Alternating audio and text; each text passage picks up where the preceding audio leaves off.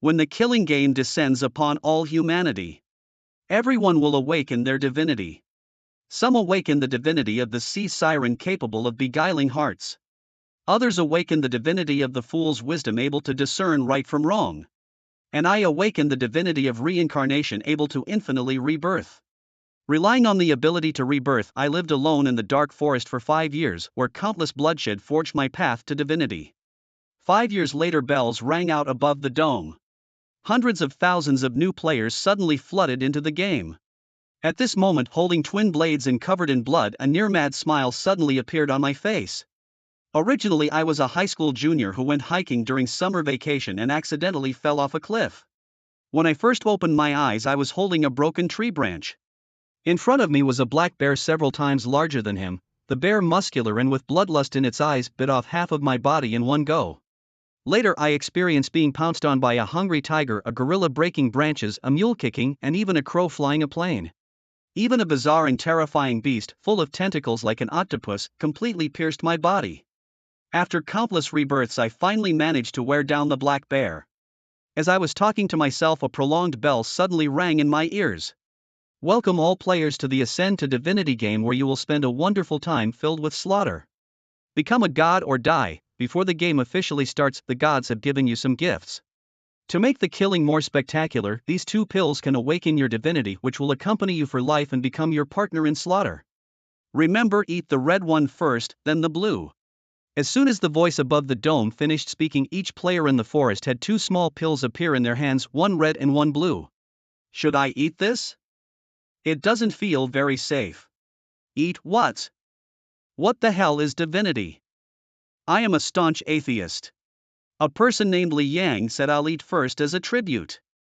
Once I awaken my divinity, I hope to encounter people like you, kill them to complete the mission.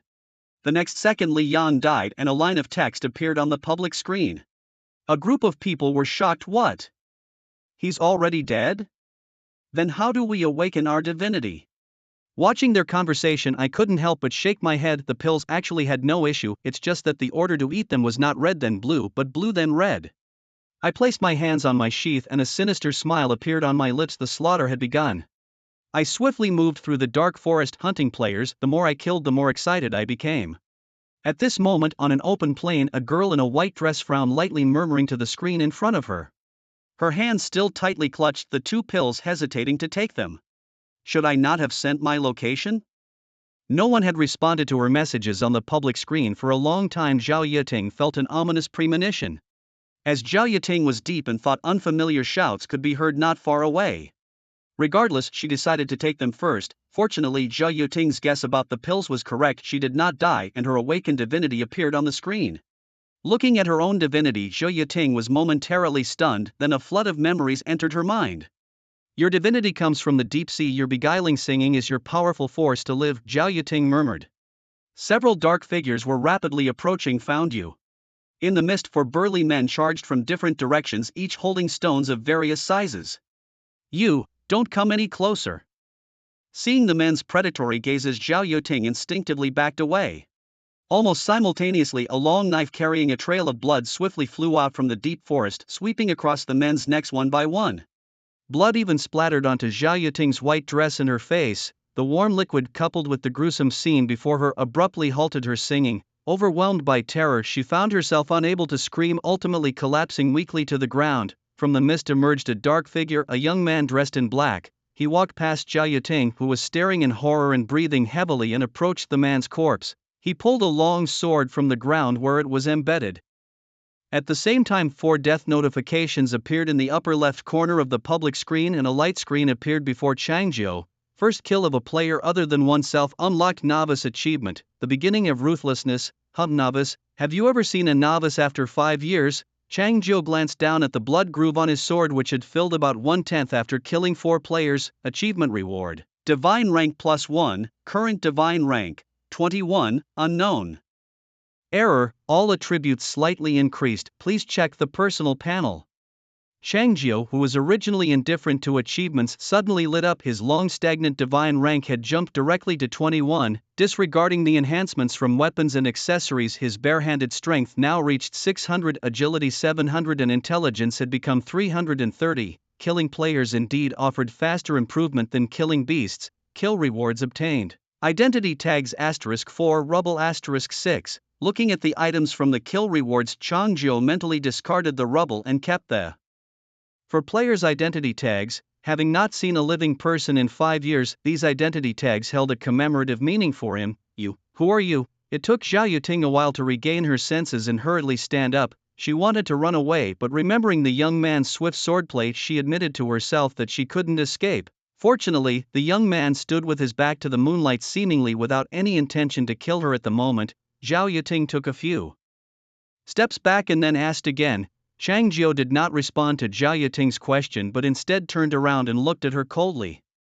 What is your divinity? At the gaze of Chang Jiao, Zhao Yuting couldn't help but tremble. The young man, who appeared to be about her age, had eyes as barren as a desert and as terrifying as an abyss. Answer me. Chang Jiao stepped forward, his tone growing heavier. Zhao Yuting, are you there? I'm here to find you. A female player's voice came through the mist, another person locating Zhao Yuting through the public screen. This wasn't surprising to Chang Jiao, setting aside those with ambitions.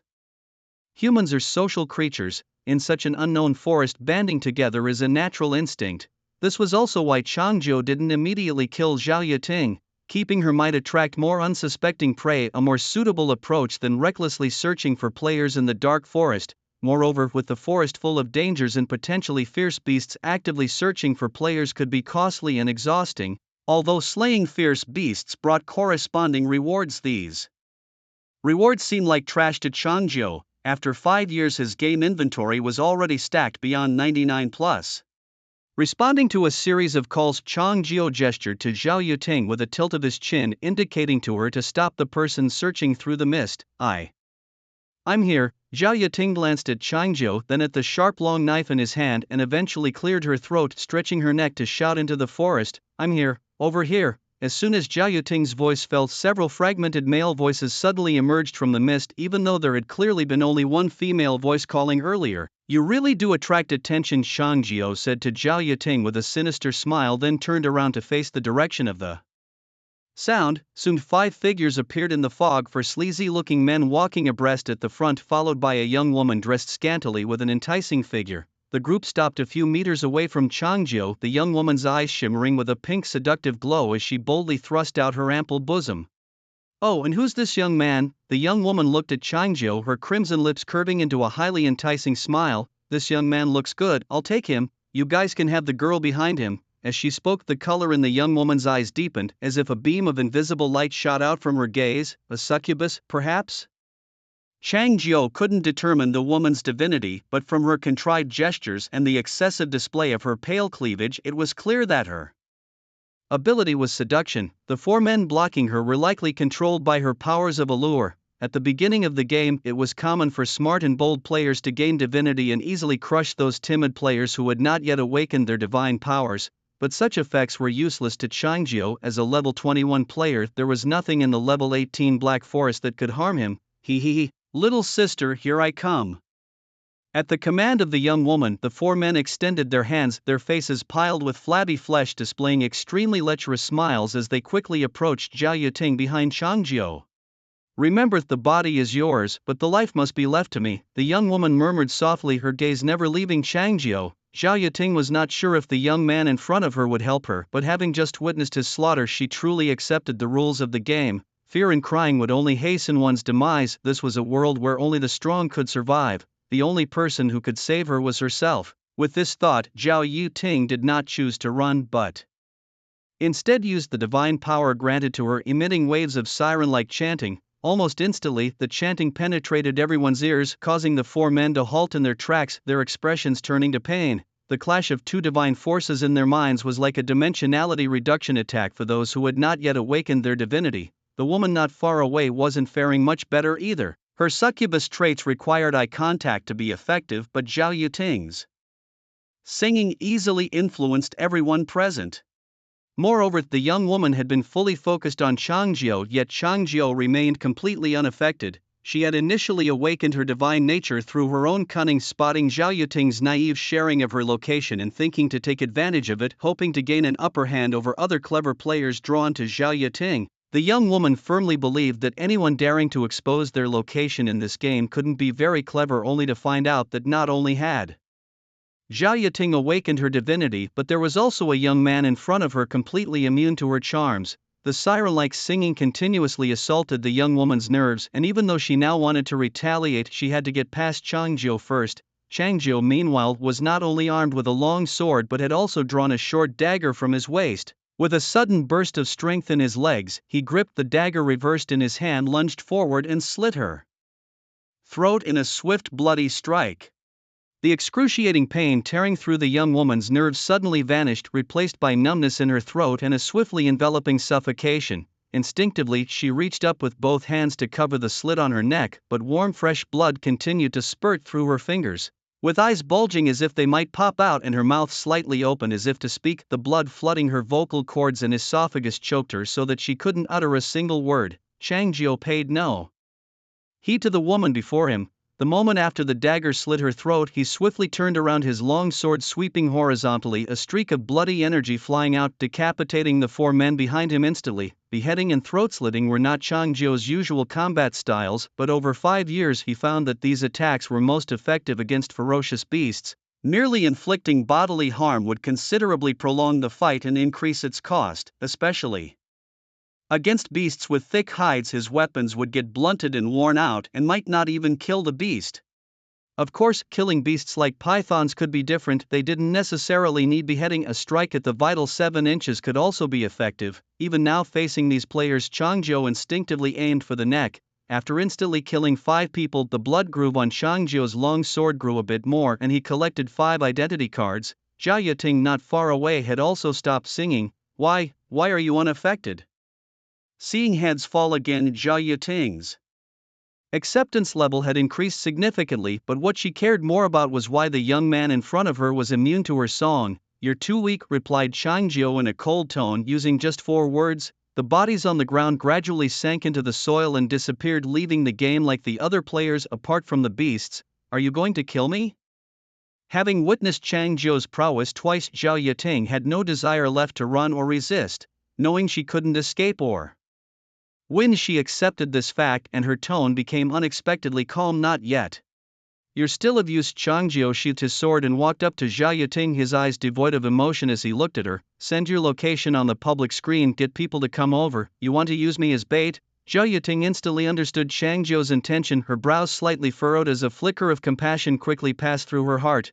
"Yes." Changzhou coldly nodded, unashamed of his thoughts. You can't do this." Seeing Changzhou's reaction, that flicker of compassion in Zhao Yiting magnified. Her mind flashed with images of Changzhou acting like a killing machine. "You can't just kill, we should unite, find a way out together." Zhao Yiting, still new to the game, was influenced by her past life experiences. In her view, those who plotted against her deserved to die, but there were also many players who disliked killing. They could unite to challenge the game's rules and find an exit. "The 2 of us together, if we encounter bad people, we'll kill them. If they're good, we'll escape together."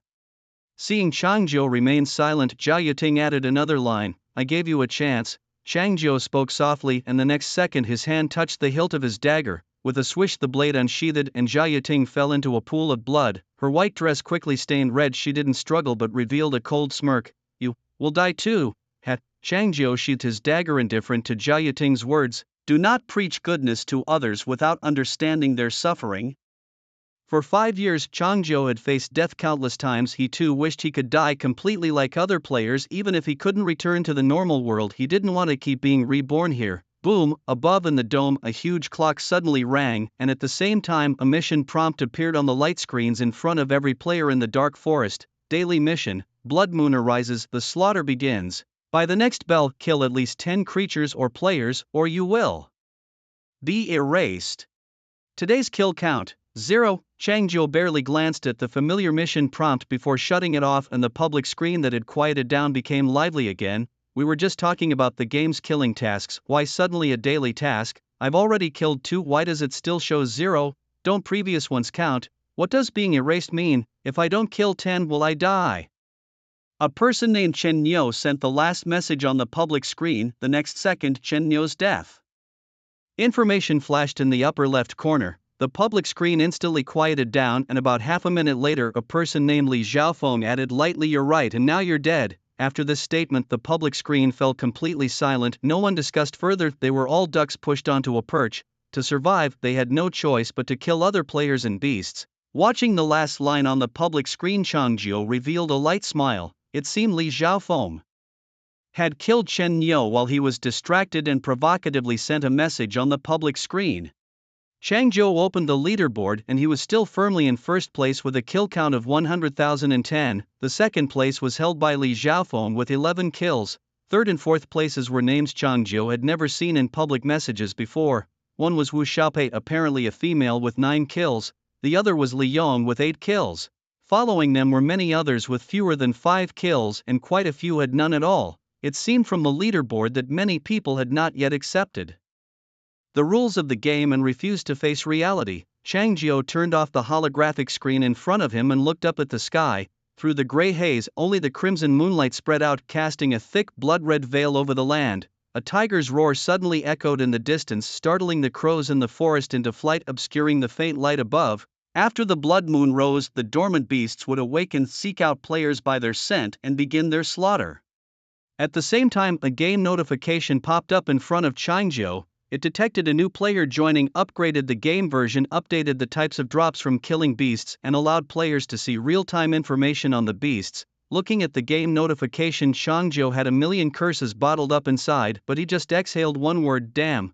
In the 5 years before these players joined the game, Changjiu couldn't see any information about the beasts, even though he was getting stronger. Searching for and killing beasts every day was like opening a mystery box. It was inevitably frightening. Only after his god tier level reached 18, having almost completely wiped out the beasts in the Black Forest, did this fear finally disappear. Now, with the arrival of new players, the game had mercifully started showing beast information. Lower level players could now avoid the stronger beasts and instead farm weaker ones for experience and equipment, significantly reducing the game's difficulty. "I've been locked in this for 5 years and you didn't give me anything good, but now you rush to curry favor with the new players? What are the new players, your masters?" Changjiu cursed in his heart, just about to turn off the screen when a new message popped up.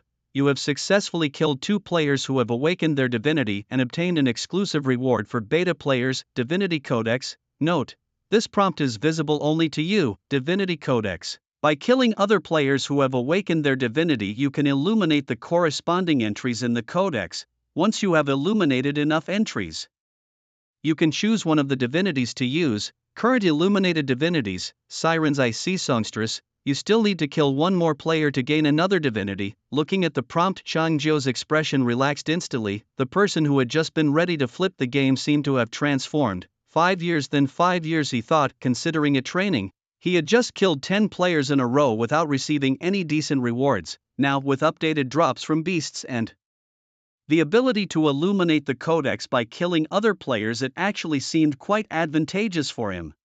Considering there might not be many players who had awakened their divinity yet, it could be a good opportunity to hunt some beasts and possibly upgrade his equipment and accessories. Let these people develop for a while, Changjiu muttered with a light chuckle as he recalled the 99 plus loot items in his game backpack. Lifting his head towards the direction from which the tiger's roar had just come, he promptly drew his twin blades, powered up his feet, and dashed into the gray mist. "Brother, the public screen just showed that Zhao Yiting has died. Should we still go there?" In the depths of the forest, a dark-skinned man shrank his neck and asked the man in a suit beside him in a low voice. "Why wouldn't we go? We need to go precisely because she's dead," the man in the suit replied, visibly impatient.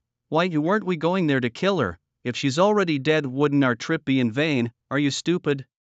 The man in the suit raised his hand and knocked on the dark-skinned man's head forcefully. "Her death means someone there had a conflict with her, and whoever survived must be injured. We couldn't kill Zhao Yiting, but we can take advantage of others' weaknesses. Wouldn't it be better to be the mantis that stalks the cicada, unaware of the oriole behind? But brother, we might not be able to beat them." The dark-skinned man, having his head knocked, showed no change in expression and continued to ask, "Sai Lu Heilung, was your head squeezed by a door? It wasn't kicked by a donkey, so how can you be so foolish?" The man in the suit frowned deeply, turning his head to look at the man named Lu Heilung. "Why do we want to kill Zhao Yiting? Because she's a woman." Lu Heilung shifted his eyes, attempting to gauge a response. "Nonsense, it's because we're too weak. we can only go after the weak. The man in the suit slapped Lu Heilung's head again. Haven't we analyzed this already? Anyone here who foolishly broadcasts their location asking for allies must not be very strong, right? Lu Heilung nodded. What does her being weak have to do with the person who killed her? Lu Heilung, if it weren't for your sister tying up her hair and begging me back, then I wouldn't have hired you into my company. The man in the suit lamented as if regretting his decision. Think about it, the person who went to kill Zhao Yiting must be just like us, not very strong, right? Oh. Listening to the man in the suit, Lu Heilung suddenly seemed to understand and nodded. Brother Zhang Feng, you're awesome. Get lost. Once we figure out a way out, I'm firing you immediately. Zhang Feng waved his hand impatiently, his gaze falling on the 2 pills he still held. After a moment's thought, he slowed his pace, squeezed out a smile, and turned to pat Lu Heilung on the shoulder. Hey, right, Heilung, where's your little pill? Here it is, brother. Lu Heilung took out the pill from his pocket and pushed it toward Zhang Feng. Do you want one, brother? I have more. Looking at the somewhat darkened pill in Lu Heilung's palm, Zhang Feng pushed it back with disdain. I just heard a tiger roar over here, and I'm worried we might encounter a fierce beast ahead. Should we try taking this to see if we can awaken some divine powers? Brother, are you trying to kill me? Hearing Zhang Feng's words, a flash of sadness swept through Lu Heilung's clear eyes, remembering someone who had died after consuming such a pill. How could I let you die, Black Dragon? Zhang Feng quickly embraced Lu Heilung's shoulders as he spoke. Your sister and I are so close, I couldn't bear to see you dead. Since we're already here, we must accept reality. I've thought it through. If the game says we need to awaken divine powers, then these pills must be okay. It's just the order we take them in that's wrong. First red, then blue. Lu Heilung, under the dim crimson light, raised the red pill in his hand. No, let's try it the other way around. Blue first, then red. Maybe we can survive that way, Zhang Feng said, his eyes darting around before he laid out both pills in front of Lu Heilung. Trust me, I'll take them with you. If we're to awaken, we awaken together. If we die together. You're really good to me. Lu Heilung suddenly looked up, his eyes unexpectedly brimming with tears. Come on, when have I ever treated you badly? Just eat it. Zhang Feng patted Lu Heilung on the shoulder and then, almost imperceptibly, took a half step back. He pinched the blue pill and brought it towards his mouth. Seeing this, Lu Heilung didn't hesitate and popped the blue pill into his mouth. Zhang Feng held the blue pill close to his lips but didn't swallow it. Instead, he watched Lu Heilung's reaction.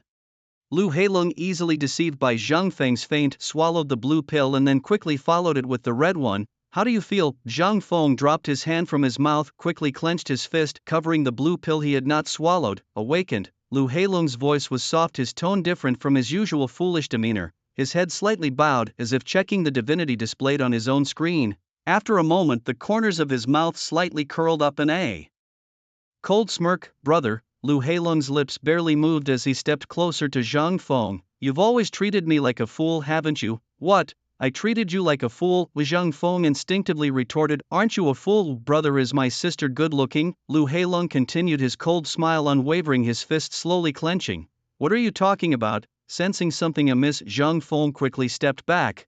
The usually foolish Lu Heilung seemed to have transformed into a normal person after swallowing the pills.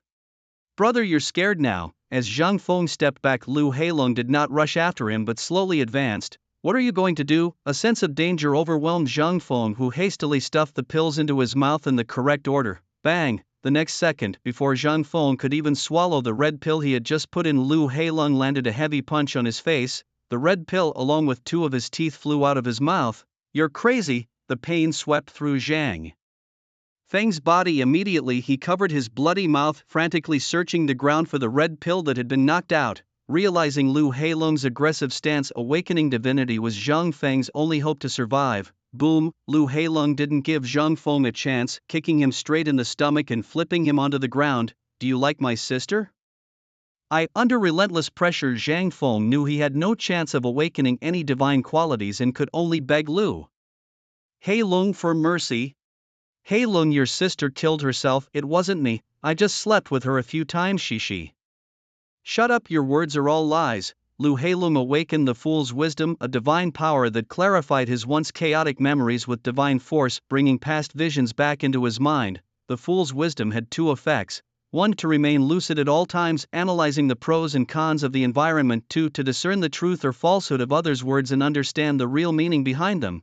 With the fool's wisdom, Lu Heilung could see clearly that every word Zhang Feng said was A lie, and he even fully understood the cryptic words his sister had said before her death. Zhang Feng had defiled his sister countless times. His seemingly kind act of bringing her into his company was actually a scheme to control both siblings, using Lu Heilong's simplicity to threaten his sister. Heilong, listen to me explain. My company has supported you for so long, don't you recognize this kindness?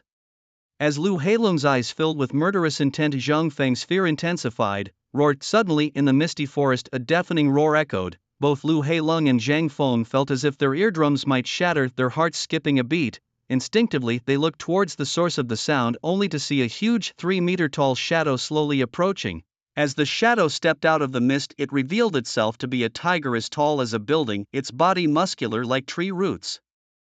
Covered in brownish-yellow fur with black stripes and a fierce face with sharp fangs exposed resembling a ghostly mask. Ghost-faced mountain lord, god tier, 15 life, 1500 strength, 1500 agility, 1500 intelligence, 1500 comment. Do not doubt the mountain lord's strength, it is truly an all-powerful warrior. 15 tiers?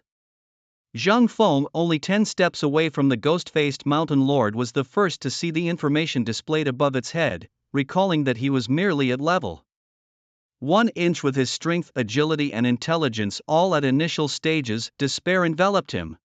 Even if this were not a game, the reality of facing a tiger as tall as a building meant death unless he held a high-caliber truth in his hands. Even with the fool's wisdom, upon seeing the ghost-faced mountain lord, Lu Heilong concluded in just a second that their situation was undoubtedly fatal. However, the fool's wisdom also presented him with 2 other options.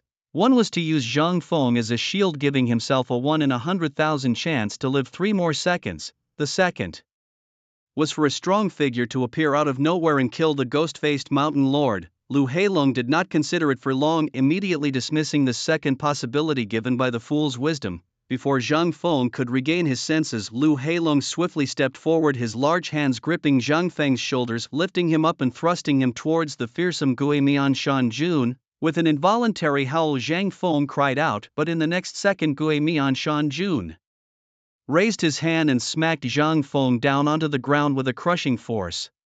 The sound of his spine breaking echoed instantly, and Zhang Feng's body exploded like a balloon, blood splattering everywhere. Before the heavy paw of the mountain-like beast, the human body was as fragile as paper. From the moment Lu Heilong pushed Zhang Feng to win, Gui Mian Shan Jun shattered him with a single slap. Only 3 seconds had passed. The fool's wisdom did not deceive him, but it did herald his death. Roar! Gui Mian Shan Jun didn't even glance at the remains under his feet. Instead, he let out a roar directed at Lu Heilong. This roar shattered Lu Heilong's eardrums, and the force of the sound waves blasted him backwards. The next moment, before Lu Heilong even hit the ground, Gui Mian Shan Jun had already leapt into the air. Lu Heilong realized then that this ferocious beast never considered him food, but rather a toy, using the roar to fling him just to satisfy the desire to pounce mid-air. Sister, I'm coming to you, Lu Heilong thought, no longer struggling, but merely flashing a bitter smile as he watched the enormous shadow about to crush him. Suddenly, a streak of blood-red light shot through the gray mist, reaching Gui Mian Shan Jun in the blink of an eye. With a thud, the giant tiger's head seemed to be struck by a tremendous force, and the body that was about to pounce on Lu Heilong was flung away. Warm blood gushed from its head, splashing across Lu Heilong's face. Almost simultaneously, Lu Heilong and Gui Mian Shan Jun crashed to the ground. Although Lu Heilong's eardrums were shattered, he was not completely deaf and could still distinctly hear the loud impact of the mountain lord hitting the ground. Now, with Gui Mian Shan Jun lying less than 5 meters away, Lu Heilong ignored the pain from the fall and instinctively looked towards Gui Mian Shan Jun, only to see a line of white damage numbers flashing above its head. 3,200 points. This damage instantly depleted Gui Mian Shan Jun's health bar. Stuck in the left side of Gui Mian Shan Jun's head was a short dagger, dripping with its blood. With a faint sound almost too soft to hear, like that of a long sword being unsheathed, Lu Heilong suddenly felt a chill on his neck, and the crimson moonlight in front of him was blocked by a figure. Lu Heilong instinctively looked up, seeing a young man dressed in black, a long sword poised at his neck, silhouetted against the light, his facial expressions indiscernible. With his hearing impaired, Lu Heilong hadn't noticed the young man's approach. Have you awakened your divinity? Changzhou asked Lu Heilong in a deep voice. Having encountered him, Changzhou had no intention of letting the man before him go, but before killing him, Changzhou needed to inquire about the man's divine nature. If he had awakened, then Changzhou could simply kill him to illuminate the compendium and accumulate points for his killing mission. if not yet awakened, Changjiu would personally teach him how to awaken, then he would kill him. Lu Heilong, sitting on the ground, hadn't quite caught what Changjiu had said.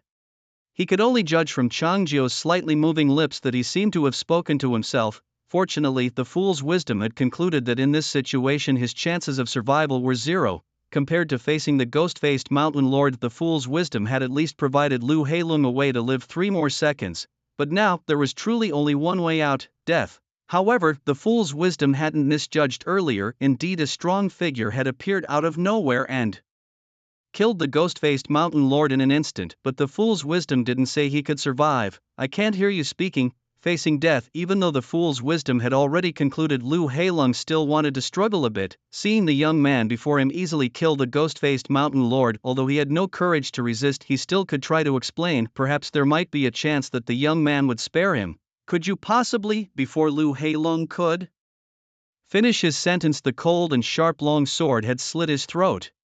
"Cannot." Changjiu coldly finished Lu Heilong's last half-sentence, then sheathed his long sword and pulled his own dagger from the head of the ghost-faced mountain lord. "Being deaf is no way to survive here, better to give you a quick release." Changjiu murmured softly, about to sort through the loot dropped by the ghost-faced mountain lord, when suddenly a light screen flashed before his eyes. New divine trait unlocked: Fool's Wisdom. Current compendium illumination count 3. You may choose 1 to add to your own divinity, 7 more needed to acquire the next divine trait, Fool's Wisdom. Reading the prompt on the screen, Changjiu's eyes brightened. Fool's Wisdom. Effect 1. You can always remain lucid, analyze the pros and cons of your environment. Effect 2. Instantly discern the truth of others' words, understand the real meaning of the speech. As he read the information about the divine trait on the screen, a wave of emotion surged in Changjiu's heart. How many times had he, alone in the 18th realm's Black Forest, hoped he possessed such an ability when facing ferocious beasts? Not only to see the beasts' various information but also to analyze the current pros and cons, letting him decide whether to run or fight. If the weaker him had had this ability in the past, he wouldn't have been chased and killed dozens of times by a plague rat of the 18th tier, small as a palm but capable of spraying deadly poison and moving incredibly fast. What's the difference between a late reward and delayed justice? Changjiu sneered to himself, then looked towards the divine compendium where the Charm Demon's Eye and Ocean Singer's Siren also illuminated. Charm Demon's Eye. By looking directly into their eyes, you can charm humans or beasts of lower tiers than yourself, making them your servants for 20 minutes. Each use consumes 5 mana points, increases with divine tier and accessories, with a cooldown of 60 minutes, reduces with divine tier and accessories. The Siren of the Azure Sea sings the song of the sea, which reducing others' strength and agility while dealing magical damage equal to twice the intelligence to fierce beasts. The actual effect is influenced by divine rank intelligence and ornament bonuses. Each use consumes 10 mana points, increasing with divine rank and ornament bonuses, with no cooldown. Among the options, Changjiu's gaze ultimately settled on the Fool's Wisdom. Compared to the Fool's Wisdom, both the Succubus's Eye and the Siren of the Azure Sea are developmental divine skills that can grow in effect and power as the user's divine rank increases. If applied to Changjiu players and fierce beasts of the 18th realm would likely be unable to escape his control. However, the purpose of control is to better launch attacks. Without sufficient means to kill the opponent, even the best control can only serve to annoy. Moreover, after living a dark and lonely life for 5 years, Changjiu disliked flashy skills. With the time it would take to make eye contact with players and beasts or to sing, the Changjiu's twin blades would have already slain the opponent. Eyes and song, are they faster than my blades?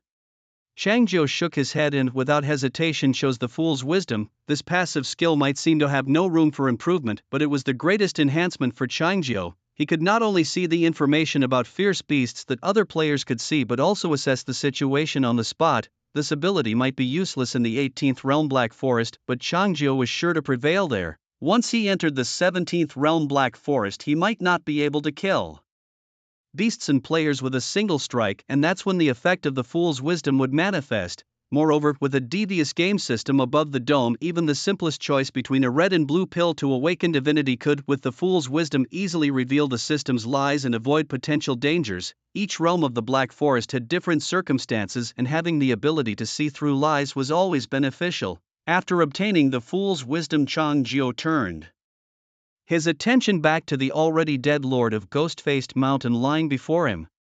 He bent down and drew his long sword and plunged it straightforwardly into the belly of the Lord of Ghost-Faced Mountain. With a hiss, the sharp blade easily ripped open the Lord, and the still warm organs mixed with fresh blood burst out, among which were 2 purple orbs and several blue orbs, materials of the iron-cutting grade. Looking at the familiar purple glow, Changjiu murmured subconsciously, although the 18th realm Black Forest was at the lowest level in the entire game world, this did not mean there were no purple or golden materials here. High-grade materials also dropped from high-level beasts. However, the initial weapons and equipment crafted from these materials had relatively low divine ranks, like Changjiu's twin blades, which were currently only rank 20 and would require a lot of effort and materials to strengthen later. Therefore, if one wanted to reduce the cost of strengthening, the best method would be to change weapons and equipment every time one entered a new realm. But Changjiu did not plan to do so. His twin blades were forged with his own blood, and he would always carry them with him. As for other equipment and accessories, those could be swapped out as one's level increased. The materials of tier 18 colored in mundane blue no longer caught Changjiu's discerning eye. He reached down and picked up 2 purple orbs from the ground, and immediately the screen before him displayed the items contained within. Mountain Lord's Claws *4 Iron Cutting Grade, usable in forging weapons and equipment or as enhancement materials. Heart of the Mountain Lord *1 New Iron Cutting Grade, usable in crafting accessories. Spotting the long missed yellow new label on the screen, Changjiu's eyes lit up. The last time he saw such a notification was probably 2 years ago. In his game inventory, the stat count for the Mountain Lord's Claws had long since hit 99+, but this was the first time he had seen the heart of the Mountain Lord. It seemed the little kitty finally had a heart. Changjiu looked at the massive ghost-faced Mountain Lord before him and curved his lips into a bitter smile. The first time he encountered the ghost-faced Mountain Lord, the situation was more dire than when he had first entered the game and met that black bear. Changjiu had fed the bear with dozens of lives, but this Mountain Lord didn't feast on humans, it only killed for sport. Fortunately, by then he was equipped with tier 18 blue materials, dealing 10 points of damage with each strike. It took hundreds of lives, but eventually he managed to grind down the ghost-faced Mountain Lord. Logically, with the Mountain Lord having only 1,500 health points and each life dealing 10 points of damage, Changjiu should have only needed 150 lives to defeat it. However, the Mountain Lord could press his body down, and sometimes Changjiu would be smashed to death with a palm strike just as he revived. Coupled with the system also eliminating Changjiu for not completing daily tasks, it took him hundreds of lives to finally kill this little kitty. A bloody memory indeed. Changjiu shook his head with a wry smile, holding the heart of the Mountain Lord as he opened the game's blacksmith panel. The blacksmith, a hulking figure with a fierce appearance, who existed only within the system, appeared before Changjiu. His name was Cast Iron, a humanoid black bear with bulging muscles and eyes that constantly bled. Cast Iron sat before the anvil, rhythmically hammering a long sword with a small hammer. "You haven't been here for a while." Cast Iron's eyelids lifted slightly as he glanced at Changjiu, then shrugged and chuckled lightly. "Ah, now you have someone to play with. Feels good, doesn't it?" His voice was deep, like that of a middle-aged man, yet it carried the familiarity of an old friend as he began to joke with Changjiu. Initially, when Changjiu had first entered the game and reluctantly killed the black bear, he opened the blacksmith shop intending to craft some equipment for himself, only to find another black bear sitting inside. He felt as though the sky had fallen. Fortunately, Cast Iron did not harm players, but his attitude towards them varied. Initially, his tone with Changjiu was very cold, speaking only to craft equipment and never a word more. However, since Changjiu had given Cast Iron 2 of his own ribs, the blacksmith's regard for him had changed. The relationship gradually warmed, and previously, when Changjiu completed daily tasks early and felt bored, he would open the blacksmith shop to chat with Cast Iron. Yes, seeing a living person is quite comforting. Changjiu smiled and nodded, handing over the Mountain Lord's heart through the light screen to Cast Iron. "Take a look at this, can you make something out of it? Oh, a new toy?" Cast Iron examined the ruby-like Mountain Lord's heart, a smile curling at the corner of his mouth. "Let's see what you can make with this, don't waste time." "I still haven't finished my tasks for today," urged Changjiu. In truth, he wasn't worried about his own tasks. After all, with 1/ per little friend, as long as he encountered other players and fierce beasts, he wasn't concerned about not completing his tasks. He was merely curious about what improvements this unfamiliar material could bring him. What's the rush? Shouldn't I take a good look at this new toy?" Cast Iron joked with a laugh. looking is fine, but don't pull a switcheroo like last time." Changzhou raised an eyebrow, recalling a time long past when he and cast iron weren't as familiar as they were now, and cast iron had secretly switched his materials. Back then Changzhou had obtained a new purple material and went to cast iron to forge equipment, only to have it stealthily replaced with a fake one by cast iron. Although it was still a purple tier item, it had no attribute enhancements. At that time Changzhou, not as affluent as he is now, was so furious he felt like diving through the screen to fight it out with cast iron. In the end, cast iron had to gift Changzhou a full set of purple gear to settle the matter. But since then Changzhou and cast iron's relationship had grown much closer. "That was so long ago, why do you still remember that?" Hearing Changzhou's words, cast iron scratched his head sheepishly. He placed the Mountain Lord's heart on the anvil, then stood up to fetch a necklace from a small box behind him on the shelf. At the center of the necklace was a slot for setting a gem. "Take off the one you have on your neck, let me try to fit them together." Cast iron pointed to Changzhou outside the light screen, then pressed the necklace onto the anvil. Changzhou without a word sheathed his twin swords and unclasped the silver necklace hanging around his neck. This necklace bore a tooth from a level 18 wolf form fierce beast, enhancing Changzhou's strength and agility attributes, a fine piece of gear for his battles in the game. Looking at the silver necklace in his hand, cast iron frowned slightly, pushed aside the earlier empty necklace, and placed the silver one in front of him. He took out a very small steel chisel and tapped a few times on the wolf tooth, carving out a fine line. Setting down the chisel, he then grasped the Mountain Lord's heart, and a flame suddenly rose from his large bare paw. Although separated by the light screen, Changzhou could still feel the heat of the flame. The Mountain Lord's heart melted quickly in cast iron's palm. He tilted his bare paw, and the molten Mountain Lord's heart flowed along the lines of his palm to the sharp tips of his claws, then dripped into the crevice carved in the wolf tooth. "Done, take it." The melted Mountain Lord's heart quickly solidified within the wolf tooth, adorning the snowy white tooth with a touch of scarlet. Cast iron hooked the necklace with his claw tip and tossed it back to Changzhou through the light screen. Holding the newly forged necklace in his palm, Changzhou could still feel the remnant warmth of the fierce fire. At the same time, on the right side of the blacksmith's shop, the attributes of the necklace appeared. Protector of the Ghost Face Snow Wolf, Golden Dragon Slaying Level. Divine Rank, 18-inch. Effect 1, Beast Strength. Strength and agility increased by 20%, stackable with other bonuses. Effect 2, Hunting Moment. Drawing from the hunting abilities of the Wolf King and the Mountain Lord, when used you can detect the activity of all living creatures within 1,000 meters with no mana consumption, lasting 10 seconds, cooldown time 5 minutes. Truly, this is the marvel of new materials. Gazing at the attributes before him, Changzhou felt genuinely moved. Once his necklace was named Protector of the Snow Wolf, although it was of the Golden Dragon Slaying level, it only had the effect of Beast Strength, and the enhancement to Strength and Agility was a mere hard value of 100. But now, strengthened by the heart of the Mountain Lord, the enhancements to Strength and Agility had transformed into percentage increases, and they could be stacked with other bonuses. Wearing the new necklace, along with the bonuses from his weapons and equipment, Changzhou's strength reached 1800 and his agility increased to 960-inch, while his intelligence remained unchanged, still at the level 21 boost of 430.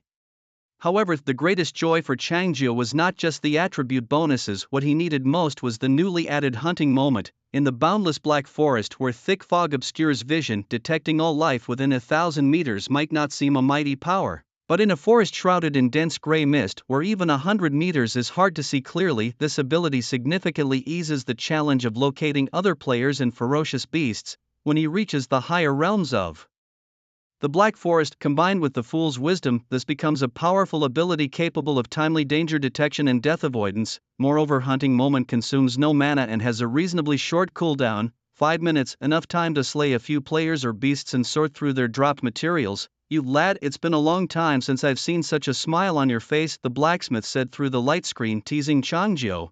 "Of course, I have to smile when I get such a treasure." Changzhou quickly put on the necklace and responded through the light screen. "And I'm naturally a cheerful, sunny guy anyway."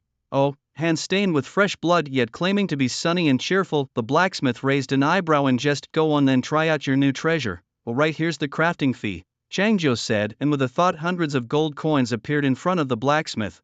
Gold coins are the universal currency in this game world, used for crafting weapons, enhancing and upgrading. They can be obtained by defeating ferocious beasts, with higher level beasts yielding more coins. previously Chang Jiao was quite short on gold coins, although crafting gear was free. Enhancing and upgrading were both costly and material consuming. Sometimes failures in upgrading and enhancing could even be a bit disheartening. However, after 5 years Chang Jiao's coin count had already reached 8 digits. The recent slaying of the Mountain Lord had brought him close to a 5-digit sum in coins, making the few hundred coins spent on crafting weapons trivial. Alright, it's been so long yet you still stand on ceremony with me. Cast Iron looked at the gold coins and shook his head with a smile, then with his large bear-like paw he scooped up hundreds of gold coins and handed them back to Chang Jiao. Next time, he said. After speaking, Cast Iron lowered his head and picked up his small hammer to resume hammering the long sword on the anvil in front of him. Chang Jiao didn't say much more. Although Cast Iron was an NPC, over the years he and Cast Iron had already become like friends. Chang Jiao turned off the light screen, took a deep breath and directly activated his hunting moment. The sound of the wind blowing through the leaves beside his ears suddenly faded, and now Chang Jiao could only hear his own breathing. A strong smell of blood reached his nose and the scene before his eyes completely changed. The thick gray fog no longer obstructed his vision, replaced by shadows of players in the distance. They moved in his sight like thermal images, some wielding weapons and cautiously proceeding alone, some in groups of 3 or 4 walking side by side, and others squatting on the ground motionless, seemingly having given up and waiting for death. Wait, it seemed like one was defecating.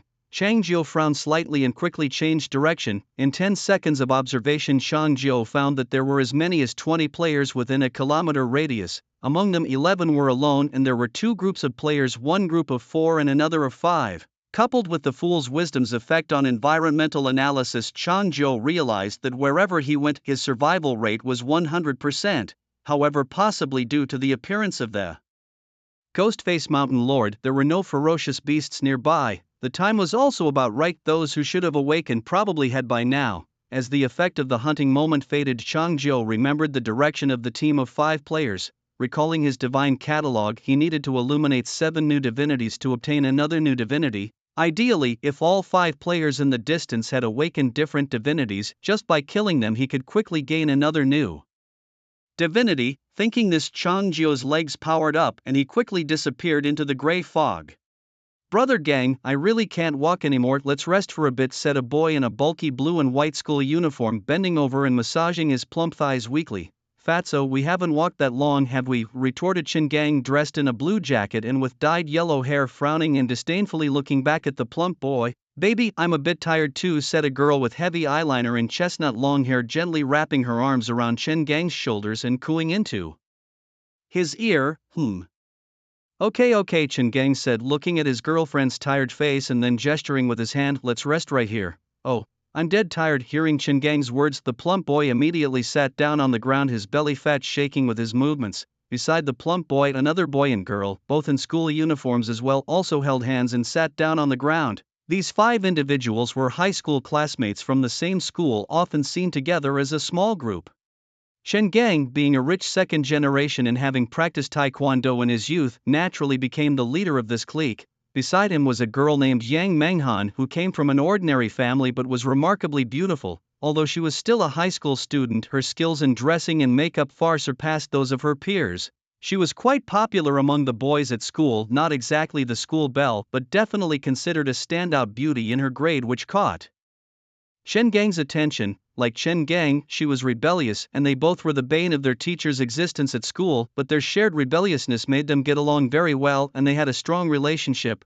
The chubby boy in the group was named Zhang Xiang. His obesity stemmed solely from his gluttony. Being an only child, his parents doted on him excessively and never mentioned his physique. Although he was submissive in front of Chen Gang, he was a dominant figure in the school.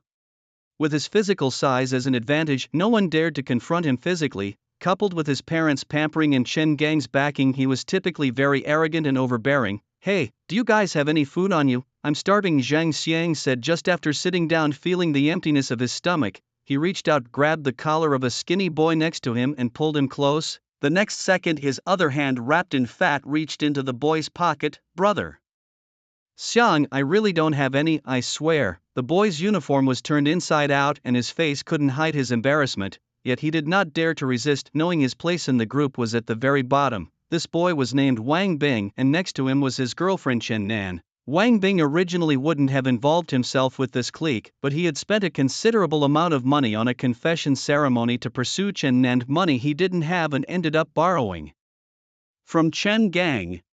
Unable to repay the debt and afraid to tell his family, Chen Gang did not punish him but instead recruited him, turning him into a gopher. His girlfriend Chen Nan was thus also pulled into this group.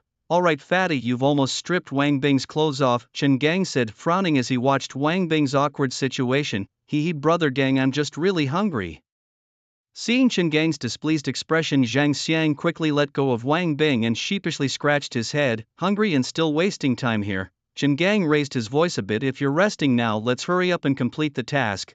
Once we figure out how to get out, I'll buy you 10 family buckets." "Really, brother Gang?" Hearing the words 10 family buckets, Zhang Xiang's eyes lit up and his body seemed to tremble with excitement.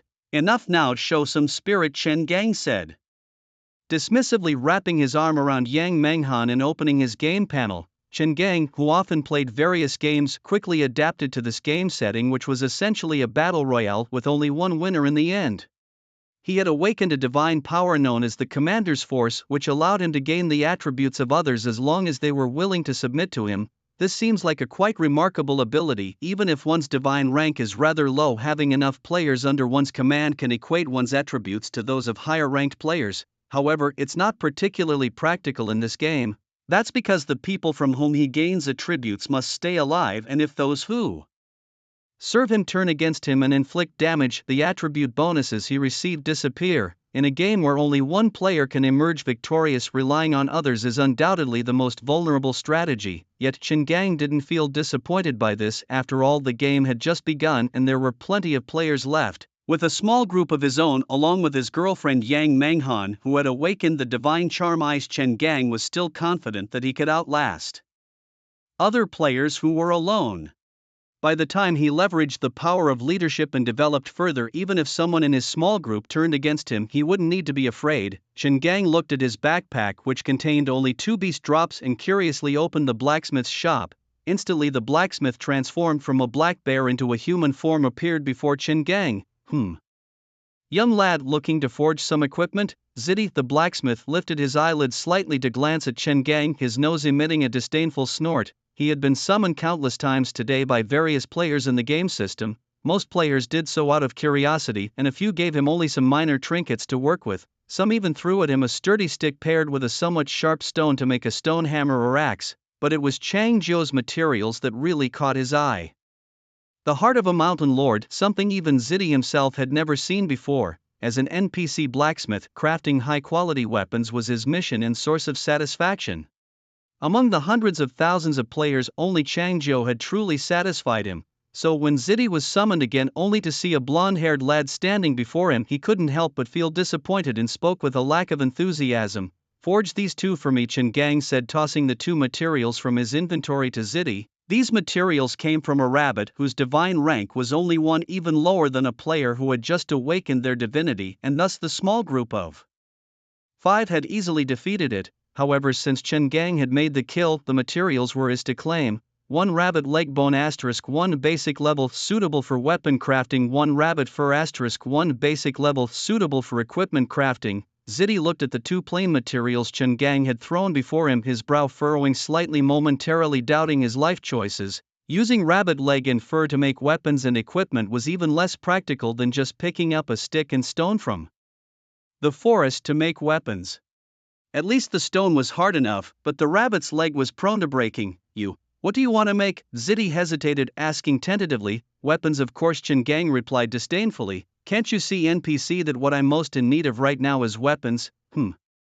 Okay, Cast Iron nodded, though he was dissatisfied with Chen Gang's tone, but as an NPC without the game system's permission he couldn't attack the player. He turned around, took a hemp rope from behind, wrapped it around the tiny rabbit leg bone a few times, tied a dead knot and then threw it to Chen Gang. "Bone stick, white mowing level, tier 1 features, fragile, cannot be swung forcefully. Note: weapon deity level materials can enhance it and features will also improve. Comment: weak and feeble, the gods disdain to look after you. What is this? I give you 2 materials and you produce such a crappy thing." Chen Gang looked at the small bone stick in his hand and immediately shouted at Cast Iron.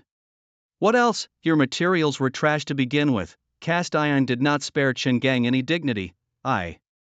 Chen Gang, looking at Cast Iron's scornful expression, felt a flame rise inside him, but he knew he couldn't harm Cast Iron through the screen. Even if he could cause damage using the bone stick in his hand to strike at the bear-like NPC would undoubtedly be suicidal. Chen Gang's eyes darted around, then he stretched his neck and spoke up. I have money, I want to recharge. Where can I recharge in this game? Get me some good equipment. Ha, sorry, there's no recharge channel here, everything depends on skill. Cast Iron sneered and shrugged, then stretched out his bare paw. And by the way, you haven't paid me for the crafting yet. Cost? You mean these gold coins? Chen Gang's gaze shifted to the gold coin counter in the top right corner. Looking at the pitiful 10 coins there, he felt uncomfortable. As a rich second generation, even when he was in kindergarten, he had more than 10 yuan on him.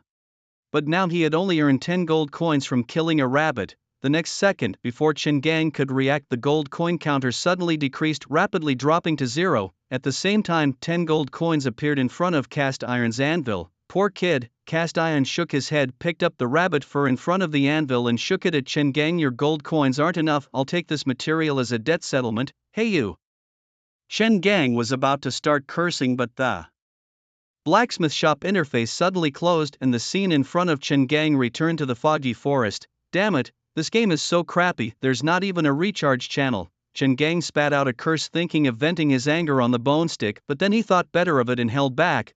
The only weapon he had was this bone stick. It's better than nothing, especially since it cost him 10 gold coins. Don't be angry, baby, we 5 will go and kill other players, won't we worry about not having good equipment?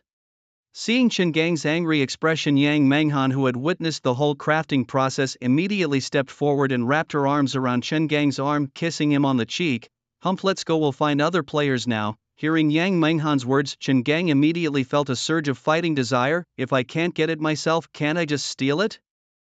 A cold light flashed in his eyes. The pride from never being aggrieved from childhood on was now being mocked by a game NPC, and the fury in his heart was hard to suppress. Rob what? Just as Chen Gang's words fell, a dark shadow slowly emerged from the distant gray fog. Oh, someone's coming right up. Hearing the icy voice from within the fog, Chen Gang was not frightened at all. Instead, he became excited. Boys, we've got action. He turned around, waved to Zhang Xiang and the others, and a confident, sinister smile appeared on his face. Huh?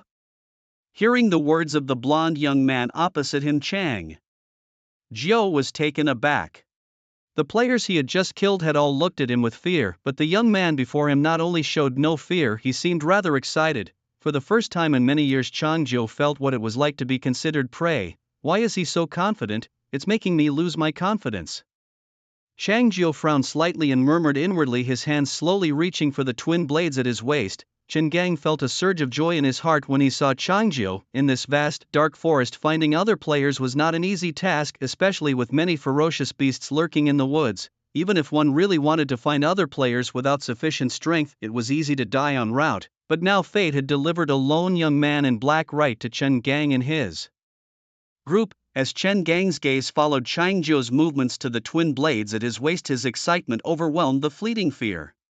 At the start of the game, players were not introduced to the quality or material grades of various weapons and equipment. Such classifications were only indicated at the blacksmith's shop within the game. Although Chen Gang had not noticed the classification of materials when he made his bone club, the faint crimson glow emanating from Chang Jiao's waist was enough to confirm that the power of those twin blades was definitely stronger than the bone club in his hand. Ordinarily, if someone saw a person with twin blades approaching them on the street, they would instinctively want to run away, perhaps even scream and cry. But Chen Gang was very calm. He knew he was in a game world and didn't believe he would really die. Even if he lost in the game, it would not affect the real world. Moreover, he had studied Taekwondo for a few years, and relying on his family's background and his small group, he had often bullied others at school.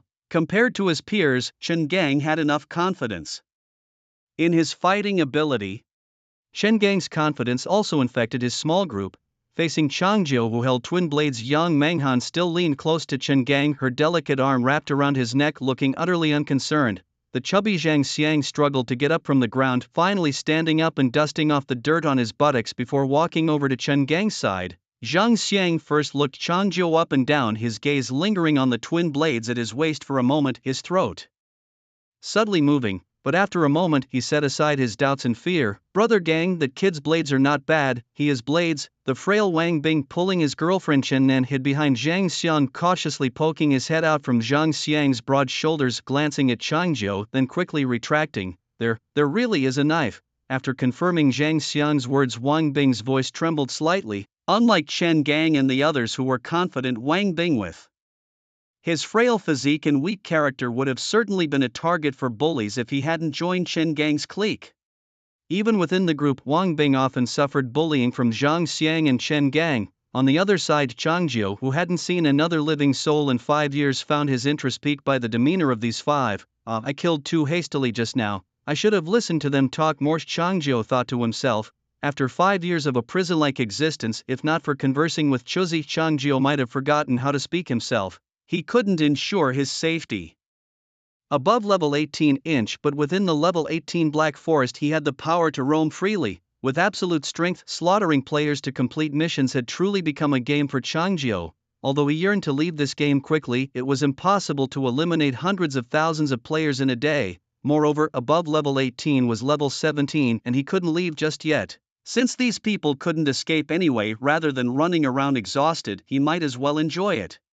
With this thought, Chang Jiu slightly lifted his chin towards the people opposite him. Talk some more or introduce yourselves, I love to listen. Ha! Hearing Chang Jiu's words, Chen Gang immediately shrugged disdainfully, his lips curling into a mocking smile. Look carefully, we are 5 people and you are just one person, thinking you're something special because you have 2 knives, Brother Gang. As soon as Chen Gang finished speaking, Wang Bing peeked his head towards him and whispered, Brother Gang, I saw just now, the weapon he's holding is a red god-slaying level weapon. What? God-slaying level? Hearing Wang Bing's words, Chen Gang's gaze fell once again on Chang Jiu's waist. The faint crimson color seeping from the sheath was very conspicuous in the foggy Black Forest. Yes, Brother Gang, god-slaying level, the highest tier of weapon, Wang Bing added repeatedly, his voice full of fear towards Chang Jiu. This guy is quite lucky. Unlike Wang Bing, Chen Gang didn't feel fear upon hearing about the god-slaying weapon. He simply marveled at Chang Jiu's luck internally. We 5 have struggled so hard just to catch a rabbit and all we got were the lowest level weapons. And this player who looks unscathed actually got a god-slaying level weapon. Brother Gang, we can't beat him, we better run. Wang Bing finally voiced his true thoughts, his palms sweating as he gripped Chen Gang's hand. Can't beat him? What do you mean can't beat him? Chen Gang raised an eyebrow upon hearing Wang Bing's words. We're all new players here, he just got lucky and got a good weapon before us. Can't the 5 of us take him down? But then a thought struck him. But the player at the top of the heavenly leaderboard has a kill count of over 100,000. Could he be that person? Although Chen Gang was right in saying they far outnumbered Chang Jiu, Wang Bing was still very cautious. Ha, you actually believe that? Zhang Xian, who had been silent, suddenly burst into laughter. It must be a glitch in the game system. 100,000-inch, what do you think that is? You think you're playing with a cheat code for instant kills? Ha! Upon hearing Zhang Xiang's jokes, Yang Menghan couldn't help but cover her face and giggle. With a flirtatious glance, she looked at Chen Gang. Brother Gang, let's go take him down and snatch that knife. Don't worry, all the treasures on that kid are ours, Chen Gang said with a commanding air, though he still had an innate concern facing a god-slaying weapon. As the leader of this small group, he was used to commanding others and reaping the benefits. Lost in thought, Chen Gang turned to look at Wang Bing behind him. Wang Bing, you go and meet him first. Me? Wang Bing's voice trembled even more upon hearing Chen Gang's words, his eyes seemingly swirling with tears. He knew he wasn't very capable and was rather skinny, not like Chen Gang who had trained in Taekwondo, nor like Zhang Xiang who had a physical advantage. The only thing he could rely on was his divine awakening, but that could only be used once. What? Can't I, Chen Gang, command you? Chen Gang looked angrily at Wang Bing's hesitant expression. Brother Gang, he really can't do it. Chen Nan finally spoke up, standing next to Wang Bing defending her boyfriend. What does this have to do with you? He owes me money and can't pay back. It's normal for him to work off his debt, Chen Gang retorted after dismissing Chen Nan. He then grabbed Wang Bing by the collar, pulling him to the front. Wang Bing, if you can take him down, your debt to me is cancelled. Didn't you say you wanted to buy Chen Nan a necklace? Just kill him and I'll reimburse you for the necklace. Really? Before Wang Bing could respond, a spark flared in Chen Nan's eyes. When have I, Chen Gang, ever lied? A necklace worth just a few thousand yuan. If I say I'll buy it, then I'll buy it. Wang Bing, go on. With Chen Gang's firm response, Chen Nan no longer spoke for Wang Bing. In fact, no girl liked their boyfriend to be a coward. if not for Chen Gang not being interested in her, Chen Nan wouldn't have been with Wang Bing in the first place. Nan you. Seeing Chen Nan no longer speaking for him, Wang Bing turned his head towards her, his eyes visibly filled with disappointment. Oh come on, it's just a game. What are you afraid of? Chen Nan pouted, slightly dissatisfied. The necklace she had been longing for she hadn't been able to buy because of Wang Bing's modest financial situation and his limited allowance. Now, tempted by Chen Gang's monetary capabilities, Chen Nan's heart was set on her necklace, with Wang Bing's safety long forgotten. If you don't go, I might never speak to you again. SSS. Exciting. Changjiu, watching the drama unfold from across the way, couldn't suppress a smirk. Isn't this better than the daily killing and violence? Changjiu, who hadn't had any entertainment for 5 years, felt as if he was watching a live performance. Nan. Seeing Chen Nan's resolute demeanor, Wang Bing, despite feeling heartbroken, was powerless to do anything. Then, for your sake, I'll fight him. Wang Bing took a deep breath, as if making up his mind, and turned to look at Changjiu. Oh dear, there I go again, feeling embarrassed for others. Hearing Wang Bing's declaration of self-sacrifice for love, Changjiu's toes curled and he couldn't help but frown. For Nan.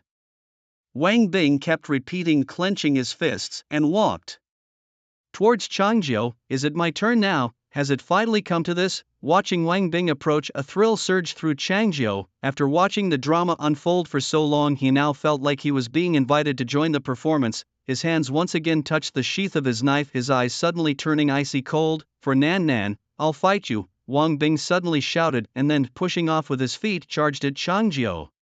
Seeing the ferocious Wang Bing, Changjiu instinctively drew his knife, aiming straight for Wang Bing's neck. But in the next second he suddenly remembered something, and the blade lifted, swooping over Wang Bing's head and sharply chopping down from his left shoulder. Crack! Beneath the thin clothing, Wang Bing's skin and muscles burst open, the crisp sound of breaking bones mixed with spurting blood. Agonizing pain instantly spread throughout Wang Bing's body, the force carried by Chang Jiu's blade completely severing his left arm. The arm hit the ground in an instant, and Wang Bing also fell to his knees. The air suddenly quieted down. Just moments ago, Chen Gang, Yang Menghan and Zhang Xiang, who had been confidently threatening, now had faces filled with fear, and Chen Nan, who had been fiddling with her necklace, even forgot to breathe. Suddenly Wang Bing, kneeling on the ground, let out a piercing scream. He instinctively raised his other hand to cover the bowl sized wound on his arm, but the sensation of skin touching muscle and bone, along with the continuously spouting warm blood, made him roll his eyes back as if he was about to pass out the next moment.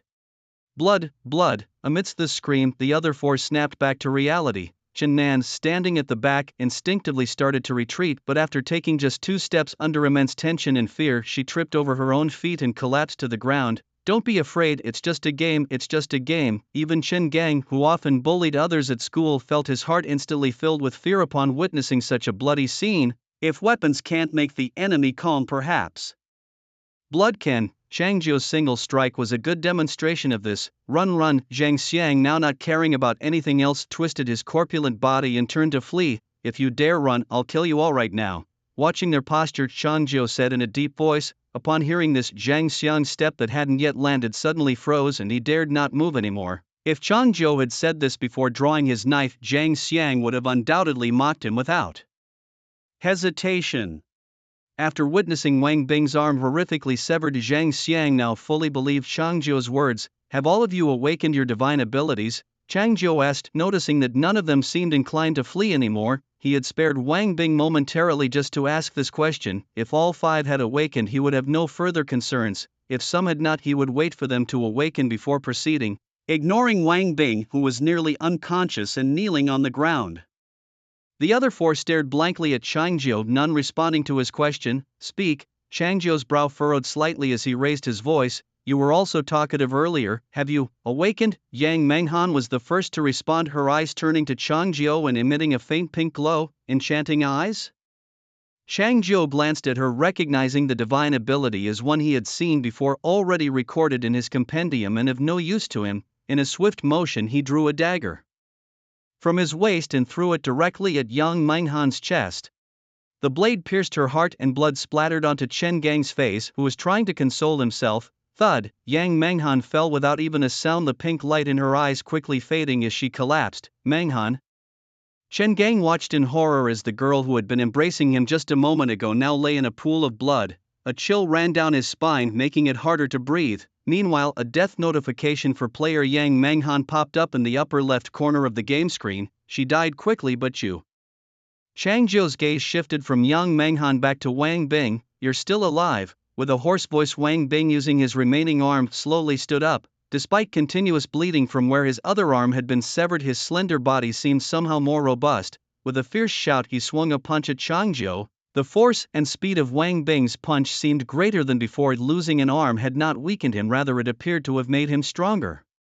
Is this his last burst of strength? Chang Zhou wondered internally, then easily dodged Wang Bing's punch. Though Wang Bing's strength had increased, the loss of an arm had compromised his balance. Putting all his strength into his right fist, when he missed Chang Zhou, he immediately fell to the left. Chang Zhou, adhering to his principle of killing without torture even in a game, swiftly ended Wang Bing's misery. With the fall of Wang Bing, only 3 of the original group remained. What about you two? Have you awakened as well? Chang Zhou turned around to look at Chen Gang and the others, asking once more. No. Recalling Yang Menghan's ordeal just moments ago, Chen Gang quickly waved his hands dismissively. The enhancements he gained from learning Taekwondo and the power of command, he pushed them all to the back of his mind at this moment. In the face of absolute power, all the fancy tricks were useless. Moreover, seeing the way Chang Zhou wielded his knives, even an enhanced Chen Gang did not believe he stood a chance against him. All he knew was that Yang Menghan had claimed to have awakened some divine power, and the next second she was pierced by a short blade. He figured that if he just said he hadn't awakened any powers, perhaps the dual blade wielding youth might spare him. You're not being honest. Chang Zhou, looking at the long blade still dripping with fresh blood, his eyes, which were initially smiling, suddenly flickered with a cold glint. The next second, he dashed forward, swinging his blade horizontally. Snap! Chen Gang hadn't even had time to react before his head hit the ground. Right after Chen Gang's response, the fool's wisdom immediately discerned that Chen Gang was lying even in the face of death. You were even worse than your girlfriend. Watching Chen Gang's body rapidly sinking into the soil and disappearing, Chang Zhou sneered and shook his head. By Chen Gang's side, Yang Menghan's body had long since vanished from the game, leaving only a short blade glowing with a crimson light. On the ground, Chang Zhou bent over, picked up the short blade and gently blew off the dust clinging to it before resheathing it at his waist. Then he turned his head to look at Zhang Xiang, who was frozen in fear not far away, and Chen Nan, who was paralyzed on the ground. What about you two? What can I say to make you not kill me? Zhang Xiang instinctively backed away as Chang Zhou approached, his voice trembling and tearful.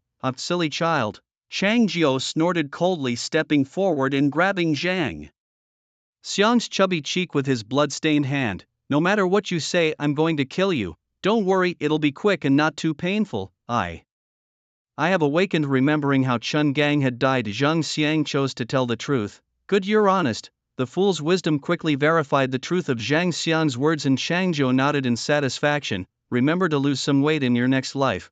Chang Zhou patted Zhang Xiang on the shoulder, looked down at the short blade at his waist, glanced at Zhang Xiang's layers of fat, and ultimately chose the long blade in his hand. Being too fat, you can't even run when in danger. As soon as he finished speaking, Chang Zhou stepped back half a step and suddenly swung his blade. A flash of blood, and Zhang Xiang didn't even feel the pain before he was breathless. Seeing the players in their small group disappearing one by one, Shen Nan, sitting on the ground, let out a sharp scream. She bent her knees, covered her face with her hands, and curled up into a ball, trembling incessantly. Just for a necklace, you disregarded your boyfriend's life, and now you know fear. Chang Zhou slowly walked over to Chen Nan, looked down at her with a cold voice. But I can indeed give you a necklace. What? Seeing that Chang Zhou did not immediately swing his sword to kill her, Chen Nan was surprised, cautiously lifting her head as she slowly unfolded her arms that had been covering her eyes. Don't you want a necklace? I have one here, Chang Zhou said, pulling out a golden dragon-slaying necklace hidden under his clothes. The faint glow of gold shone on Chen Nan's tear-streaked face. Her dull eyes gradually brightened, and she swallowed unconsciously. Even though she hadn't paid much attention to the grades of various materials, the mere shimmer of the gold was enough to tell that the necklace was extraordinary. And here was this young man who, after killing 4 people, hadn't instantly killed her but instead was offering her a necklace. Could it be he was interested in her? Chen Nan's gaze shifted from the necklace back to Chang Zhou. The crimson moonlight cast a bloody hue over Chang Zhou's face, highlighting his sharply defined jaw and sculpted features, all enhancing the young man's heroic aura. He's handsome. Looking at Chang Zhou's face, combined with his earlier words, the fear in Chen Nan's heart faded slightly, and she couldn't help but internally admire Chang Zhou's appearance. So handsome and so strong. If I could be with him, wouldn't I need to fear other players if I stay by his side? Until the end and gain his trust, maybe I could find a chance to defeat him and win this game. Chen Nan plotted internally, her lips curling into an almost imperceptible smile. No, your drool is about to come out. Observing Chen Nan's expression, Chang Jiu frowned. He had intended to test whether this materialistic girl would forget the danger of death for the sake of a necklace and then perhaps enacted justice for that unfairly pushed forward young man. Though Chang Jiu had mercilessly killed the thin young man who was pushed forward, it was after all just a game. If it were real life, he would certainly have spoken up for him, but that young man's death was perhaps deserved. Regardless of gender, bootlickers seldom meet good ends. Hearing Chang Jiu's reminder, Chen Nan quickly sucked back the drool that had reached her lips, then abruptly stood up. Brother, as long as I can be with you, I don't need anything else. Chen Nan's eyes brimmed with sincerity, so much that even Chang Jiu almost believed her. Damn, how quickly can a face change? Chang Jiu instinctively stepped back, maintaining a distance from Chen Nan. Has the outside world gone mad in the 5 years since I've been back to reality?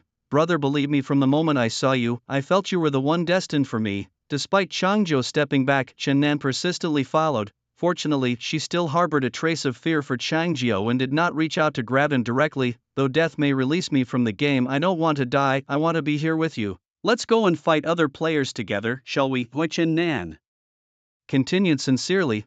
Maybe you should take some time to understand the rules of the game. Chang Jiu's brow furrowed deeply, his skin crawling with goosebumps. In this game, only one player will emerge victorious. I know. Chen Nan's voice suddenly carried a tinge of sadness as she lowered her head slightly, a tear quietly escaping from the corner of her eye. As long as I can be with you, it doesn't matter what happens.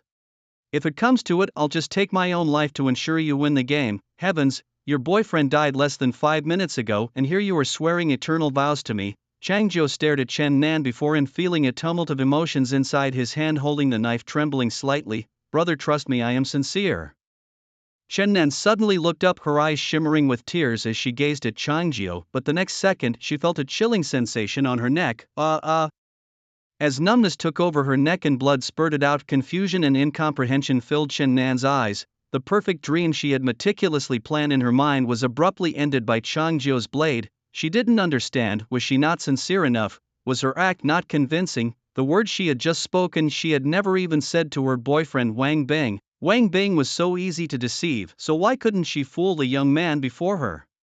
It was terrifying. As Chen Nan felt Chang Jiu sheathed his long knife, rubbing his arms to calm the goosebumps that seemed about to jump off his skin. Having killed 5 players due to an unknown error in the current divine system, he could not gain experience points but unlocked new divine powers.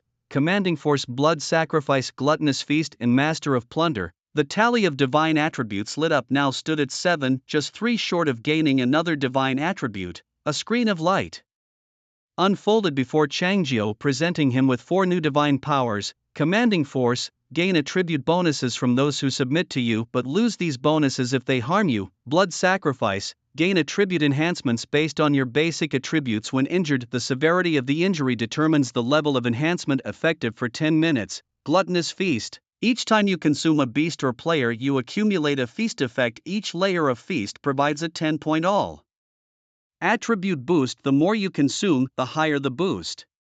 Master of Plunder, permanently increases the drop rate of materials from beasts you kill by 100%. Chang Jiu's gaze swept over the 4 new divine powers, finally resting on Blood Sacrifice. Being injured brings enhancements. No wonder that guy survived so long after I slashed him. Recalling the last attack launched by the one-armed boy, Chang Jiu's eyes flickered, murmuring to himself. The originally frail boy, after losing an arm, had only grown stronger in battle, although that punch hadn't truly hit Chang Jiu. He could feel the one-armed boy's strength from the force of the punch. It seems this enhancement is not insignificant. Chang Jiu touched his chin, pondering, but would the enhancement remain if he died? His eyes fixed on the last line of the description for Blood Sacrifice, effective for 10 minutes. If it could be retained, combined with the cycle of rebirth, if I died several times within 10 minutes, wouldn't my attributes continuously increase? Lost in his thoughts, Chang Jiu's lips curled into a smile that bordered on maniacal. After enduring 5 years of a life shrouded in darkness where he was reborn time and again, Chang Jiu had grown indifferent to his own mortality. He wasn't worried about his performance in the 18th Realm's Black Forest, rather he was more concerned about whether he could continue to defeat his opponents instantly with his blades once he reached the 17th Realm. But if the effects of the blood sacrifice were as he suspected, then even if he encountered beasts or players of a higher divine status than himself in the future, he would not be at a disadvantage. If one life wasn't enough, then he would use two. If two lives weren't enough, then he would use countless more. Having once grinded a black bear to death unarmed with hundreds of lives, he could just as well rise repeatedly from pools of blood to judge these so-called gods with his twin blades. Moreover, each time he rose he would be stronger than before, although he didn't much need the powers of the Master of Plunder now. They would be quite helpful later in the 17th realm Black Forest when he wanted to forge new equipment and ornaments. Changzhou muttered to himself as he glanced at the Divine Attributes guide beneath the prompt. Only 3 more divine attributes to go before the next acquisition. First, secure the blood sacrifice and then take the Master of Plunder. As for the other 2 divine attributes, Changzhou was not particularly fond of them. The power of command, which essentially meant entrusting one's own attributes to others, was not appealing in a game where only one player could emerge victorious and relationships between players were fragile.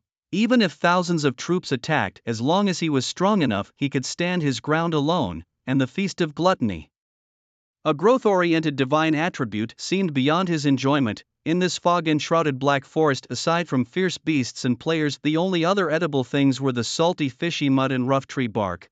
Changzhou had experienced hunger if he didn't eat, but the available food was far inferior to the delicacies of the real world. Although the forest had its bounties, without seasonings and with the difficulty of making fire after such a long time, it was tough. Choosing the Feast of Gluttony meant he couldn't exactly start gnawing on the leg of a fierce beast for enhancement. Who would be eating whom was not even clear. Just as Changzhou closed the guide panel after reviewing the newly gained divine attributes, the game system popped up another prompt. Killed a player, obtained drop material bone rod, white grass cutting level, tier 1 trait, fragile not to be swung forcefully. Comment: if you pick it up, the gods will surely look down on you. What is this trash? Changzhou looked at the bone rod, scarcely thicker than his finger, and his lips twitched involuntarily. Were those guys really planning to kill me with this? Holding the bone rod in his hand, he snapped it effortlessly with a crack. A stone would have been more substantial. Shaking his head, Changzhou casually threw the 2 broken pieces onto the ground. As he was about to use his necklace's skill, Hunter's Moment, which had just cooled down, to search for the next player, a sudden alert from the game system overhead interrupted his thoughts. Attention players, in light of the poor performance and slow progress of many players, new game rules have been added. Listening to the icy voice above the dome, Changzhou couldn't help but chuckle as he recalled the data he had just seen on the leaderboard. Out of hundreds of thousands of players, at least half had a kill count of 0. A large number of NPCs will now appear in the Black Forest, and completing specific NPC events will yield rewards. These NPCs are set at a divine level of 20. Can be killed and looted with great risks but rich rewards, so players are encouraged to give it a try. Additionally, players now have the ability to roleplay as NPCs, with all attributes remaining the same but with only 1 life point. Dying in this role means leaving the game just like regular players. Roleplay as an NPC. When Changzhou heard the announcement, his eyes suddenly lit up. Interesting. NPCs played by players can interact with regular players, and if they successfully kill a regular player after the interaction, they can earn double the kill count and random rewards from the game system. Be aware, if you choose to roleplay as an NPC, you will expose your location in the Black Forest just like a regular NPC, attracting other players to approach.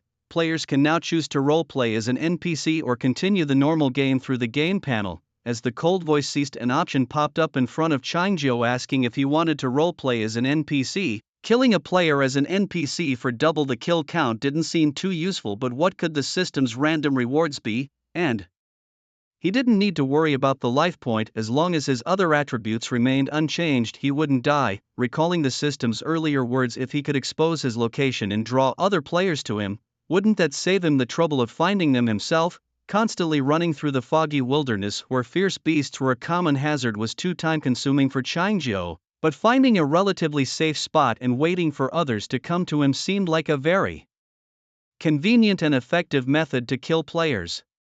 Lost in thought, Changzhou made his decision without hesitation on the option to roleplay as an NPC. Following his choice, 2 more options appeared in front of him. Event NPC, where the NPC gives rewards for completed player events. Note: the game automatically determines if the event and reward match, and if not, the event cannot be posted. And Merchant NPC, which involves selling materials and trading coins. Note: Prices can be freely set, but player acceptance must be considered. Chang Jiu furrowed his brows slightly as he looked at the two options. His ultimate goal was to kill more players, so naturally he needed to choose an NPC type that would attract players the most. The event NPC would require players to undertake tasks, and if those involved killing beasts, the risk was high and the beasts might even steal the kills. Simple tasks like digging might also arouse suspicion, and these events could only involve 1 or 2 players at a time, which was too inefficient. Gently stroking his chin, Changjiu shook his head slightly. As for the merchant NPC, they didn't have much money to spend, and it wouldn't attract many players either. In the midst of his thoughts, Changjiu suddenly recalled the days when he was still living in the real world. Back then he wanted to buy some items but only had a little pocket money. Since he couldn't earn money while attending school and buying lottery tickets often led to losses, he placed his hopes on an app called Pinduoduo. Though some looked down on it, he couldn't deny that the items were quite cheap, especially when pooling orders together and participating in activities like slashing prices. He could get items much cheaper than on other platforms.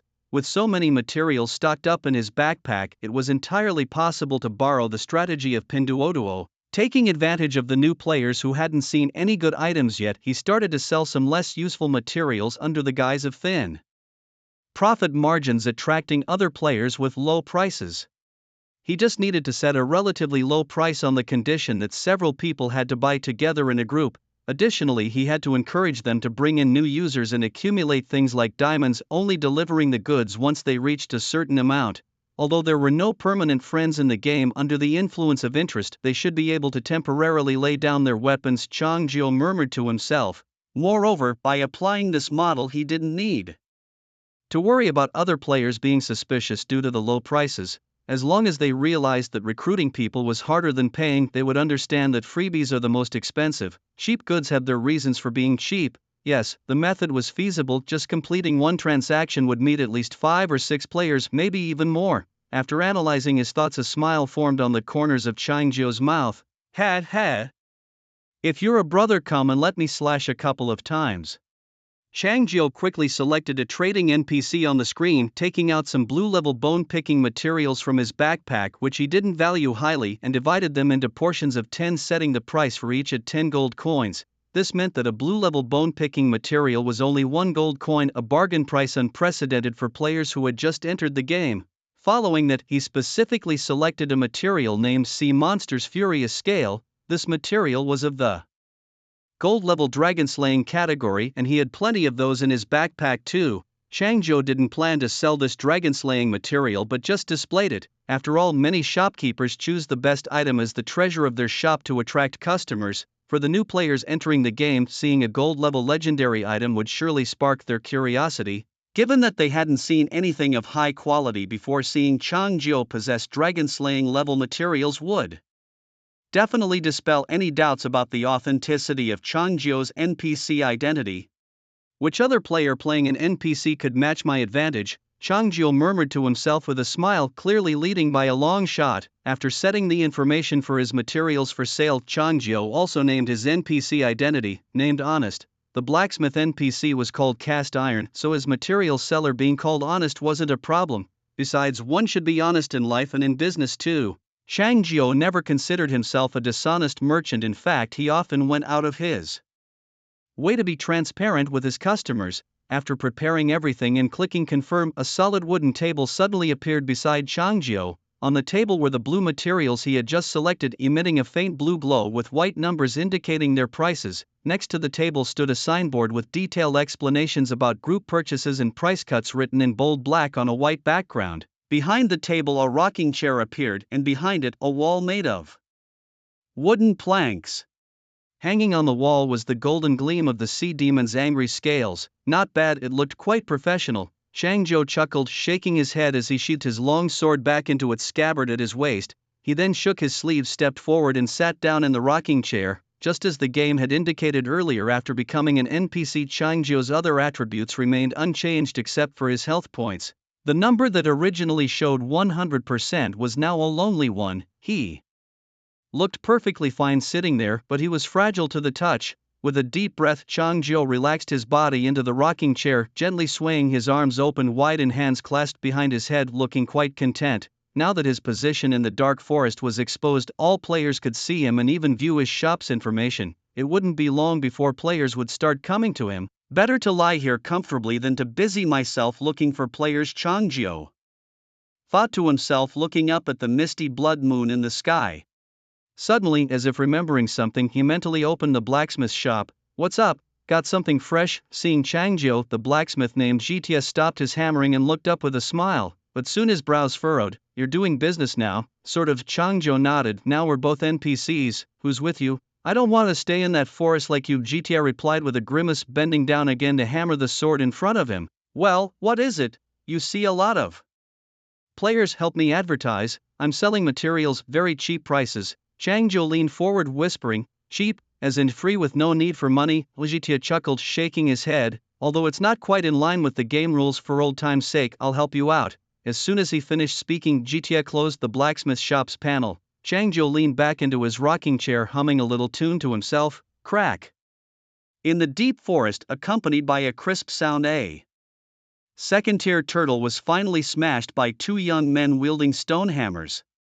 Damn, that was exhausting. The taller of the two youths straightened up, wiping the sweat from his forehead. The youth was named Dong Rui, and his slightly shorter companion was Dong Ji, his younger brother. Bro, did you level up? Dong Ji also stopped his hammering, setting the stone hammer at his feet, and asked, No, still at level 2. Dong Rui shook his head, glancing at his personal panel. Just a bit more to go, he noted, eyeing the experience bar. If we encounter another beast, I'll leave it to you, Dongji said with a genuine smile on his suntanned face. How can that be? We agreed to take turns, one for you, one for me. It wouldn't be fair. If only I leveled up. Dong Rui raised an eyebrow. We're brothers, we should progress together. As he spoke, the rewards for his latest kill appeared before him. Turtle shell *1, new, suitable for forging weapons and equipment or as reinforcement material. Turtle scales *4, new, suitable for crafting decorative gear, and 10 gold coins from the kill. Time to craft some new gear, Dong Rui said, his face lighting up with joy, the weariness fading away. He quickly opened the blacksmith's interface, and the burly figure of the smith appeared before him. What are you making? Let me see. Cast iron said, still hammering a long sword on the anvil as before, glancing at Dong Rui. I want to use these to make some equipment. What can you make out of them? Dong Rui handed over the turtle shell and scales to cast iron. Dong Ji, curious, came closer to see what equipment the new materials would yield. Not the best stuff, but it could make a decent piece of armor, cast iron said, frowning slightly. He turned and retrieved a wooden armor mold with cutouts from a shelf behind him. Placing the mold in front of him, he ignited a flame in his palm and placed the turtle shell directly onto the mold. As a burst of orange-red fire swept over, the shell merged with the mold, transforming into a turtle shell armor. The 4 scales were embedded at the heart of the armor, becoming heart-protecting scales. Try it on, kid. Cast iron casually tossed the newly forged turtle shell armor back into Dong Rui's inventory. Thank you, Dong Rui murmured his thanks, his eyes falling on the armor in his inventory. Heart-protecting turtle armor, white-tiered grass-cutting level, level 1 effects, plus 10 strength, minus 50 agility. Note: in times of crisis one can retreat into the shell. The specific defensive effect depends on the hardness of the shell and the strength of the opponent's weapon. Review: years ago, there was an indestructible war god whose armor came from Xuanwu. If you want to become like him, try defeating the 4 divine beasts. Strength plus 10, agility minus 50. Dong Rui frowned as he read the attributes of the heart-protecting turtle armor. But my total agility isn't even 50. Can I wear this? You can try, cast iron said offhandedly. Either way, it's a good item for you guys. If you ever run into that kid who used a rabbit leg as a weapon, you definitely win. Alright, okay, Dong Rui nodded, mentally dragging the heart-protecting turtle armor into his character panel. A sudden heavy pressure descended on his shoulders and unprepared his legs gave way. Fortunately, Dong Ji was there to support him, preventing him from kneeling on the ground.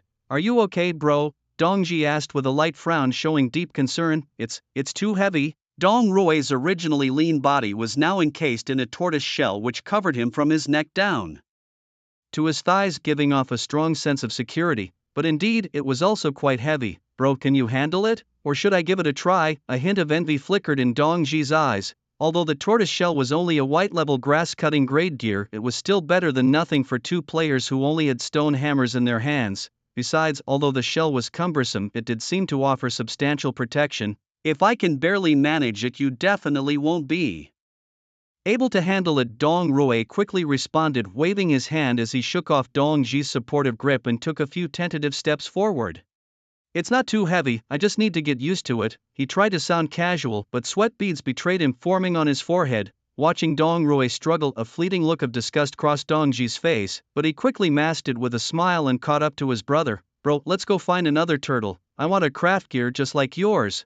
The blacksmith cast iron, who had been observing the brothers' antics, snorted coldly and shook his head. He was well aware of the true thoughts behind their seemingly brotherly facade. Outwardly they appeared close, but in reality both were calculating their own advantages. Cast Iron remembered the last time he saw these two in his shop crafting their stone hammers. They had been very particular about selecting stones of the same size and branches of equal length, neither wanting to be outdone by the other. You know, you two don't need to go through all this trouble. Cast Iron spoke up before Dong Rui could respond to his brother. I know an NPC who sells blue-level bone-picking grade materials at a very cheap price. Blue-level bone-picking grade. At the mention, a spark lit up in the brothers' eyes. Among the 5 material grades, blue-level bone-picking grade materials were only one tier above the white-level grass-cutting grade, but for new players, possessing bone-picking grade materials was a significant boost in strength. Less than 2 hours into the game, many players might not even have crafted a single stone hammer. Owning a bone-picking level weapon could completely dominate other players, but even if it's cheap, we probably can't afford it, can we? Dong Rui glanced at his coin tally, which pitifully read only 30 gold coins. That was before paying Cast Iron any smithing fees. Adding those, he'd probably be left with 10 coins or even none at all. Brother, you must not have much gold either, right? Dong Rui turned to Dong Ji. Maybe we should just go find another turtle, help you get a shell too. How much are his materials? Ignoring his brother's suggestion, Dongji turned to Cast Iron. I remember he sells them in bulk, 10 blue materials for about 10 gold coins, right? With furrowed brows, Dongji recalled the scene he had witnessed earlier at Chanzhou's stall. 10 gold coins. He opened his own item panel and glanced at the coin section where 20 shiny gold coins lay. Although these 20 coins were fewer than what his brother Dong Rui possessed, fortunately he didn't have to pay any forging fees, and he could use all these coins to buy blue materials. 20 blue materials. Enough to craft everything from head to toe, whether it was weapons, equipment, or accessories, he estimated. A glint of excitement appeared in Dong Ji's eyes and a slight smile curved his lips. Now looking at his brother Dong Rui's cumbersome turtle shell armor, Dong Ji felt no envy at all. Just an old shell, still hoarding it, Dong Ji muttered to himself. Although he hadn't seen the blue materials yet, he was already secretly thrilled. Go ahead, that NPC and I are old acquaintances. Mention my name and he might even give you a discount, Cast Iron said with a meaningful smile, then pulled 25 gold coins from Dong Rui's coin section. His shop isn't far from here, you can see his coordinates on the public screen. With that, Cast Iron closed the blacksmith shop panel. Alas! Dong Rui looked at the mere 5 gold coins left in his own coin section, a wave of regret washing over him. If it was as Cast Iron said, these 5 coins wouldn't be enough to buy any blue materials, and just as he expected, his younger brother could easily purchase 2 sets of blue materials. How can I, as the elder brother, be outdone by him? Now looking at his own heavy turtle shell armor, he felt like a clown at that moment. He felt played, but didn't know by whom. Besides his younger brother Dong Ji, there was no one else. The envy he felt towards Dong Ji gradually turned into anger, but Dong Rui did not show it outright and instead moved a bit closer to his brother. Little brother, I'm out of money now. If we go to buy materials, could you lend your brother some coins? I don't even know if I have enough. Dongji played dumb, scratching his head and subtly stepping back, creating a slight distance from Dong Rui. Let's talk about it when we get there. Come on, little brother, look, I'll give you this turtle shell and you lend me 10 gold coins. After we kill the fierce beast later, I'll return them to you. Dong Rui persisted, pulling at Dongji. Heh. Brother, you better keep your turtle shell, Dongji scoffed disdainfully, then turned around and opened the public screen looking for an NPC named Honest. He carefully noted the coordinates, picked up the stone hammer at his feet, and without paying heed to Dong Rui's calls from behind, headed in the direction indicated by the coordinates. Hey, damn it. Seeing his younger brother walking away without looking back, Dong Rui couldn't help but spit out a curse. He struggled in his heavy turtle shell, chasing after him for a few steps, his heart growing more stifled by the moment. Finally, he opened his character panel and angrily took off the turtle shell, throwing it into his item inventory. Damn, it's really the last straw. Freed from the turtle shell, Dong Rui felt relieved. He picked up the stone hammer from the ground and, in a burst of venting, kicked a dead shell-less turtle lying nearby, a cold light flashing in his eyes. After all, only one person can win this game, Dong Ji, you just wait. Saying this, Dong Rui quickly ran towards the direction of NPC. Hey boss. Lying back in a rocking chair with his eyes closed, Changzhou suddenly heard a rough shout. He slightly opened his eyes and glanced over. Standing in front of him was a burly man. The man was holding a stone axe, dressed in snakeskin clothing with a bracelet made from a mouse tail knotted around his wrist. Well, look who's here, the king of tatters. Changzhou sat up straight in his rocking chair and smiled at the man in front of him. Even without seeing the man's personal panel, Changzhou could tell at a glance that the man's equipment was all white tier, the lowest for cutting grass. It wasn't that Changzhou had used this equipment himself, rather when he first entered the game he had killed a black bear using hundreds of lives, skipping directly to the blue tier gear. He knew simply because he had once, out of boredom, taken out all 99 plus items from his backpack to have them forged by cast iron. Thousands of pieces of different gear types were forged by cast iron over 10 days. Later, because the gear was of such low tier, cast iron watched helplessly as Changzhou tossed them away one by one, wishing he could leap out of the screen and fight Changzhou out of frustration. How can your materials be so cheap? Are they genuine? The man's gaze swiftly swept over each set of materials at the stall, a clear excitement flashing in his eyes. This is a game, can I sell you fake goods? Changzhou straightened up, tapping the sea monster scales hanging behind him. I've got golden materials here, why would I sell fakes for your measly amounts? Following Changzhou's hand, the man's gaze shifted to the sea monster scales, his throat suddenly moving. How much for that one?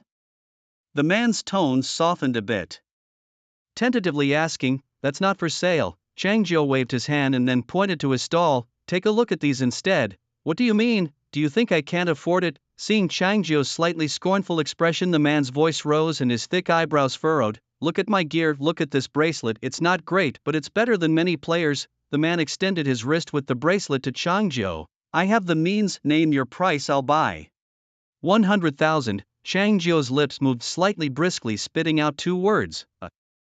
Hearing Changzhou's words, the man paused, his eyes darting around and his raised eyebrows relaxed. Will you buy? Changzhou raised an eyebrow, smiling as he shook his head. Or this, bring me 50 players to group buy and I'll sell it to you for 10,000 gold coins. 50 players? 10,000 gold coins? In a game where killing is the ultimate goal, gathering 50 players at once was a fool's dream. And for a player just entering the game, 10,000 gold coins was an astronomical figure. Forget it, you're too greedy. I'll just look at these blue materials, the man muttered, waving his hand. Are you really selling this set of materials for only 10 gold coins? Certainly. Changzhou pointed to the sign next to the stall, and it was clearly written that it cost 10 gold coins, but it required the simultaneous purchase by 5 people. Having previously managed 50 players and 10,000 gold coins, the condition of just 5 players and 10 gold coins seemed very easy for the man to accomplish now. If you can bring a few more players, I don't mind giving you a further discount, Changzhou said as he saw the man seem tempted, seizing the opportunity to press further. How much of a discount? The man was clearly hooked by Changzhou's sweet deal, leaning forward slightly, his eyes gleaming with greed. 10 players, 5 gold coins each, buy 1 get 1 free, Changzhou said nonchalantly. 20 players, 1 gold coin, buy 1 get 2 free. 30 players, 1 gold coin, buy 1 get 5 free. Stop. Under the barrage of enticing deals, the man couldn't keep up with Changzhou's words. He raised his hand to interrupt Changzhou, his eyes darting about as he quickly processed the information. 10 players, buy 1 get 1 free, that's effectively 2.5 gold coins each. 30 players, buy 1 get 5 free, and at 1 gold coin. Isn't that practically giving them away? The man muttered with his dry lips, a smile creeping up uncontrollably as his hand holding the stone axe trembled slightly. If I buy these and sell what I don't use, I could make a fortune. All right, this way. Changzhou suddenly remembered something. For the materials you don't use, I can also buy them back at a high price, 10 gold coins each. The condition is, you have to bring in another 10 new players. What? The man's eyes widened in disbelief as he stared at Changzhou. He was no longer concerned about the condition of bringing in new players, his attention completely captured by Changzhou's previous statement. High price buyback, 10 gold coins per material, that's 100 gold coins per set, but if I can bring in 30 players, I could buy 6 sets for 1 gold coin each. Even if I use 2 sets myself, selling the remaining 4 sets not only gets me a brand new set of blue tier bone slicing equipment but also a profit of nearly 400 gold coins. Isn't this like getting a gift within a gift? The man could no longer suppress his smile, now looking at Changjiu as if seeing a god of wealth. "Boss, wait for me, I'll call people over right now." With these words, the man excitedly opened his game's public channel. "And no rush, call more people over, I'm not short on gold coins and I have plenty of materials." Changjiu smiled and waved his hand, his mind moving slightly to open his shop's panel and add the high price buyback information to the sign's description. "Anyone wants blue tier equipment, hurry over here. Here's an NPC, 10 gold coins can get you 10 blue materials, mention my name for a discount. Come on, come on." Two lines of text quickly flashed across the public channel sent by Zhao Chongrui, the man currently in front of Changjiu. Once the man spoke out, it caused a stir on the public channel, which instantly became lively. "I saw that NPC there, they were selling at that price to begin with. What does dropping your name have to do with it? I'm already on my way, almost there. It seems like we need to group up to buy from that NPC. Anyone want to team up? Count me in, brother. I'll be there soon." "Damn, it's over. I've run into a beast." While discussing on the public screens, Changjiu also switched on his public display, looking amused as he watched the flurry of messages pop up. What was originally a brutal killing game had, under Changjiu's mischief, turned players into sworn brothers. However, such relationships were bound to last only briefly, as they still carried the burden of daily killing missions. After reaping their benefits and crafting new equipment, the slaughter and strife would begin anew. But they didn't need to start. Changjiu would send them where they needed to be. The only dissatisfaction for Changjiu was that there were still many beasts in the dark forest, and these players might be attacked by beasts on their way to find him. Meanwhile, Dongji, who was making his way through the dark forest, saw the messages on the public screen. He glanced back. His brother Dong Rui was quickly following behind him. No money, but still clinging so close. Dongji's lips curled in a disdainful sneer, then he quickened his pace again. Under the leadership of Zhao Chongrui and the overt and covert promotions by Cast Iron, nearly 20 players soon gathered in front of Changjiu's stall. These players, who had been fighting each other to death in the dark forest, were now calling each other brothers, so close they might as well be wearing the same trousers. "Brother, team up with me for the order. I'm short 4. Together we only need 3 more. How much gold do you have?" "I have 50 gold coins here, planning to place 5 orders. If you don't have that much, never mind. Come over here, we're 3 short of 2. "Brothers, I don't have money, but if someone lends me 10 gold coins, I'll help fill their order." Changjiu looked at the players before him and couldn't help but shake his head with a chuckle. If it wasn't for having a stall, where else could you find so many players at once? Yet he wasn't satisfied with the current number, so he stood up, walked over to the sign and knocked on it twice. "Look at this, no need to rush to team up. Bring more new players over, you can buy more materials." As he spoke, a light smile played on Changjiu's lips. "Plus, I also handle recycling. If you successfully bring in 10 new players, 5 gold coins can get you 2 sets of materials, and whatever you don't use, sell it back to me. You could net a clean 100 gold coins." As soon as he said this, the eyes of the players in front of him turned towards the sign next to the stall. They had been arguing here for a long time, mostly following the call on the public screen, but none had carefully read the text on Changjiu's sign. However, this was not unexpected to Changjiu. After all, esports don't require good eyesight. Even if the game projected into reality, it was still the same. "Oh, recruiting new players is indeed much more lucrative than teaming up for orders." After a moment, someone in the crowd began to analyze. "If you consider the difficulty of obtaining materials, spending 10 gold coins for 10 blue materials is indeed very cost-effective." Alas, the game had just begun and everyone was still a ragtag beginner with pitifully few coins to their names. Naturally, they wouldn't pass up an opportunity to save. Yet faced with such a significant discount, doubts began to arise among the players. Something odd must be afoot. Could this NPC actually be a disguised player? One speculated. Are you kidding? Which player could have such power right at the start? Isn't there a player named Changjiu on the leaderboard? He's killed over 100,000. Could this vendor be him? At these words, Changjiu stiffened his hands, instinctively reaching for the long sword at his waist. He had considered this scenario before. After all, his name was at the top of the leaderboard with an absurdly high kill count. Now, playing as an NPC and offering massive discounts, it was natural for others to grow suspicious. However, this wouldn't affect Changjiu's business. With only a stall between him and the other players, a single draw of his blade without even moving would suffice to claim the heads of the 2 nearest players. But if Changjiu ever decided to kill, the nearly 20 players before him would stand no chance against his swift sword. With absolute power, there were never any incidents or bad reviews in Changjiu's business. Accidents couldn't outpace his swift sword, and bad reviews wouldn't last 3 seconds.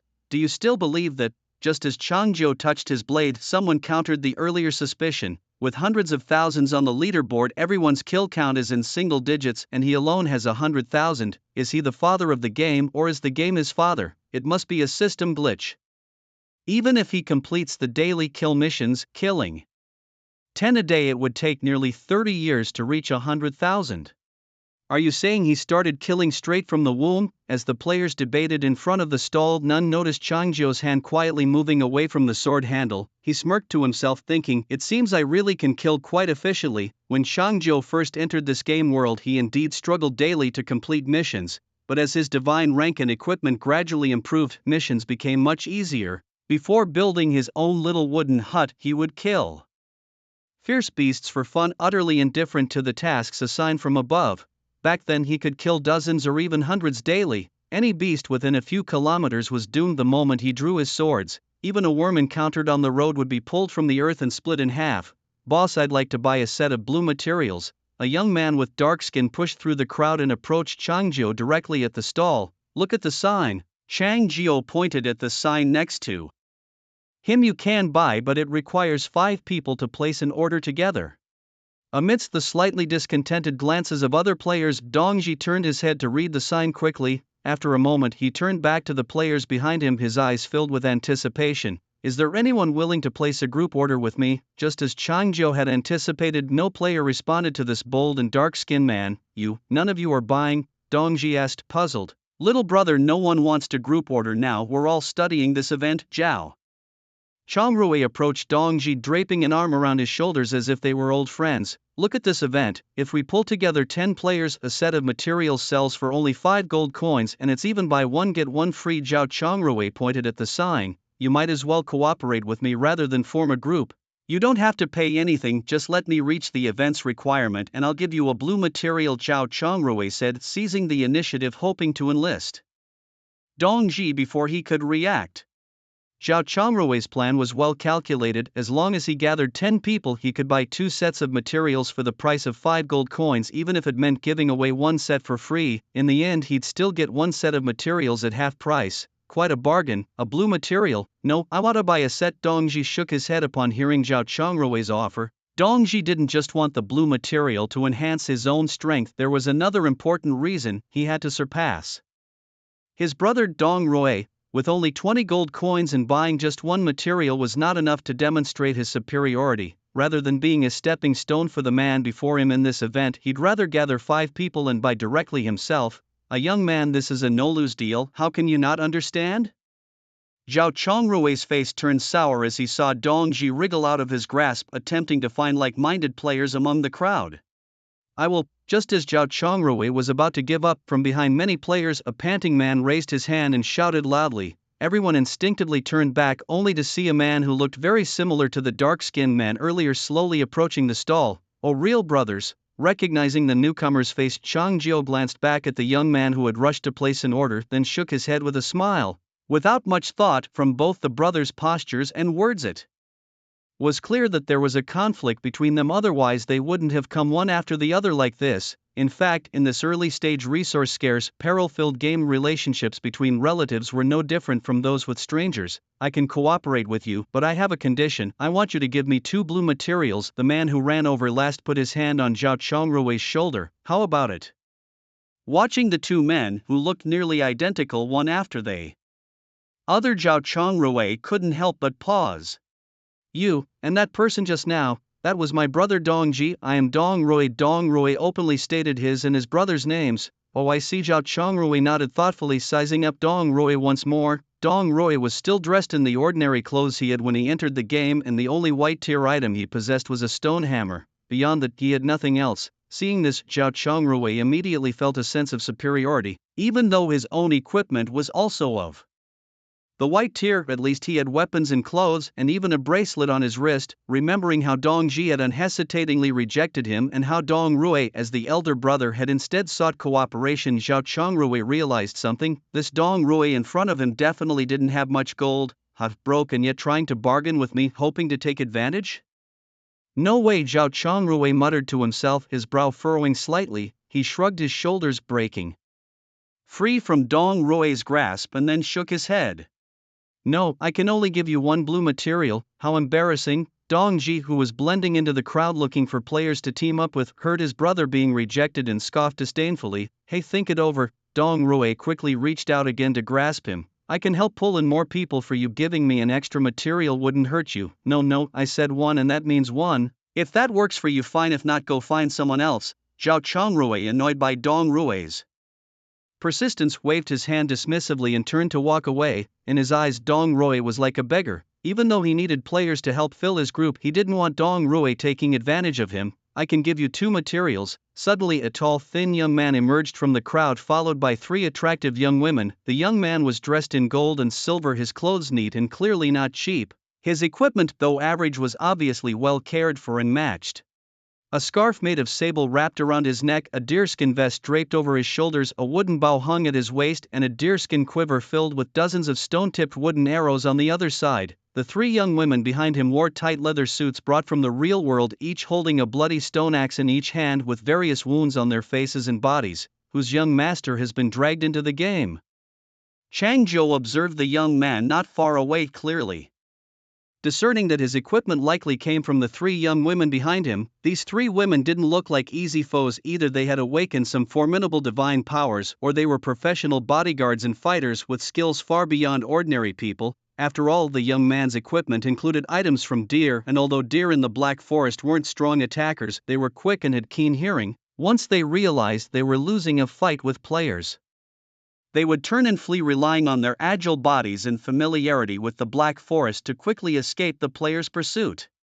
Back when Changzhou's strength wasn't high, he would usually steer clear of deer, unwilling to waste time on such ferocious beasts. However, it seems these 3 women have only killed ordinary deer, and the equipment they dropped is merely white grade, suitable for grass cutting. I already have 4 people here. If you join us, I'll give you 2 materials, the young man said in a deep voice, standing a few steps away from Dong Rui.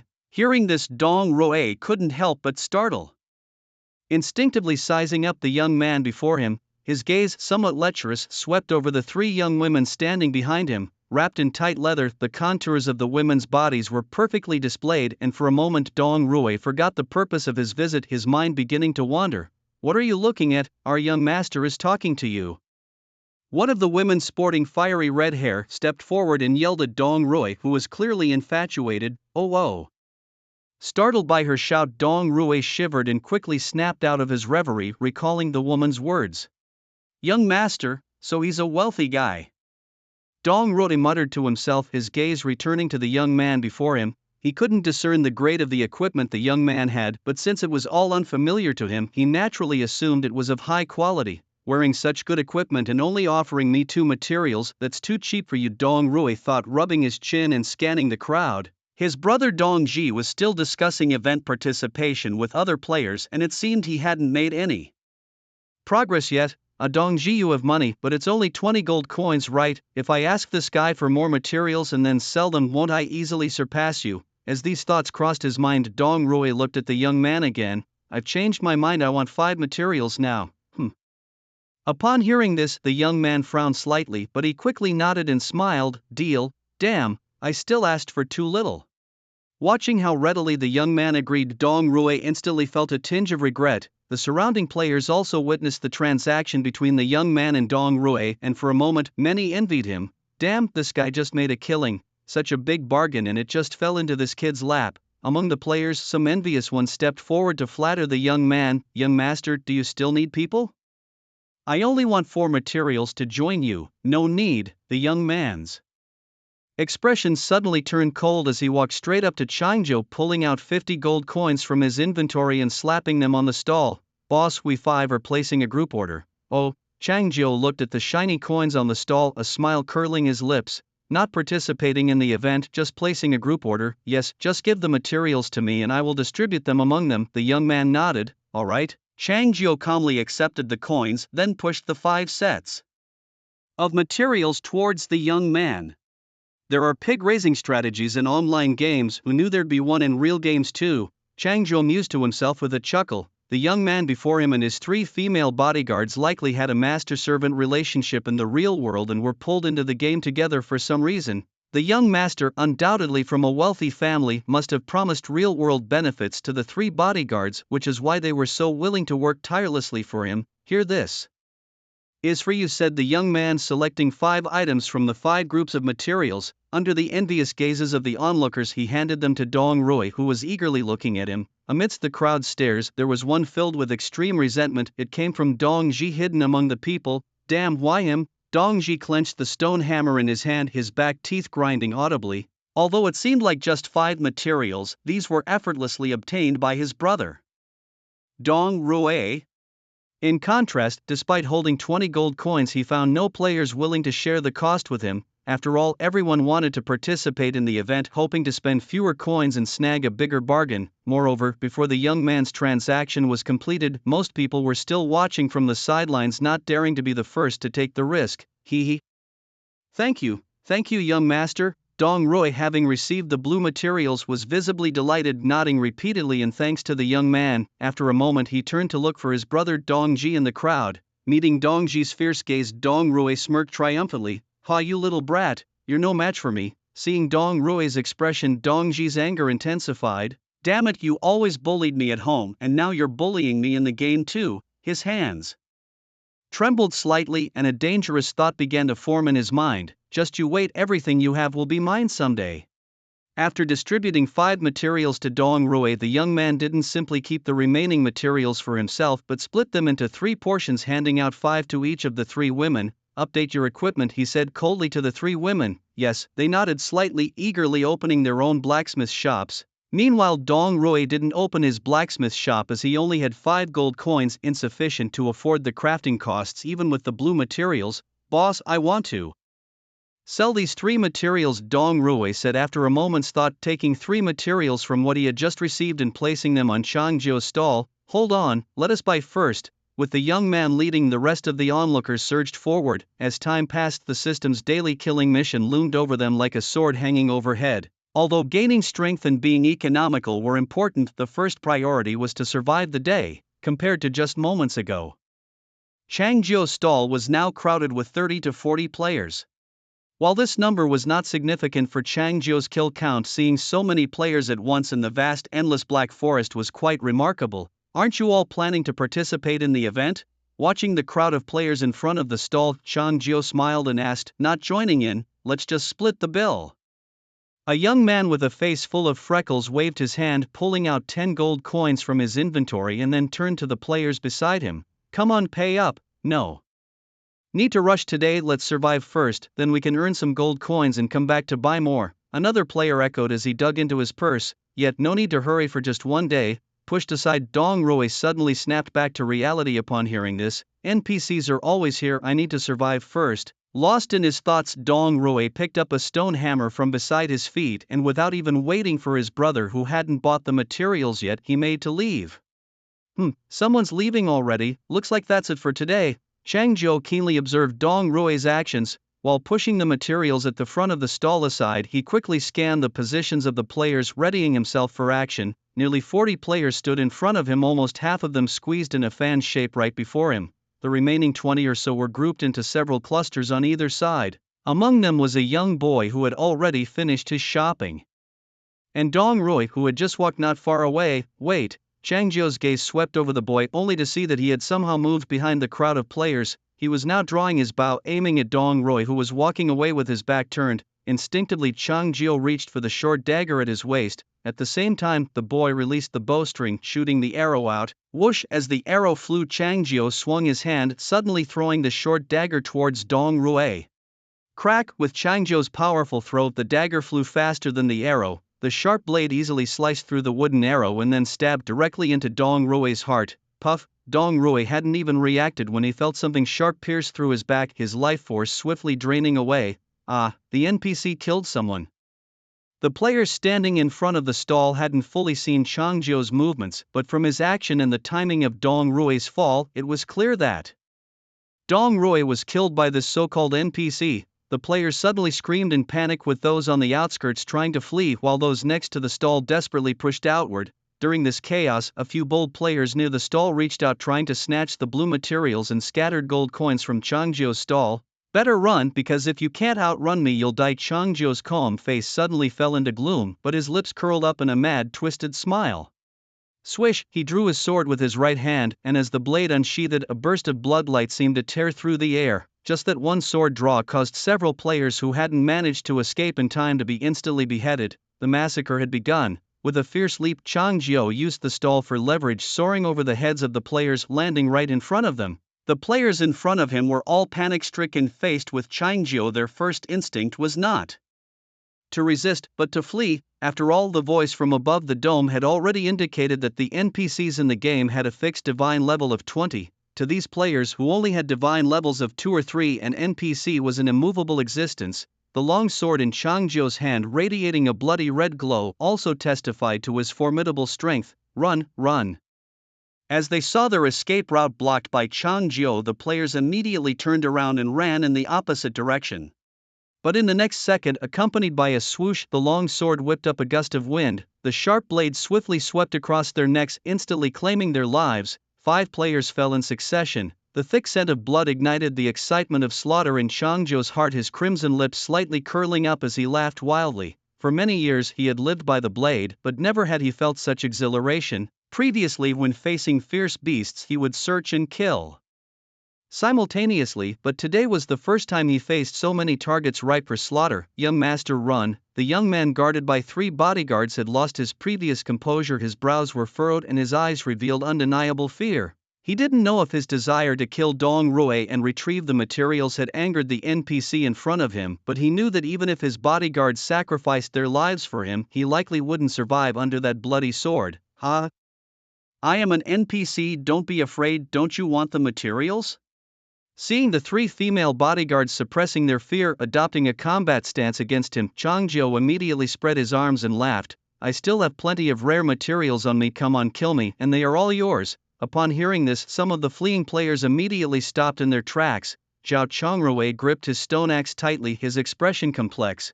He was the first player to arrive at Changzhou's stall, having spent a long time there but unable to buy a blue material before. Although the game system stated that NPCs had a high divine level of 20, it did not mean they were invincible. On the contrary, the voice from above the dome even encouraged players to kill NPCs for rewards. Clearly, if one could actually kill an NPC, the rewards would be far more substantial than killing ordinary players or beasts. Now that the NPC had begun a slaughter among the players, and with the gap in divine levels, even if they wanted to flee, they might not be able to escape. With so many players gathered around following the principle of strength in numbers, if everyone could join forces to kill an NPC, just dividing up that one set of equipment could be hugely profitable. To do a good job, an artisan needs the best tools, he thought. Even if he ran now, he might not be able to complete the day's killing task smoothly. But if he could get a share of the NPC's equipment, his strength would surely increase, and the speed of killing would naturally become faster.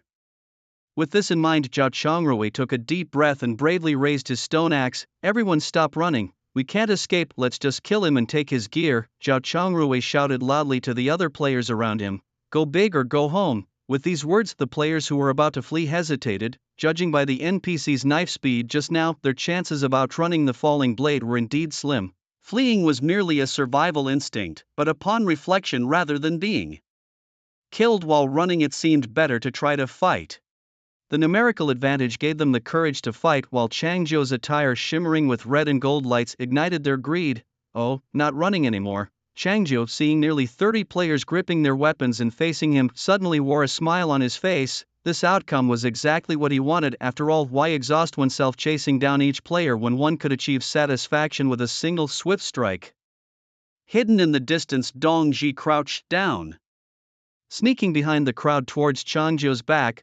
Far from feeling any sadness over his own brother's death, Dongji felt a sense of relief. Their family in the real world was quite ordinary, even poor, and their parents had struggled to raise the 2 brothers. Living frugally was the norm, but as they grew older and faced the prospects of marriage and children, the little family property and land they had were insufficient to divide between them. Although his brother Dong Rui would verbally claim indifference, he curried favor with their parents behind the scenes and spoke ill of Dong Ji, who never mentioned it but took note of everything. Now in the game, understanding the rules, Dong Ji was clear that a confrontation with his brother was inevitable, a battle to the death.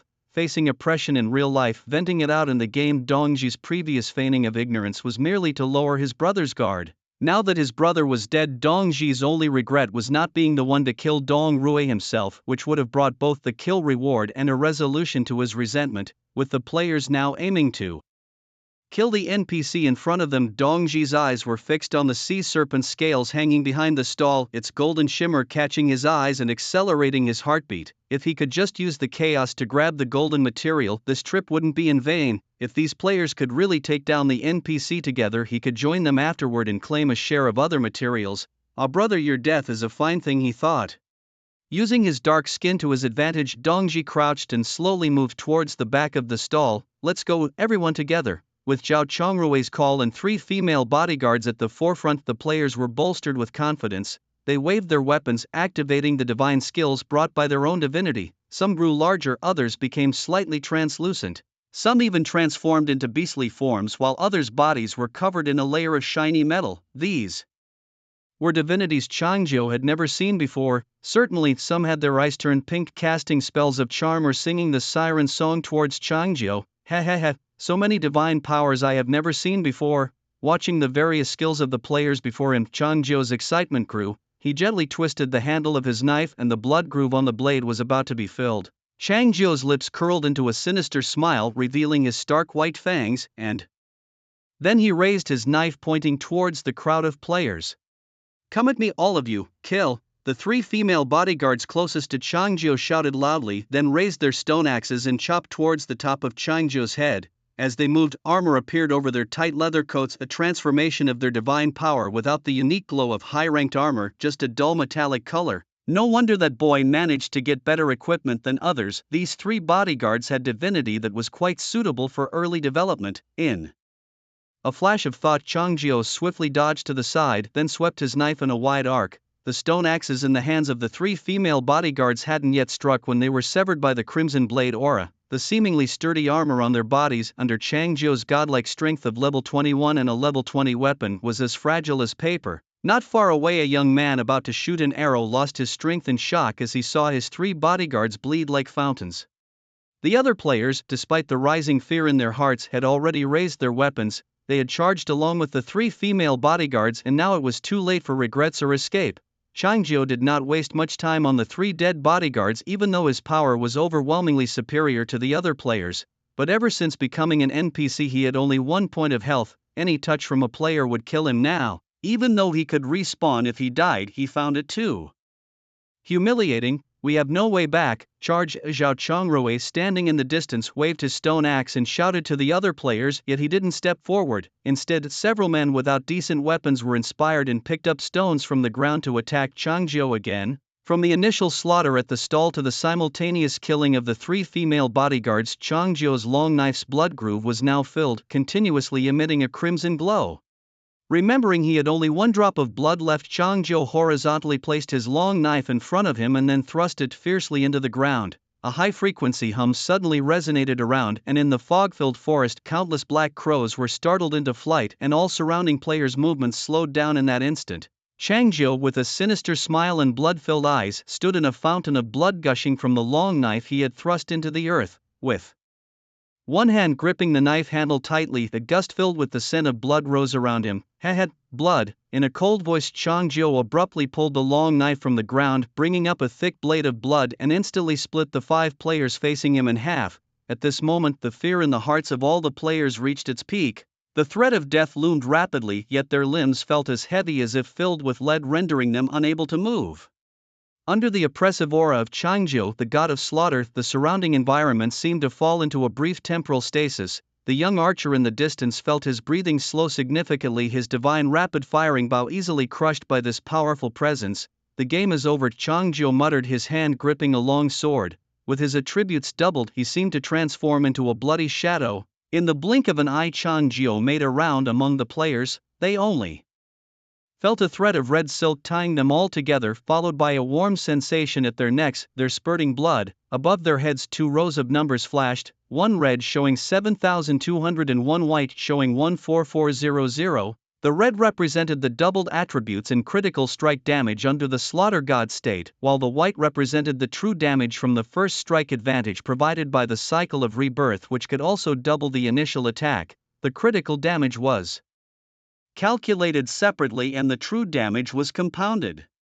Combined, the damage from Changjio's single strike reached a terrifying sum of over 20,000 points. Even if this strike were to fall on the top predators of the Dark Forest of the 18th Realm, it would effortlessly kill them. The public screen flashed repeatedly with the death notifications of dozens of players, stirring up the previously quiet public screen once again. What the heck? Where is this melee happening?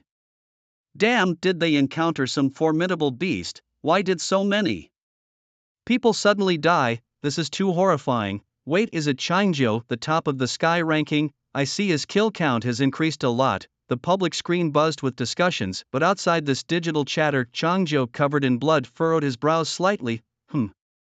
Something's not right, seems like one is missing. As he watched a player slowly sink into the mud and disappear, Changjio felt that the count was not quite what he had estimated earlier. Behind his stall, where's the twin? Having seen two people with identical appearances, Changjio had a deep impression of the twin brothers, especially since the first person he killed was one of them. However, among the players before him, there was no sign of the other twin. Crack! Suddenly, the sound of dry leaves breaking echoed from behind. Instinctively, Changjio turned his head and saw a dark-skinned player sneaking past his stall. Found you. Changjio's eyebrows relaxed and a smile curled at his lips. Don't come any closer. Realizing he had been spotted, Dongji immediately straightened up, his hand holding a golden glowing scimitar aimed at Changjio. I have a golden weapon in my hand. If you dare come closer, I'll kill you. Oh, a golden weapon? Hearing Dongji's words, Changjio's gaze shifted from his own stall where previously the sea monster's rage had hung, and indeed it was now missing. So it was you who couldn't keep your hands clean? Changjio spoke, moving 2 steps closer to Dongji. His killer mode was nearly at its end, but he still had more than enough power to deal with the player before him. Stop, don't come any closer. Dongji, having just witnessed Changjio instantly kill dozens of players, knew all too well that fleeing recklessly was futile. His only option was to threaten with the newly forged golden weapon in his hands and look for another chance to escape. However, something puzzled Dongji greatly. Previously, when he held the stone hammer, his strength attribute had increased slightly, but now with the golden weapon in hand, his attributes remained unchanged. Trying to gain without effort a bit of cunning is not enough, Changjio said, twirling his long sword as a shadow suddenly darkened his face. First you need courage. As soon as he finished speaking, a blur of red dashed up to Dongji and a warm sensation shot through his leg. In the next second, a slash opened up on Dongji's thigh. His pants, sticking to his skin, split open and blood splattered out, causing Dongji to fall to his knees. Second, you need speed. Before Dongji could even react, Changjio, who had just whisked past him, suddenly turned around, placing the cold blood-stained long sword against his neck. Lastly, you need ruthlessness. These words sealed Dongji's fate. In an instant his head fell to the ground along with the curved blade he hadn't even had the chance to use, both dropping to the ground. How dare to steal from me? Changjio chuckled and shook his head, sheathing his long sword and bending down to pick up the curved blade on the ground. However, a light screen suddenly popped up in front of him, showing the face of Jitie. No need to pick that up here. Before Changjio could react, Jitie threw the sea monster's furious scale through the screen. You. The memories of the dead flooded into Changjio's mind, reminding him of the time Jitie had swapped materials while crafting for him. This kid sneakily urged me to forge weapons for him. I saw the materials, and in this black forest I figured no other player but you could have them. So, I decided to use fake materials to fool him. Jitie said, his face showing a smug, triumphant grin. Ha, you rascal, consider this a compensation for my previous losses. Changjio pointed at Jitie through the screen and laughed. What compensation? I already compensated you when I deceived you before, Jitie retorted, rolling his eyes slightly irritated. You sure hold a grudge. No more talking, I'm off. With that, Jitie voluntarily closed the blacksmith's page. Old man, Changjio chuckled, shaking his head and looking in the direction of his dagger. He lightly moved his thoughts, cancelled the NPC roleplay state, and turned off the sharing of player locations. At the same time, the game system's prompt sounded in his ear. Killed 36 players. Due to an unknown error in the current divine tier, experience points cannot be obtained. First time killing over 20 players consecutively. Achievement unlocked. Entrance into divinity, lighting up new divinities. The new divinities lit up included Beast Power Battle Stance Rapid Arrow Shooting Golden Body Attachment Lucky Guardian Green Vine Entanglement Waters Blessing Shadow Stealth Treasure Basin Concealed Incarnation Beast Mastery Extreme Survival Breaking Geese Flying. Note: previously lit divinities not displayed here. Please check the manual panel for details.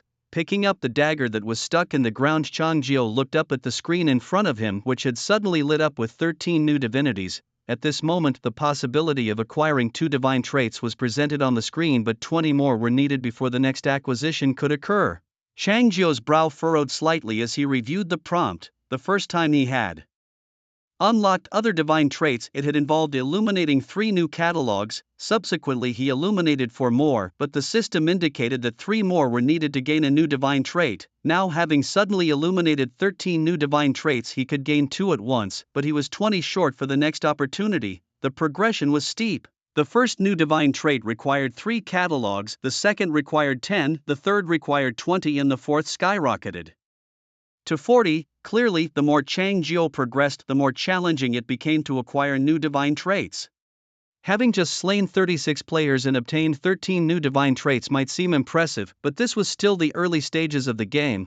With hundreds of thousands of players, many shared the same traits, and the more catalogs he illuminated, the harder it was to find new ones. Nonetheless, he could choose 2 new divine traits now. Changjio's gaze swept over the divine trait catalog, and he first selected Blood Sacrifice, a trait he had previously acquired. His primary divine trait was the cycle of rebirth, and if his analysis was correct, the more severe the injuries he sustained and the more times he died during the duration of blood sacrifice, the greater the attribute enhancement he would receive. Although Changjio was nearly invincible in the 18th realm's dark forest, ascending to the 17th realm or a higher realm might not allow him to continue dispatching foes with a single strike.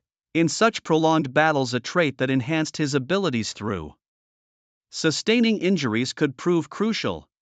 While his opponents might grow weary as the battle dragged on, every time Changjio rose after falling, he would be stronger than before. After selecting Blood Sacrifice, Changjio turned his attention to the newly acquired divine traits. Beast Force was one such trait, allowing one to take on the form of a beast, enhancing various attributes but only for a short duration and at the cost of mana and cooldown time. While mana consumption and cooldown could decrease as one ascended in divine tiers, for the current Changjio, it held little appeal. He disliked morphing into a beast for combat, confident that his dual swords could easily breach the tough hides of fierce beasts.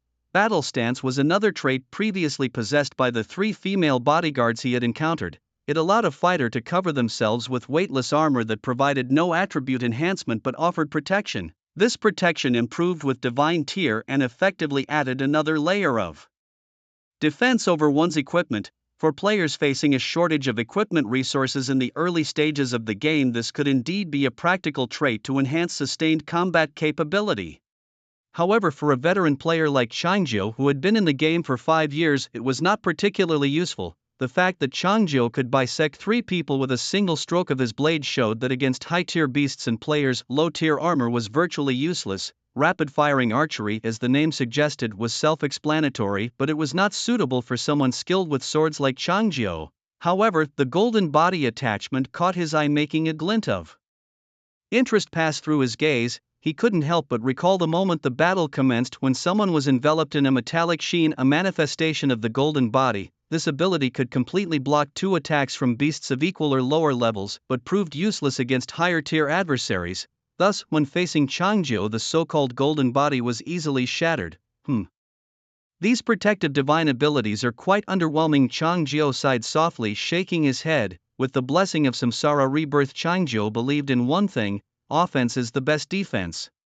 If you can fight, if defeated, resurrect and fight again. Others may defeat Changjio countless times, but he only needs to win once. His gaze then shifted to another divine ability named Lucky Guardian, which significantly increases one's luck in all aspects without any cooldown or enhancements through divine levels or accessories. Changjio murmured to himself, his eyes flickering, isn't this just a passive effect?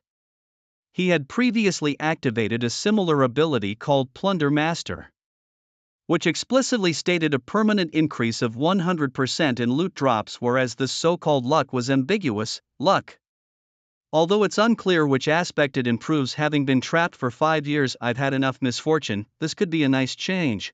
Changjio nodded slightly, then turned his attention to other new divine abilities. Green vine entanglement consumes mana to control enemies with vine tendrils. Waters of Blessing allows slow recovery of health and mana when standing in water. Shadow Stealth turns one's form ethereal, becoming a shadow without additional benefits. Treasure Basin increases gold drop from beasts. Covert Incarnation allows one to transform into any nearby object, concealing oneself. Beast Mastery, domesticate a beast as a battle companion?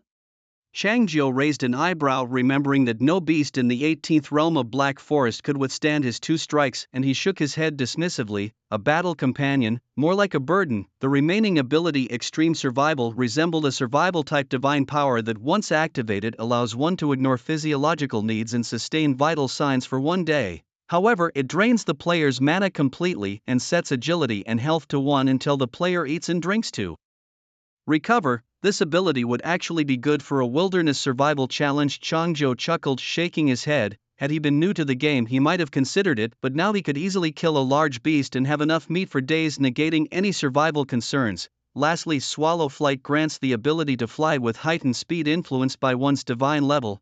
This ability was indeed valuable, particularly in the fog-enshrouded Black Forest where flight could help avoid dangers and more easily locate suitable beasts and players.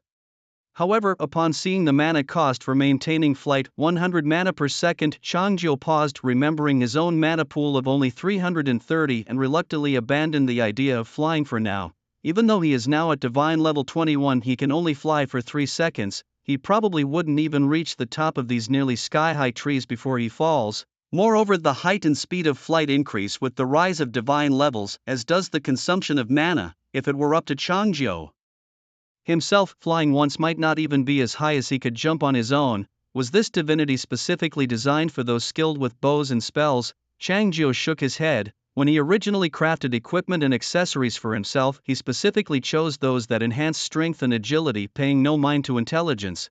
After all, having been rubbed against the ground by ferocious beasts so many times before, now that he had grown stronger, he wanted to personally press other ferocious beasts to the ground. While shooting arrows and casting spells from a distance was safe, nothing was more satisfying than the feel of fists and the sight of blood from blades. Moreover, the intelligence attribute in the game only affects mana and spell damage, not real intelligence. Even if Changjiu was a warrior, he was a thinking warrior. Lost in thought, Changjiu's gaze returned to the Lucky Guardian. After choosing the blood sacrifice earlier, he now had only 1 divinity left to choose from. The other divinities didn't offer much of an improvement for him, but this vaguely explained luck intrigued Changjiu. In such a place, it was always good to have luck on your side. With this in mind, Changjiu mentally selected the Lucky Guardian as his divinity. The selection was successful, and his current divinities included Cycle of Rebirth, Fool's Wisdom, Blood Sacrifice, and Lucky Guardian. As an NPC slaughtering player, he received double the killing count, with a real count of 36, adding up to 72, placing him first in the Sky ranking with a total of 100,089 kills and 43 kills today, exceeding today's task.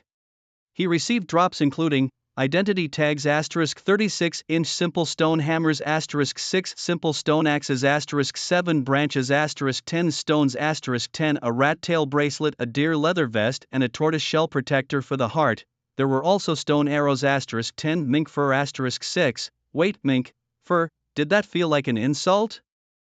Changjiu's eyes shifted, suddenly remembering the young man with bodyguards wearing a mink scarf around his neck. It looked good at the time, but on further thought, what good person would wear mink fur around their neck? With this thought, Changjiu mentally tossed out the identity tags and all the other materials he had garnered onto the ground from his inventory. If only the game had a filter function, then he wouldn't have to stuff these trivial items into his backpack. Due to his excellent performance, he received a random reward from the system, a rest day. For the next 2 days, he would not need to complete daily tasks and could enjoy any real-world delicacy. After consuming the delicacy the next day, he would receive the Vibrant Spirit buff enhancement, greatly boosting all his attributes. Ferocious beasts would actively avoid his location. Damn it, he muttered, staring at the rotating prompt on the screen. But instead of joy, a wave of sourness and anger welled up inside him. Stupid game. Have you finally found your conscience to treat me well like this? Reflecting on his primitive past, Changjiu's fists involuntarily clenched. Before mastering fire, he had consumed the raw flesh of fierce beasts to sustain his vital signs. As a modern man deprived of fried chicken burgers, cola and hot pots. He was reduced to eating raw, hairy, bloody animal meat daily. If not for his strong teeth and resilient stomach, merely eating could have killed him numerous times. Such culinary rewards might seem trivial to an ordinary middle-class family in reality, but in the game, they were significant for Changjiu and other players. After all, with hundreds of thousands of players in the game, even those who managed to complete the day's tasks by luck probably had nothing to eat or drink. Surviving one day was challenging, 2 days bearable, but after 3 or 4 days without food or drink, while constantly on guard against other players and wild beasts, even if they didn't die, their spirits were likely to break. Moreover, eating gourmet food provided reward buffs that allowed Changjiu to rest for a day and then go on a killing spree the next. Not bad at all. In a moment Changjiu's mood stabilized, and thinking about the feast he would soon have in his little cabin, his throat involuntarily swallowed. However, it wasn't time to feast yet. Having just gained the divine attribute of blood sacrifice, Changjiu decided to test his earlier analysis right there. Lost in thought, he opened his personal panel and, gripping a dagger, slashed his arm. The cold, sharp blade cut through his skin, instantly drawing blood that slowly seeped out and dripped onto the ground from his fingertips. Simultaneously, 3 values on his personal panel began to change. His strength increased from 1600 to 1610 and continued to rise slowly with each drop of blood. Agility and intelligence increased similarly.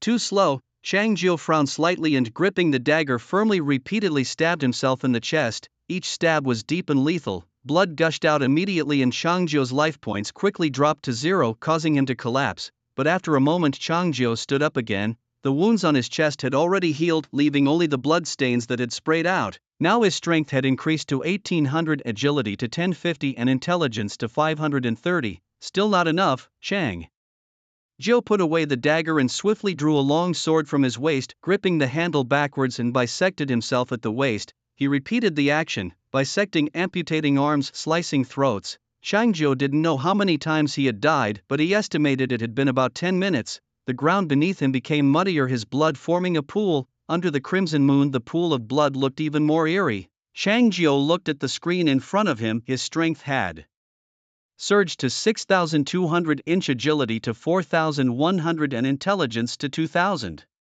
Trembling slightly in the blood pool, a near-mad smile appeared on his face. His eyes, once pitch black, were now filled with a crimson hue, as if blood might seep out the next moment. Such power, tremendous power, he murmured. Changjiu suddenly swung his long sword, and a terrifying sound akin to the roar of a ghastly demon erupted abruptly. A bloody gust of wind rose around him. In the next second, Changjiu swept his sword horizontally, and a scarlet sword chi immediately swept out. Crack! The sword chi slashed through the air, and within the blink of an eye, dozens of towering trees near Changjiu fractured and collapsed. Even the seemingly perpetual gray fog dissipated in that instant.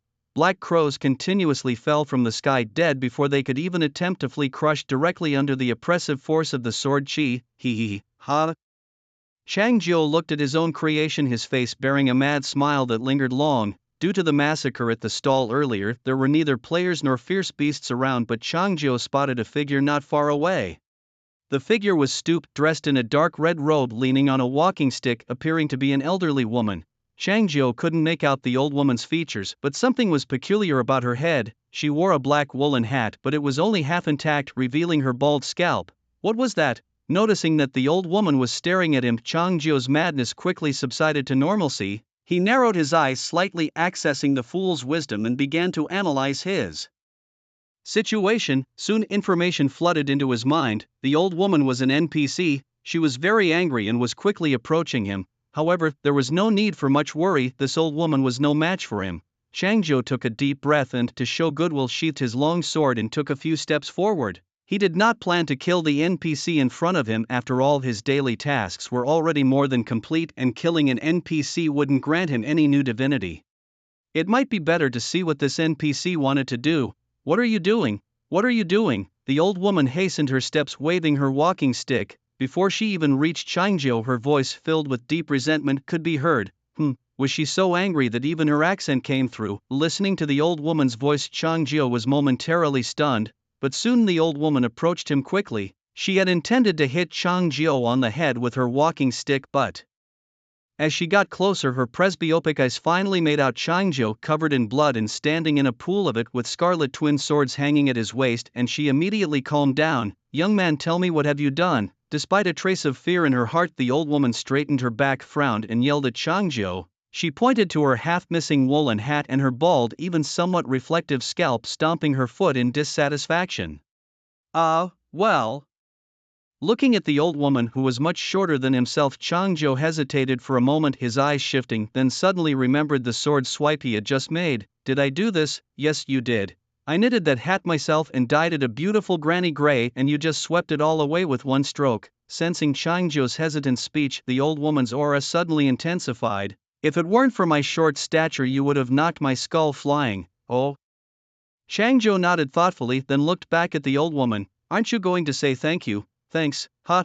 The old woman paused, taken aback by Changzhou's words. She stared directly into Changzhou's eyes, her small eyes filled with great confusion. "Me? Thank you, what else?" Changzhou raised an eyebrow and shrugged. "If I weren't tall, could you still stand so completely before me?" The old woman pondered Changzhou's words, slowly bowing her head, suddenly doubting her own life. "He swings a knife at me, I narrowly dodge, and I should thank him. That's not right, I'm the victim here." "No. I'm an NPC, a mighty level 20 NPC, and I have to apologize to a player. Is there no justice in this world? Is this what people say?" As she thought, the old woman grew angrier, just about to retort to Changzhou when suddenly a crisp sound of a sword being drawn echoed. Clang! Under the blood-red moon, the sharp blade glistened with a chilling light. "What?" Seeing the long sword glowing with a crimson light, the words the old woman was about to say were swallowed back down. As an NPC in the game, she naturally recognized the quality of the long sword in Changzhou's hand. From the moment she first saw Changzhou, she felt he was no ordinary character. Now, having confirmed the quality of the weapon and felt the chill of the blade's reflection, the old woman felt somewhat relieved that she hadn't struck Changzhou's head with her walking stick earlier. Red Godslayer level. What's a Godslayer level? Even a random dog on the street, if it bit this sword, could turn into Taro Maru. Moreover, since Changzhou possessed this Red Godslayer level weapon, his divine rank surely wouldn't be low. "What were you muttering just now?" Changzhou twirled the long sword in his hand, then bent down to pick up the mink fur he had dropped earlier. At Changzhou's offhand remark, the old woman suddenly became nervous, her eyes flickered, her throat moved involuntarily, and then she squeezed out an extremely ugly smile. "I said thank you, young man." "Oh, you're welcome." Changzhou nodded satisfactorily, the blade passing over the mink for a few times, trimming it into the size of a palm-sized pot lid. "Try this on." Before the old woman could react, Changzhou pressed the pot lid-shaped mink fur onto her bald head. "Didn't you say you dyed it granny gray? This bone ash white looks pretty good too." "Bone ash white?" The old woman trembled slightly, feeling threatened by Changzhou's words. "Right, it'll probably be this color once you're burned to ashes after death." Changzhou raised an eyebrow, suddenly extending the long sword toward the old woman. Hey, stop. Startled, the old woman retreated several steps, and the mink fur on her head fell to the ground. She thought Changzhou wanted to finish her off with one stroke, but instead he turned the blade sideways. "What are you afraid of?" Changzhou was perplexed by the old woman's reaction. "I see you lack a mirror, just look at yourself here." Oh, thank you." It took a moment for the old woman to regain her composure, and as she repeatedly expressed her thanks, she carefully bent down to pick up the trimmed mink fur from the ground and placed it on top of her head. The sharp blade had been only inches from the old woman's face, and the residual blood on it emitted a strong smell of blood, constantly assaulting her nostrils.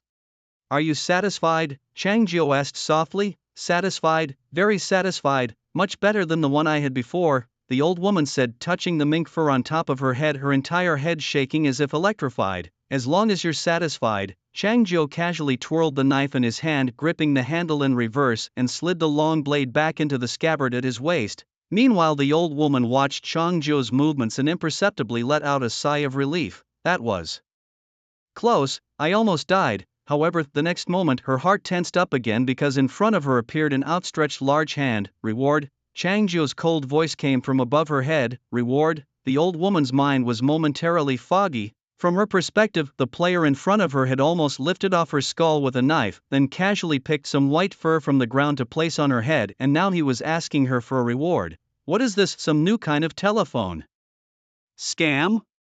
Is this guy one of those who sell health products and give away eggs in real life? "What, I completed your task and you're not giving a reward?" Seeing the old woman not moving, Changzhou raised his voice slightly, his tone mixing with a touch of impatience.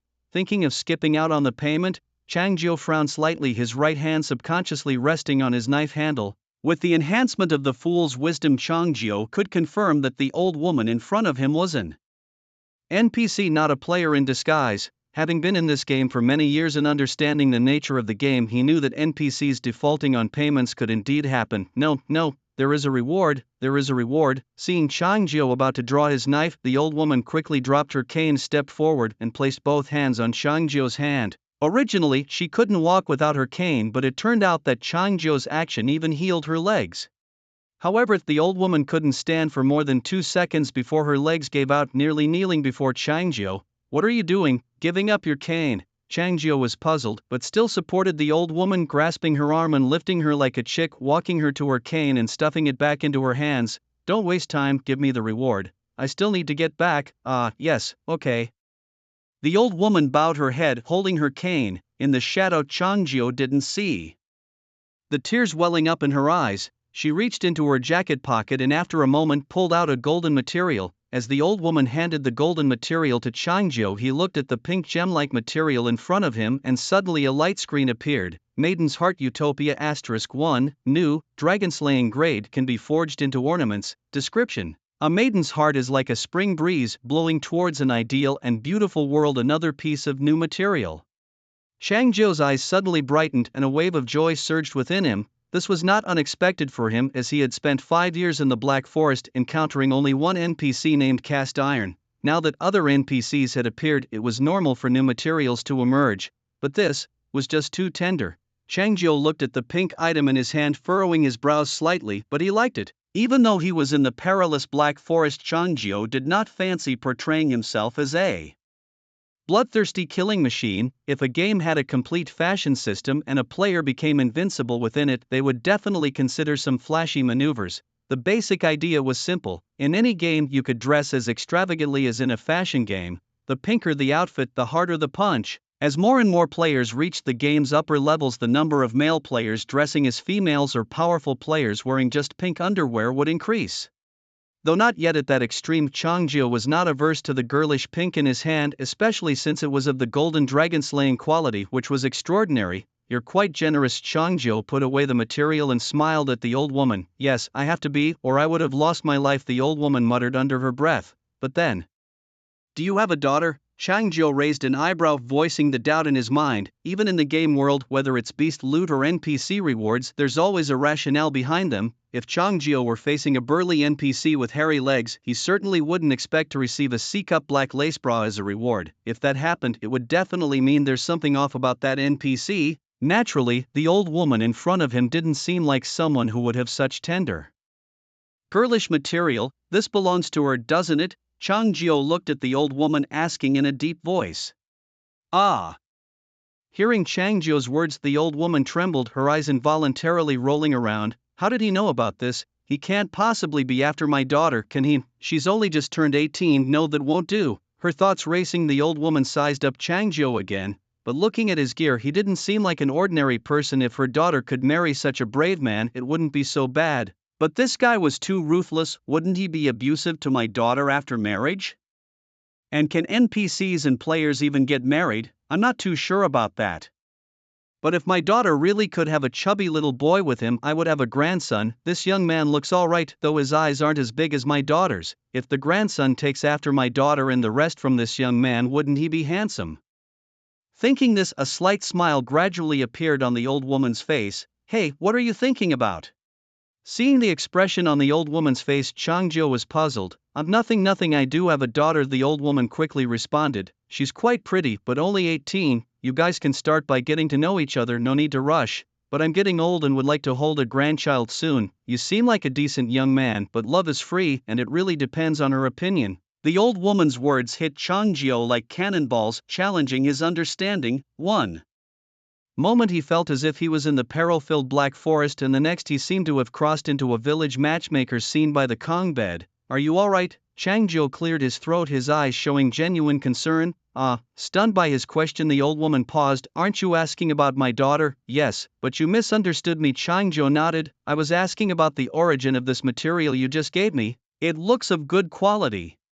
If there's a chance to meet again, remember to bring your daughter along." "Are we meeting already?" The old woman looked at Changzhou's calm demeanor, her brows furrowing slightly as a wave of emotion surged within her. Could this young man be a fickle lover, being so straightforward? Yeah, how else can I complete the task? Changzhou, growing impatient with the old woman's questioning, replied, since she has golden material, helping her complete a task next time means I could get more of it. Right, saying this, Changzhou didn't plan to waste more words with the old woman. He waved his hand dismissively and started walking towards his small cabin. What kind of NPC are you? Can't understand human language, how strange. As Changzhou walked away, gradually disappearing into the mist, the old woman finally grasped the meaning behind his words. It's not you. She suddenly looked up, ready to scold, but her vision was filled only with fog. She had thought the young man was inquiring about her daughter for marriage, but it turned out he was just trying to take advantage of them both. The more she thought about it, the angrier she got. Shaking her cane vigorously, the mink fur on her head fell to the ground. Her anger intensified as she stared at the fallen fur. What kind of people are these? Suddenly a cool breeze blew quietly from the forest and the old woman's head felt a chill. She touched her bald head, then looked down at the mink fur on the ground. What a sin!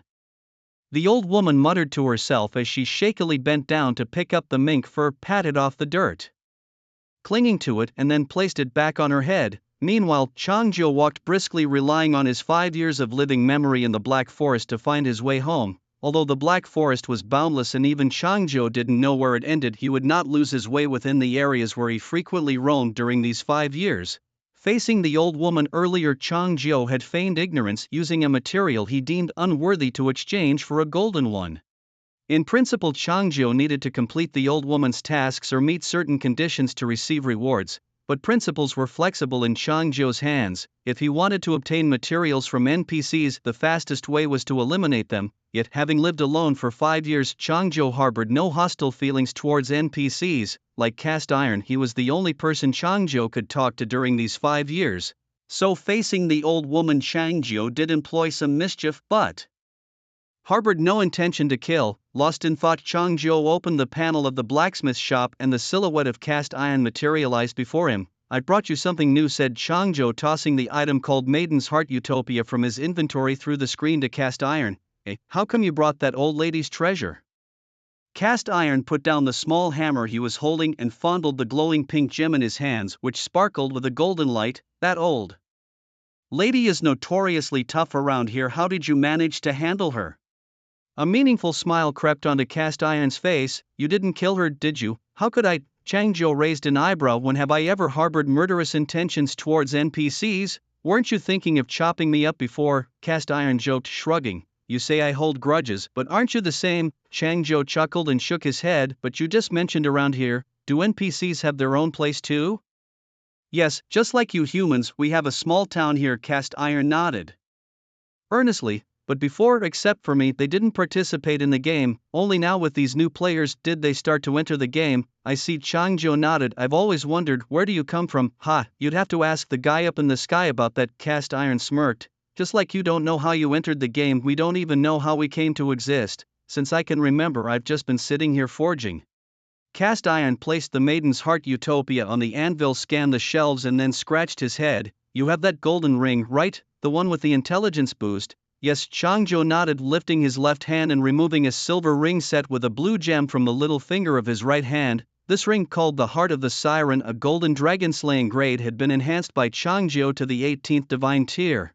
However, compared to other equipment and ornaments on Changzhou, this ring only provided an additional 100 points of intelligence. For Changzhou, who excelled in close combat, this ring was quite ordinary and not of much use. In the Black Forest, there was an endless freshwater lake known as Blue Lake. The lake was abundant in fish and shrimp, and it also had lurking sea sirens. Initially, Changzhou died many times of thirst in the Black Forest. After searching everywhere, he finally found this freshwater lake. Just as he approached the shore to drink some water, a 17th tier Blue Lake siren emerged from the depths and dragged him into the lake, swallowing him whole.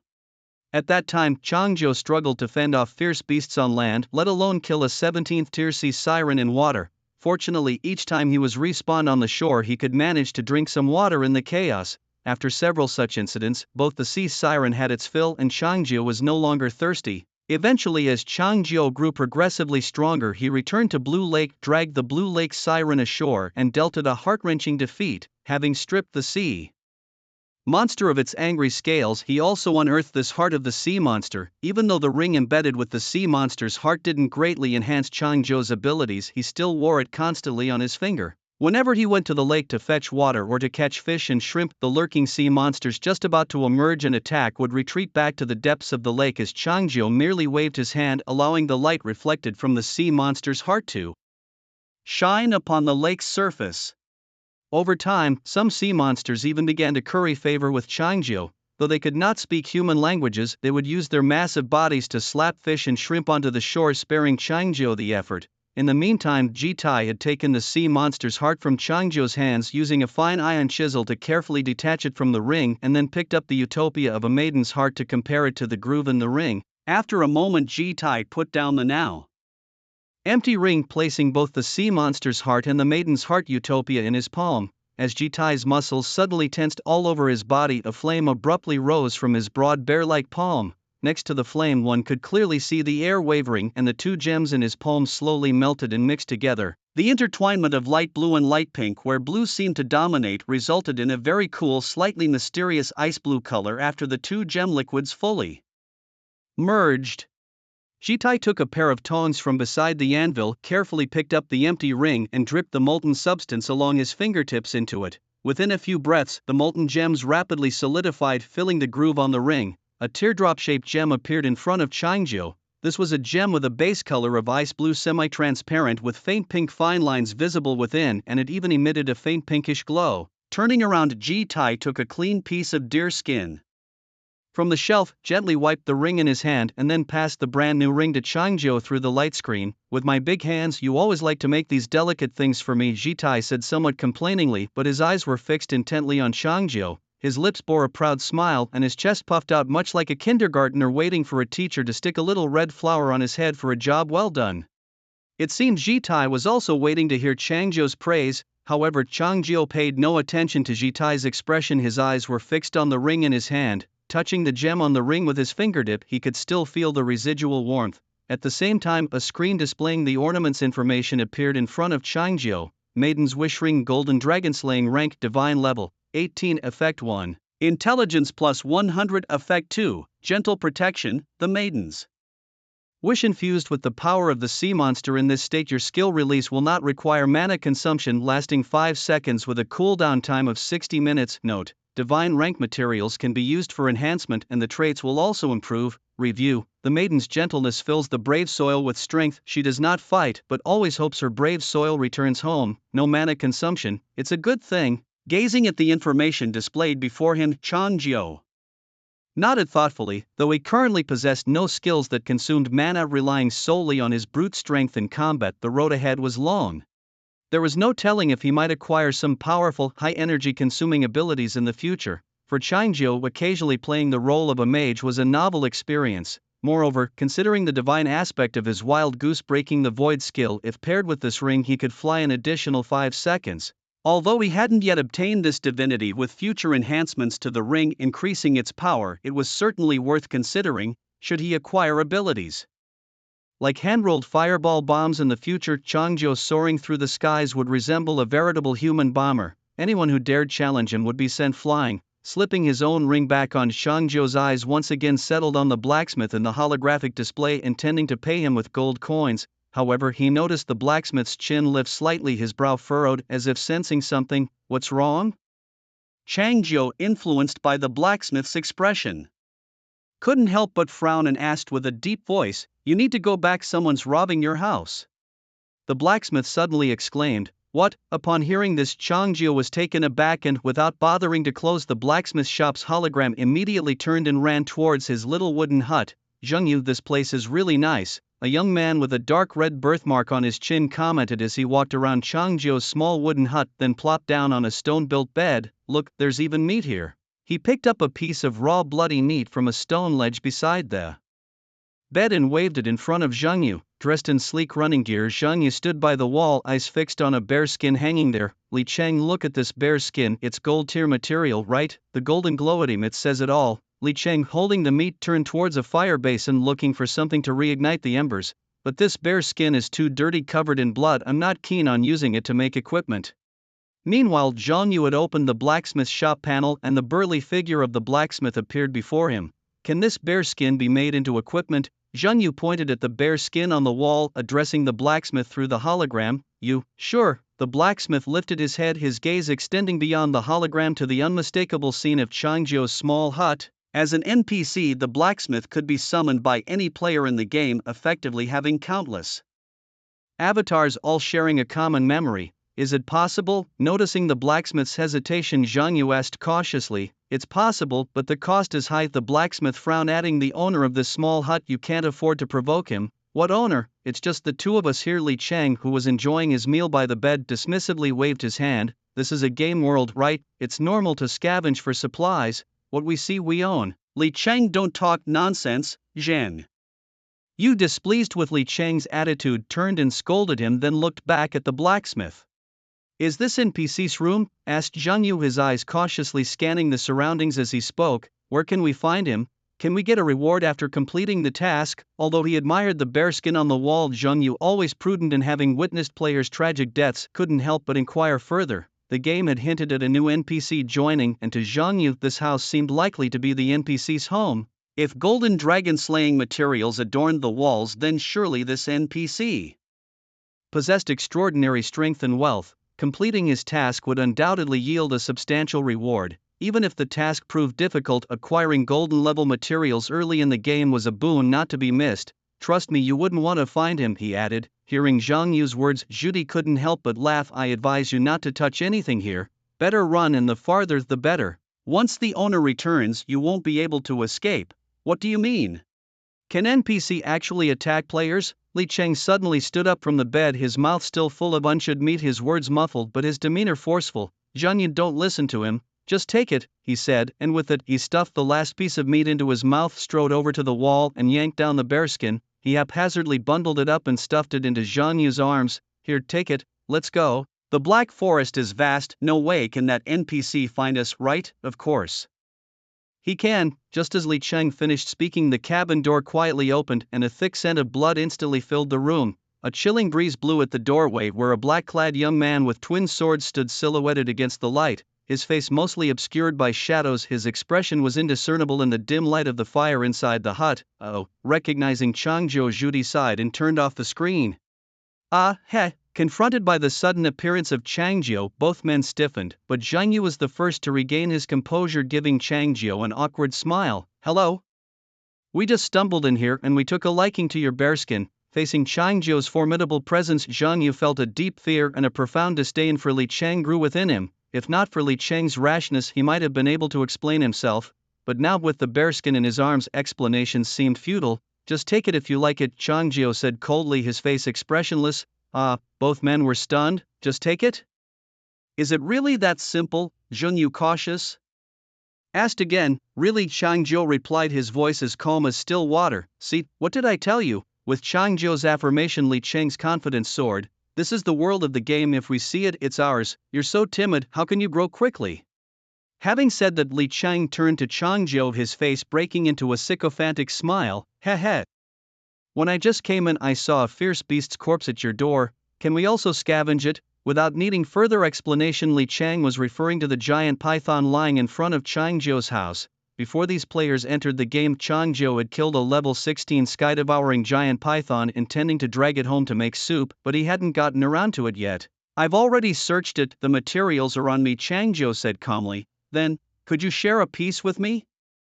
Li Chang raised his eyebrows, tentatively asking. Li Chang. Zhang Yu frowned upon hearing Li Chang's words, reaching out to pinch Li Chang's arm. Don't be too excessive. How is that excessive? You agreed to give him the bear skin, you've got the good stuff and I don't have anything. Li Chang frowned, dissatisfied, shrugging off Zhang Yu and looking back at Changzhou with a sycophantic smile restored. Just one piece, just one, I'm not greedy. Okay. Changzhou nodded, took a deep breath and quietly drew the long knife from his waist. You can have everything, but I have one condition. A condition? Both Zhang Yu and Li Chang's eyes darted around, more convinced of their initial thought. The young man in black in front of them was definitely a game NPC. Although he could generously offer materials to players, he also required them to fulfill certain conditions and tasks. But this did not frighten Zhang Yu and Li Chang. For the cautious Zhang Yu, a gift without reason would make him feel uneasy. Only after completing the NPC's task could he rightfully take the materials. Li Chang was not overly concerned either. If the condition was simple, he could easily obtain high-grade materials. If it was too difficult, he could simply refuse. Why not try? A bicycle might turn into a motorcycle. What's the condition? After a moment of thought, Zhang Yu and Li Chang both looked up at Chang Jiao. Step outside, Chang Jiao instructed as he stepped back half a step, clearing the doorway. Although Chang Jiao could easily defeat the two men fighting in the cramped little wooden hut might damage some furniture, this hut was painstakingly constructed by Chang Jiao, and although the furniture was rudimentary, it was also painstakingly sourced and crafted by him. If the hut was damaged just because of these two, even killing them 100 times wouldn't be satisfying. As the two stepped out of the hut, Chang Jiao swung his long knife, pointing towards a large tree looming in the mist not far away. See the tree? Yes, we see it. Zhang Yu and Li Chang were not frightened by the cold gleam of the blade. Instead, they were eager, anticipating the NPC task from Chang Jiao. I'll count to 3 and you run towards the tree. Chang Jiao turned back to them and said coldly, as long as you make it to that tree, you can take whatever you want here. Huh, that's simple. Hearing Chang Jiao's task condition, Li Chang raised an eyebrow, immediately spreading his feet apart, bending slightly forward, ready to start running. Seeing the situation, Zhang Yu, though puzzled, had no time to think more. After all, in a large forest any sort of NPC could exist. He quickly set aside the bear skin and, following Li Chang's lead, bent down as well.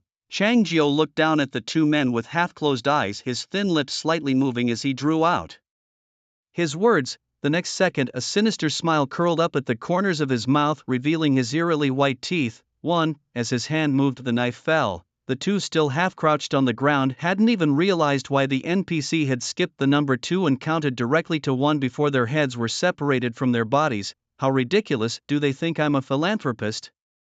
Chang Jiao muttered as he sheathed his blade and raised an eyebrow. Taking whatever they like, thinking they can get it for free here?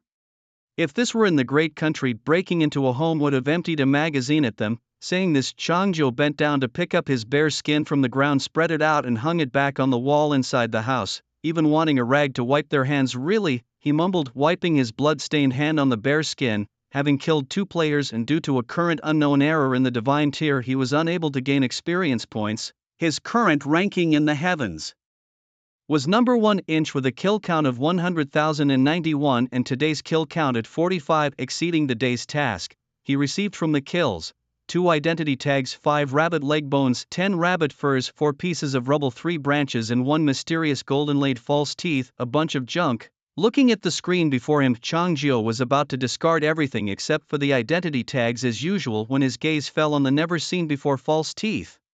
Wait, golden-laid false teeth? A thought prompted a line of description to appear in the material bar. Mysterious golden-laid false teeth, quest item. Apparently, some careless person spat out their false teeth while cursing at someone else. They must be very anxious to get them back. If you can return the teeth to their rightful owner, you might receive a substantial reward. Note: the old leeks stuffed in the gaps of the teeth could provide some clues to find the owner. Old leeks? Chang Jiao frowned as he looked at the description on the screen and instinctively licked his own teeth, relieved to find no old food stuck there. These two were quite lucky to have picked up an NPC's quest. Chang Jiao murmured softly, his gaze subconsciously shifting towards the door where the 2 players he had just killed had already vanished from the game. A reward could be worth trying for. Chang Jiao stroked his chin thoughtfully. Although he had most of the beast's drop materials in this dark forest, he had never received a reward from an NPC in the game before.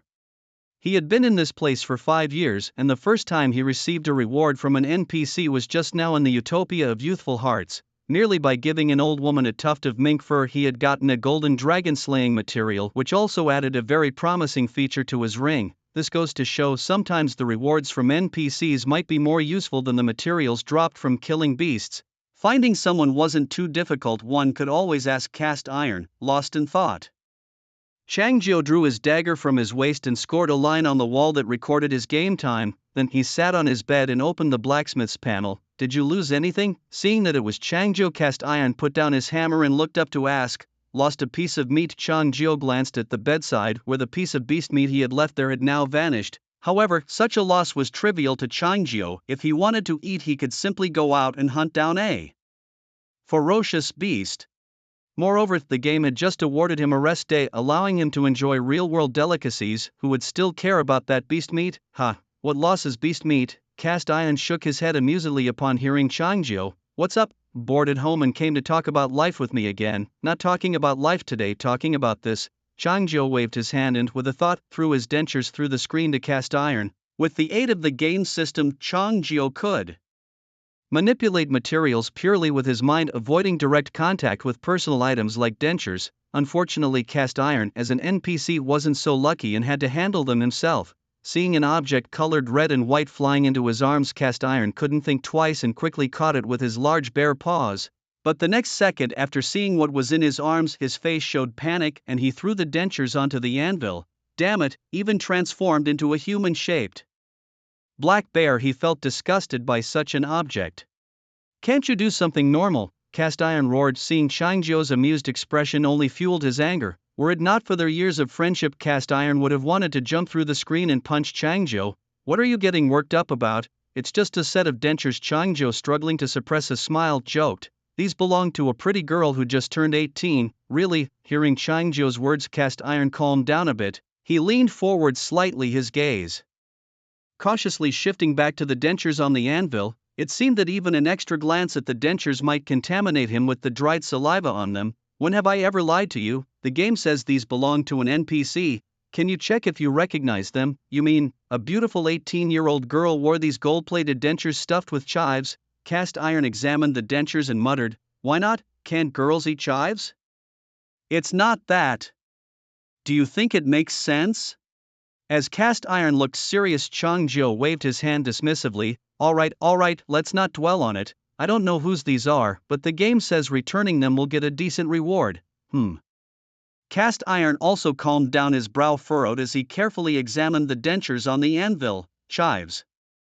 Suddenly a gleam flashed in his iron-cast eyes. I remember old Manyu's backyard seemed to be planted with chives. Who is old Manyu? Changjiu had no recollection of Taizhu ever mentioning this person before. It's the old lady you just met, her husband, explained Taizhu. He deals with medicinal herbs around here, but it seems he's not very good at it. Usually he just likes to eat chives to boost his health. Listening to Taizhu, Changjiu's mouth twitched slightly, thinking back to the old woman mentioning she had an 18-year-old daughter born to an old man. Who says this old man isn't capable? This old man is too capable. Can you find him? Changjiu looked up and asked. He should be in the Black Forest right now. Might be hard to find. Taizhu frowned slightly. But he's usually with his wife, and since you've seen the old lady, the old man shouldn't be too far from her. I see. Changjiu nodded thoughtfully, recalling the place where he had encountered the old woman. It wasn't too far from his own cabin. Based on his perception of time over these 5 years, there was still some time before the blood moon ended. If he went now, he might make it back before the blood moon was over. Then I'll go now. With that thought, Changjiu closed the blacksmith shop panel and once again left his little cabin. Although it was a rest day and the food provided was very tempting, now that there was an NPC reward available, he thought it better to claim it first and then return home to enjoy it in peace. Moreover, on a rest day he could avoid his daily killing task, allowing him, if he wished, to peacefully lie at home all day. Running along, Changjiu did not encounter any beasts or other players. Perhaps because he had previously played the NPC, he had basically killed off the players nearby, and with the appearance of the Ghostface Mountain Lord, there were also fewer beasts around. Soon Changjiu arrived at the place where he had met the old woman earlier. Since a day hadn't passed, the scenery of the Black Forest hadn't refreshed and the trees were still in the state Changjiu had cut them in half. Which direction might she have gone? Changjiu stood facing the bare forest, his brow furrowing, murmuring inwardly. He remembered the old woman using a walking stick. Her legs probably weren't very convenient. Naturally, she wouldn't head towards the direction with lots of broken trees. After all, no one would unnecessarily trouble themselves. On his way here, Changjiu hadn't seen the old woman.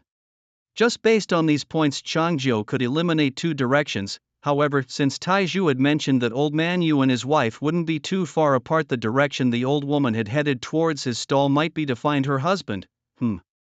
Maybe behind. Changjiu turned around, facing the direction where his stall had been earlier. In the misty haze, no figures could be seen. Let's look over there. With that thought, Changjiu lifted his feet and dashed towards the direction he had deduced. Old lady. In the Black Forest, a skinny old man carrying a bamboo basket almost as tall as a man was shouting around with his neck raised. Where did this old lady go? The old man chose a flat spot to stop, slightly squatted down to unload his bamboo basket, stretched his arms and then sat down leaning against the basket. He reached into the basket and pulled out a bunch of fresh chives still caked with mud. Oh, this is exhausting, he muttered while panting heavily and started to eat the chives. Just as he was about to chew, the chives only met his shrunken gums. Tui, get out. Just like they entered, the chives came out, only now with less mud, which stayed in the old man's mouth. Sigh. Lost my wife, lost my dentures, what an ordeal. Shaking his head, he smoothed out the chives in his hand, then tore them apart and stuffed them into his mouth. Old man, just as he was trying to rejuvenate himself with chives, a familiar voice suddenly came from behind. Ha, my wife. Hearing his spouse's call, the old man quickly stuffed the remaining chives into his mouth and struggled to his feet. In his sight, a hunched figure with a cane slowly emerged from the mist. The cane, the height, looks like my spouse. The old man squinted his presbyopic eyes, carefully examining the approaching figure. The clothes are right, the hat. In the mist, he clearly saw a tuft of white hair on the newcomer's head. The tuft of white hair bounced with each step, covering one side of the head, then the other. The uncovered side of the head even shone faintly under the dim light of a blood moon. Old man, where are you? The old woman stretched her neck and shouted loudly, and suddenly saw the familiar bamboo basket and her spouse standing beside it. Old man, old man. Seeing her husband, the old woman immediately became excited. The grievances and hardships she had just endured all surged to her heart, even causing her eyes to redden. Meanwhile, Mr. Yu gazed at the white-haired woman shouting for him in the distance, and a surge of emotion unexpectedly welled up inside him. That white hair, Mr. Yu's eyes sparkled for a moment but then faded. But would my spouse agree, old man? In the midst of Mr. Yu's daydream, the old woman had already limped up to him. She leaned her cane against the bamboo basket and directly reached out to embrace Mr. Yu. Old man, there's a young man who bullied me. Is it so straightforward? Mr. Yu was somewhat stunned by the old woman's sudden action. He hadn't seen the white-haired woman's face clearly, feeling only a dampness on his chest, and the tuft of white hair he adored was now right in front of him. Oh my, it's like spring has come to the old tree. Mr. Yu's face showed a look of enjoyment and he immediately opened his arms to hold the old woman tightly. Old man, that young man shaved my head, almost flipped my skull open. You must avenge me. No matter how the old woman cried and shouted, Old man Yu did not listen, completely immersed in his own world. Don't worry, big sister, I'll go back and talk to my wife and daughter. The four of us can make do. Hearing Old man Yu's words, the old woman was momentarily stunned, quickly analyzing the content of his speech. Suddenly, she raised her head, her tear-filled eyes suddenly flashing with a cold light. You old fool, what are you thinking? She grabbed the walking stick beside her and was about to smash it down on Old man Yu. Meanwhile, because of her vigorous movement, her mink hair also fell to the ground, revealing her bald head in front of Old man Yu. Old partner? Old man Yu, shocked, didn't even manage to dodge the incoming walking stick, unable to believe that just a second ago the white-haired girl was in his arms and the next his fierce old partner appeared. Bang! The walking stick struck Old man Yu's waist with a dull thud. Ouch! Old man Yu instantly felt the pain and clutched at his waist. I'll kill you, you old fool. What were you thinking just now? Old man Yu pretended to run, but the old woman relentlessly pursued him, still swinging the walking stick at him. He fled. She chased his waist, had no wings to escape. Suddenly, amidst the haze, a cold voice emerged. Following that, a young man dressed in black slowly walked out of the mist. Could you pause for a moment? Hearing this, the old woman and Old man Yu both turned their heads in surprise towards the newcomer. You dare to come back? Recognizing the newcomer as Changzhou, the old woman immediately shouted angrily, no longer chasing Old man Yu but pointing her walking stick at Changzhou. Partner, it's him. Him? What about him? Old man Yu, still clutching his waist, asked confusedly. It's him. He made my hair like this and even put a white fur on me. The old woman pointed at her bald head and then at the mink fur lying on the ground. My specially dyed granny gray is gone. White fur. Following the old woman's pointing finger, Old man Yu glanced at the mink fur on the ground, then looked at Changzhou. So it was you who did this? Yes, it was this youngster. The old woman said angrily. Oh dear, oh dear. Unexpectedly, a smile suddenly appeared on Old man Yu's face, and he extended his hand, now not clutching his waist, and quickly walked up to Changzhou, grabbing his hand. Young man, thank you, not I. Changzhou was a bit bewildered by Old man Yu's reaction, having just been ready to draw his sword a second ago and now suddenly being vigorously thanked. In the distance, the old woman, seeing this, was also startled. Why are you thanking him? He made my hair disappear. He almost lifted off my skull. The old woman angrily stomped her foot, continually tapping her walking stick. "Shut up!"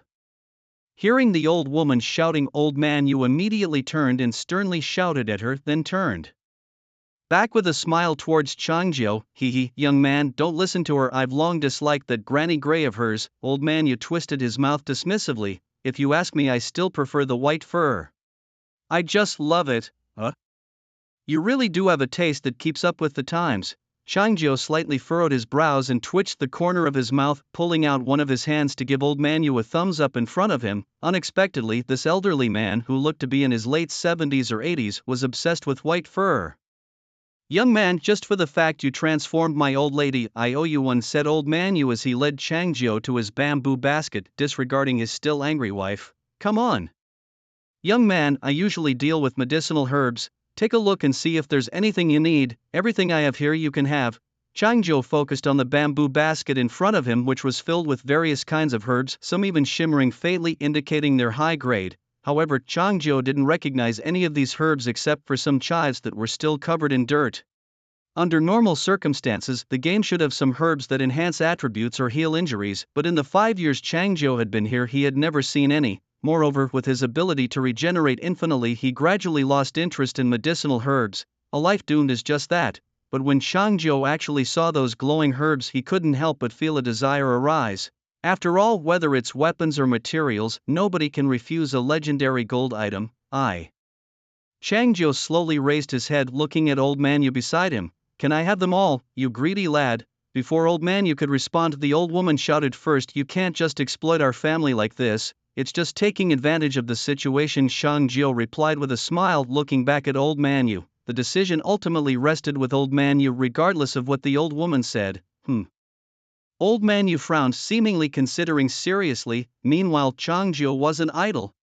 He stepped to the side, picked up a tuft of white mink fur from the ground and casually placed it on the old woman's bald head. Watching his actions, the old woman instinctively wanted to resist, but Changjiu swiftly shifted his body to the side, flashing the sheath of his knife, which emitted a faint crimson glow, in front of the old woman. Seeing this, the old woman's throat moved imperceptibly, and though she initially wanted to throw the mink fur furiously to the ground, she just raised her hand and adjusted it properly instead. "Look, old man, how good does our old lady look with this little white fur, just like she's 40 years younger." Once the old woman had adjusted the fur, Changjiu immediately leaned closer to Old Man Yu and said with a smile. From Old Man Yu's words and behavior, it was clear that he was quite taken with the white fur, and Changjiu certainly wasn't going to miss such a good opportunity. "Just a basket of herbs, what's there to hold back on? Just a basket. Do you know how many rare golden herbs are in there?" As the knife moved away from her, the old woman's tone rose a few notches. Changjiu ignored the old woman and continued to stick close to Old Man Yu. "Old man, our old lady wearing this white fur has rejuvenated by 40 years. Trading a basket of herbs for your second spring, you're making a huge profit here, you." Upon hearing Changjiu's words, the elderly woman instinctively wanted to retort, but then came to her senses. 40 years younger. She reached up to touch the mink fur on her head, muttering to herself. She was initially skeptical, but recalling her husband's reaction upon seeing her just now, she suddenly believed Changjiu's words wholeheartedly. After all, she was now old and faded, and her husband hadn't touched her in a long time. Yes, At this moment, Old Master Yu also regained his composure. He glanced at his white-haired spouse and a smile crept across his lips. "All right, young man, this basket of medicinal herbs is yours." Old Master Yu pushed the bamboo basket towards Changjiu. "The golden ones in here are top-notch medicinal herbs. Their effects are extraordinary. I advise you to find a place to plant them for a steady benefit." All right. Changjiu nodded to Grandpa. "Are these herbs to be consumed directly?" To eat them directly would be a waste of heaven's gifts." Old Master Yu raised an eyebrow. "I heard that after today the game will unlock the potion-making section for you guys. Then you can find my beloved daughter and she can turn these herbs into pills. If you're ever short on supplies, you can also buy directly from her." Potion-making section. Changjiu murmured softly. "With this new player coming in, quite a few new things have emerged. So it turns out I've been playing a beta version for the past 5 years. As he thought, Changjiu opened his own inventory and stuffed all kinds of herbs from the basket into it.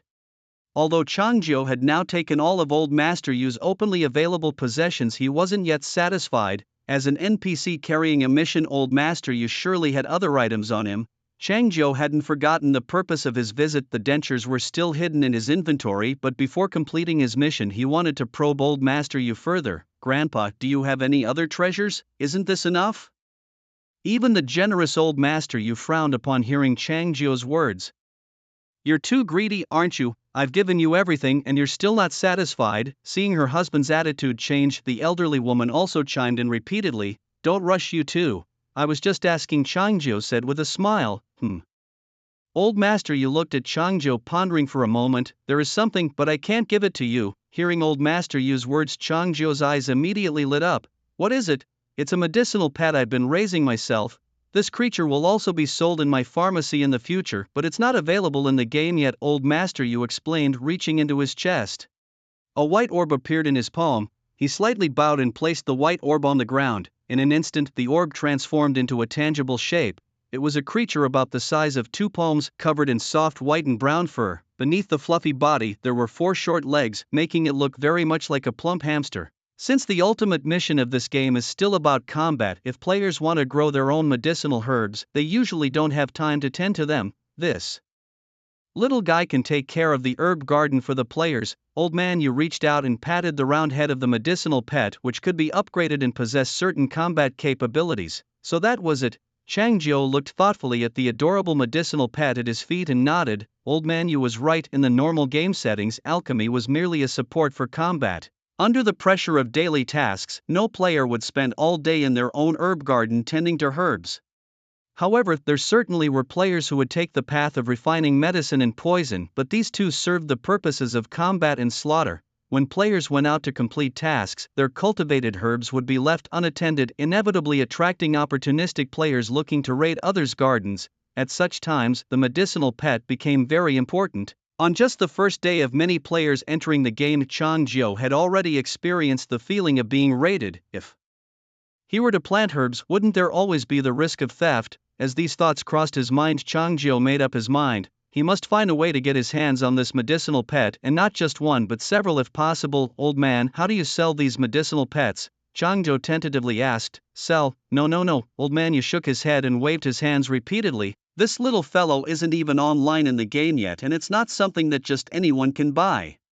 Even when it does go on sale online, it will be in limited quantities and you'll have to compete in auctions and have enough gold coins." Old Man Yu spoke with pride. "I'm counting on this little fellow to save up a dowry for my daughter." Limited auction. Hearing Old Man Yu's words, Chang Jiu frowned. Even though he was not short of gold coins, by the time the medicinal pet was available online, he wouldn't have the time to sit around waiting for auctions. If Chang Jiu wanted to quickly acquire the medicinal pet in front of him, the most direct method would be to kill the 2 NPCs before him.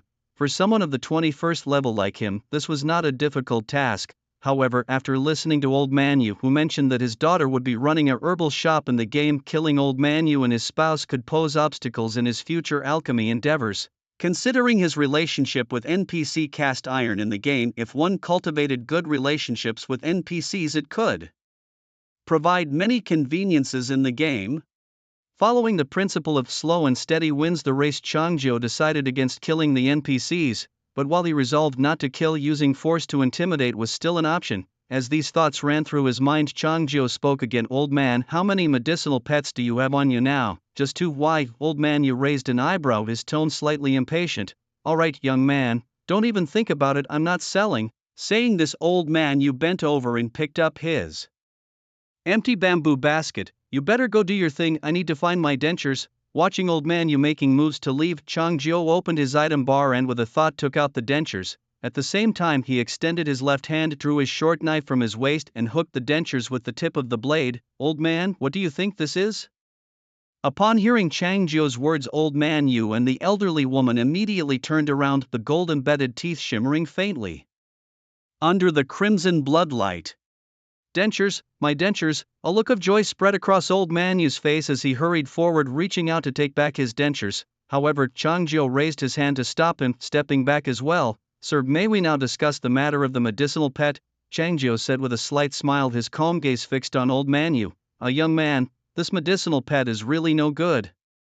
Even if you complete my task, all I can offer you are some herbs." Old Man Yu softened his tone as he saw that Changjiu was not willing to easily return his dentures. How about this, young man? You give me back my dentures and I'll find you some better herbs. I can buy my own herbs. If you want these dentures back, you'll have to trade the medicinal pet for them. Hey, you young man. Hearing Changjiu's words, the elderly woman was the first to raise her walking stick, pointing it at Changjiu.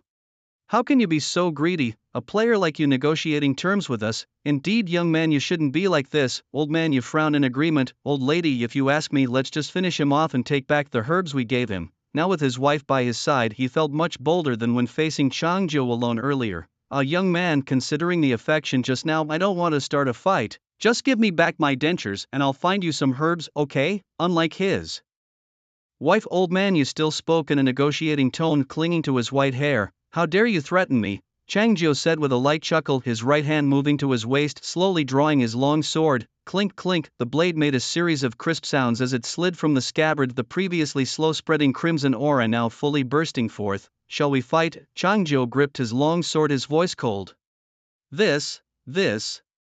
As the crimson caught their eyes, old man Yu's figure froze. His attention had been entirely on the white hair on his wife's head and hadn't noticed Changjiu's red god-slaying great weapon. However, the old woman was clearly prepared. She didn't show fear but stepped forward instead. You young man, don't threaten us with that weapon. We are both level 20 characters, she shouted, using her walking stick to point at Changjiu. The game has just begun. Even if you have a good weapon, how strong can you be? It just begun, that's for others. Changjiu shook his head with a smile, his thoughts stirring as he opened his blacksmith shop panel. The iron figure of cast iron suddenly appeared before old man Yu and the elderly woman. You all are here. Seeing a familiar figure, Cast Iron put down his small hammer and looked up. Cast Iron, please tell them who I am, eh? Hearing Changjiu's words, Cast Iron was momentarily stunned, but upon seeing the blood-tinged long sword, he immediately understood Changjiu's intent. Old man, I advise you not to provoke him, Cast Iron said gravely. In fact, standing before you is the number one on the heavenly list with a kill count of 100,000, clad in golden dragon-slaying gear, wielding a god-slaying sword made from his own ribs, and who has nearly wiped out the fierce beasts in the Black Forest over 5 years of gameplay. The most crucial point is that he won't die, but you will. What? As soon as the words left Iron NPC's lips, old you and the elderly woman immediately widened their eyes. Had these words come from Changjiu himself, they might not have believed him, but coming from the Iron NPC, the words seemed utterly credible. Are you still planning to make a move? Changjiu turned off the blacksmith shop interface, gently rotated the long sword in his hand, and quietly took a step forward. This movement frightened old Yu and the elderly woman so much that they stepped back immediately, and even the little medicinal pet following by old Yu's side shrunk into a ball. No. The previously aggressive elderly woman suddenly lowered her cane that was pointed at Changjiu, and old Yu waved his hands repeatedly. Young man, let's talk this over. So, what about this medicinal pet? Changjiu pointed the tip of his long sword towards the pet not far away. Though the curled-up medicinal pet couldn't see the blade of Changjiu's sword, it seemed to feel the terrifying aura emanating from it, shivering all over and making whimpering sounds. Let's talk. Let's talk. Old Yu's face stiffened, but he quickly squeezed out an ugly, ingratiating smile. If you want to take it, it's yours. Saying so, old Yu even stretched out a foot and gently nudged the medicinal pet at his feet. And the other one? Changjiu asked in a cold voice, clearly not satisfied. Isn't one enough? Hearing Changjiu's words, old Yu suddenly raised his head, a fleeting look of annoyance flashing in his eyes. Changjiu didn't respond, merely continuing to stare at old Yu. Sighing after a moment, old Yu sighed helplessly. For the sake of a couple of medicinal pets and his daughter's dowry, it really wasn't worth risking his life. Reaching into his coat pocket just like before, he took out another white glowing orb and placed it on the ground. In a few breaths, the orb transformed into another white and brown medicinal pet. The newly appeared pet seemed unaware of the tense atmosphere, curiously circling around the feet of old Yu and the elderly woman, even sniffing the pet that was curled up. Just as it was about to run towards Changjiu, it looked up and saw the long sword hanging overhead. The little medicinal pet was instantly frightened, its 4 short legs abruptly pulling and shrinking as well. Having retrieved his 2 medicinal pets, old Yu clasped his hands in front of him, looking like a child who had done something wrong. That's more like it. Changjiu nodded in satisfaction, flicked the short knife in his left hand, and returned the hooked false teeth to old Yu. My false teeth, my false teeth. Olju took the false teeth, inspected them closely, a flicker of joy in his eyes, then wiped them on his shirt and directly stuffed them into his mouth. Young man, can we go now? The elderly woman next to him still seemed a bit afraid of Changjio and tentatively asked, You may go. To Changjio shoot his long sword and waved his hand dismissively at the two NPCs. Yes, yes. Upon hearing Changjio's consent, the elderly woman quickly turned around using her cane, her not-so-agile legs. Suddenly moving quite swiftly, Olju also hurriedly picked up his bamboo basket and followed the woman's steps. Only the two still curled-up medicinal pets remained where they were, watching the somewhat desolate figures of Olju and the elderly woman. Changjio's brows slightly furrowed. Suddenly he called out, Wait! At his words, both Olju and the woman paused, clearly startled by Changjio's sudden interjection. Quickly catching up to them, Changjio opened his gaming system and withdrew 10,000 gold coins from his account, which contained millions. The shimmering coins immediately lit up the weathered faces of the elderly couple and their dim eyes sparkled with life. I don't want you to suffer too much loss in our future dealings. Consider this compensation, Changjio said, as he effortlessly placed the coins into the empty bamboo basket on Olju's back. The sudden weight of the coins almost made Olju lose his balance, nearly causing him to kneel before Changjio on the spot. Thinking her husband was about to bow down, the elderly woman also bent over, ready to kneel. Their once straight backs were now bending under the physical and financial pressure exerted by Changjio. However, Changjio quickly steadied the two NPCs. To him, 10,000 gold coins were not a significant amount when he faced fierce beasts. A single strike would yield more than this sum. His intention was merely to spend a little money to alter the elderly couple's impression of him, especially since he had practically stripped these two NPCs of their assets earlier. If he left them with nothing, future encounters in business would be awkward. Thank you, young man. Olju, supported by Changjio, felt the heavy coins on his back and his expression brightened from cloudy to sunny. Thank you, young man. The elderly woman, who had initially disapproved of Changjio, now beamed with joy, nodding her head vigorously in gratitude. All right, I must be going. Changjio waved his hand and picked up two medicinal pets from the ground. Just make sure to give me a good deal at your shop in the future. Of course. Olju nodded repeatedly, watching Changjio disappear into the mist with his wife. This young man, truly a fine figure of talent. Olju continued to praise even after Changjio had vanished. Exactly, handsome, capable and wealthy. If only our daughter could find someone like him. Having returned to his small cabin, Changjio felt a joy he hadn't experienced in a long time. This joy stemmed from new players and materials and partly from new NPCs. After 5 years of solitary gameplay accompanied only by the glow of the screen and the constant killing, facing the same bare face had become monotonous. Now, with new NPCs joining, although he had nearly stripped them bare, Changjio bore no malice towards them. Killing players was a part of the game rules, a necessity for survival. Interacting with NPCs was an emotional investment and a way to strengthen his own powers. In another sense, over these 5 years, Changjio had enriched his forge with his killings and equipment crafting. Now, as the game officially began, the forge provided Changjio with conveniences other players could only dream of. Lost in thought, Changjio sat down beside his bed and placed the two medicinal pets he was holding onto the bed. He pulled over the brazier in front of him towards the bed. The warm glow of the fire immediately lit up the two medicinal pets, which had been curled up and now slowly stretched out their plump bodies. Their fear of Changjio seemed to have lessened compared to earlier. With their large eyes shining like stars, they curiously gazed at the young boy in front of them. Changjio reached out to gently stroke one of the pets, only for the other one, seemingly jealous, to nudge Changjio's hand and made cooing sounds in a spoiled manner. Aren't they just adorable? Can they really guard the home? Changjio murmured with a smile, his thoughts fluttering as he activated his game system. To his surprise, next to his previously solitary personal panel, there was now a new section marked Pets. Curious, Changjio accessed his pet interface with a light thought. Simultaneously, the information about the two medicinal pets appeared before his eyes. Name: Medicinal Pet 1, 1 name change remaining. Grade: Tier 1 Health, 100 Strength, 5 Agility, 5 Intelligence, 5 Equipment, none skills. Puffball charge, rolls into a ball towards the enemy, causing damage equal to Strength *1 inch with a chance to reduce its own health by 10. Comment: it started working before it was even a month old, huh?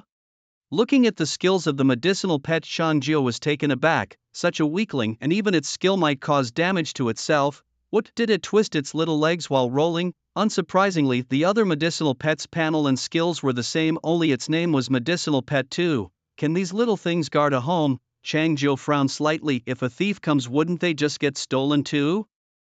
His gaze then fell on the lower part of the pet panel. Note: pets can ascend tiers by being fed materials. Equipment can be crafted at the blacksmith. Skills can be purchased at the pet shop, currently offline, so feeding them materials makes it easy to ascend tiers. Remembering the various 99 plus materials in his own bag, Chang Jiu nodded. Equipment can be made by the blacksmith. Skills are offline. He pondered over the hint text for a moment. No wonder old man Yu was reluctant to give the medicinal pets to me. The game's pet nurturing functions aren't fully available yet. But from what that old man said, it seems it will be soon. Chang Jiu stroked the fluffy medicinal pet beside him and muttered to himself, once the herbal shop goes online, the pet shop will probably come online too, right? Lost in thought again, Chang Jiu's gaze returned to the names of the pets. Medicinal Pet 1 and Medicinal Pet 2 just won't do. It's like if I had a dog, I would definitely give it a proper name, not just call it dog. What should I name them? Chang Jiu's brow furrowed as countless names flashed through his mind. My knife relates to my own divinity called reincarnation, so the pets' names should relate to mine too. Reflecting on this, Chang Jiu quickly entered the names Chang Chang and Jiu Jiu into the name fields for his medicinal pets. Naming them with homophones of his own name made them easy to remember and served as a personal touch from Chang Jiu. After all, he was already powerful enough, but loneliness was inevitable in this game. By giving his pets names that meant long-lasting, he hoped they would accompany him for a long time. As Chang Jiu finished renaming them, 2 beams of white light quietly flew out from the screen in front of him, infusing into the bodies of the 2 medicinal pets. Chang Chang Jiu Jiu. Seeing this, Chang Jiu tentatively called out the new names of the 2 pets in front of him. Ing ing ing. Unexpectedly, the next second, the 2 pets actually understood. They kept rubbing against Chang Jiu's arms, and Jiu Jiu even climbed onto his thigh, trying to crawl onto his shoulder. A warm current quietly flowed through Chang Jiu's heart, and his usually cold hands also warmed slightly. No wonder the protagonists in those fantasy novels always keep a dog. These little creatures are quite adorable, Chang Jiu thought with a smile. However, the brief moment of warmth did not make him forget the essence of the game. Becoming stronger was the only way out. He opened his inventory and searched through a pile of materials marked 99 plus for something suitable to feed his pets. Based on his experience, he knew that low-tier pets like these couldn't be fed high-tier materials all at once. Just like a beginner cultivator shouldn't recklessly consume a heavenly pill. Though the power boost is significant, if the meridians aren't strong enough, it could lead to a fatal explosion. Chang Jiu was also afraid that if he fed them top-tier gold dragon materials right away, it might kill these little guys. After searching for a while, he finally found a set of appropriate low-tier blue bone-level materials. This was the lowest tier he could find since he usually didn't keep any common white materials. The material Chang Jiu took out was called Pao Horn, sourced from the forest Pao, also commonly known as the stupid Pao. Logically, given the size of the forest Pao, its dropped material should be at least of the purple iron cutting level, but due to its extremely low intelligence, it was easy for players to kill. Even if a player couldn't quickly finish off a forest Pao, allowing it to escape by chance, there was no need to worry. One just needed to squat in place and draw circles. Before long, the forest Pao would return out of curiosity about what the player was doing. Previously, when Chang Jiu's divine rank was not very high, he had discovered the forest Pao's behavior and used it to farm experience until now, when he still had many Pao materials in his backpack.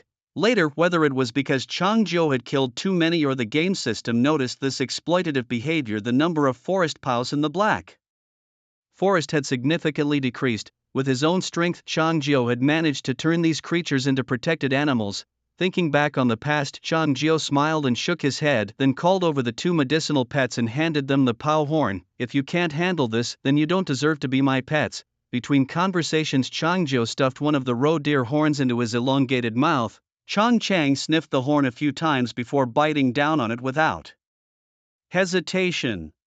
Curious, Jiu Jiu also came closer and Chang Jiu broke off another piece of the horn to feed him. The quiet cabin was suddenly filled with the crunching sounds of the 2 medicine pets chewing. They even used their front legs like hands to hold the horns, turning them in circles near their mouths as they gnawed. Their eyes, usually as bright as stars, seemed to gain a hint of wisdom while they ate. In a moment, the 2 medicine pets finished the materials fed by Chang Jiu, and their spiritual tiers rose to level 2. Their health increased to 110 inch while their other attributes increased to 10. Changzhou frowned slightly and pondered. For him, at tier 21, such minor improvements could hardly stir his emotions. Thud, lost in thought, the familiar sound of a bell rang from the dome above, signaling the end of a day in the game world. Changzhou spread the remaining materials on the bed, allowing the medicine pets to eat at their leisure, then opened the game's leaderboard. He wanted to see how many players would be eliminated by the system for failing to complete their daily tasks. As soon as the leaderboard opened, his own name appeared at the top, followed by a kill count of 100,091, firmly at number 1. Still second was a player named Li Xiaofeng, whose kill count had been 11 last time Changzhou checked and was now 26. This guy is quite impressive, Changzhou muttered, continuing to browse. The third place was still Wu Xiaopei, whose kill count had jumped from 9 to 21. Further down were names Changzhou had never seen before. He remembered seeing a player named Li Yon with 8 kills, whose name had now disappeared from the leaderboard. As his thoughts hovered, Changzhou scrolled through the list. Beyond the top few names, many players hovered around the edge of the daily task requirements, mostly around 11 or 12 kills. By the time he reached the bottom, the remaining players all had just 10 kills. Changzhou's gaze fell to the left side of the leaderboard, where the last ranked player was number 83601. Compared to the several 100,000 players at the game's start, barely a day had passed and only a fraction remained. Such was the game's brutality. Those who couldn't accept the reality and the rules of the game were ruthlessly eliminated. The end of the daily tasks also brought life back to the previously quiet public channel, where many surviving players shared their experiences of the day, cursing the game's cruelty. However, some were also asking about the whereabouts of food and water sources. But when they learned they had to revert to a primal way of living, it was hard for them to accept. Damn, are they making us regress to primitive society? What's there to fear? We're practically there in reality anyway. Isn't it quite fitting to play as a primitive in the game? Laughter and jests filled the public channel, players now hidden in dark corners of the game. If they met in the game, they might well draw swords and battle to the death. But now, separated by the light screen, the atmosphere seemed more amiable, even playful. This was quite the opposite of the real world. Changzhou watched as messages scrolled upwards, shaking his head in amusement. This semblance of human warmth, although somewhat insincere, was precisely what he had longed to see in the game. Ing. In the midst of his thoughts, the sudden sound of his pet medicine beast distracted him. Changzhou turned off the public screen and looked towards his pet. In just a short while, the two medicine beasts had visibly grown larger, having devoured all the materials he had spread out on the bed. Their bodies were rounder, and if one didn't look closely, their 4 short legs seemed to be buried under their bellies. Although they had gotten fatter, they still looked very cute. Indeed, apart from humans, other creatures are adorable when chubby. Changzhou opened his pet panel. Both medicine beasts had reached divine rank 10, their health reaching 190, and their strength, agility, and intelligence attributes had increased to 50. Additionally, they had acquired a new talent for sensitivity to medicinal herbs. Medicinal herb sensitivity, capable of caring for 5 full-grade medicinal herbs at once, automatically harvesting and replanting them when mature. Note, the number of herbs cared for can increase with divine rank. Truly worthy of being medicine beasts. Reading the description of the medicinal herb sensitivity talent, Changzhou nodded slightly. He had been unsure whether these little creatures could properly manage the herbs, but this talent alleviated his concerns. And while this talent might seem ordinary, it actually possessed a unique ability. The ability to care for 5 full-grade herbs wasn't the key point, the full grade was. Based on Changzhou's personal knowledge of the game, the higher the grade of the medicinal herbs, the more potent the pills produced from them would be. Correspondingly, the conditions for growing and nurturing these herbs would certainly be more demanding, possibly requiring round-the-clock, meticulous care from the player. But with the talent of the medicine beasts, there was no need to worry about cultivating the herbs, and their number could also increase with divine rank.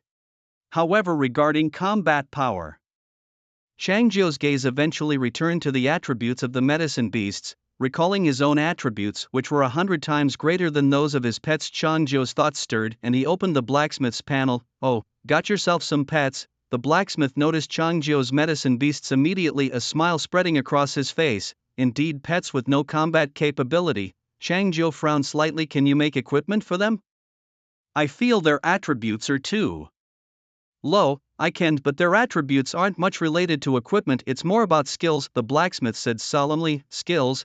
Can skills also enhance attributes? Changzhou raised an eyebrow. Although he was far ahead of other players in terms of pets, his knowledge about nurturing them was still quite superficial. Yes, pets and players are different. Pets rely more on skill combinations, though powerful skills are restricted by divine rank. The blacksmith nodded. Our town's pet shop is going to open soon, and with your resources, you should be able to get a few powerful skills for these little guys pretty quickly. Alright, Changzhou nodded, selecting 2 identical red god-slaying level materials from his inventory named Earth Dragon Spines and passed them through the screen to Jitia. First make some gear that they can wear, so generous, starting with god-slaying level right away. Jitia's eyes brightened as he looked at the crimson glowing materials in front of him. I don't lack these things, keeping them is of no use. Changzhou waved his hand dismissively and glanced at his 2 large alchemical pets dozing on the bed. Besides, these little creatures might be able to help me greatly in the future. It's always good to nurture them well. Alright, you're ruthless to players but gentle with your own pets. Jitia chuckled, shaking his head as he picked up his small hammer. While calling on Jitia to forge equipment for his pets, Changzhou took out a set of purple iron shaving level materials from his inventory. They're already at divine rank 10, they can afford to eat something good, right? Saying this, Changzhou spread the purple materials on the bed just like before and patted the heads of Changchang and Jujui, signaling them to hurry up and eat. His gaze returned to the screen beside him where Jitia had somehow pulled out an even smaller hammer than before. The hammer looked like a toy in his large bear-like palm. Jitia extended 2 sharp claws, carefully holding the handle of the hammer, and gently tapped on the Earth Dragon's spine. Large beads of sweat soon seeped from his forehead. This was the first time Changzhou had seen Jitia forge equipment with such care and nervousness. After a moment, accompanied by a flash of red light, a very light black armor appeared on the anvil. The armor was barrel-shaped with a small hole at the bottom, seemingly a perfect fit for the chubby bodies of the alchemical pets. Jitia put down the hammer and suddenly a fiery blaze rose in his palm, enveloping the entire armor. With a series of crackling sounds, the color of the armor deepened and some intricate dark red patterns were seared onto the back. Alright, take this and see how it fits. I'll make the next one now. Jitia threw the newly forged armor through the screen and picked up another Earth Dragon spine to start his busy work. Meanwhile, new equipment information appeared before Changzhou's eyes. Earth Dragon armor, red god slaying level, rank 1 trait. When worn by pets, increases all attributes by 10%. Note: equipment rank can be enhanced with divine materials. Traits will also improve, attributes increase by 10%. It's a pretty decent trait. Changzhou nodded thoughtfully, his gaze unconsciously turning towards the pets, voraciously consuming the materials behind him, recalling their attribute panels, but their base attributes were too low. A 10% increase wouldn't add much. This piece is also good. His thoughts were interrupted as Jitia passed over another piece of Earth Dragon armor. I know what you're thinking. Jitia put down his tools and smiled through the screen at Changzhou. Listen to me, equipment is just one aspect. The strength of pets still depends on their skills. Think about it, they can only wear one piece of equipment. How much could it really improve? Don't worry, with all those gold coins you have, equipping them with top-notch skills is stronger than anything else. Alright then. Changzhou nodded, took out the 99 plus dragon spine and 2 sets of dragon armor from his inventory and handed them to Cast Iron. Strengthen these for me, boost them directly to level 18. You really don't care about money, do you? Cast Iron chuckled and shook his head. With such equipment, won't other players see you as the Grim Reaper himself? Isn't that the case now? Changzhou raised an eyebrow. Has any player who has seen me still alive? Cast Iron didn't speak further but took one of the 99 plus materials, melted it into a glowing red liquid with fierce fire and slowly poured it over the dragon armor. With a flash of golden light, the enhancement was successful and the dragon armor was upgraded to level 2. Then Cast Iron took 2 spines, melted them again and poured them over the equipment. Enhancement successful. Then came 4 spines, 6 spines, 8 spines. The materials required for upgrading increased with the equipment's divine level and the success rate gradually decreased. The higher the level, the higher the cost and difficulty of enhancement. This is almost a feature of every game. It's thrilling and frustrating at the same time. Fortunately, the enhancement success rate in this game is genuine without any signs of manipulation. Everything is beyond the reach of Cast Iron, governed by that mysterious voice above the dome. In the blink of an eye, a set of dragon armor had been enhanced to level 17 without a single failure. Besides the normal consumption of materials, the scene was almost unbelievable to Cast Iron. He still remembered when Changzhou had him enhance a pair of twin blades to level 20, breaking the restriction of the Black Forest using countless materials. Moreover, the materials for the twin blades did not come from fierce beasts but from Changzhou himself. to enhance the twin blades to level 20. Chang Jiao had inflicted numerous cuts on his own waist. Thus in fact Chang Jiao's twin blades were entirely forged from his own blood and bones. This was also why the twin blades received the so-called divine favor, exhibiting immense power. After all, not even gods necessarily have the courage to cut bones and forge weapons. Today really is a good day. I managed to get it straight to level 17. Cast Iron rubbed his bare paws excitedly, his face filled with an uncontrollable smile. Suddenly, as if he remembered something, he looked up at Chang Jiao, who was busy stroking his pet. Hey, how about we make a bet? A bet? What could I possibly bet on with you? Chang Jiao lightly patted the fluffy head of his pet, asking casually. Hey, let me tell you. Cast Iron leaned forward. The owner of the pet shop is a friend of mine and he's about to open his business. I'll give you a token of mine, show it to him, and maybe he'll send you some nice stuff. Especially since your pet lacks skills, let him pick some good ones for you. Okay, Chang Jiao nodded and agreed right away. Tell me, how shall we bet? Look, this equipment is already at level 17, the next enhancement is level 18. I bet with you on whether it will succeed or fail. Zhu Tai pointed at the Earth Dragon armor in front of him. Alright, what are you betting? Though Chang Jiao asked this, he believed that anyone with sense would bet on the enhancement failing. After all, the higher the level of enhancement, the more difficult it becomes, especially here in the Black Forest at level 18. Normally getting a weapon or armor to level 18 is considered maxing it out, and the difficulty is certainly great. Putting weapons aside, Chang Jiao himself had spent no small amount of materials and effort on enhancing his own equipment and accessories, and yet this was only gold level Dragon Slayer gear. Initially Chang Jiao did not excessively pursue the god-slaying red gear.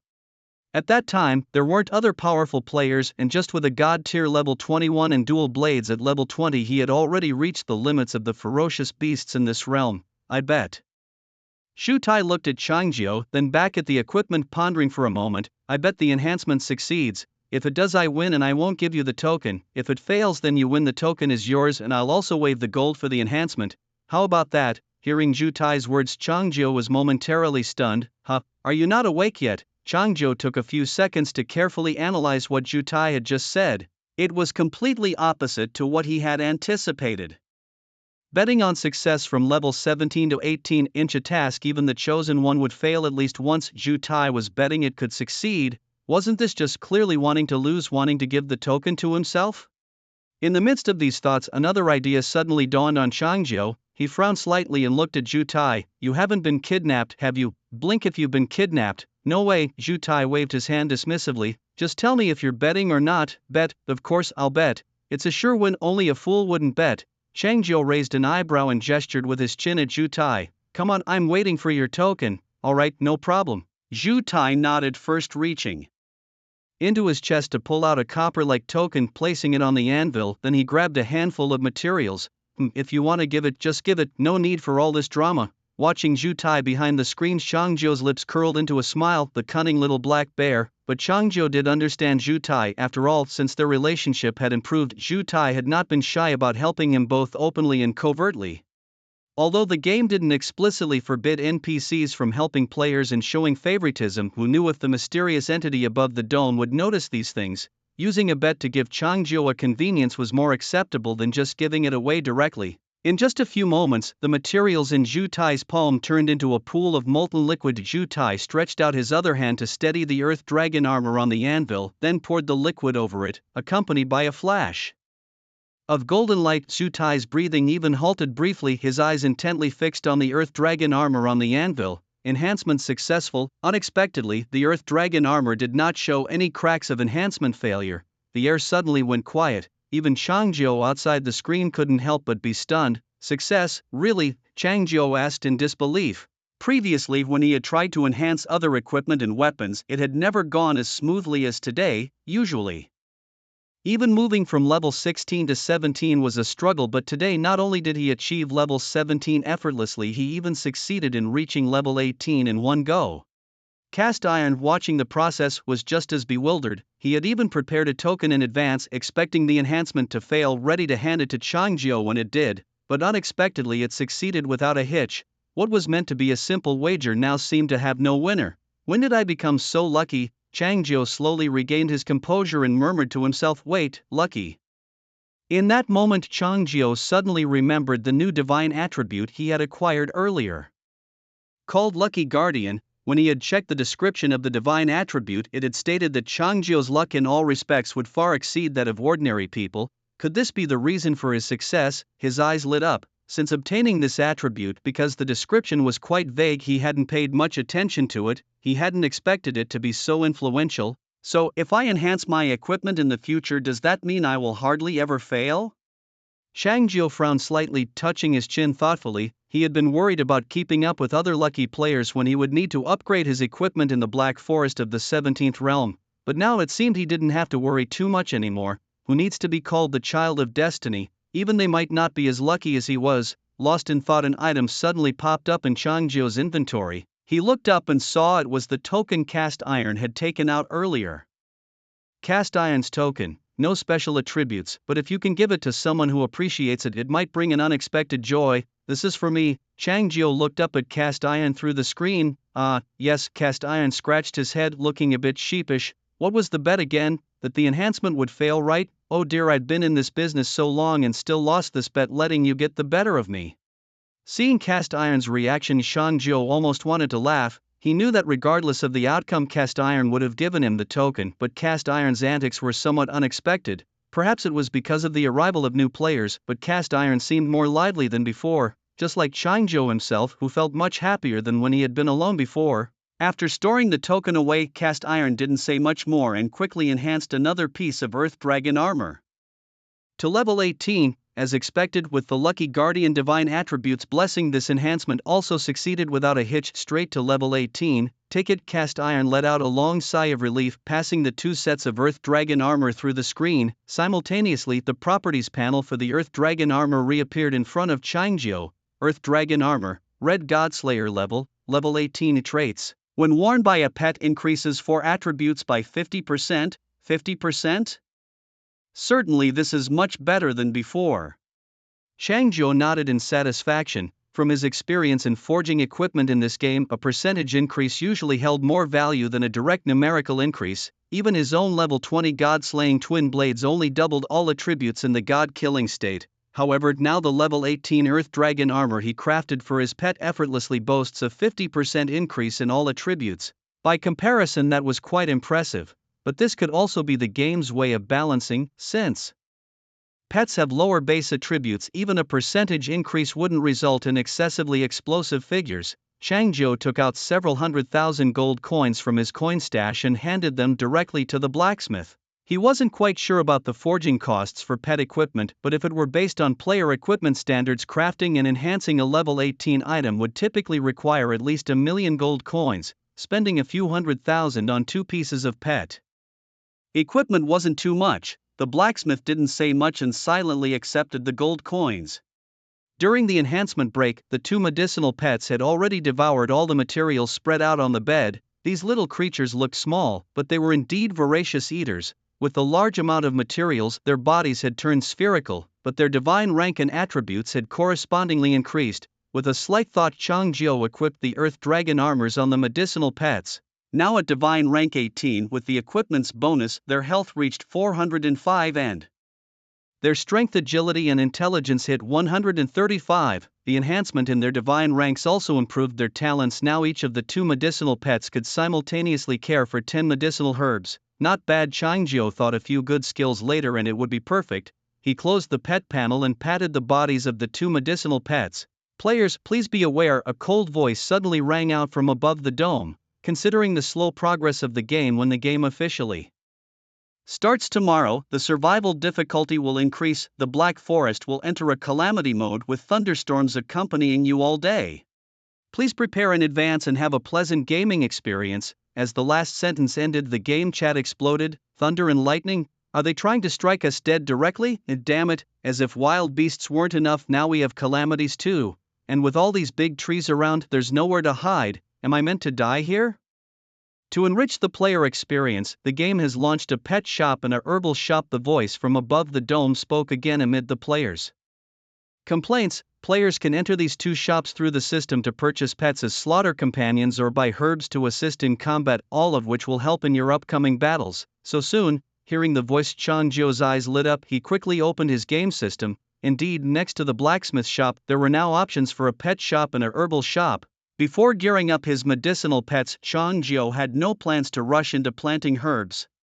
After all, since I always have to go out for killing missions with the current strength of my medicinal pet, if someone really comes to steal the medicine, I'm afraid both the medicine and the pet might be stolen together. With a thought, Changjiu opened the pet shop section. Suddenly a bright room appeared before him. This room wasn't much different from a real-world pet store, with square white tiles on the floor and snow-white walls, and it was filled with cages of various sizes. Inside the cages were creatures Changjiu had never seen before. Why is there a scene but no people? As he noticed the absence of a shopkeeper, Changjiu slightly furrowed his brows and spoke sternly to the light screen. Someone coming, sorry for the wait, just opened and it's a bit busy. Accompanied by a clear female voice, a woman transformed from a polar bear hurried over to Changjiu. She wore a plaid apron and her fur was snowy white. Although she was a bear, one could see she was quite attractive. Another bear, looking at the polar bear in front of him, Changjiu muttered internally, wondering if she was of the same species as Cast Iron. No wonder Cast Iron gave me a token, I'll wait. Suddenly, it seemed Changjiu understood something. Could it be that Cast Iron fancied this polar bear? Because he was too shy to give the token directly to the polar bear, he found an excuse, essentially asking Changjiu to pass the token to his dream lover. May I help you with something? Lost in thought, the polar bear leaned forward and asked Changjiu, who was behind the light screen. Lifting his eyelids, Changjiu noticed her name displayed above her head, Roya. What a pleasant name. Changjiu murmured, then looked at Roya. Hello, I'd like to buy some pet skills. Alright. Roya nodded, bent down to pick up a very thin notebook from beneath her feet, and it appeared on the light screen. She opened the notebook and several pet skills immediately appeared before Changjiu. Savage Charge. White level grass cutting, gather all strength to charge at the enemy, causing damage equal to strength *1, consuming 50 mana points per use, cooldown time 1 minute. Attributes: plus 10 health, plus 10 strength, plus 10 agility. Note: the attributes shown are for skill level 1 and can improve with skill levels. Learning requirement: none. This skill is similar to my medicinal pet skill, but without the risk of losing my own health. Looking at the skill description, Changjiu stroked his chin. No wonder Cast Iron said skills are key to enhancing a pet. Even a simple level 1 white skill can add plus 10 to 3 attributes equivalent to the effect of my medicinal pet advancing 2 levels. As his thoughts continued, Changjiu's gaze moved down, still seeing white level skills. Size suppression. White level grass cutting, double in size and crush towards the enemy, causing damage equal to health *1, consuming 50 mana points per use, cooldown time 1 minute. Attributes: plus 20 health. Learning requirement: none. This skill, compared to the previous one, does quite high damage, but it's not considered strong. Changjiu frowned slightly, no longer continuing to look down, but turned his gaze to Roya beside him. Do you not have any high-grade skills here? You do have some, but I'm afraid you might not be able to afford them, said Roya with a slight nod. These white skills are 500 gold coins each. How could you new players have so much gold? And the pet shop has just opened. You already have pets? Roya asked incredulously. I do, and I have 2. Changjiu nodded. Just show me the gold and red grade skills. Don't worry, I can afford them. Huh, are you bragging? Roya covered her face, laughing lightly, clearly not believing Changjiu's words. Even though she didn't believe him, she didn't mock Changjiu, just took it as a joke. Why would I lie to you? I'm friends with your husband, Changjiu said as he thoughtfully moved his hand and threw the screen past a cast iron token from his inventory to Roya, joking. I haven't even been in love, where would I get a husband from? Roya laughed, waving her hand dismissively, but the next second when she saw the item Changjiu was handing over, her figure stiffened. What is this? Roya extended her bare paw, cradling the square token in her palm, her gaze flickering, looking very fond of it. He asked me to give it to you, Changjiu said, observing Roya's expression and suddenly understanding the relationship between her and Cast Iron. It seemed both had feelings for each other but were too shy to speak openly. Cast Iron appeared carefree but was actually quite shy about matters of love, and as a woman Roya certainly wouldn't initiate a conversation about her feelings with Cast Iron. Changjiu wasn't foolish and could see the meaning behind this. Considering Cast Iron had helped him in the past, now returning the favor by nudging their relationship forward seemed like returning a favor, if the two really ended up together. Given his relationship with Cast Iron, Roya's pet shop could potentially be as accessible to him as his own home. So you're the Changjiu he often mentions? After a moment Roya stowed away Cast Iron's token, her face breaking into a broader smile, looking very happy. Yes, that's me. can you show me the high-grade skills now? Of course, Ruya said heartily, quickly putting away the thin notebook she had been using and instead pulling out a book with a gold-trimmed cover from behind her. This book looked like it contained some quality goods. As Ruya opened the gold-trimmed book, a list of brand new skills appeared in front of Changzhou. War Stomp, Gold Dragon level increases size by 5 times, stomps the ground causing damage equal to twice the health points and causes a stun effect for 10 seconds, consumes 100 mana points, cooldown time 1 minute, stun effect, renders unable to move, can be removed by purification skills, attributes, plus 500 health, plus 500 intelligence, learning requirement, Pet God stage 16 or above. The first skill that caught Changzhou's eye instantly attracted him. Now that's more like it. Changzhou's lips curled into a smile. This skill was not only a noble control skill but also had substantial damage. Even for a pet with no inherent attributes, the sheer power of this skill alone can deliver 10 seconds of control and 1000 points of damage. This damage, when converted, is such that even a 15th tier creature like the ghost-faced mountain lord couldn't withstand it twice. Moreover, it naturally includes an intelligence bonus, so there's absolutely no need to worry about running out of mana. Any pet could easily unleash 5 skills, and this is just the effect of the skill at tier 1. If it could be enhanced to tier 18, the damage and control effects could become even more terrifying. Very good, Changzhou thought to himself, quite pleased with this skill. Placed on his own medicinal pet for use in the early stages of the game, it would be more than enough for house guarding. But wouldn't this effect shake down my little log cabin? The thought suddenly flashed through Changzhou's mind. The game was very realistic, and Changzhou was aware that his little log cabin had no seismic resistance. What if the pet used the skill and, instead of the enemy dying, his own little cabin was sacrificed first? Roya, will the pet's skills affect the surrounding environment? He asked. Oh no, I know you have a little log cabin, Cast Iron told me about it. Roya shook her head. Pets recognize the player's personal territory and property, and their skills will not affect these areas. It's like if you were standing nearby, surely the pet's area skills wouldn't hit you as well. Roya's head tilted playfully to one side, making a joke with Changzhou. That's good. Changzhou nodded, deciding to take the War Trample skill. By the way, can a pet only have one skill or can it choose multiple? A tier 1 pet only has one skill slot. After tier 10, it will have 2, and at tier 18 it can unlock 3 skill slots. Roya pondered for a moment before continuing, but you don't necessarily have to fill all the skill slots considering the mana consumption. So if I choose this War Trample skill and use its attribute bonuses along with that white body suppression skill I saw earlier, couldn't I achieve higher damage with less mana? Changzhou quickly spotted a potential loophole in the skill mechanics. That won't work. Roya shook her head. If there's similar damage calculation involved, lower tier skills cannot benefit from the attribute bonuses of higher tier skills. Alright, Changzhou nodded, slightly disappointed. The thought of exploiting a bug was dismissed by Roya's words. His gaze continued downward, and another golden skill caught his eye. Fiery Breath. Golden Dragon slaying level spews flames at enemies, causing damage equal to twice the intelligence, with an added burning effect, consuming 100 mana per use, cooldown time 5 minutes. Burning effect sets the enemy on fire, continuously causing damage with specific effects depending on the actual situation, more damaging to players, and can even temporarily deprive players of their combat abilities. Attributes: intelligence plus 800, learning requirement, Pet God tier 16 or above. Imagining his medicinal pet battling other players, Changzhou raised an eyebrow and couldn't help but visualize the scene in his mind. Although this skill might not seem as cost-effective as the previous War Stomp, it possesses a noble element effect. Given Changzhou's current understanding of the game, there are not many weapons, equipment, or skills that can harness the power of elements.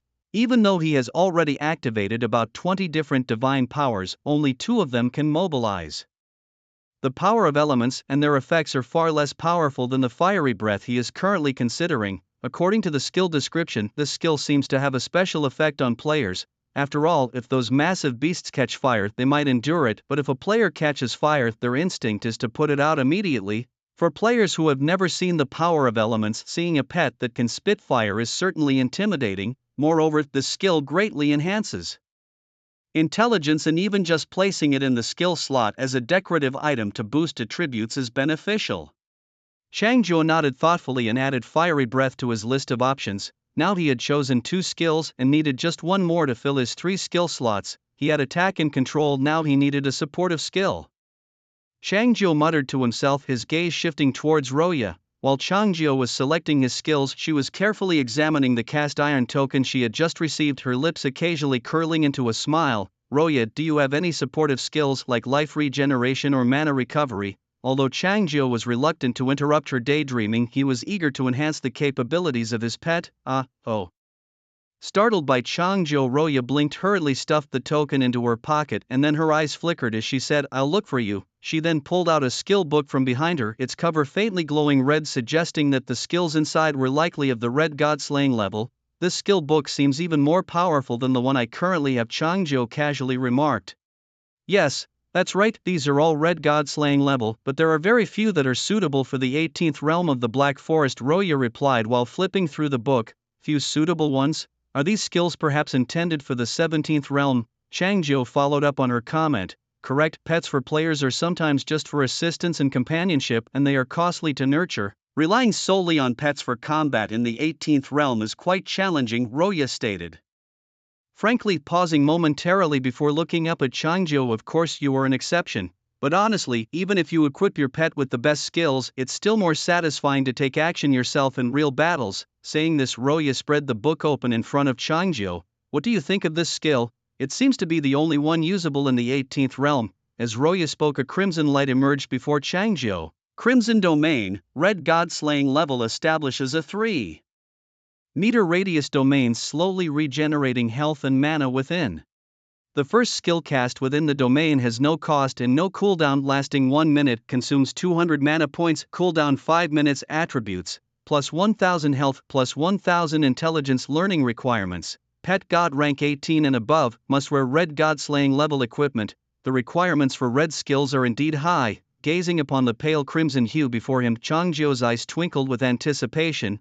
For other players, attaining such a god slaying skill for their pets was nearly unattainable. After all, they lacked even the basic materials to craft decent equipment for themselves at the outset, let alone feed their pets to max level with those resources. Even if they somehow managed to max out their pets' levels using mere common or uncommon materials, it was unlikely that they could craft god-slaying equipment. At this moment, the superiority of Changjio's past 5 years of gaming experience among the players was evident once again. These 5 years haven't been in vain. Changjio mused silently to himself as his gaze returned to the description of the Crimson Domain.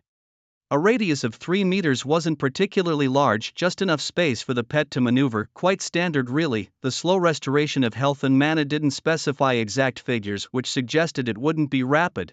After all, this was only the 18th realm of the Black Forest, where the skill data could not be explosively high. However, Changjio was particularly fond of the domain's feature that the first skill cast within it incurred no cost and no cooldown. Roya, can the stun effect's duration be stacked? Changjio slightly tilted his head to the side, looking towards Roya next to the skill book. No, but you can time it. Roya quickly grasped what Changjio was hinting at. Changjio had been considering exploiting a bug just now, and with this cooldown and cost-free skill, he was certainly pondering how to maximize its utility. Receiving Roya's response, Changjio wasn't disappointed. Whether the effects could stack or not, it wouldn't affect his combat strategy, although it would be a bit more troublesome.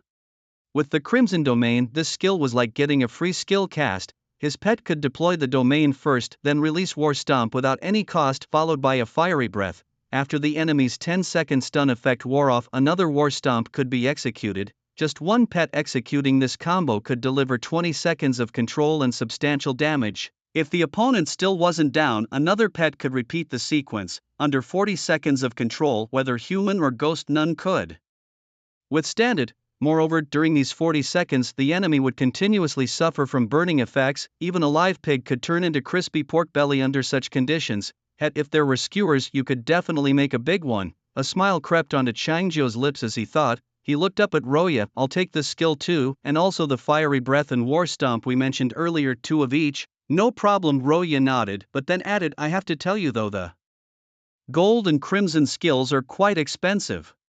Don't worry, I'm not short on gold coins. Changjio waved his hand, not overly concerned. His 8-figure gold coin balance could surely afford a few skills. The total is 10 million gold coins, Roya calculated briefly, sounding a bit tentative. How much? Changjio was taken aback. 10 million, yes, a gold skill costs 1 million and a red skill costs 5 million. You pick 2 gold skills and 1 red skill, which should total 14 million. Ruya calmly stated this, but since you have a good relationship with Sudi, I won't quibble over the small change, let's call it 10 million. Wow, that's expensive, Changzhou muttered, glancing at the gold coin counter in the top right corner of his backpack, noting that he still had over 50 million gold coins. Although he could afford it, it still pained him to part with so much. How about 9 million then? I'll give you a further discount, Ruya said, noticing Changzhou's hesitation, and after a moment's thought lowered the price by another million. No worries, 10 million it is, deal. Changzhou didn't hesitate further. With a thought, he transferred 10 million gold coins from his stash to Ruya behind the screen. Since it was his first time trading at the pet shop, and though he had Zudi's backing, he didn't need to be overly greedy. The total price for the 6 skills was 14 million, and Ruya reducing it to 10 million was already very sincere. It was as if he was getting 4 gold skills for free. In reality, he was only paying for 2 god-slaying red skills. For Changzhou, this was an incredibly good deal, a level of discount other players could never dream of. Changzhou also wanted to use this transaction to establish a closer relationship with Ruya. She, along with Zudi, were pivotal to a player's strength and a pet's capabilities in the game, both of which were crucial. As long as he could forge a good relationship with this couple, he wouldn't have to worry about missing out on future deals. Thank you. Upon receiving the gold coins, a smile appeared on Ruya's face. She waved her hand over the skill book, and 6 skills instantly transformed into orbs of light flying through the screen towards Changzhou. Changzhou opened the pet panel and dragged the orbs to his pet's skill slots. Simultaneously, the pet's stats began to rapidly increase. When the numbers finally halted, Changzhou saw that his pet's health had increased from 405 to 2,655, and while their strength and agility remained the same at 135 due to the previous equipment, their intelligence had skyrocketed to 3,585. The initial skill meatball charge had disappeared, replaced by the 3 new skills he had just purchased. This intelligence, truly terrifying, Changzhou marveled as he looked at the pet's attributes. His own stats, which could crush any beast in the 18th domain of the Black Forest, only had an intelligence of 430, a mere eighth of his pet's. Given his pet's current attributes, they wouldn't flinch even against beasts of the 18th tier. After all, just one war stomp could inflict over 5,000 damage, and fiery breath could burst forth with over 7,000 damage. If that fire hit a regular player, wouldn't they be instantly incinerated? With this in mind, Changzhou felt reassured about his home's security and murmured to himself that the 10 million gold coins were well spent. After a moment, he seemed to remember something and looked towards Ruya again. Oh right, how do I upgrade these skills? At the current level 18, it's impossible to upgrade the skills of pets. You'll have to wait until level 17. Ruya was tidying up a few skill books in front of her as she spoke. I suppose your damage output must be overflowing by now, right? There's no need to waste resources on upgrading. Okay, Changzhou nodded. Ruya wasn't wrong after all. The initial purpose of training his pets was for home defense, not to have them fight battles for him. As long as they could guard the home, that was enough. Moreover, he had already spent 10 million gold coins on a few skills. Who knows how much more upgrading would cost? Even for someone as wealthy as Changzhou, it was becoming a costly affair. Thinking this, Changzhou looked up at Ruya, a smile forming at the corner of his mouth. Thank you, Ruya. I hope you and Cast Iron achieve your goals soon, he chuckled. Well, if we end up together, you'll definitely be invited to our house for a drink. Ruya also looked up at Changzhou and smiled politely. I can really go to your place? Changzhou raised an eyebrow. Of course, Ruya said calmly. Once you emerge victorious from level 18, you'll be invited to visit our town. Doesn't that mean I'll meet a lot of players? Changzhou remembered the game rules and couldn't help but ask. According to the hints from the killing game, the level 18 Dark Forest where Changzhou was located wasn't the only one. As he moves from level 18 to level 17, many other victors like him would join the game at level 17. Since he would be invited to the town, it suggested other players would be there too. Yes, it will be quite lively then. Ruya nodded. Lively? Wouldn't it be a bloodbath? Considering how vast the Dark Forest was and the daily death toll of players, if hundreds of thousands of players gathered in the town, wouldn't the town be littered with corpses? That won't happen. When you enter, your weapons and equipment will be temporarily removed, only your divine attributes will be retained. Ruya neatly stacked the skill books she had been arranging to one side and picked up a black bear plush toy from her lap to stroke. Moreover, the town does not encourage player killings. If you only know how to fight and kill, you will be punished by the mayor, Ruya said, and seemed to suddenly remember something, straightening her back. However, I need to Remember to maintain good relationships with the NPCs. The grudges formed in the game can carry over to the town and NPCs might seek revenge. The mayor tends to side with the NPCs of the town, and if you offend an NPC you might be mobbed by the whole town, Ruya advised. Listening to Ruya, Changzhou's throat imperceptibly tightened. It was a good thing he had always been amiable. He was on good terms with all the NPCs he had met so far. Although Changzhou wasn't afraid of death, being mobbed by NPCs definitely wouldn't be pleasant. I understand, thanks for the heads up. Changzhou politely thanked Ruya, then closed the panel of the pet shop. Players even have the chance to go to the town and meet NPCs in person. This game sure has many tricks up its sleeve. Changzhou muttered to himself, subconsciously turning to look at the two medicinal pets on the bed. What the ye, why are you guys on fire? Likely due to learning new skills, the previously fluffy medicinal pets were now engulfed in a fiery orange flame. The flames seemed to have no effect on Changzhou, yet they could burn the straw mat on his bed. No wonder there was a burnt smell. Without a second thought, Changzhou stretched out his hands. With one hand he picked up a medicine pet and placed them on the ground. I looked away for just a moment and you nearly burned down the house, he muttered as he vigorously patted the not fully ignited straw mat, extinguishing all the sparks. The two medicine pets, reluctant to leave Changzhou, shuffled their burning plump bodies and nestled between his feet. All right, the coins have been spent. You two little fellows should get to work, Changzhou said as he stood up and opened his inventory, his gaze shifting to the various medicinal herbs within. Among the inventory, which was nearly half filled with leeks, Changzhou spotted 5 different golden tier medicinal herbs, along with dozens of white and blue ones. Drawn by the unique allure of the golden legend, he skipped over the white and blue herbs, focusing instead on the 5 distinctive golden ones. Millennium Tai Sui, Golden Dragon. Cutting level absorbs the essence of heaven and earth, transforming after 1,000 years of growth. When refined into a pill, it has the effect of replenishing blood and boosting energy. Seems like it's for healing wounds, but maybe it's quicker to just start over, Changzhou speculated, his eyes continuing to move downward. Hallucinogenic toadstool, golden dragon, cutting level, red cap, white stem, eat and lie flat. Contains potent poison. Reckless consumption can cause hallucinations and pose a life threat, but if properly processed, it can enhance strength attributes. Poisonous mushrooms boosting strength?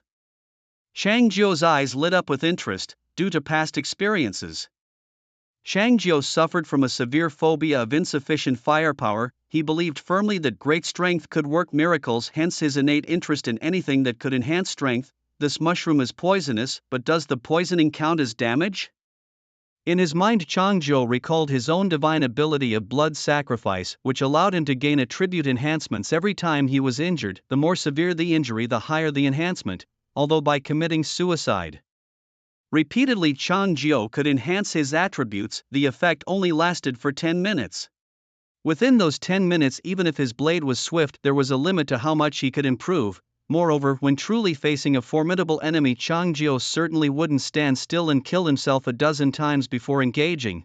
But if the effect of this poison could be sustained and counted as damage, Changzhou could enhance his attributes while fighting. Every strike would be stronger than the last, a method to increase his attribute cap without hindering combat. As for the hallucinogenic effects, Changzhou wasn't worried. His fool's wisdom allowed him to remain lucid at all times. Hallucinations wouldn't affect his real combat capabilities. Lost in thought, Changzhou couldn't help but recall some of the games he had played in the real world. Some of the sets in those games carried a poison buff, where being poisoned actually allowed one to deal higher damage than in normal conditions.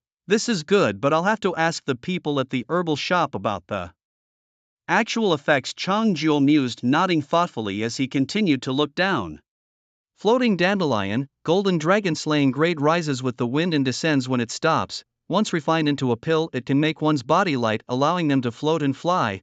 Changzhou raised an eyebrow, recalling the swan feather breakthrough he had activated earlier. That divine skill also allowed players to fly, but it had many restrictions and consumed a lot. At that time, he felt that the game was deliberately limiting players' flight, but he didn't expect the secret to flying was hidden in the herbs. However, from his recent experience at the pet shop, these herbs would surely be costly if bought from a pharmacy and likely difficult to cultivate. But these considerations were beyond Changzhou's concern. With such a plant in his possession, along with the care of his two 18th-tier medicinal pets, he had no worries about not being able to fly. Moreover, now that his medicinal pets had acquired the fiery breath skill, his dream of becoming a humanoid bomber seemed within reach. Flying while holding a flame-spewing pet, the players below would surely suffer. Imagining this, a smile involuntarily spread across Changzhou's lips. Now he felt like he was pounding primitives. The remaining 2 golden medicinal herbs in the 1,000-year-old polypore are called moon-protected ginseng and life-praying peony, both used for healing and restoring injuries. These herbs, if held by ordinary players, would be invaluable treasures, after all facing various players and fierce beasts' daily injuries were inevitable, and if not treated promptly one could die from excessive blood loss or infections. Recovery and healing herbs were undoubtedly life-saving straws for them. However, these were not applicable to Changzhou. Where others had no room for error, he could afford to make mistakes. Better plant them all, Changzhou muttered, his thoughts stirring as he took out 5 golden herbs from his inventory. Although healing herbs were of little use to him, they were still of the golden dragon-slaying grade and perhaps could be traded for some gold coins at the pharmacy. Moreover, these herbs radiated a faint golden glow. Any passing player would find it hard to resist such a lure. Even with medicinal pets guarding them from the outside, these pets looked like plump balls. Though now they were fireballs, their appearance didn't seem very aggressive. But when players tempted by easy gains conceived the idea of stealing the herbs, the medicinal pets could easily annihilate them. This could not only invisibly increase Changzhou's kill count but perhaps also yield unexpected spoils of war from the players through the pets' killings. Thus, not only did Changzhou need to plant them, but he also chose the most conspicuous place to do so. Come on little guys, let's get to work. Clutching the 5 herbs, Changzhou stood up and walked towards the door of his cabin. Pushing open the door, a cool breeze with a faint scent of blood hit his face. Once the daily task was over, the blood moon in the sky transformed into a huge pendulum clock. Now, as the fierce beasts in the black forest lay dormant, the gray fog seemed to thicken. Stepping out of the cabin, Changzhou looked around and finally decided to plant right in front of his own door. In this way, while the pets guarded the herbs, they could keep an eye on his home as well. Come on, plant these, Changzhou said as he crouched down, calling over Chang Chang and Jiao. He handed the 5 medicinal plants he was holding to them. The 2 little creatures sniffed at the herbs, and then, extending their short little arms from beneath their plump bodies, they took the plants to the side. Next, they began to dig in the salty, fishy soil, quickly scooping out several small holes. Quite agile, Changzhou chuckled and shook his head, then stretched his arms above his head in a lazy yawn. With all his tasks now completed, he could return to his cabin to enjoy a day off, a reward from the system. He wondered what delicacies and bonuses it might bring him. Why do I seem to be falling in love with life here? Changzhou mused aloud as he looked up at the clock above the dome. Inside the cabin, the fire basin was burning brightly, completely isolating the chilly darkness of the forest night outside. In front of Changzhou was a long table nearly filling the entire room, laden with a variety of foods. Spicy chicken burgers, finger-licking good chicken stewed with mushrooms, pork stewed with vermicelli, scallion mixed with tofu.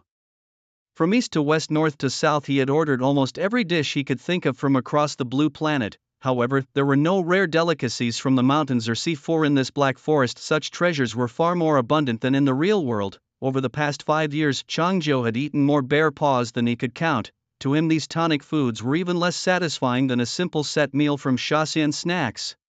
In addition to the food, Changzhou had also ordered a plethora of drinks: Happy Fat House Water 82, Lafite 10-year-old daughter Red, various kinds, almost none repeated. Burp. Facing the table full of fine foods and drinks, Changzhou leaned back, his cheeks slightly flushed, already tipsy. He hadn't felt this carefree in a long time. As for the natural disaster due tomorrow, Changzhou wasn't the least bit concerned. With the rest day's enhancement effect, he didn't need to complete any daily tasks for the next 2 days. His actions would all be at his whim. If it was just to avoid the natural disaster, he could comfortably stay inside his cabin for the next 2 days. He didn't believe that the thunderstorm overhead could directly strike his little cabin. Wait a minute, this is a wooden cabin, right? In his thoughts, Changzhou suddenly sat upright. The cabin didn't seem much different from the big trees outside. Could the thunderstorm really blow away my home? Compared to his infinitely resurrectable life, Changzhou was more concerned about his little cabin. It was his home in the Black Forest, the place that allowed him to sit back and relax here without having to endure the cold of the forest night like other players. Since I have the divine protection of luck, as long as I'm here, it shouldn't strike my home, right? Changzhou suddenly remembered his divine power and ability so strong that it made strengthening anything ridiculously simple. Dodging a thunderstrike should be no problem. Oh well, never mind that for now. Changzhou waved his hand dismissively and picked up the cup from the table, drinking it all in one go. if this game dares to destroy my house, I'll make sure all the players here join in the funeral. Changzhou believed this wasn't about bullying the weak, it was about respecting the game's rules. After all, he couldn't strike at the game system above the dome, so his frustration had to be vented on the players. And since the essence of the game was slaughter, his actions were justified. Besides, without his little cabin, where would he go after his daily quests? How else was he to spend the long nights if not by hunting players? Suddenly a deep moaning sound came from outside the door, seemingly emitted by a medicinal pet. Changzhou's hand holding a chicken leg paused abruptly as he listened intently. Chomp chomp chomp, this little pet is so cute, could it be an NPC's? Probably. Look, there's also some medicinal herbs and that glow looks like it's of the golden level. A young man and woman, their voices youthful, probably around Changzhou's age. After listening for a moment, Changzhou stood up, slowly walked to the door and pushed it open. A gust of cold wind suddenly surged into the room, just as Changzhou had heard, and there a few meters away from the small cabin stood a young man and woman. They were both dressed in white grade gear, the woman holding a harp and the man clutching a longbow. They had not entered the range where the medicinal pet guarded the home, so it didn't attack them directly but warned them with its deep hoarse moans. Seeing Changzhou come out, the two were startled, their gazes shifting from the medicinal pet and herbs to the doorway where Changzhou stood. Hello? Hello? After a moment, the young woman suddenly spoke. Are you an NPC here? We're just passing by and wanted to take a look. Observing Changzhou's expressionless face and the half-eaten fried chicken leg in his hand, the young woman immediately pegged him as an NPC. After all, in her experience, no player could afford to be as leisurely as Changzhou. Look around, Changzhou replied coldly, his house filled with delicacies, not wishing to start a slaughter over just two people, getting his food dirty with too much blood would be unpleasant. However, Changzhou had no intention of shutting the door and going back inside. Instead, he turned his head, opened another bottle of wine from the table and grabbed a handful of peanuts, keenly watching the two outside. His inaction didn't mean the medicinal pet wouldn't act. Just as he was finding eating and drinking alone a bit dry, someone had delivered a show right to his doorstep. If those two stepped just a bit closer within the attack range of the medicinal pet, they would face an onslaught hard to defend against. Look, the young woman, thinking that the NPC in front of her would go back inside after responding, was surprised to see him continue to drink wine and eat peanuts. It was like watching an old village chief enjoying a neighborhood quarrel. All that was missing was a small stool. So, is this pet yours? The atmosphere suddenly turned awkward, the young woman touching her nose tip, focusing her attention on the distant medicinal pet. Yes, and they don't bite, they're quite well behaved. You can come over and pet them if you like. Changzhou popped a peanut into his mouth and spoke in a deep voice. Really? Upon hearing Changzhou's response, the young woman's eyes brightened suddenly. No one could resist a furry creature as adorable as a ball of fluff. If anyone could, they should be given to. Even in the oppressive atmosphere of a murderous game, the young woman had managed to complete the day's tasks and survived by a stroke of luck. Indeed, seeing such adorable creatures was a kind of spiritual healing for her. Just as she was about to step forward following Changzhou's words to pet the medicinal pet, the man beside her quickly pulled her back. Are you crazy? The man raised an eyebrow. Didn't you see its teeth nearly snapping at your face, and you still dare to go closer? But it's really cute. Look how smooth its fur is, and it even has fire on it that doesn't burn its fur, the young woman curiously remarked. Oh, it has fire on it, but I won't really touch it, I just want to have a closer look. The woman wriggled free from the man's grasp. Aren't you interested in those herbs? It's a good chance to learn, she said, winking at the man. However, hearing the woman's words, the man frowned slightly, his gaze inadvertently glancing at Changzhou. Observing the 2-inch, Changzhou chuckled and shrugged, throwing the last few peanuts into his mouth before finally turning to close the door. He had read their intentions. Closing the door wasn't about giving them space, it was purely a trap. And the moment they dared to step forward, the real show would begin. Peanuts were hardly a match for such a spectacle. Changzhou decided to grab a chicken leg instead. Just as Changzhou picked up a chicken leg from the table, screams came from outside. He walked unhurriedly to the door and opened it, greeted by a large crimson circle and a medicinal pet that had grown 5 times its size. Changzhou's medicinal pet Chang Chang took the initiative, unleashing the red domain and executing War Stomp. The ground began to tremble, but Changzhou's cabin remained unaffected. He leaned against the doorframe, amused, watching as the two players were thrown into the air by the tremor. Due to the players' unique health characteristics, War Stomp didn't cause as much damage as one might expect. However, the mere act of being tossed up and crashing down had stunned the players, causing them to drop their weapons. Among the fallen items was a striking flash of gold. The young man's arm was visibly bent in an exaggerated arc, likely broken. So fragile, Changzhou muttered, taking a bite of his chicken leg. Jiao, hold off the attack, let Chang Chang cast another skill. Changzhou instructed the medicinal pet beside him. With the boost from the red domains, Chang Chang alone could unleash 2 war stomps in succession. Changzhou didn't want the players to die too quickly. After all, he had spent so many coins training his medicinal pet and he wanted to see its actual combat effectiveness. Jiao was very obedient and promptly lay down on the ground. Although it didn't have a tail, when it heard Changzhou speaking, it couldn't help but wiggle its chubby little bottom. The little creature was truly adorable. Watching Jojo, Changzhou shook his head with a smile and took a big swig from another bottle of liquor he was holding. 10 seconds quickly passed and the 2 players opposite slowly regained consciousness. While the damage and effects of pet skills were not as direct on players as they were on other ferocious beasts, effects like this stunning debuff had a more significant impact on players than on beasts. If Jojo had been facing a Ghostface Mountain Lord many times its size, the beast would have immediately counterattacked after the 10-second stun, but players didn't react that quickly. So painful. The man struggled to sit up from the ground. After being trampled in battle, his arm and leg were broken and he was in pain all over. The young woman beside him was still unconscious, perhaps because she had landed headfirst when thrown. To be young is to sleep soundly. Changzhou chuckled, shaking his head as he looked at the man. You were trying to steal my herbs, weren't you? I didn't, the man explained through his pain. I just wanted to have a look. Oh, does looking mean you can just take them? Changzhou raised his chin. In the man's still intact hand he was holding a golden herb. Changzhou recognized it immediately. It was the moon shelter ginseng, a variety he didn't care for, but to the man it was a treasure. It was inevitable. Even in reality, many might not recognize a Pseudostellaria heterophylla, but almost everyone could recognize ginseng. Following Changzhou's gaze, the man looked at his own hand where the moon shelter ginseng lay quietly in his palm. Who put this in my hand? The man had initially thought to snatch an herb and run when he saw Changzhou returning to the house, but distracted by the adorable medicinal pet, he had been frozen in place with no frame of delay. Still, the man tried to explain himself, still naively thinking Changzhou was an NPC. NPCs usually reasoned, unlike players who would kill without blinking. You admit this is your hand? Changzhou's lips curled up in a smile, taking another sip from his bottle. At that moment, the young woman beside him also woke up. Perhaps because her body was lighter, she only had some scrapes and cuts, unlike the man who had broken bones.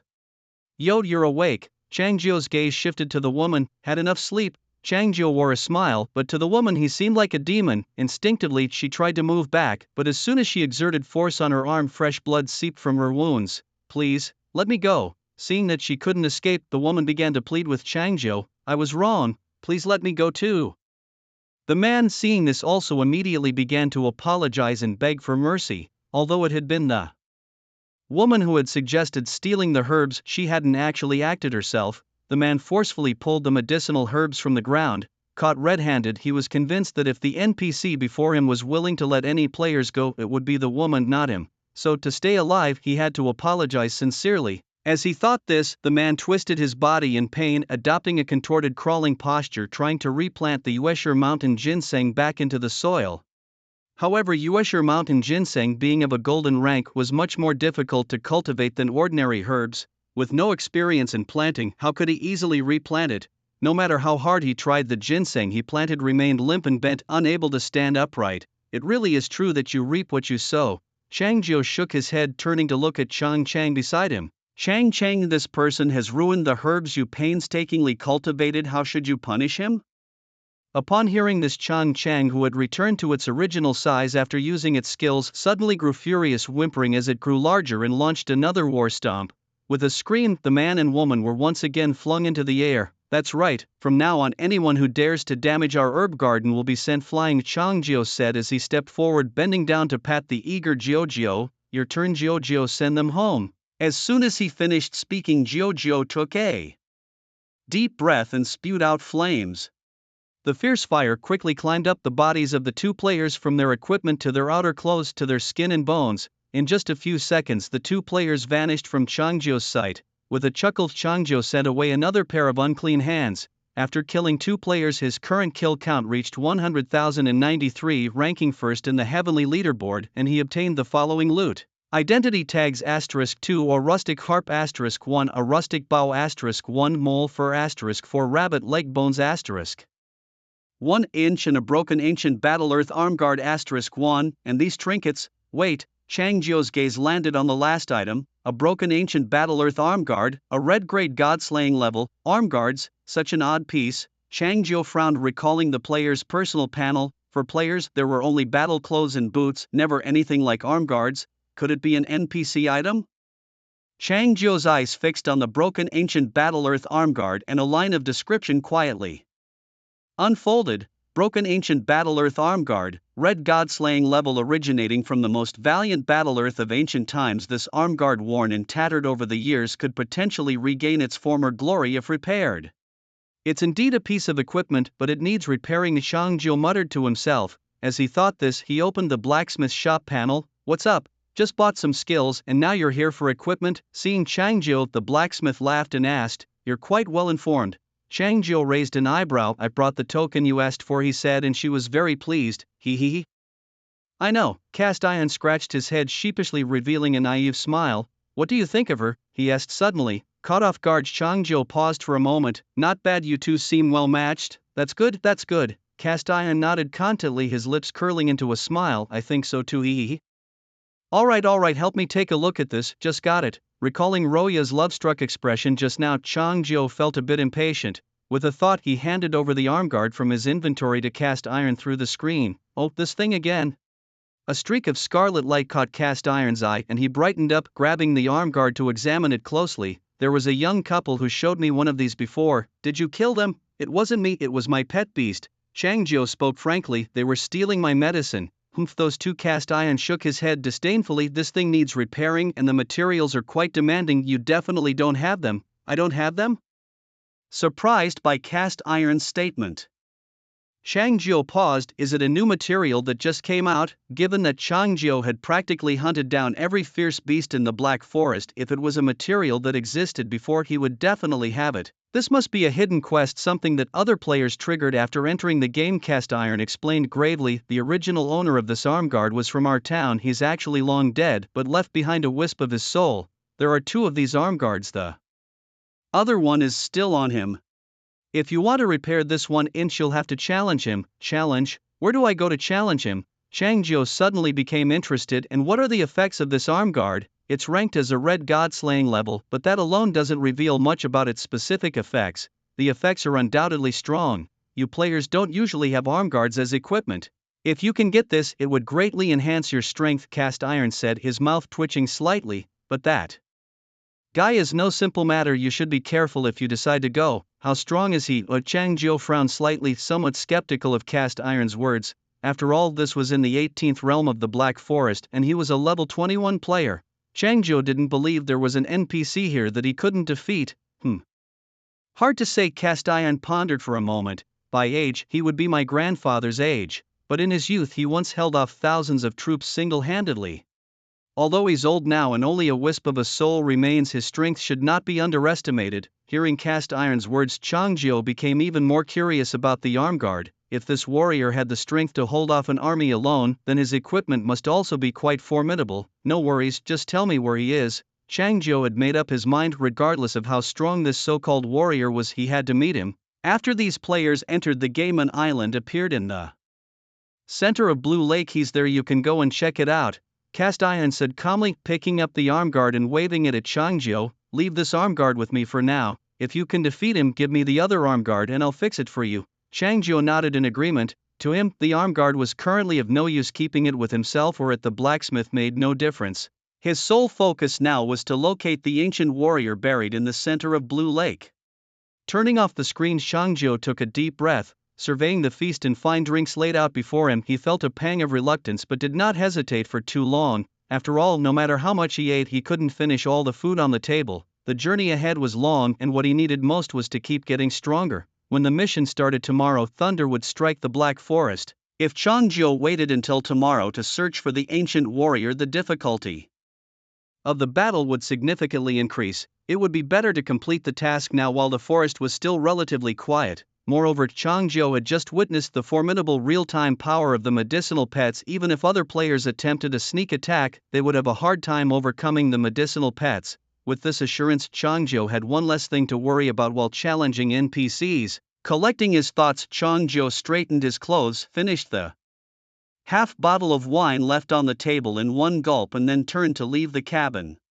"You two take good care of the house, I need to step out for a bit." Chang Jiu bent down and gently patted Chang Chang and Jiu, who were lying at the doorstep near the small medicine garden. Under the care of the two medicinal pets, the previously uprooted moonshade ginseng had been replanted and was now emitting a faint golden glow. Ing. Stirred by Chang Jiu's pet, the two medicinal pets immediately cuddled up, gently rubbing his arm. All right, take care of the house," Chang Jiu said with a smile, straightening up. The damp, cold evening breeze, carrying the salty scent of the soil, hit him, making him shiver. Relying on his memory, Chang Jiu looked ahead and started running towards Blue Lake. He soon reached the lake, which was shrouded in mist with no other players in sight. Out of curiosity, Chang Jiu activated his hunting moment. Surprisingly, there were no players around, only numerous sea demons lurking in the water. "Aren't these players thirsty?" Chang Jiu frowned. Suddenly, he seemed to realize something. The game appeared to activate a beginner's protection mechanism when other players entered. Most players Chang Jiu had seen so far carried materials from low-tier ferocious animals like turtles and rabbits, indicating that their game beginnings involved encountering such creatures. Unlike Chang Jiu's own initial experience, still think the game is advancing too slowly? Why not have them all start by fighting a black bear? Dissatisfied, Chang Jiu looked up and cursed at the sky. He firmly believed that if every player experienced what he had, at least 90% wouldn't survive their first day. Lost in thought, Chang Jiu walked to the lakeside, bowed slightly, and gently stirred the water with his ringed hand. Ripples spread quickly, and shortly after, a sea demon slowly rose from the lake. The sea creature before him was a fusion of mermaid and serpent, with the upper body resembling a beautiful woman, while the lower half, hidden beneath the water, was a snake covered in scales, complete with a fish-like tail fin at the end. Some might be drawn to the beauty of the womanly appearance, but as soon as prey approached, the creature's head would transform into that of a snake's, opening its wide mouth to swallow the unsuspecting player whole. However, they wouldn't easily attack Chang Jiu, for he wore their kin's scales on his hand. "I need to get to the center of the lake," Chang Jiu said, pointing towards the mist-covered surface with his ring-clad finger. Although the sea creature didn't understand his words, its gaze never left the shimmering scales on Chang Jiu's finger. It seemed to nod in half understanding, then turned, exposing its scaly lower half above the water surface. "Just ride on one of you." Chang Jiu frowned slightly. It wasn't that he was averse to riding on the sea creature, but he felt riding just one might be unstable and risky. However, he could also simply embrace the creature, considering its upper body still offered some form of support like armrests. But with the difference between human and monster, Chang Jiu did not wish to let this affect his spiritual path. Seeing that Chang Jiu had not mounted, the sea creature looked back at him with a touch of melancholy, then flicked its tail fin, causing two more of its kind to rise from the depths. Lined up in a row, they provided much more space for Chang Jiu to stand. "This is better," Chang Jiu nodded in approval. At the water's edge, he leaped gracefully onto the thick tail of the sea creature. As the creature moved, Chang Jiu swiftly headed towards the center of the lake. Cutting through the water and fog, his vision gradually cleared. It was his first entry into the lake's center in 5 years, and to his surprise, the area was calm and free of fog. The bright moon hung overhead, and here Chang Jiu felt the cool moonlight he had missed for so long. A small island quietly came into view, looking almost man-made, with hardly any trees or grass, just fully paved with stone bricks. At the edge of the island, a dilapidated wooden boat was visible. "Where is Jean Tu?" As the sea creature approached the shore, Chang Jiu leaped onto the island. He had expected the so-called Jean Tu to be waiting for the players on the island, but found nothing. Once the sea creature left, the surroundings returned to silence, and a dangerous sensation quietly rose in Chang Jiu's heart. Without hesitation, Chang Jiu drew his sword from its sheath. Short on the left, long on the right, the dual blades guarded his sides.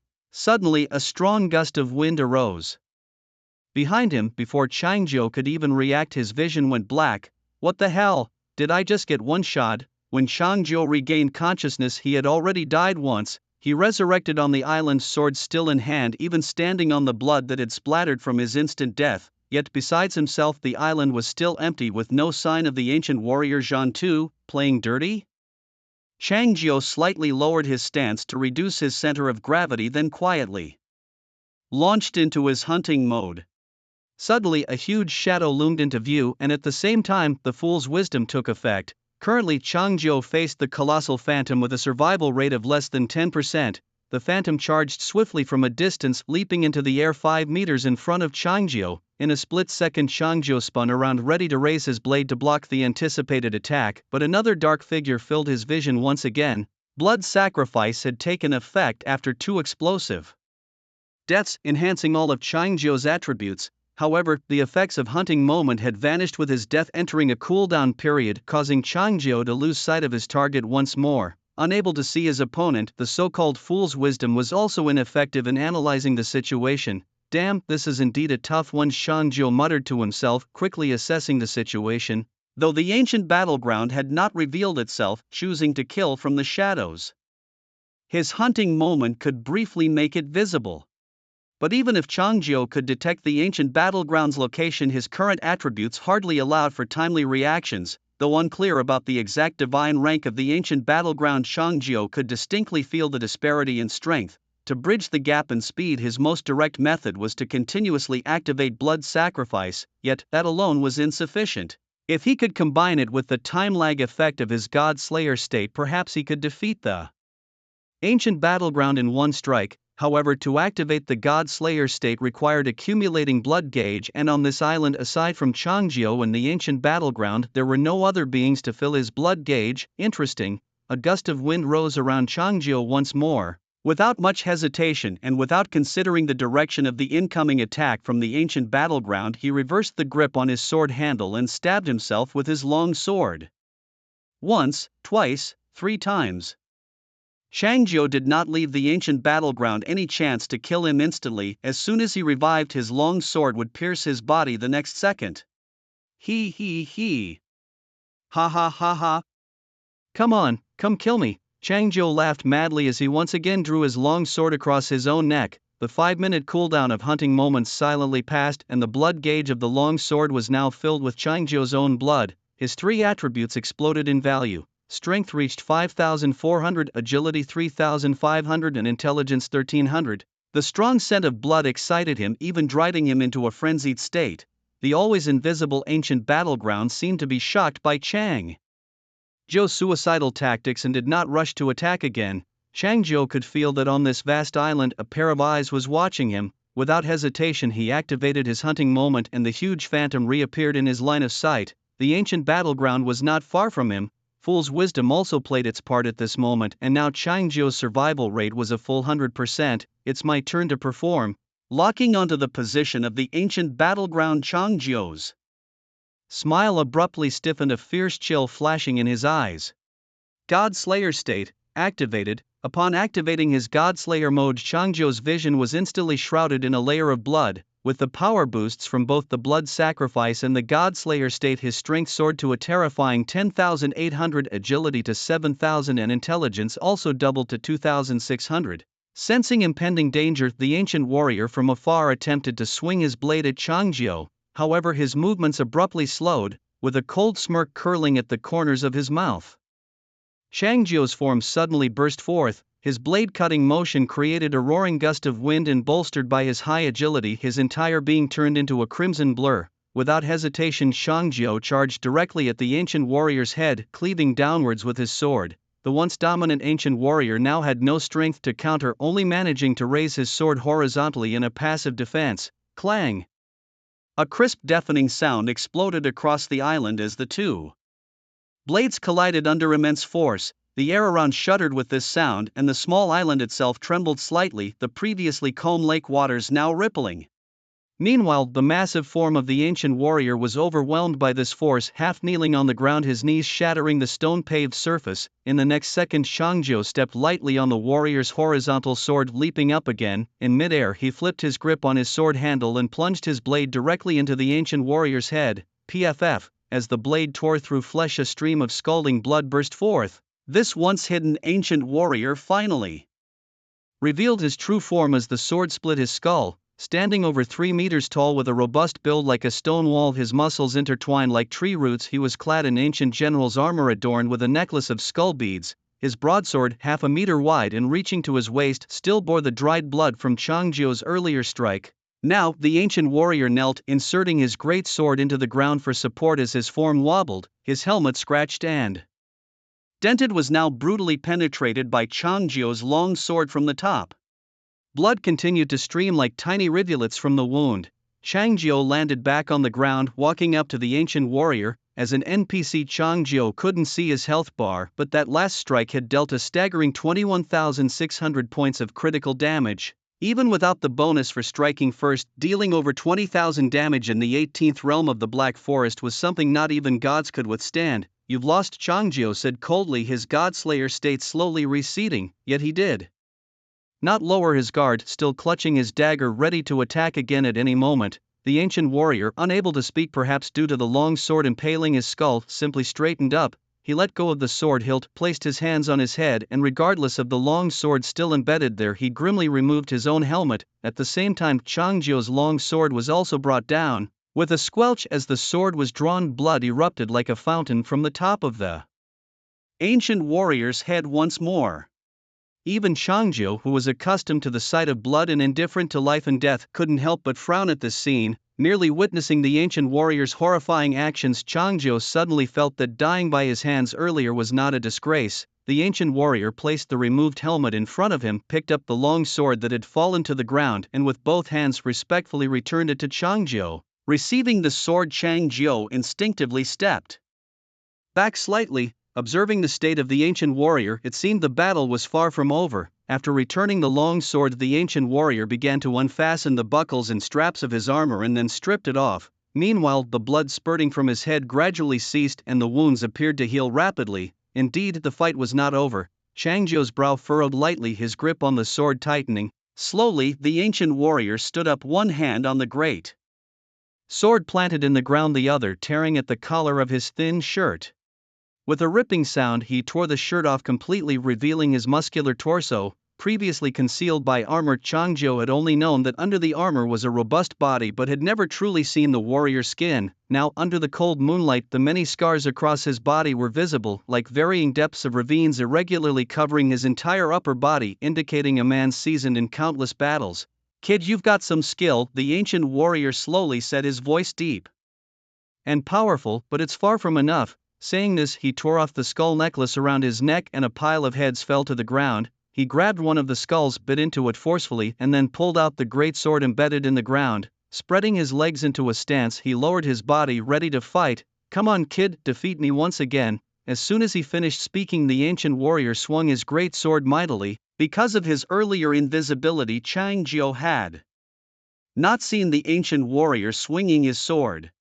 Now, seeing it, the sword, even broader than his own, seemed almost to fly in the warrior's hand. The surrounding dust was stirred by this action, and a chill wind carrying the scent of blood rushed towards Changjiu. Although Changjiu's murderous aura had passed, the effects of the blood sacrifice still boosted his attributes significantly. However, the fool's wisdom indicated that his current survival rate was only 50%, 50-50. Changjiu muttered inwardly while also taking a stance. Whether he could overcome his opponent or not, at least the issue of invisibility was resolved. Only a real clash of blades would reveal the final outcome. In a flash, Changjiu leaped forward, hurling his dagger directly at the ancient warrior's face, followed closely by the long sword slashing from another direction. Bang! As Changjiu launched attacks from two directions, the ancient warrior seemed completely indifferent to the long sword coming at him and instead brought his great sword down hard on the dagger. The stone tiles shattered, the ground trembled, and the dagger was pinned to the ground by the warrior's great sword. At that moment, Changjiu's long sword sliced through the warrior's shoulder, faintly revealing the stark white of bone beneath the flesh. Yet the ancient warrior appeared unfazed by the pain, gripping his sword with both hands and swinging it in a wide arc. The blade whipped up a storm of broken stones that, along with the sharp edge, howled through the air towards Changjiu. The ancient warrior's method of attack was clearly unexpected. A normal person would certainly focus on the dagger. But the ancient warrior took the hit from his own sword and launched another attack before even recovering. Seeing the swiftly approaching blade and flying debris, Changjiu had no time to think further. He positioned his long sword by his side and bravely met the incoming blade. Clang! Another deafening crash echoed as Changjiu managed to block the ancient warrior's attack, but the massive inertia threw him off balance. The flying debris swept across his body and he immediately felt blood seeping onto his face. "You're too cautious," the ancient warrior turned and said in a deep voice. "Thanks for the reminder," Changzhou coldly responded, his eyes scanning the warrior's shoulder where the wound had not healed. With the boost from the blood sacrifice, Changzhou's attributes were now closely matched with the ancient warrior's. However, Changzhou was used to quickly dispatching beasts and players in the Black Forest, and he was somewhat unaccustomed to facing an opponent who felt no pain and possessed tremendous strength. The size difference did not faze Changzhou. He knew he could not lose. Roar! Suddenly, the ancient warrior let out a roar and once again lifted his great sword, striding towards Changzhou. Changzhou also tightened his grip on his long sword, and as the enormous blade was about to strike down, he swiftly moved to the warrior's feet and swept his sword across the warrior's lower legs. Whether it was his previous experiences in video games in the real world or the 5 years living in the Black Forest, Changzhou knew that the safest and most effective strategy against an opponent several times his size was to target the legs. Size has its advantages, but also its weaknesses. Boom! As the warrior's great sword slammed down, the ground trembled again and shards of stone flew towards Changzhou, yet he allowed the sharp stones to graze his cheeks as he struck again at the warrior's leg. After 2 strikes, the armor on the warrior's leg clearly cracked and the bandages wrapped inside were also sliced open by Changzhou, with blood quickly soaking through and staining the bandages red.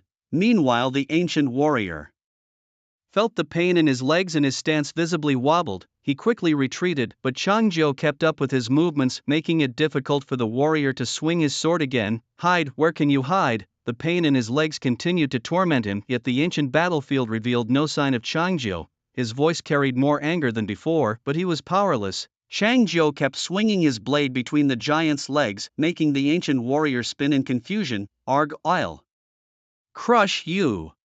In a fit of rage, the ancient warrior roared and began to stomp furiously on the ground. Rocks and dust flew everywhere. Seizing the moment, Changzhou swiftly moved behind him and with a leap gripped the knife handle in reverse and plunged it deep into the exposed back of the ancient warrior. The knife went in deep, and from the feel in his hands, it seemed the blade had even pierced through bone.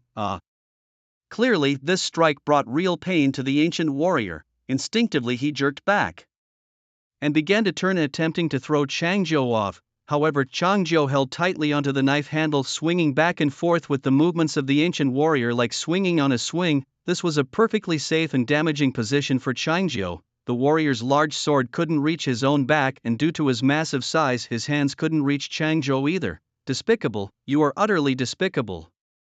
The warrior, unable to do anything, could only curse in pain.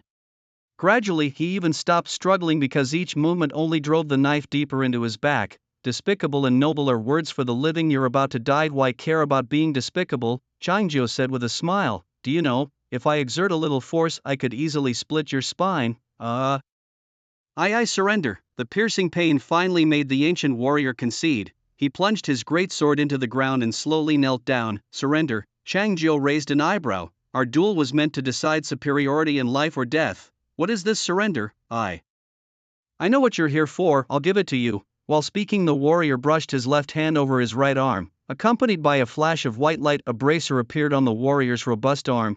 He unbuckled it, and as the bracer fell off, it shrank in midair. Meanwhile, a light screen appeared before Changzhou. "Ancient warrior's bracer. Key item. Used to repair the ancient warrior's shattered bracer. Obtaining this may signify that you have earned the ancient warrior's recognition.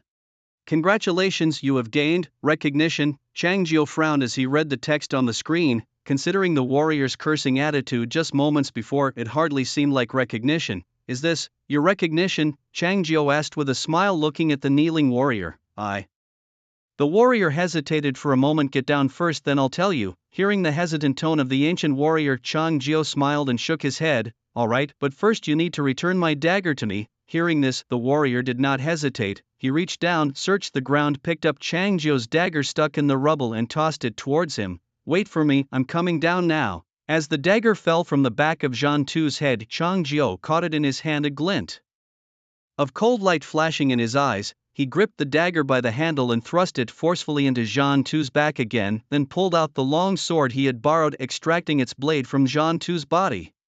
Zhan Tu howled in pain as the long sword was drawn out and hurriedly grabbed the great sword he had planted in the ground, attempting to rise. However, Changzhou had anticipated this, and with a flick of his wrist he propelled himself upwards and swiftly brought down his long sword. before Jean Tu could fully stand, the blood-stained blade swept across his exposed neck. Thud, Jean Tu's motion to rise abruptly stiffened and his head fell to the ground. Do you know, I never fully trust anyone. Especially those who have tried to kill me, Chang Jiu mused as he descended from the air while Jean Tu's form began to fade. I never let my guard down until they are dead. As the head fell, the ancient warrior's form became unstable and he collapsed to the ground. Chang Jiu landed too, standing before the fallen ancient warrior. The voice above the dome had warned him not to fully trust anyone when he first entered the game 5 years ago. After other players appeared yesterday, that voice reminded Chang Jiu again. When Chang Jiu first arrived on the island, this ancient warrior had attacked him from behind many times while invisible. Now, based on just one sentence from Jean Tu, it was impossible for Chang Jiu to trust him. Moreover, the item he had just acquired mentioned that obtaining it might signify the ancient warrior's approval. What does might mean?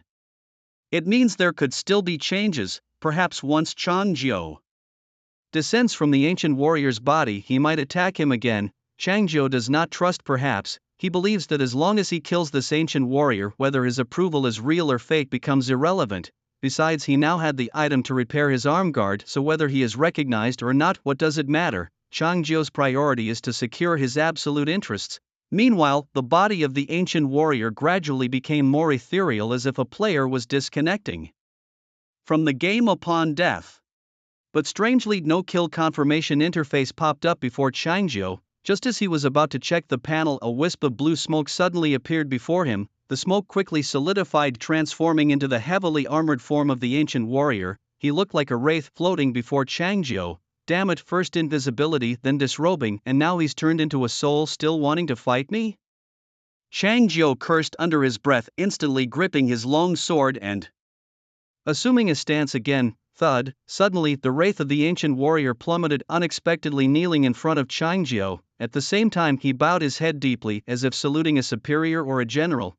What's this now? Chang Jiu instinctively took a couple of steps back, wary that this might be another trick by the ancient warrior, waiting for him to lower his guard before swinging a great sword at him. General Yu Zhao, I submit to you, the ancient battlefield's voice boomed, his head bowing even lower. Submit. Hearing the ancient battlefield's words, Chang Jiu raised an eyebrow, recalling the earlier item description. Isn't it about recognition? You do not need my approval. The ancient battlefield Yu Zhao replied firmly. In fact, I am not worthy to even speak of approval. You are a mighty one by yourself. Is this submission through combat? Watching Yu Zhao's sincere demeanor, Chang Jiu sheathed his long blade. Get up now, stop kneeling there. Yes, Yu Zhao responded with a strong voice and slowly stood up. Given the huge difference in size, Chang Jiu suddenly felt as if a small mountain was blocking his view. Never mind, you might as well keep kneeling. Chang Jiu waved his hand. Looking up at you is quite tiring. Without any complaint, Yu Zhao obediently knelt down again. What benefit do I have if you submit to me? Yu Zhao wishes to join you in battlefields. Yu Zhao clasped his fists and swore to Chang Jiu, I am willing to dedicate my life to you. Forever loyal. In battlefields, Chang Jiu nodded thoughtfully. It seemed that defeating the ancient battlefield earned him such a combat companion. Recalling the state of the combat just now, Chang Jiu actually quite admired Yu Zhao's strength. After all, since Chang Jiu became unbeatable in the Black Forest of the 18th realm, this was the first time he met an opponent he could not defeat instantly. Moreover, Yu Zhao was not only huge and strong, but his speed was also comparable to Chang Jiu, who had undergone blood sacrifices and enhancements. What tier are you? Lost in thought, Chang Jiu looked up and asked. I do not know, I am merely a warrior of the battlefield. Yu Zhao shook his head plainly. Seeing Chang Jiu's expression, Yu Zhao seemed worried that Chang Jiu might reject him, quickly adding, but rest assured, I will not disappoint you. Yu Zhao clasped his fists again, his voice sincere. Alright, that's fine. Chang Jiu nodded. The combat had already shown Yu Zhao's strength. Having such a capable assistant in the Black Forest, Chang Jiu was not averse. However, he was still unsure what mechanism Yu Zhao represented to him. With such a large physique, he didn't seem like a pet. Perhaps it was another feature of the game not yet online, and he would need to study it further once back. Follow me for now, we'll talk later. Saying this, Chang Jiu slowly turned and walked alone to the shore of the island. He extended his ring-clad hand, stirring the water back and forth. Accompanied by the ripples, 3 sea demons quietly surfaced. As before, they lined up and Chang Jiu leaped onto them. Yu Zhao turned into a wisp of green smoke, quickly following behind Chang Jiu. They rushed back to the log cabin where Chang Jiu stopped in front of it. Seeing Yu Zhao, who was taller than the cabin, Chang Jiu pointed at a large tree nearby. you stay over there for now, you can't fit in this house, yes. Yu Zhao clasped his fists in response, then obediently walked to the tree trunk and slumped down. Sigh, this guy. Chang Jiu shook his head, turned and went into the cabin on his own. The aroma of food and drink hit him, and the warmth from the hearth made Chang Jiu shiver slightly. He sat beside the bed, his mind lightly stirring as he opened the interface of the blacksmith's shop. Back so soon? Seeing Chang Jiu's face, the blacksmith Jitai seemed quite surprised. You took care of that? Guy, what else? Chang Jiu smirked, handing over the armguard he had just acquired to Jitai through the screen. It had to be you, Jitai exclaimed as he looked at the armguard in front of the anvil. Indeed, anyone else would have perished upon reaching the shore. Chang Jiu nodded in agreement. If it weren't for the divine blessings I possess, I doubt I'd ever catch a glimpse of the ancient battlefield. In the screen, Jitai took the armguard from Chang Jiu and held it in his palm, which immediately burst into fierce flames, quickly melting the armguard completely. Then he took out the previously shattered armguard, placed it on the anvil, and slowly dripped the molten solution onto it. The solution swiftly spread over the cracks and gaps of the armguard, soon enveloping the entire outer shell. Jitai dragged a bucket of cool water from beside him and finally, with a small hammer, pushed the whole armguard into it. Hiss! The high temperature instantly boiled the water in the bucket and a crimson light burst forth. Imperial Dragon Armguard, Red.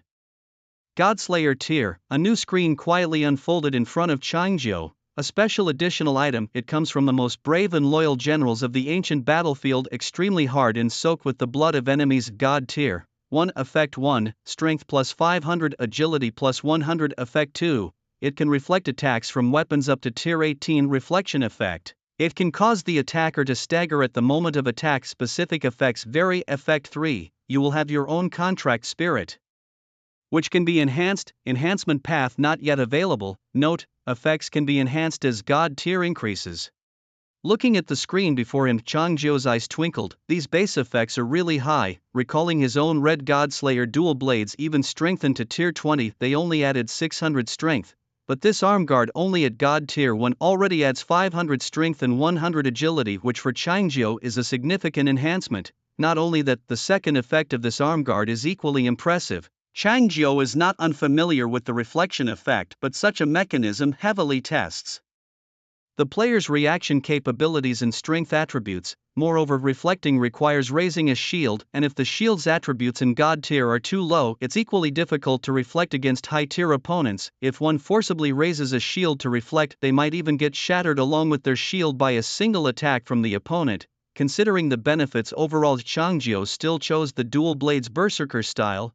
After all, he can resurrect, so he doesn't need to worry too much about fault tolerance. But now, this armguard has once again sparked his interest in reflection. Currently he is in the 18th realm of the Black Forest, and aside from himself, it's unlikely that any other player or beast could break through the 18th tier. Naturally, their weapons would also be hard-pressed to be strengthened to tier 20 like Chang Jiu's.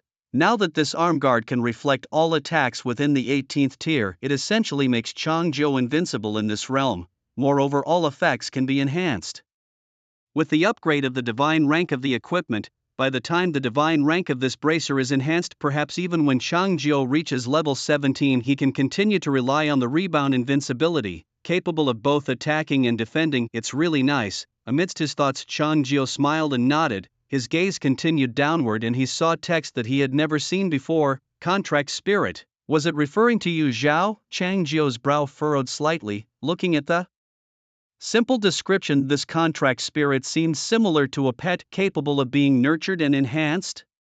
This game, its elements are somewhat too complex. Closing the introduction page, Jitai was looking at him with a smile. How is it? It's a good item, isn't it? Jitai asked with a smile. Yes, but do you know what a contract spirit is? Recalling the pet shop news Jitai had mentioned earlier, Chang Jiu started to inquire about the contract spirit. Hearing Chang Jiu's words, Jitai frowned and pondered for a moment, then shook his head. I don't know, never heard of it. It might not be from our town. Are there other places in this game besides your town? I'm not sure about that, I've never left this place. Jitai waved his hand. However, new people come to our town from time to time. The thing you mentioned, it probably hasn't arrived yet. Alright then. Chang Jiu nodded. Keep an eye out for me later and let me know if there's any news. Alright, can this bracer be strengthened? Although the current attribute bonus was already satisfying for Chang Jiu, he was not content. Before he successfully escapes from here, Chang Jiao will never stop his steps to become stronger. Not for now. Jitai shook his head. There are no materials for its enhancement in the entire 18 realms. When you go to realm 17, if you have a chance and encounter such a battlefield, the item you obtain from defeating it will be the material for strengthening this bracer. Only one realm has it? Chang Jiao raised an eyebrow. Then isn't the limit of this bracer only up to rank 18? Yeah, look at the attributes of this bracer. If you were to enhance it to a high rank directly, how would other players survive? Ajitai said with a laugh. Alright then. Chang Jiao nodded, slightly disappointed. His thoughts lightened and he closed the hologram. Bending his head down, he was holding the Longyu bracer that had just been crafted. After Jitai's forging, this bracer looked even more imposing. Its surface was covered with crimson dragon patterns and the entire shape of the bracer was like a dragon's head.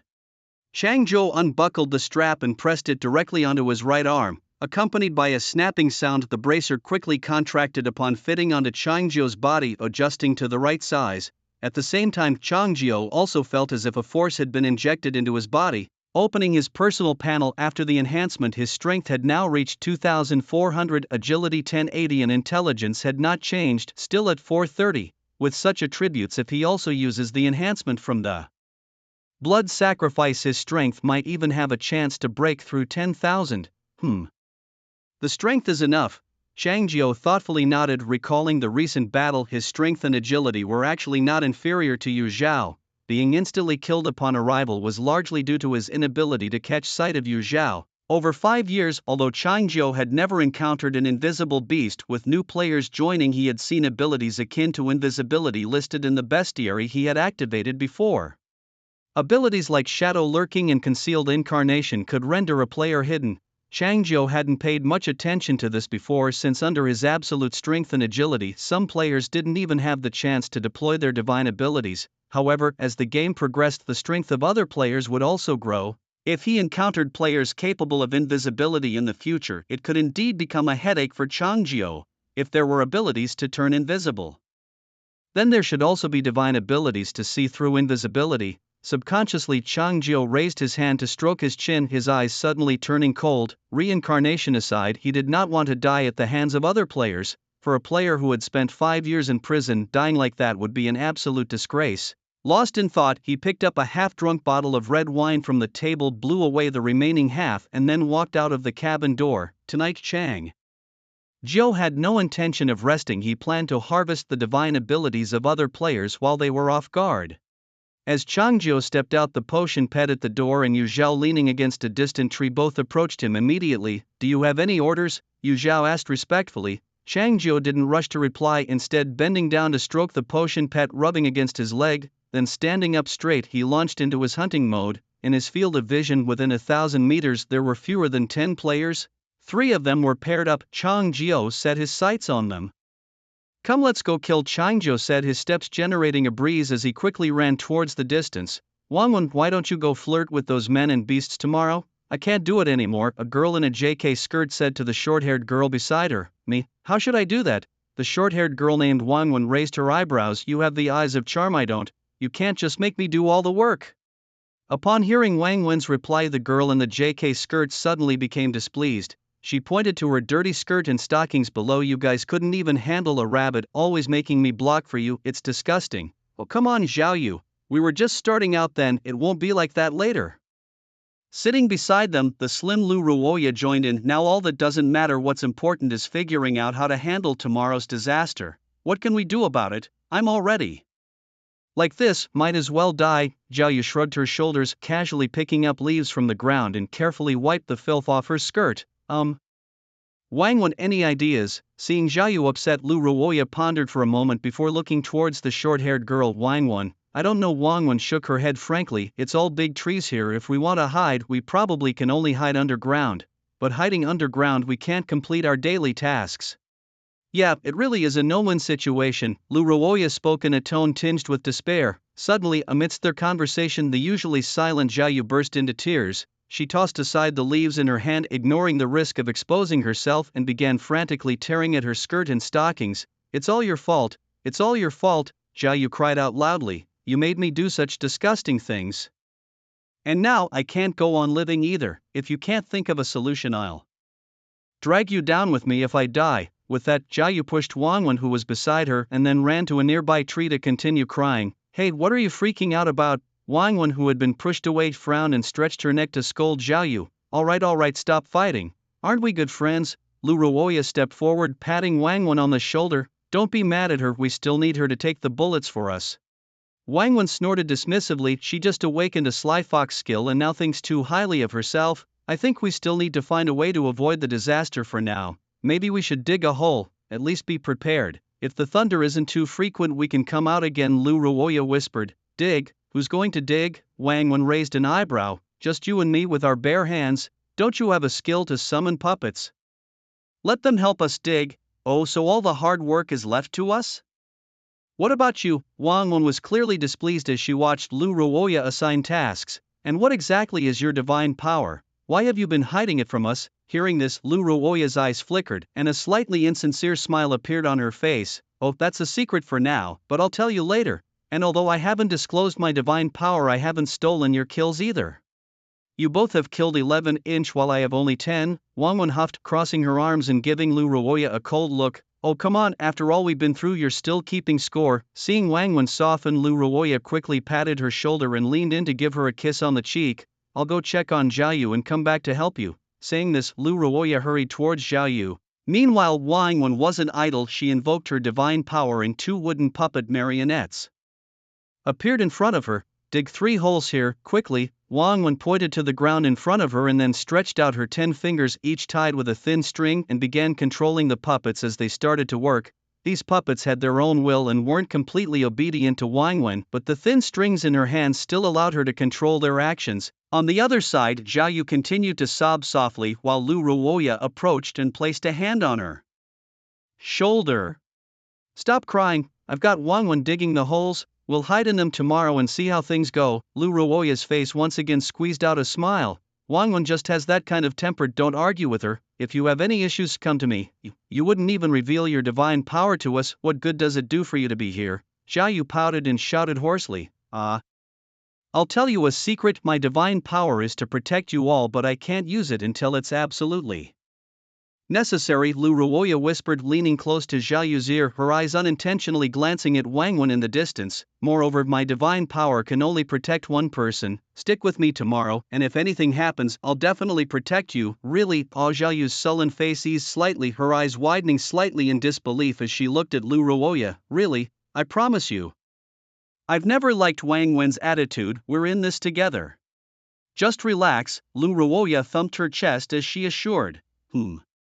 Okay." Looking at Lu Ruoya's sincere face, Jia Yu pondered for a moment before finally nodding. "All right, let's help gather some branches and stones, we need something to support the pits we dug." Lu Ruoya patted Jia Yu on the back and then turned to walk towards the distance. Jia Yu obediently wiped the tears from the corner of her eyes and began searching around. What fools," Lu Ruoya murmured with a slight smile on her lips as she walked away. She crouched behind a large tree, picked up a palm-sized stone from the ground and opened the blacksmith interface. "Make me a dagger," she whispered to the blacksmith in the light screen, handing over a sharp white tooth called a forest rat fong from her inventory. This fong, about 10 centimeters long, looked very sharp and came from a tier 3 beast, the forest rat. "Why are you being so careful with just a material?"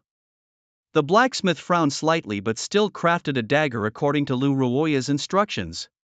Fong short blade, white grade, grass cutting level, tier 1 trait, sharp but fragile. Comment: not suitable for combat against fierce beasts but might be effective against players. Looking at the description of the dagger, Lu Ruoya's face suddenly took on a crafty smile. She wasn't concerned about the traits of the Fong short blade, the comment was exactly what she intended to do. "Lu Ruoya, where are you?"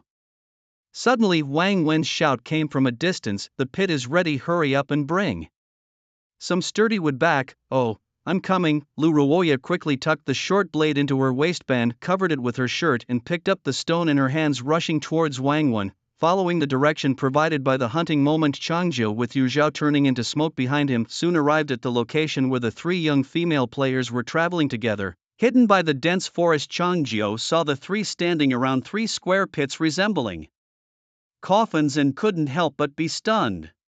Digging their own graves, burying themselves alive. "General, are these our targets?" Seeing that Changjiu did not rashly show himself, Yu Zhao, still in his smoke form, whispered in Changjiu's ear. "Yes." Chang Zhou nodded, then suddenly turned to look at the smoke beside him. Yu Zhao, you won't steal my kills, right? Kills? Yu Zhao was somewhat baffled and couldn't help but recall the scene where he had previously been beheaded by Chang Zhou. He hurriedly began to explain, General, if you want their heads, I can cut them off and present them to you. Never mind. Chang Zhou waved his hand dismissively. Since the function of the contract spirit hadn't been implemented yet, it seemed that Yu Zhao didn't understand his own game mechanics. He had originally wanted to use this opportunity to see the strength of Yu Zhao as a contract spirit. After all, many games have an unwritten rule where fearsome beasts are terrifyingly strong as bosses with abilities like invisibility, locking health, and multiple stages.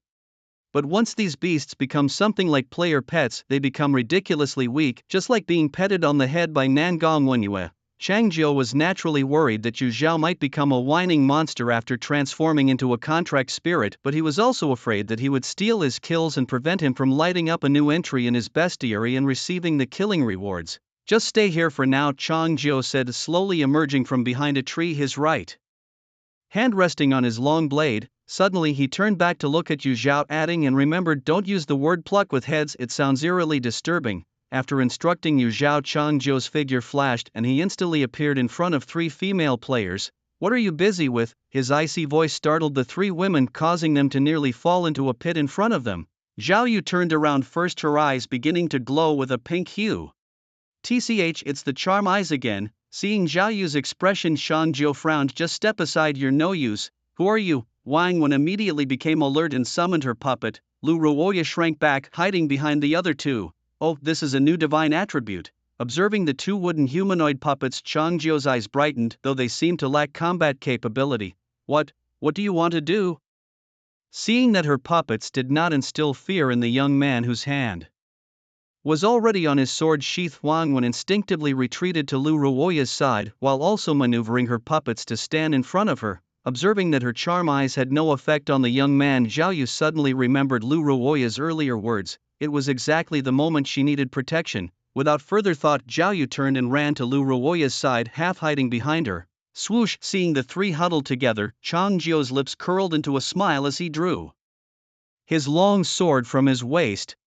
Initially, with the 3 standing apart, he would have needed to strike 3 times, but now lined up, 1 strike would suffice. Puppets, attack now! As Chang Zhou drew his sword filled with killing intent, Wang Wen urgently pointed her finger, directing her puppets forward. But even the puppets with their lifeless eyes saw the crimson glow on Chang Zhou's blade and felt fear. Despite the controlling strings pushing them forward, the 2 puppets kept retreating. Your puppet doesn't seem to be very obedient, Chang Zhou said with a slight tilt of his head and a small smile, looking at Wang Wen. Lu Ruoya, you better think of something fast. Wang Wen cried out to Lu Ruoya, who stood beside her. Lu Ruoya, silent from the beginning, kept her gaze fixed on the long knife in Chang Zhou's hand. Having survived a day in the dark forest, she was well aware of what the scarlet hue on the knife signified. Facing this enigmatic figure armed with a god-slaying weapon, she had no chance of resisting. Her only option was to flee.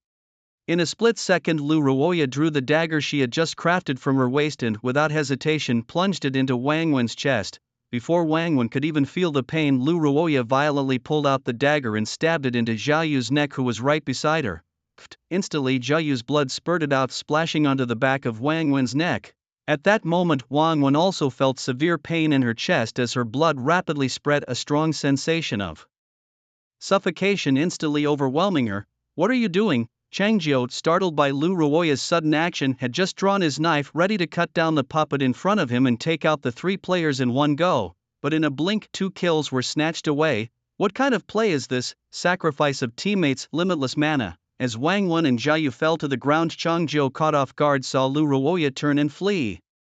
You still run? Rage surged in Chang Zhou's heart. His location was already scarce of players. It had been hard enough to find 3 teamed-up players, and now 2 kills had been stolen from him. How infuriating! In a moment of thought, Chang Zhou pulled out a short knife from his waist and threw it at Lu Ruoya's back. Ding! As the knife pierced Lu Ruoya's back, a soul suddenly appeared behind her. It was Wang Wen's soul, seemingly blocking the fatal attack for Lu Ruoya. The knife fell to the ground and Lu Ruoya remained unharmed, continuing to run forward. Interesting. Although he failed to kill Lu Ruoya instantly, Chang Zhou, watching this divine intervention he had never seen before, felt his anger subside slightly, replaced by a surge of excitement. he forcefully leaped forward using his high agility to quickly catch up with Lu Ruoya and block her path.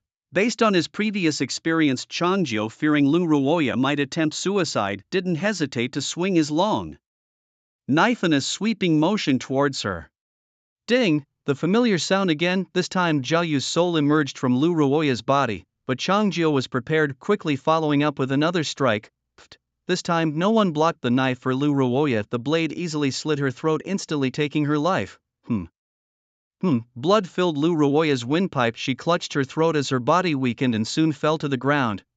Watching Lu Ruoya fall, Changjiu scoffed, sheathing his long knife ready to open the light screen to check for the new divinity acquired, but suddenly a severe brightness flared before his eyes. Suddenly a deafening roar exploded near Changjiu's ears, plunging everything into darkness. When Changjiu regained consciousness, he found himself standing in a pit about 2 meters deep. Lu Ruoya's body had already vanished, leaving behind only fragments of blue and white checkered underwear. "General, it is my failure to protect you," a sonorous voice suddenly came from behind him, startling Changjiu. "Shut your mouth."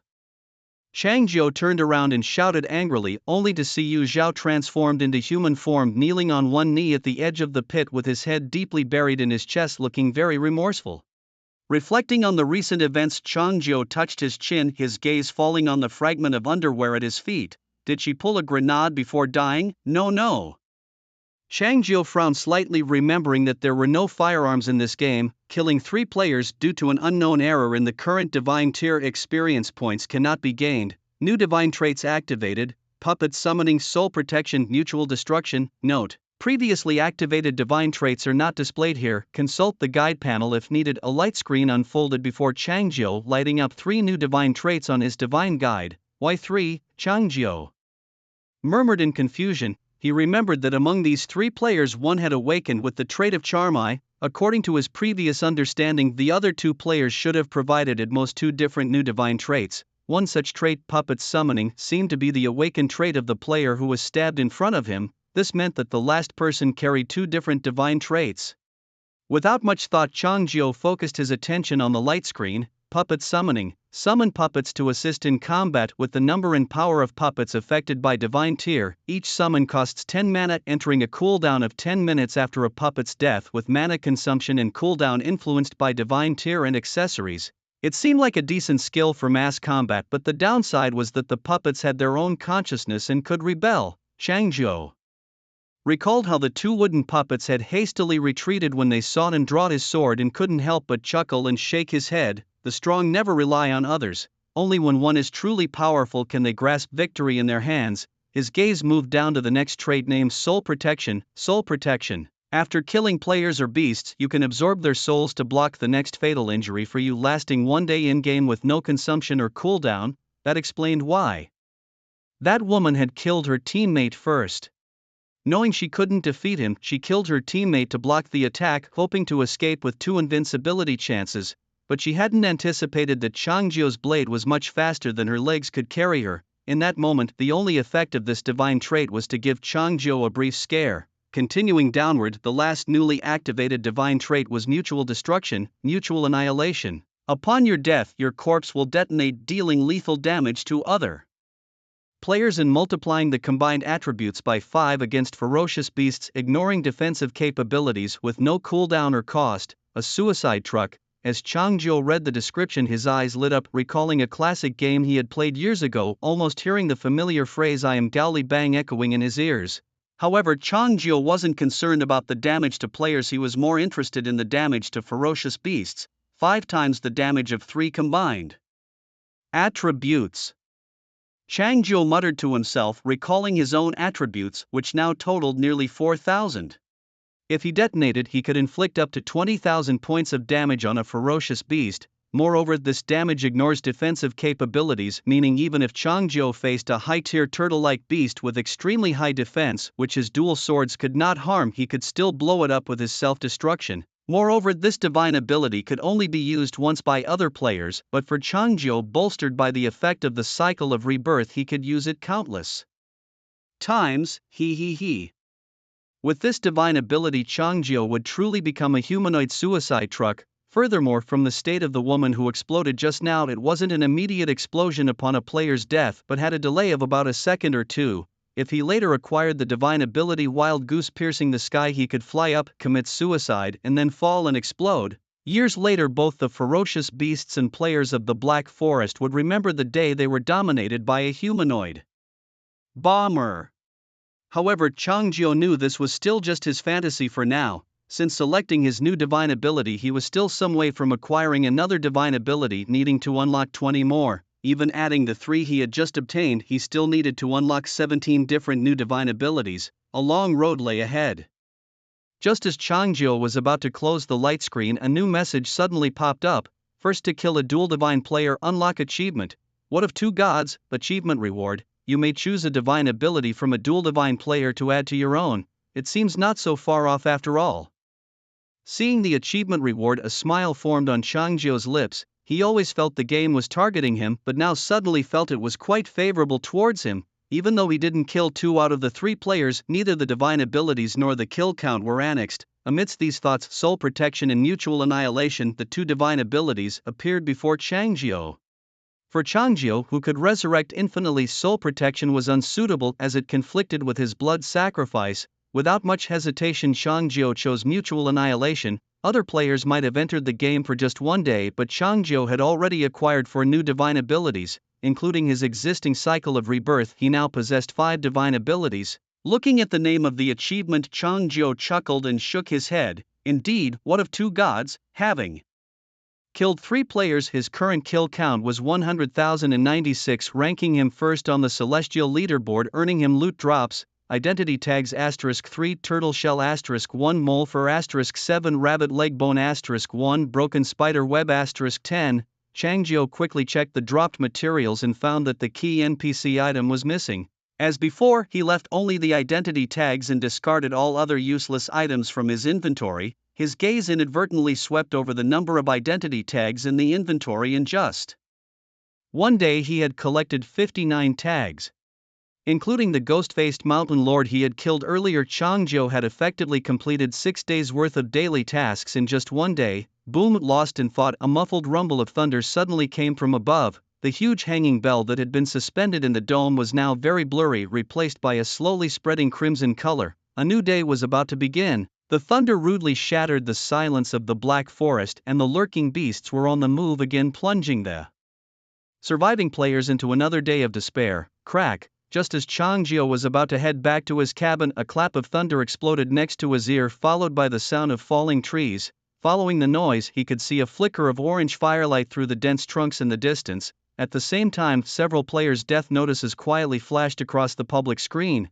Changjiu's throat involuntarily tightened. Although he did not fear death, the sight of a towering tree being split in an instant still stirred something inside him. Under natural disasters, humans were indeed too insignificant. Although a new day had begun, because it was a rest day, Changjiu didn't need to complete any daily tasks. With natural disasters rampant, he had no intention of confronting the lightning directly. Instead, he chose to head home first. After all, there were 2 medicine pets at home that had cost him a lot of gold. If he were to be struck dead by lightning, it would be a huge loss. Quickly returning to his cabin, Changjiu saw his medicine pets cowering in a corner, frightened by the thunder. He frowned slightly and sighed helplessly. Bending down, he picked up one pet with one hand and then kicked open the door of the cabin, tossing the 2 little ones inside. Just as Changjiu was about to enter and close the door, he saw Yu Zhao transformed into a green smoke floating at the doorway, only his face materializing, looking pitifully at Changjiu. "General, I would like to come inside too." No, you're too big. What if you collapse my house?" Changjiu raised an eyebrow. "Besides, you're just a soul, you're not afraid of lightning, just stay outside." With that, Changjiu shut the door, leaving Yu Zhao disheveled outside. It had to be said that the difference in attitude toward the medicine pets and Yu Zhao was like that between one's own children and adopted ones. The medicine pets were cute and Changjiu liked them no matter how he looked at them. He had spent a lot of gold on nurturing them, and they continuously proved their worth. Before Changjiu left, the 2 medicine pets had even displayed their strong combat abilities. As for Yu Zhao, on the island he had indirectly caused Changjiu's death dozens of times, and aside from providing an arm guard, he hadn't been of much other use. Thus naturally Changjiu didn't feel much for Yu Zhao. With a sigh, the delicacies given for the rest day were still laid out on the table in the room, but they had all gone cold. And Changjiu didn't have much of an appetite. He took a deep breath, sat on the edge of his bed and opened the game's public screen. Death messages of players flashed continuously on the public screen. Under the thunderstorm, the number of players dwindled swiftly. Of course, there were players who had built shelters in advance constantly complaining on the public screen, "How can we complete missions in this crazy weather? It's good enough to have a place to hide. Where are you all hiding? Can someone add me? I'll give you gold coins. I want to go too. I can give you gold coins." This thunder is terrifying. Even though they were in a killing game, the threat posed by the natural disaster of thunder seemed far greater than that from other players. Naturally, some bold and confident players began seeking refuge in other players' shelters. After all, if one was strong enough, just finding a shelter crowded with people would allow them to avoid the thunder while completing missions incidentally. Changjio thought this way. Others provide you with shelter, yet you plot to kill them. It's not ethical, but Changjio's moral baseline was quite flexible. Under the temptation of gold coins and material exchanges, people quickly started to hustle their shelter business. 200 gold coins or 3 blue materials and you can come to my shelter. Only 3 spots available, a player named My Yang announced on the public screen. I'm cheaper, only 100 gold coins, just 2 spots. Another person named He Wenfang began competing for business. Gradually, more and more players started stating their shelter entry conditions on the public screen. Without exception, they were smart, not directly broadcasting their real-time locations like some players did the previous day. After all, having seen a day of slaughter, those who could complete missions were mostly capable and ruthless individuals. When they heard about the disaster, they probably used their rest time to prepare shelters in advance. Changjio lightly tapped his thoughts, scrolling down the messages on the public screen. Those shelters limited to 2 or 3 people didn't catch his interest, they were too small. He was looking for a bigger shelter, ideally one hosting a small team of several people so he could potentially gain more divine and NPC items, making his trip worthwhile. Soon Changjio's gaze landed on a message from a player named Feng Xian. Entering his shelter required 500 gold coins, but it could accommodate 10 people and even provided water and food. 10 people. Changjio muttered under his breath, frowning slightly. It was nearly impossible for one person using just a short rest period to build a shelter that could accommodate 10 people, especially one that also provided water and food. Even if Feng Xian had some divine construction ability, he wouldn't dare accommodate 10 people at once. After all, if even one person harbored ill intentions, a divine construction ability would hardly be effective in combat. To build such a large shelter without worrying about being attacked by other players, Feng Xian must have at least 4 or 5 teammates behind him. If Changjio joined, he would have the opportunity to face a dozen players at once. This would be no small gain. At this thought, Changjio's heart raced a bit faster. A surge of inexplicable excitement welled up within him, yet there was a serious problem confronting him. The messages on the public screen were real name-based. His name topped the leaderboard, infamous for over 100,000 kills. If he directly told Feng Xian that he wanted to visit his shelter, Feng Xian would surely ignore him. Others might hesitate to betray and murder, but Changjio truly dared. What to do? Changjio raised his hand to lightly support his chin, his gaze resting on the public screen before him. Count me and send the location, I'll give you gold coins. A player named Lu Hao suddenly tagged Feng Xian, private chat. After Lu Hao's message, a reply quickly followed, but it wasn't from Feng Xian, it was another name Changjio hadn't seen before. Indeed, it was a team. Changjio nodded slightly, affirming his earlier thought. Lu Hao.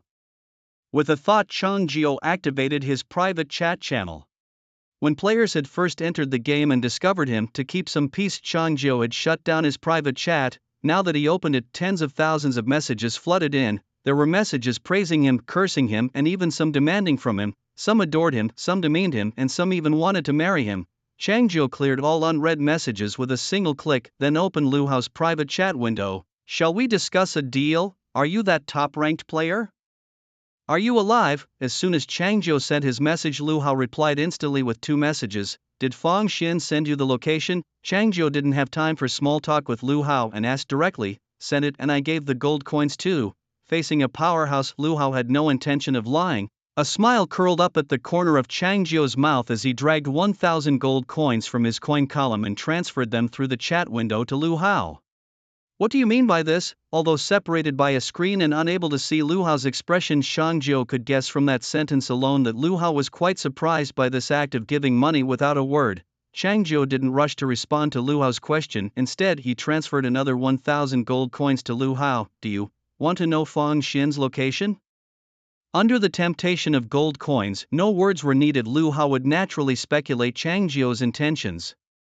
Heh, Chang Jiu chuckled and shook his head, noting the change in how Lu Hao addressed him, indicating that Lu Hao was almost under his control. In his thoughts, he randomly took out 20 blue materials from his inventory and transferred them to Lu Hao. I am at your service. The next second, an exclamation mark burst into Chang Jiu's vision. He could even imagine if Lu Hao were in front of him, he might have snapped to attention and saluted. For Chang Jiu, a mere 2,000 gold coins and 20 blue materials were trifling, but for a player in the early stages of the game, this was no small sum. While chatting privately with Lu Hao, Chang Jiu had decided to put the benefits out first. After all, financial power is also a formidable ability. With the strength of topping the leaderboard and the enticing benefits offered, Lu Hao had no reason to refuse him. At the outset, Chang Jiu wisely refrained from using his power to command Lu Hao directly, knowing well it might spark a rebellious streak in him. Besides, Chang Jiu wasn't particularly worried about Lu Hao running off with the money. After all, the sum wasn't substantial enough to make him rich, but merely enough to give him an edge over less fortunate players equipped only with basic gear. Considering the long road ahead, Lu Hao, unless foolish, wouldn't limit his dealings to this single transaction. While pondering this, Lu Hao had already forwarded the location of the shelter. Upon checking, Chang Jiu noted that it wasn't too far from his own position, located near Blue Lake. Perhaps they had discovered the abundant fish and shrimp in the lake, which explained their ability to provide water and food at the shelter. Given their ability to evade the sea demons in Blue Lake, they likely possessed notable divine attributes. This thought excited Chang Jiu.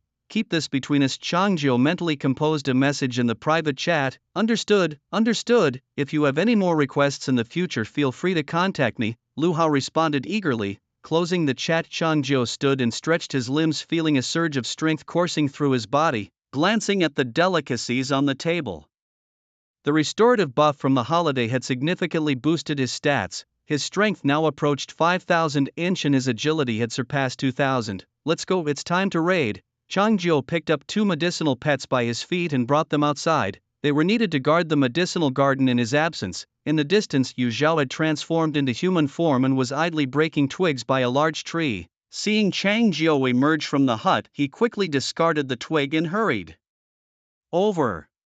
General, are you heading out? Yu Zhao asked, his voice tinged with excitement, eager to prove himself before Chang Jiu. Yes. Chang Jiu nodded and gestured towards the medicinal pets. Stay here and guard the house with them. Remember, kill any player who comes near. Yes. Yu Zhao knelt, his voice solemn. Above, thunder rumbled, possibly due to the divine protection of the lucky guardian sparing Chang Jiu from any direct lightning strikes. He looked towards the distance without further ado and quickly headed towards Feng Xian's location. Back off, everyone, move back and hand over your weapons, materials and coins. At the edge of Blue Lake, within a large pit, 5 burly men armed with stone hammers and daggers stood in a line, sternly shouting at 7 players crouched on the ground. The burly men were dressed primarily in basic white tier gear, with a few blue tier accessories mixed in. Behind them stood a slender, tall youth. This youth was Feng Xian, lounging on a stone-built step with his legs crossed. One hand held a whip made from snake skin and leather, and the other a candle made from mutton fat.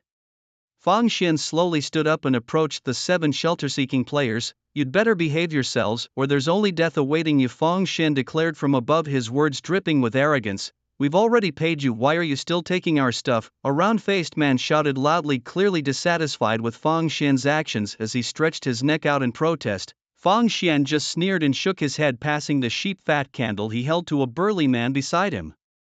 Before stepping forward slowly, slap, a crisp sound echoed through the cave as Feng Xian without hesitation slapped the man across the face. You. The man instinctively tried to stand up and fight back, but upon seeing several strong men closing in, he shrank back in fear. When you're under someone else's roof, you better understand your place. I've been merciful by not killing you, Feng Xian said, disdainfully shrugging his shoulders and turning to the burly men beside him. Take everything they have on them. After speaking, he turned and sat back down on his own steps, casually stuffing a piece of roasted fish into his mouth. Feng Xian's divine power, known as Yama's roll call, allowed him to randomly erase a player or beast of the same or lower divine tier as himself without consuming any mana. However, it required a full day of cooldown within the game, which made it somewhat impractical. Feng Xian was well aware of this limitation and knew that to maximize the potential of his divine power he had to ponder the classic dilemma: how to manage 100 people with just 10 bullets. The 5 burly men following him were originally fellow hikers, and their group had included 6 people. Seeing their strong builds and extensive survival skills, Feng Xian had used his divine power to kill one of them, ensuring the others' obedience out of fear. He openly shared the nature of his divine power with them, although he kept the cooldown detail to himself. To avoid their suspicion, Feng Xian crafted his image as a king of hell who preferred not to get his hands dirty. The burly men found this to be a fitting attribute of a true master and strong man. As Feng Xian chewed on the bland roasted fish, he turned on the public chat. After trapping 7 players who had fallen into his trap, no new players had contacted him, but he distinctly remembered that 8 players had reached out to him before. Perhaps one had died on the way. Feng Xian turned off the public chat and leaned over to whisper to one of the burly men, "It seems we won't have other players coming for now. Finish them off." "Yes," the burly man replied softly, signaling to the others. With a glance, just as they were about to act, a dull thudding sound suddenly came from above. Thump, thump. "Hey, is Feng Xian there?" Changjiu was crouched down, gently knocking on the large stone slab beneath him, straining his ears to hear any sounds inside, though the roaring thunder made it impossible. Clang! After a moment, the stone slab shifted, revealing a palm-width gap. Through this gap and the faint light inside, Changjiu could see the gaunt face of a young man. "Is your name Feng Xian?" Changjiu straightened up, walking towards the gap. "Are you that Lu Hao?" The light was dim and standing backlit. Changjiu was hard for Feng Xian to discern even as he squinted. "Let me in," said Changjiu, taking it upon himself to push the stone slab further open before leaping into the pit. Originally, to ensure the absolute safety of the pit, Feng Xian had the strong men find a very sturdy and heavy stone slab. It was meant to withstand thunder while preventing beasts from easily flipping it open. This slab normally required the combined strength of 2 strong men to move it, yet Changjiu had managed to push it open effortlessly. Watching Changjiu's easy and effortless demeanor, a chill ran down Feng Xian's spine and a foreboding feeling suddenly surged in his heart. The 7 players who had come to seek refuge before were all extremely panicked, fearing that a moment's delay in entering the shelter would result in being struck by lightning. However, Changjiu seemed like he had discovered a treasure, his eyes gleaming with uncontrollable excitement, much like a predator eyeing a succulent prey. Who exactly are you?" Feng Xian instinctively stepped back, signaling to the several strong men nearby with a glance, gesturing them to restrain Changjiu. "Hand over your weapons, materials, and gold coins." Understanding his intent, the 5 strong men immediately stepped forward, encircling Changjiu, with 2 of them grabbing his arms. "Tsk." Changjiu frowned slightly, quickly grasping the intentions of the group before him. Feng Xian's place, ostensibly as shelter, was actually a trap for luring players to deliver themselves into danger. "Ha, you lack the strength, yet you seek to play with my leftovers," Changjiu said coldly, effortlessly breaking free from the grasp of the 2 strong men beside him. He then delivered a crippling kick, sending the strong man blocking his way flying. Feng Xian, who was hiding behind the others, was also struck by the flying man, slamming hard against the wall of the pit. In the next second, Changjiu slightly retreated, drawing his arms back. He grabbed the hair of 2 strong men beside him, smashing their heads together with a loud crack. The sound of bones snapping echoed in the pit, the 2 men not even realizing what happened before their skulls were crushed. Unsurprisingly, given the vast disparity in their attributes, these strong men were no match for Changjiu. Moreover, fueled by a vigor-enhancing buff equivalent to an adrenaline max, his combat ability was significantly enhanced. In just a moment, only 2 of the 5 strong men were left. They stood a bit further from Changjiu, with thunder roaring overhead and a killing frenzy before them. Death seemed inevitable either way. But judging from the force and speed of Changjiu's attacks, there might be a slim chance under the thunder, but definitely no way out facing Changjiu directly. In a split second, the 2 men weighed their options and turned to run up the stone steps, trying to escape the pit quickly. Changjiu, however, simply pulled out a short knife from his waist, stepped forward, first piercing the chest of the man on the left, then slashing the throat of the man on the right. Thud! With a swift movement, 2 burly men fell to the ground. "It's over, we're saved." Seeing Changjiu effortlessly take down 5 strong men, joy immediately appeared on the faces of the players cowering in the corner. Perhaps because under the thunder everyone is equal, all seeking refuge, they forgot the true nature of this game and naively thought that Changjiu would spare them. "You're incredible, what's your name?" A player with a round face stood up, smiling as he slowly walked towards Changjiu. "Me." Changjiu turned around, his eyebrows slightly raised. "Changjiu, Chang Jiu." Upon hearing Changjiu's response, the round-faced man's steps faltered. He felt he had heard this name somewhere before but couldn't quite remember. Are you that number one on the celestial list, the one with over 100,000 kills? Someone suddenly exclaimed, remembering Changzhou. Yes, that's me. Changzhou tilted his head slightly, a sinister smile curling at the corner of his mouth. So you all were too quick to rejoice. Did you think I would let you go? As he spoke, Changzhou drew his long sword. After the burly men's death, the tallow candles had long extinguished and the crimson moonlight sprinkled through the gaps in the stone slabs, dyeing the whole pit blood red. Bathed in this bloody hue with that smile on his lips, Changzhou looked like a demonic specter. We'll fight him. Hearing Changzhou's words, the round-faced man immediately turned and shouted to the other players behind him.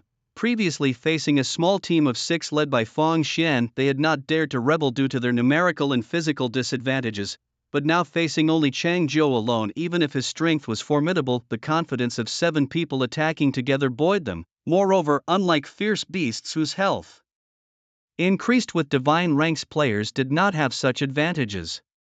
In the men's minds, if just one of them could land a surprise blow on Changzhou, it would be enough to easily take him down. We have more people, we will definitely.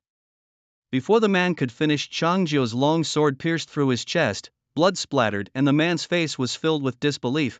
You have more people, you will definitely die. Changzhou tilted his head, smiling as he decisively pulled out the long sword, then swiftly moved forward, quickly dispatching the remaining 6 players who all fell into the pool of blood. Interesting. As Changzhou watched the pit filled with dead players ready to sheath his sword, a slight noise suddenly came from a dark corner. The burly man who had initially received a crippling blow from Changzhou moved slightly. Did I miss one? Changzhou looked towards the sound, suddenly remembering he hadn't personally dealt with that skinny-faced youth. He had only been knocked away by the burly man, likely not dead yet.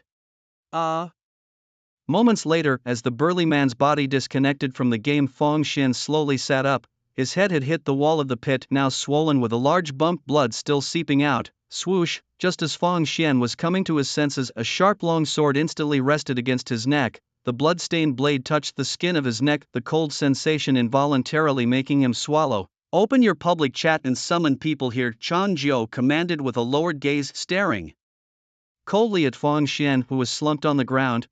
Who are you? Fang Xian's voice trembled slightly. He had been unconscious during Changzhou's earlier conversation with other players and thus was unaware of Changzhou's identity. Does it matter? Changzhou's eyebrows raised slightly and the hand holding the knife edged closer to Fang Xian's throat. The sharp blade easily sliced through Fang Xian's skin, drawing a line of bright red blood. I'll give you 3 seconds to do as I say, Changzhou stated coldly and forcefully, leaving no room for argument or negotiation. Realizing he was in a dire situation with the knife blade merely millimeters from his throat, Fang Xian knew he had no chance to rise and counterattack, especially since he was still injured from a previous encounter. Moreover, seeing how this young man had eliminated many players, Fang Xian guessed it was unlikely he would be spared. His only chance of survival was to kill this young man before him, and his only means was a divine skill capable of instantly killing players of his or lower ranks. With the help of 5 strong men that day, Fang Xian had killed a total of 12 players. At the end of yesterday's task, he had checked the rankings and found that his kill count placed him far ahead among the remaining 80,000 players. Also, his divine rank had reached level 4 and Fang Xian felt confident in his leading position. Even though the young man before him wielded a god-slaying weapon, Fang Xian guessed it was probably just luck from completing some NPC quest, and doubted his divine rank was very high. In a matter of life and death, Fang Xian decided to take his chances, too. As Changzhou began the countdown, the knife pressed deeper into Fang Xian's neck. Wait, I'm sending them a message now, Fang Xian hurriedly said, leaning back slightly from the increasing pain in his neck and quickly opening the public chat as instructed by Changzhou. With the screen of the public chat shielding him, Fang Xian glanced at Changzhou and a smirk briefly appeared on his lips. Go to hell, Yama's roll call, he shouted inwardly, already picturing this arrogant young man exploding into a mist of blood before him. But the next second, nothing happened. The knife was still at his throat and Changzhou was still looking at him coldly. What's going on? The cooldown period is over, isn't it? Fang Xian was incredulous but still unwilling to give up. He frowned slightly and once again called out his divine skill in his heart. Yama's roll call. Damn it, call him. What are you mumbling about? Is it so hard to type a word with your mind?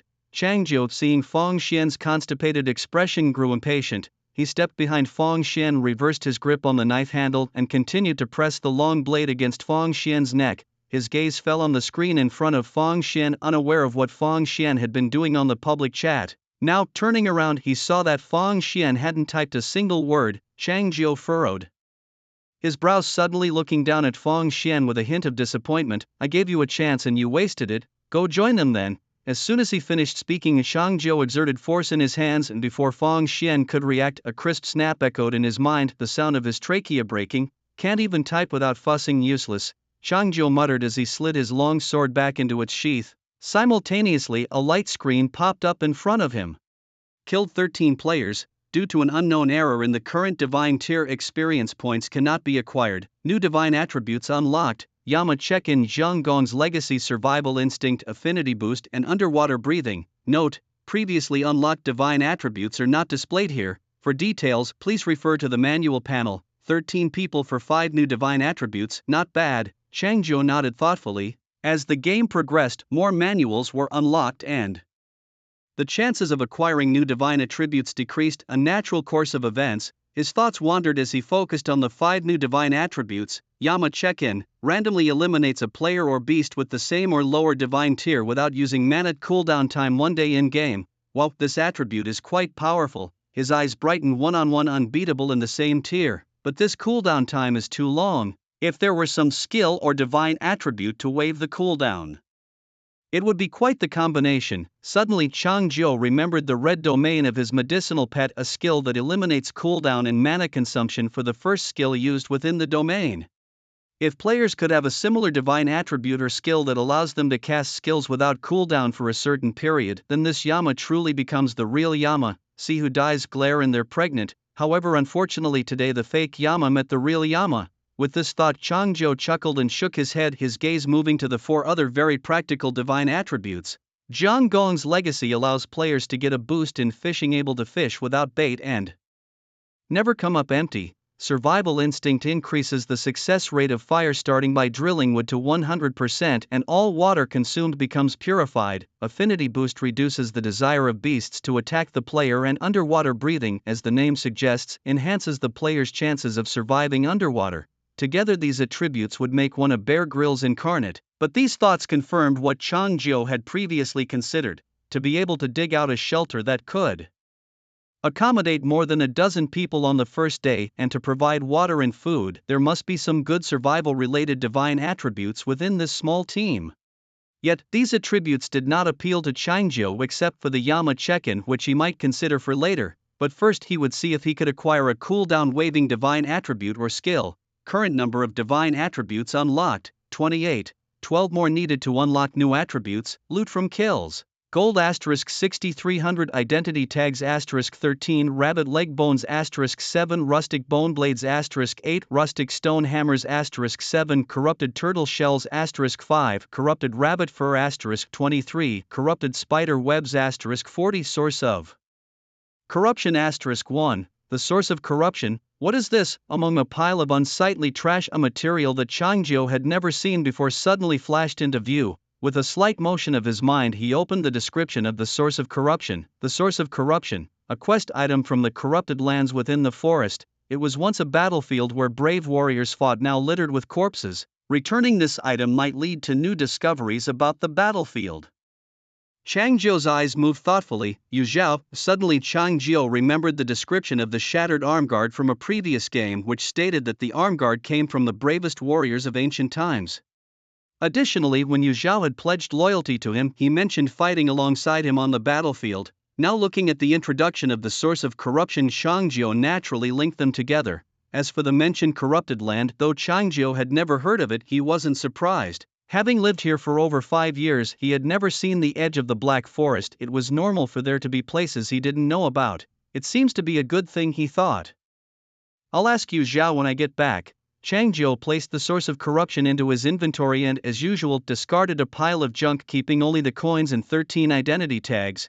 Currently ranked first on the leaderboard with a kill count of 100,109. No daily task count. The comment read: with no tasks, yet you still continue to kill. Perhaps you should consider taking a break for yourself.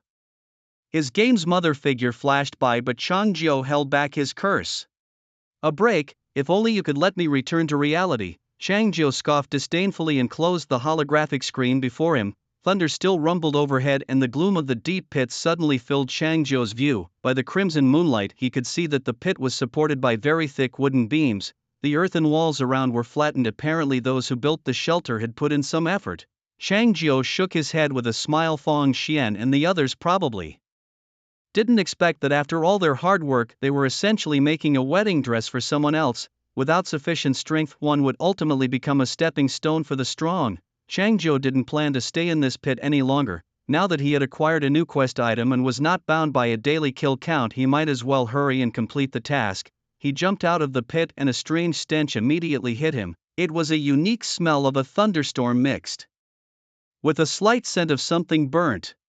Chang Jiu frowned, about to head towards the cabin, when he noticed a figure in the distance approaching him, someone else delivering themselves to him. Chang Jiu's lips curved into a smile, his right hand touching the hilt of his sword, ready to draw his blade and dispatch the player. However, a bright column of light suddenly caught his eye. Crack! Accompanied by a loud noise, Chang Jiu's vision shifted from light to dark, and he saw a towering tree in the distance suddenly split. At the same time, the figure also vanished. Only a puff of white smoke rising from the tree was visible, with a hint of black smoke mixed in. Was that instantly vaporized? Chang Jiu's throat involuntarily tightened, and his hand also left the hilt of his knife. He slowly walked towards the tree that had been split open, and within the burning trunk a faint red light flickered. What could it be? Driven by curiosity, Chang Jiu leaned closer and saw a strangely shaped branch stuck in the flames. The fire carried the hot air, continuously blasting Chang Jiu's face, yet the branch glowing with red light seemed unaffected. Without hesitation, Chang Jiu drew his long knife and pried the branch out. Thunderstruck wood *1, new, red god-slaying level, a very rare and precious material usable in weapon crafting or as an enhancement material. Looking at the pop-up description, Chang Jiu's eyes suddenly brightened. Was this the power of lucky protection? Unlucky players would be instantly turned into a wisp of black smoke by lightning, but the lucky Chang Jiu found a god-slaying level material he had never seen before under this wisp of black smoke. Truly he had chosen his luck well. As he thought this, Chang Jiu placed the thunderstruck wood into his inventory. Although he didn't know the effects this thunderstruck wood would bring, he had heard in the real world that it was a very rare and precious item. Excitement suddenly surged in Chang Jiu's heart. His twin blades were strong, but their attributes and divine rank hadn't been upgraded for a long time. Looking at the description of the thunderstruck wood, a material specifically appearing for crafting and enhancing weapons, perhaps the blacksmith could merge it with his twin blades, bringing new attributes to them. Not wasting any more time, Chang Jiu quickened his steps and soon returned to his small cabin. Unexpectedly, Yu Zhao and the medicine pet were together guarding next to the herb garden. With such a big-headed protector, the medicine pet obviously wasn't as afraid of the thunder as before. They were slowly moving between the herbs, carefully tending to several plants with their sensitive talent for medicinal herbs. Whenever they passed through the herbs, the plants would emit a faint golden light as if breathing. Compared to before Chang Jiu left, the herbs had visibly grown much larger. Seeing Chang Jiu return, Yu Zhao was the first to greet him. "General, no one came while you were away. The cabin and the herb garden are all intact." Good. Chang Jiu nodded, his opinion of Yu Zhao improving somewhat. "Kneel down, I have something to ask you." Facing the much taller Yu Zhao, Chang Jiu's eyebrows slightly furrowed. What strength? To make him look up, Yu Zhao obediently stepped back a few steps and knelt down. "General, what would you like to know?" "I will withhold nothing. Do you know of the corrupted lands?" Chang Jiu asked directly. Hearing this, Yu Zhao visibly stiffened, then slowly lifted his head to look at Chang Jiu. "General, that is where I have fought before?" "I thought so," Chang Jiu murmured, then continued. "Do you know where it is?" "Of course, I will never forget until death," Yu Zhao solemnly stated. "The place is not far from the island where I am. Do you want to go there?" "Yes." Chang Jiu nodded, "But you'll have to wait a moment, I have some other matters to attend to." Saying this, Chang Jiu sidestepped past Yu Zhao, pushed open the door of the wooden hut and walked over to sit by his bed. He opened his smithy, and the silhouette of the forge instantly caught his eye. "Oh, you didn't go out today?" The smith put down the small hammer in his hand and looked up at Chang Jiu with a smile. "Just got back," Chang Jiu said calmly, and then passed a piece of thunderstrike wood from his inventory through the screen to the smith. "Take a look at this. Can it be used to enhance my twin blades?" "This is." The smith suddenly paused, then carefully picked up the thunderstrike wood from the anvil, examining it thoroughly. After a moment, his expression turned serious, and he gestured to Chang Jiu outside the screen. "Give me your twin blades." Without hesitation, Chang Jiu drew his twin blades from his waist and passed them through the screen to the smith. It's been a while since I've handled your twin blades. The smith first swung the blades a few times, his eyes revealing an uncontrollable fondness. He then laid the twin blades flat on the anvil, aligning the handles, and picked up the thunderstrike wood, placing it between the two handles. The smith's muscles tensed suddenly and a flame burst forth in the palm of his hand. Under the scorching flames, the area around the thunderstrike wood began to swirl with strands of lightning. The lightning spread quickly, binding the two handles together like threads. With a clear ringing sound, the lightning suddenly tightened and the handles of the twin blades perfectly merged into one, transforming the original twin blades into a double-headed blade. At that moment, "Take it," the smith grasped the newly forged double-headed blade and handed it to Changjiu. Simultaneously, a screen unfolded in front of Changjiu.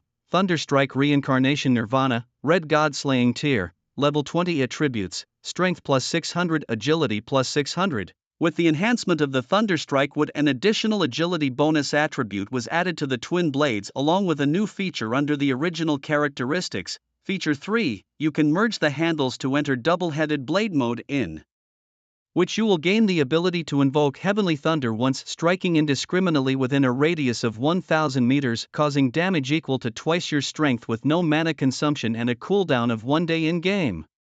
My god, Thor, looking at the new feature before him, Changjiu's eyes suddenly brightened. With this feature, it's like having the power of divine justice every day. Even with a long cooldown, the range is vast, a radius of 1,000 meters, exactly the same as my hunting moment. Setting aside ferocious beasts, if I'm too lazy to act, I can simply use the hunting moment to draw lightning in a player-dense area. Not to mention more, at least it can easily complete daily tasks, and with my current strength of 2,400 points, double the lightning damage can reach up to 4,800, which the beasts within level 18 cannot withstand. Quite interesting. Amidst these thoughts, Changjiu smiled and nodded his head, recalling the divine aspect of the Yenluo checkpoint he had just activated. Changjiu suddenly felt it was less enticing. Yenluo? How many times can Yenluo withstand being struck by lightning? His gaze continued downward, following the new features. There was also a note and a brand new comment. Note: if you enter the twin blade mode while in the killing god state, it will be even more powerful. Comment: the gods enjoy seeing your strength and will welcome you in the temple. Can the killing god state also be used? Looking at the note, Changjiu's throat unconsciously swallowed. In the killing god state, his attributes would double every strike a critical hit. Although he was unsure if lightning strikes would receive critical hit bonuses, the doubling of his strength attribute would definitely be factored in. With this, there would be no life under the heavenly lightning. Not bad, good stuff. Changjiu grasped the hilt of the blade tightly and twisted it, and with a flash of lightning, the twin blade was split apart again. He reinserted the blades back into the sheaths at his waist and looked up at the cast iron. How much? No need, I've never seen something like this before, it's novel. The blacksmith waved his hand, telling him to keep his gold coins and to bring more when he next visited the town. Shares. Hearing the blacksmith's words, Changjiu was taken aback. Have you two progressed so quickly? He. The blacksmith scratched his head embarrassingly without saying more and closed the smithy himself. This guy. Changjiu chuckled and shook his head, not asking further, and turned to leave his cabin. Seeing Changjiu come out, Yu Zhao hurriedly approached and knelt on the ground again. General, let's go take a look at that land of corruption.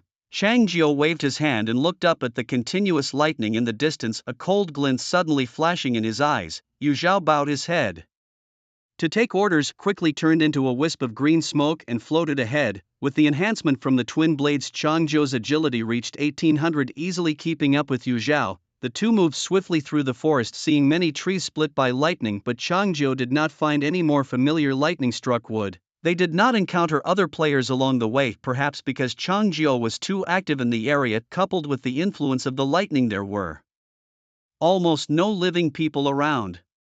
They soon arrived at the Blue Lake, and as before, Changjiu found 3 sea demons to carry him towards the center of the lake. Passing the familiar island, the fog suddenly thickened, visibility reduced to less than 5 meters, and the air was mixed with a hint of decay. The surrounding environment gradually darkened. It seemed that even the crimson moonlight could not penetrate here. The movements of the sea demons became increasingly slow, and standing on them, Changjiu could clearly feel their bodies trembling slightly. General, we have arrived. In a moment, Yu Zhao dived into the dense fog a few meters away, transformed into a human shape, and landed on the land.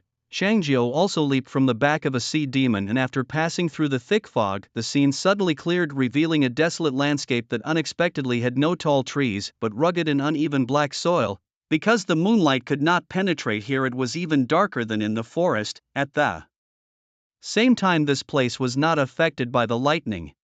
Broken spears and battle flags were scattered everywhere on the ground, along with many dilapidated chariots. In the distance, wisps of black smoke still floated up, making the scene eerily reminiscent of an ancient battlefield. Suddenly, Yu Zhao let out a painful cry and transformed into a wisp of blue smoke, diving directly into Changjiu's armguard. What was happening? Changjiu lifted his armguard, noticing flickers of blue light inside. Yu Zhao seemed to be alive but struggled to manifest. In this corrupted land, without further consideration, Changjiu had never expected Yu Zhao to aid in combat anyway, as he was merely a guide. Now that his task was completed, entering the armguard actually brought some peace. Given that the environment here starkly contrasted the outer black forest, Changjiu, out of caution, activated his hunting mode to check for any players or ferocious beasts nearby. As his vision cleared in the dim light, he discerned the figures of hundreds of creatures. Ignoring the beasts, there were nearly 100 players alone, and that was just within a radius of 1 kilometer.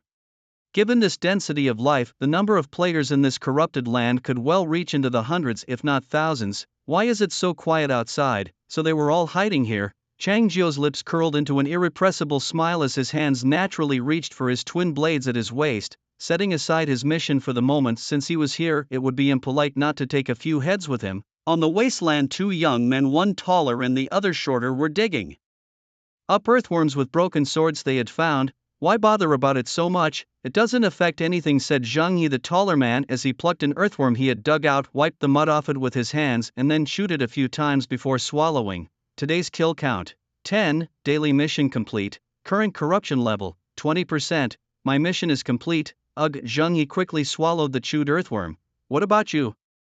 I'm done too, replied the slightly shorter man, Shirley, as he too pulled out an earthworm from the ground and split it with the broken sword in his hand.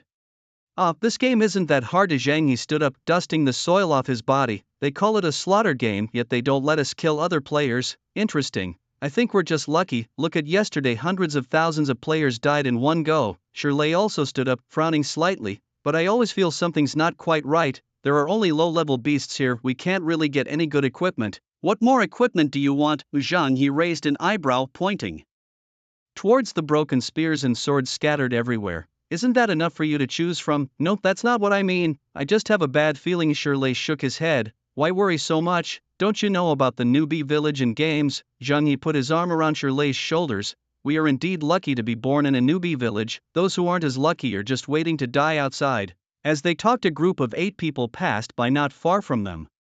They too held improvised weapons in their hands, their expressions relaxed. Upon seeing Zhang Yi and his companion, they even raised their hands in greeting. How was the haul today? Asked a man among the 8, marked by a birthmark on his cheek. Oh, just so. Caught a few worms, stepped on some spiders, just enough to complete the task, Zhang Yi replied with a smile, waving his hand. And you've found anything good?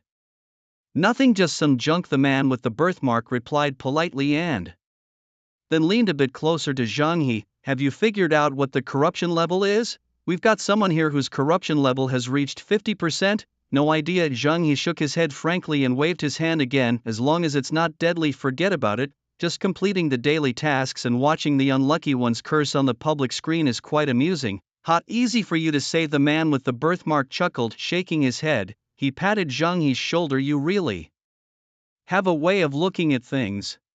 Hey, there's someone coming this way, looks like someone I've never seen before. During the conversation, Zhang Yi squinted and pointed towards a figure in the distance. Following the direction of Zhang Yi's pointing, the birthmarked man also turned to look. Approaching them was a tall young man moving quickly toward their location, holding 2 sharp knives in his hands. Indeed, I've seen most of the players around here, but never someone wielding dual knives, the man with the birthmark murmured with a slight frown. Since the game system had repeatedly warned them that they could only kill beasts and not attack other players, even seeing someone approaching with knives did not alarm them. What's with these people, just standing there waiting for me? Elsewhere, Changjiu saw that the 10 people were standing casually, all eyes on him, which puzzled him momentarily. They're so confident, it's making me lose confidence, Changjiu mumbled to himself, glancing subconsciously at the dual knives in his hands. "Hello, you must be new here?" The birthmark man called out to Changjiu, who was still a few meters away. Hello." Hearing the birthmark man's greeting, Changjiu was momentarily baffled. Was this some new type of combat tactic, trying to lower the opponent's guard with a friendly greeting? Changjiu had considered the possibility that the man might be an NPC, but the fool's wisdom effect told him that he was indeed facing a real player. Seeing no response from Changjiu, the birthmark man took a couple of steps forward. "Why aren't you talking? Hey, where did you pick up those knives?" Whoosh! Seeing the birthmark man approaching, Changjiu immediately swung his long knife up to the man's neck. He wasn't planning on killing the birthmark man just yet. The behavior of these people was odd. Just like this corrupted land, there were no forests, it wasn't affected by heavenly thunder, and even the blood moon couldn't shine through. Before taking action, Changjiu wanted to inquire first, perhaps to discover information related to the mission items. Hey, don't be hasty." The cold blade touching the warm neck startled the birthmark man into raising his hands. "I meant no harm, I just wanted to greet you." As Changjiu drew his knife, the men behind the man with the birthmark immediately became alert. "What are you doing? You can't kill people here." A slightly overweight female player stepped forward, pointing at Changjiu and shouting. Changjiu's lips curled into a scornful smile. "Just because you say I can't kill means I can't kill? It's not me saying it, it's the game." The female player stretched her neck and yelled, "Don't you know that? Yeah, if you kill a player you'll be punished by the game." Shirley also stepped forward, echoing the female player's words. "Punishment?" Hearing their words, Changjiu's brows furrowed slightly. Ever since he set foot in the land of corruption, he had felt that something was off. There were so many players here, densely packed, unlike the players in the dark forest outside who fought to the death. Moreover, the fool's wisdom didn't indicate that what was said earlier was a lie, meaning these people in front of him weren't lying. Strange, why didn't I receive any prompt? Changjiu wondered inwardly. Could it be because of the source of corruption? "Put away your knife, we won't hurt you." The female player stepped forward, grabbing the man with the birthmark by one hand and raising the other in an attempt to push down Changjiu's knife blade. Click. The next second, Changjiu's expression turned icy, and with a fierce sweep of his long knife, in the blink of an eye, the heads of the birthmark man and the female player rolled on the ground. "Who gave you the courage to touch my knife?" A few drops of fresh blood splattered on Changjiu's face, his lips curled up, revealing his stark white fangs. The other players behind them immediately showed a look of horror on their faces, and their legs softened. They even forgot to run. In the 2 days since entering the game, this was the first time they had witnessed such slaughter among players. "So where's the punishment?" Changjiu raised his eyebrows, spread his arms slightly, and took a few steps closer to the players, his smile widening. "Since you've been found by me, let's disappear together." With that, his hand moved, his knife fell, and blood surged. The players who had been catching mudfish and earthworms in the land of corruption all day were no match for Changjiu. They didn't even realize what had happened before they were beheaded, and to their dying breath they couldn't believe that someone would dare defy the game's warnings and strike at players rashly. What punishment? They all had to die. Players fell one after another as Changjiu spoke coldly, glancing down at his long knife. After killing 8 players in a row, the blood groove on his long knife had indeed increased quite a bit. Whether it was an illusion or because the long knife had been strengthened, Changjiu always felt that he was accumulating blood in the groove faster than before. He sheathed his long knife and looked up at the dim sky subconsciously. Although he hadn't received any prompt from the game, what the female player had said wasn't a lie. Changjiu didn't believe his fool's wisdom could be wrong, so he was still worried that some divine punishment might indeed descend. However, after a moment, there was no change in the surroundings. Changjiu suddenly remembered a phrase previously spoken above the dome, "Don't fully trust anyone here," and couldn't help but shake his head with a chuckle. Perhaps the players in the land of corruption have all been deceived by the game. As Changjiu pondered, a light screen suddenly popped up in front of him. He thought it was a prompt about a divine compendium and loot drops, but it turned out to be a line of unfamiliar text. "Current corruption level, 100%, please plant the source of corruption." What is this? Changjiu frowned slightly. Plant the source of corruption, right here. After hesitating for a moment, Changjiu opened his inventory and took out the source of corruption. It was a palm-sized spherical object wrapped on the outside by gray-brown roots, containing a transparent pearl inside. Within this pearl there were strands of purple and black intertwined. Changzhou bent down and placed the source of corruption on the ground. As soon as it touched the ground, the roots around the source of corruption immediately spread out like tentacles, quickly extending towards the earth's depths. While the pearl began to emit a strange glow, Changzhou's vision suddenly blurred, as if the television signal was being interfered with, showing bursts of gray-white static. Intermittent calls could be heard by his ear, like the cries of countless warriors clashing on a battlefield, and a chilly wind mixed with the scent of blood rose around him. With a swift motion, Changzhou stood up, his hands reaching to his waist, drawing his twin blades, looking around vigilantly. Kill! Suddenly, a fierce roar came from behind him, a gust of wind lifting the hem of his robe. Instinctively turning back, he saw a giant general wielding a long-handled broadsword and clad in heavy armor, about 4 to 5 meters tall, charging towards him on a warhorse over 3 meters high. Behind him, hundreds of chariots, each pulled by 4 horses, followed. Atop these stood ancient soldiers, each armed with various weapons. A strong sense of oppression suddenly surged in Changzhou's heart. Although his view was obstructed, he knew that behind these chariots were tens of thousands of fully armed soldiers, all charging towards him. Without time to think further, Changzhou leapt up, swinging his broadsword to meet the incoming strike. Now, he had no thoughts of retreat. The 3-meter-tall warhorse alone with its iron hooves was enough to trample him flat. Clang! An ear-deafening boom suddenly erupted as the close combat ensued, and even the air seemed to tremble under the collision of 2 powerful forces. With a spirited buff enhancement, although Changzhou's attributes were high, he was still not as stable as the mounted general. This strike forced the warhorse to a halt, and Changzhou himself was flung backward by the tremendous force. Fortunately, his agile reactions allowed him to land steadily on the ground some distance away. Damn it, a single mission facing thousands of troops. Changzhou stood up straight, his gaze suddenly turning fierce. Facing the wave-like surge of soldiers, his heart harbored no fear but ignited an endless fighting spirit. Just that one strike had kindled the rage in his heart. Far across, the opposing general fiercely pulled on the reins to stabilize his horse, grasping his broadsword and pointing it directly at Changzhou. Arrows flew in unison.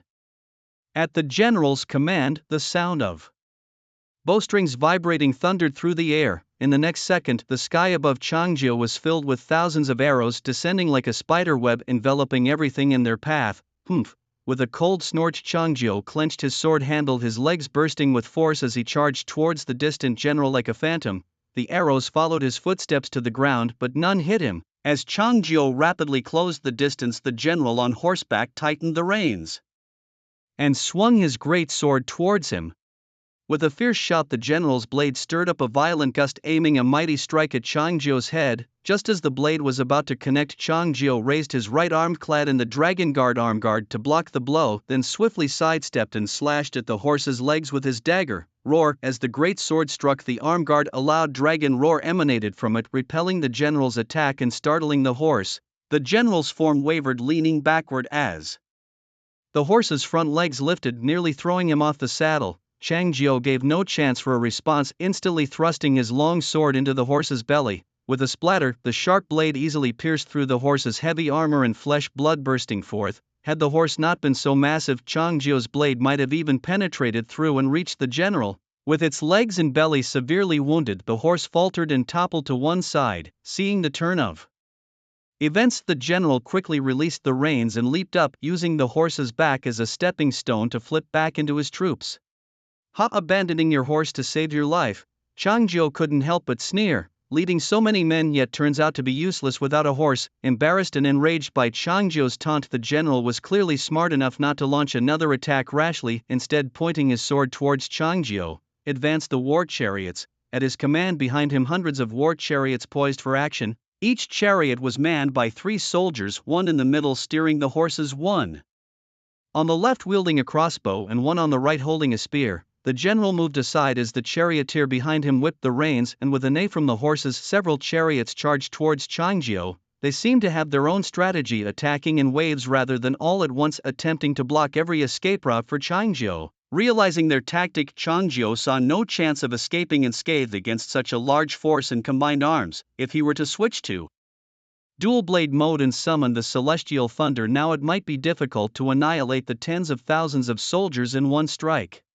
Since the dual blades had once hinted that celestial thunder could be more powerful in a murderous state, he might as well fight with his flesh and blood until his health bar was full. during this time he didn't know how many times he would die, which would perfectly complement the blood sacrifice boost. Kill! With a furious cry, the first wave of chariots quickly closed in on Changzhou. He held his sword in front of him, his eyes suddenly flashing with a fearsome chill. Do you know what I fear the least? He shouted. Death itself. Clang! The chariots kicked up a cloud of dust, and the sounds of iron hooves pounding the earth and crossbow bolts being loaded echoed in his ears. Changzhou's gaze turned icy as he locked onto the foremost chariot, and with a sudden surge of strength in his left hand he hurled his dagger. Accompanied by a dull thud, the dagger instantly embedded itself in the eye of one of the horses, piercing through its skull and into the abdomen of the charioteer.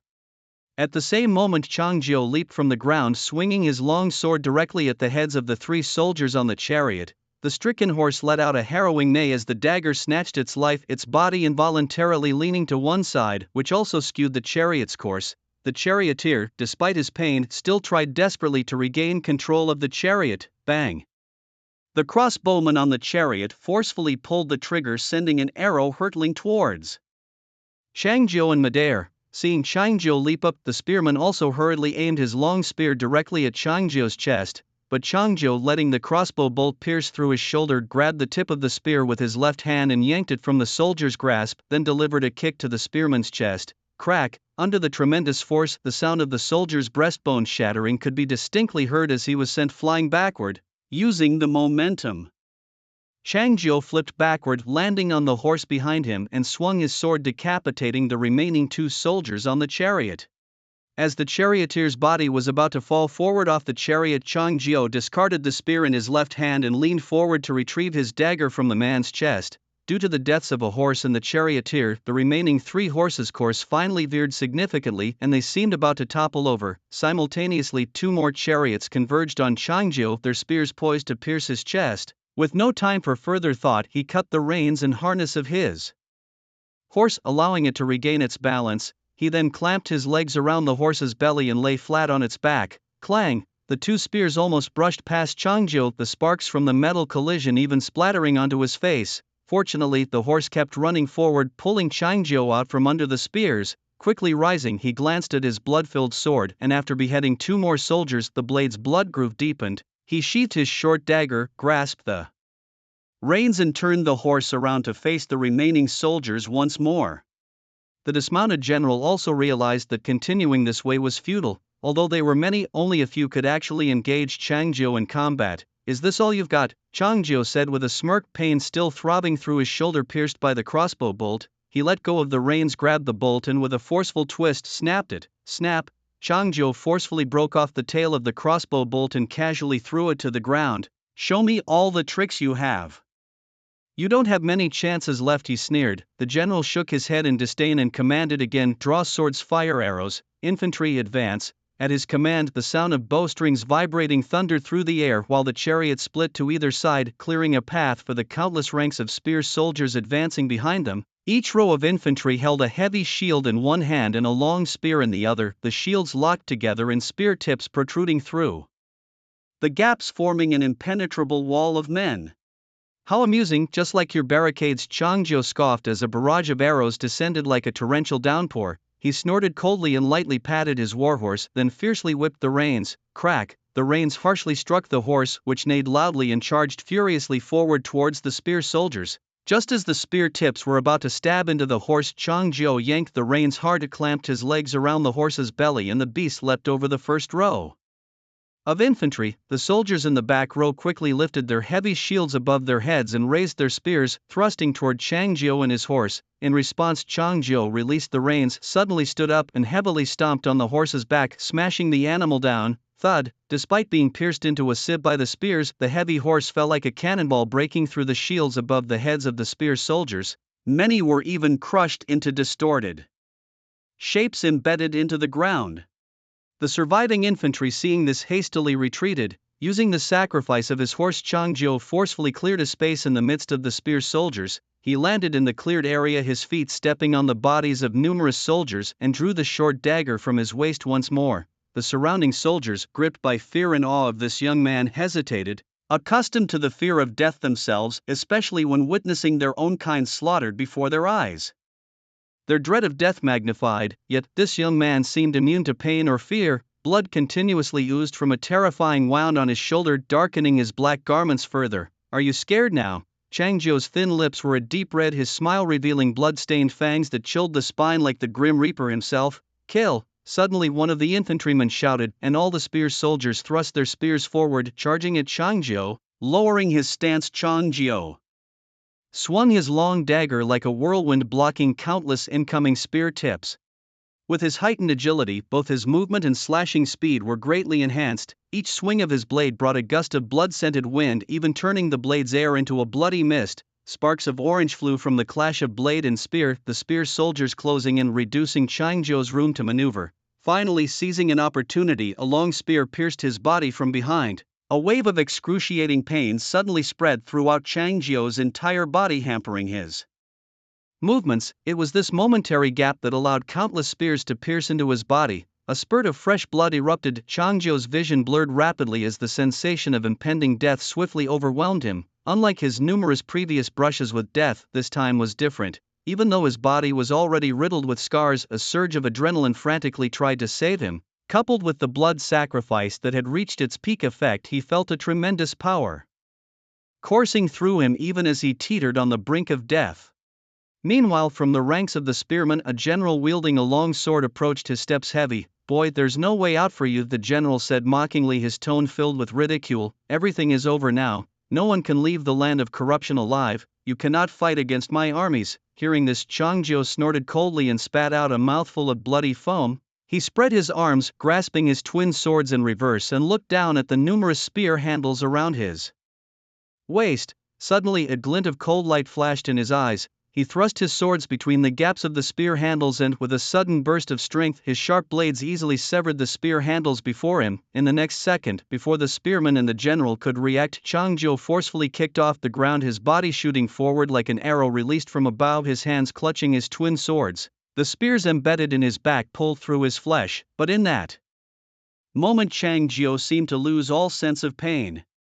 His eyes bloodshot, his form stirred up a bloody gust, and he roared like a wild beast. "Do you think you can kill me?" Seeing Changzhou charge towards him like a madman, a wave of fear suddenly surged in the general's heart. He instinctively stepped back, pushing the surrounding spearmen in front of himself. Raise shields, the general shouted, retreating while the spearmen hastily obeyed, setting up their heavy shields. Thud. However, under Changzhou's immense strength, the heavy shields were easily knocked aside, the dull sound mixed with the noise of his bones shattering. The frontline spearmen couldn't help but retreat under this force, and seizing the opportunity, Changzhou used the last of his strength to swing his sword fiercely. Accompanied by a crack, several spearmen were instantly cut in half, their blood spurting like a fountain. At the same time, darkness finally took over Changzhou's vision, and he collapsed on the ground, powerless. "Dead, is he?" "Dead." Seeing no movement among the ranks of the spearmen, the general hidden behind them turned his head to look. His tall figure allowed him to look over the bodies of his troops, and he saw Changzhou's corpse. "All that big talk, and still he dies," he scoffed disdainfully as he watched Changzhou's body lying in a pool of blood. But the next second, a fierce bright light enveloped his vision. Boom! Accompanied by a loud explosion, Changzhou's body suddenly burst open. The spearmen close by were instantly blasted apart, and even those further away were showered with flying flesh and limbs. The heavy shields, which seemed as solid as walls, were as fragile as paper in the blast, shattering entirely. The explosion whipped up a fierce gust, flinging distant riflemen and their commander through the air. Dust and debris clouded everyone's vision. Amid the settling haze, a cold laughter broke through. A figure glowing with a sinister red light quietly stood up. His laughter, unceasing and increasingly manic, filled the air. As the dust cleared, the general and his soldiers finally made out the source of the laughter. It was Changzhou, whom they had just killed. Now, the wounds on Changzhou's body had vanished, his eyes turned a bloody red, his cheeks pale, and his thin lips crimson as fresh blood. Gripping his twin blades with their tips dripping blood, he stood defiant. Weren't you dead?" The general's face showed utter shock, and the surrounding riflemen couldn't help but step back. They couldn't believe it. How could Changzhou, who had been riddled with bullets like a beehive and caught in a fierce explosion, stand unscathed so soon after? Could there really be such undying beings among them, akin to gods? A long and despairing memory suddenly surged into the general's mind. "General, the game is over," came a chilling voice from Changzhou, his lips curling into a terrifying smile. The grooves on his long blade already filled with blood. Changzhou lightly moved his thoughts, activating his God of Slaughter mode. An eerie, deathly hum suddenly filled everyone's ears, and a bloody, corrupt wind swept across the barren lands. Time seemed to freeze, and the soldiers' faces were instantly locked in terror. Chang Jiu raised his hands, slamming the handles of his twin blades together with a sharp snap, accompanied by a crisp sound. Blood-red lightning twined around Chang Jiu's hands, tightly merging the twin blades into a thunderous double-headed blade. Memories flooded into Chang Jiu's mind. Though he had never wielded a double-headed blade before, his body moved with practiced ease the moment he grasped the handle. He spun the handle, positioning the long blade by his side, its edge whipping up a strong wind, turning his black attire blood red. In the next second, his upper garments subtly spread out, forming a blood-colored cape adorned with dense black patterns converging around a prominent death character at the center. Simultaneously, thunderclouds gathered swiftly in the sky, rumbling loudly with visible streaks of bloodlight. Godai Chang Jiu's voice turned ice cold as his figure transformed into a blood shadow, with countless specters following behind, rushing toward the distant general. With a leap, he swooped in and cleaved down. Caught in a time dilation, the general only heard a crack by his ear as blood spurted out like a fountain. His body was cleaved in two by the double-headed blade. Chang Jiu charged through the gushing blood, and in the next second, countless blood-red lightning bolts rained down from the sky, forming a web-like pattern that obliterated all the soldiers within a kilometer radius. In that instant, the lightning's intense heat ignited the air, further darkening the already blackened earth as if scorched by the electrical storm. Tens of thousands of clay soldiers were instantly turned into black smoke, along with their horses and chariots, all reduced to ashes. As they vanished, a long string of dense red numbers flashed overhead. Although Chang Jiu didn't catch the exact figures, he was certain that under his killing god mode, his thunder strikes dealt critical hits with extra damage bonuses. As the black smoke from the gathering of clay soldiers rose with the wind, another blood-red lightning struck, turning even the smoke into nothingness. Behind Chang Jiu, no creature was left alive. Humph. Useless beings. As the killing god mode gradually faded, Chang Jiu split his double-headed sword and sheathed the two blades back into the scabbards at his waist while his cape slowly disappeared. Then a black and purple glow, akin to the color of mulberries, quietly spread under Chang Jiu's feet, and his vision flashed with a burst of gray-white snowflakes. Crack, creak. The sound of trees bending echoed around him. As Chang Jiu's vision cleared, the once barren land of corruption was now filled with countless towering trees. At the same time, thunder rumbled overhead, and the corrupted land lost its unique traits, becoming indistinguishable from the dark forest outside. Players, please note, a familiar icy voice suddenly came from above the dome. Ranked number 1 on the heavenly list with a kill count of 203,106, player Chang Jiu has completed the side quest of the corrupted land. The corrupted land has been purified and will sink into the blue lake in 10 minutes, rising again after a day. All players located in the corrupted land will die. Your only chance of survival is to find player Chang Jiu within 10 minutes and kill him. Kill me? Chang Jiu shook his head with a chuckle as the voice from above faded. Interesting. But during the announcement, Chang Jiu also realized that his previous kill count of over 100,000 had surged to over 200,000. In other words, his recent thunder strike instantly annihilated an army of 100,000, had truly a thunderbolt shattering the darkness. In a moment, a light screen popped up in front of him with information about the killing rewards, but Chang Jiu wasn't ready to see what he had gained yet, with many players still on the corrupted land and following the games. Announcement: surely some were busy searching for him. Worried they couldn't find him, Chang Jiu opened the public chat. After the announcement, the public chat exploded. Players unaware of the corrupted land situation were curious and inquiring, while others couldn't help but express their awe and envy at Chang Jiu's kill count. Those in the corrupted land were frantically seeking his whereabouts. Chang Jiu, with a light thought, posted his real-time location on the public chat. It was the first time he had messaged on the public chat since entering the game. Unexpectedly, his message appeared in a distinct and eye-catching box of gold and red, much like the dominant players often seen in online games in the real world. As soon as the message was sent, the public chat suddenly quieted down. This was also the first time the mysterious Chang Jiu had sent a message. Looking at the quiet public chat, Chang Jiu frowned slightly, feeling somewhat dry. After a moment, he added 4 more words. Just seeking death. Closing the public screen, Chang Jiu looked around. The land of decay had now sprouted large trees. The visibility was less clear than before, but he could still make out figures rapidly approaching from a distance. They were armed with various weapons, not much different from the clay soldiers in the previous mission. However, they seemed to wear no decent armor, perhaps even less resilient than the clay soldiers. Here comes more action.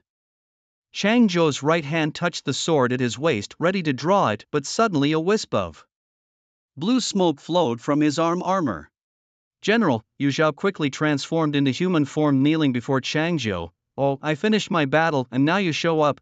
Chang Zhou drew his long sword and placed it directly on Yu Zhao's neck. Get back, I get angry just seeing your face. Recalling the taunting general from earlier, even though Chang Zhou had split him open vertically, it still wasn't satisfying enough. General, it's not that I refuse to help you, it's this land of decay that cannot tolerate me, even though the sword was already at his neck. Yu Zhao was not afraid but instead clasped his hands in a fist to Chang Zhou, explaining, now that the land of decay has been purified, I can lend you my strength. Yu Zhao's words were sincere, and Chang Zhou, looking down at him and then at the rapidly approaching players, sheathed his long sword. Fine, then show me what you can do. Chang Zhou waved his hands, signaling Yu Zhao to stand up, and then nodded towards the approaching players. See those people? Do you see them? Yes, Yu Zhao nodded excitedly, rubbing his hands together. As a warrior, battle was Yu Zhao's mission and the only chance to earn Chang Zhou's approval. Go kill them, Chang Zhou whispered softly. At your command, Yu Zhao responded in a deep voice, just about to step forward when he suddenly paused and turned back to Chang Zhou. General, do you need me to bring their heads to you? Hearing this, Chang Zhou was momentarily stunned, then waved his hand. No need, handle it as you see fit. Yes. With Chang Zhou's response, Yu Zhao was as happy as a child, but as he turned to face the players charging fiercely, his gaze turned ice cold. At this moment, Chang Zhou was quite relaxed. Now that Yu Zhao had become his contracted spirit, it was time to see Yu Zhao's strength. Moreover, considering the previous state of the land of decay without any calamities and players not needing to slaughter each other, every player seemed as relaxed as if on vacation. The players Chang Zhou had encountered before even naively advised him not to kill. It seemed that these players lacked strength, perhaps even their divinity had not awakened. Weakness was their original sin, they did not deserve Chang Zhou's personal effort. Chang Zhou crossed his arms, took a deep breath and looked distantly with a calm gaze. Meanwhile, even though Yu Zhao was bare-chested after transforming, he still wore heavy armor on his lower body, his large feet in combat boots making small pits in the ground as he ran. Simultaneously, his right hand stretched out and the big sword that had previously chopped at Chang Zhou quickly solidified in his palm. He dragged his blade along, leaving a long trench in the ground. Players in the distance hadn't yet seen Chang Zhou's true face, all they saw was a giant several times their size, charging towards them with great strides. Their initially fierce steps suddenly halted, fear evident on every face. Is that Chang Zhou? A young man with a square face asked incredulously. No.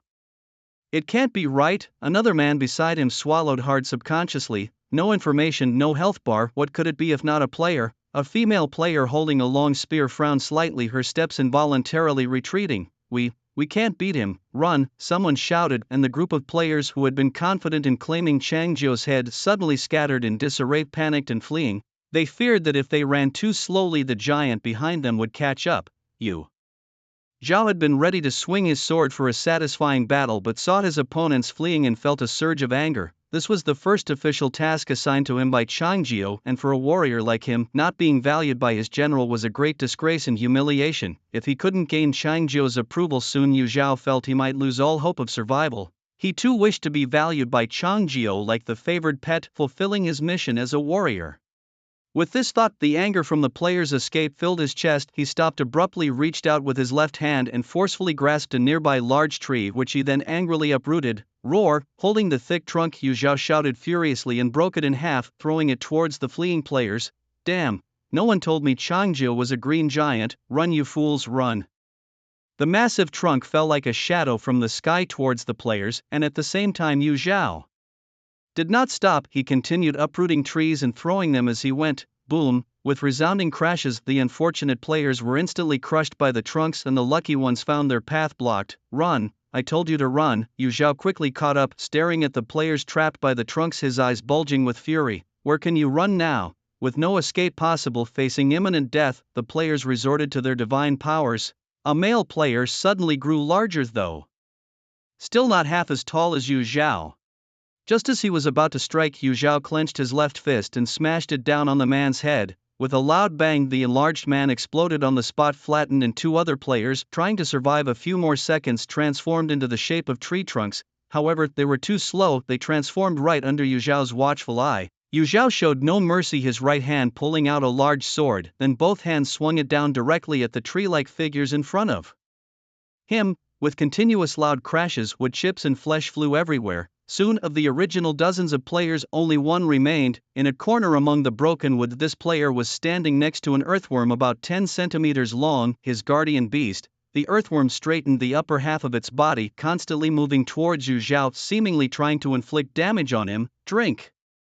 Without any hesitation, Yu Zhao threw his punch, turning the remaining player and his earthworm beast into mud. Comfortable living is a trap. Strength will one day bury the weak. The land of decay allowed weakness, yet it was here that these players met their demise. On the other side, Changzhou saw kill notifications popping up continuously, which alleviated his previous concerns. Yu Zhao, like a medicinal pet, wouldn't compete for his kill count. This Yu Zhao wasn't too bad. Watching Yu Zhao's performance from afar, a smile curled on Changzhou's lips. General, job done. Soon after, Yu Zhao returned to Changzhou, standing tall with pride written all over his face. However, Changzhou just crossed his arms, his expression calm as still water. Ishem, Yu Zhao felt somewhat uneasy under Changzhou's gaze, unsure of what he had done wrong. He scratched his head awkwardly and, catching Changzhou's eye, he realized his mistake. Thump! With a dull thud, Yu Zhao knelt on the ground. I realize my mistake. All right, get up, Changzhou said with a chuckle, shaking his head amusedly before waving his hand and turning away. Looking into the distance, after Yu Zhao had killed 23 players in a row, no more players dared to confront him directly. After all, the game only gave them 10 minutes, and players far from the site were probably thinking about how to quickly escape the land of decay with no intention of confronting him. Moreover, his top rank on the sky list was intimidating enough for many players. Let's go, this place is about to sink soon. The ground was already trembling noticeably. Without hesitation, Changzhou hurried towards the direction of Blue Lake. His steps were light, and as he approached the lake, the fog became denser. It seemed that Changzhou had broken some kind of seal in the land of decay, allowing the external black forest to influence this area. Reaching the lake, Changzhou was about to summon a sea demon when he faintly heard several players' voices through the fog not far away. What do we do? How can we get across? A very anxious female voice suddenly cried out, Xin, can you swim? I can't. And this lake is so big, where does it even end? But if we don't swim, we die anyway. Is there no one who can save us? From the noisy discussion, Changzhou deduced that there were at least 4 players, all female. Since he had encountered them, Changzhou decided to grant them release, following the principle of, since I'm here already. It was a simple matter. Following the voices, he walked through the dense fog and indeed saw the figures of 4 women. They were all tall and slender, wearing short skirts and black stockings, and their faces were heavily made up. It looked like they were performers at a venue before entering the game. A girl with twin ponytails was the first to notice Changzhou and looked his way. Are you also trying to escape? As soon as she asked this, the girl with twin ponytails noticed the faint red glow of the twin blades at Changzhou's waist, and a foreboding feeling surged within her. From what she had observed these past few days, there were no players in the land of decay who carried red god-slaying level weapons like those. The other 3 girls, upon hearing the words of the twin ponytail girl, also turned to look at Changzhou and unconsciously stepped back. You can't escape, there are sea monsters in Blue Lake, Changzhou said softly, his gaze inadvertently glancing at the long sword at his waist. You're Changzhou? One of the girls with long hair cascading over her shoulders suddenly realized who he was as she regarded the young man's confident demeanor and the equipment he bore. Just moments ago, when Changzhou had broadcast his real-time location on the public screen, this long-haired girl had glanced at it and knew that she was not far from Changzhou. However, as a group of 4 girls, they lacked the confidence to confront him and had deliberately detoured towards Blue Lake. To their dismay, Changzhou had found them anyway. You're quite smart. I might consider giving you a quick end, Changzhou said with a smile, nodding slightly before drawing his long sword. Swish! In the chilling flash of the blade, the pupils of the 4 female players suddenly contracted and their throats involuntarily tightened. Don't kill us! Suddenly, the twin ponytail girl's legs gave out and she fell to her knees, scrambling forward and actually grabbing onto Changzhou's thigh. Get away from me! Changzhou was startled by the sudden movement. Previously there had been Shen Nan offering herself, and now the twin ponytail girl was clinging to his leg. Instinctively Changzhou stepped back, but the girl clung desperately to his leg, her hands even moving upwards. With this kind of assault, Changzhou dared not swing his blade towards his own leg. he could face death, but not at the cost of harming his own leg, especially not the third one. As a matter of male pride, please. Please save us, you must have a way. The twin ponytail girl used all her strength to cling to Changzhou, paying no heed to how her skirt and stockings dragged across the ground, pressing her entire body against him. She didn't know that Changzhou's divine power could resurrect him indefinitely. She was merely gambling that Changzhou wouldn't dare to swing his knife at his own thigh. She also firmly believed that Changzhou would fall for her seduction. Seeing this, the other three female players rushed forward, but fortunately, Changzhou immediately raised his hand with the sword, pointing the blade at the three girls. Stand there, don't come any closer. Behind Changzhou, Yu Zhao was utterly baffled. As a male, he was unsure whether his general would appreciate this kind of approach, so he dared not act rashly. Please just save me, I'll do anything, the twin ponytail girl pleaded earnestly, her voice tinged with tears, her hands continuing to explore upwards. In reality, most men would find it hard to resist a physically attractive and provocatively dressed young woman clinging to them like this. But this was a killing game where only one could survive, and beauty was useless here. Touching me? What did you even do for a living before this? Changzhou shouted angrily, suddenly lifting his leg to kick the twin ponytail girl away. Swish! As she flew backward, her hand unexpectedly grabbed the short knife from Changzhou's waist. With a crisp sound of the blade being unsheathed, the twin ponytail girl flew away, knife in hand. Kill him and we will be saved. A dagger glowing with a crimson light traced an arc in the air. The three girls nearby quickly reacted, just about to move forward to seize the dagger when a dark shadow suddenly filled their vision. Snap!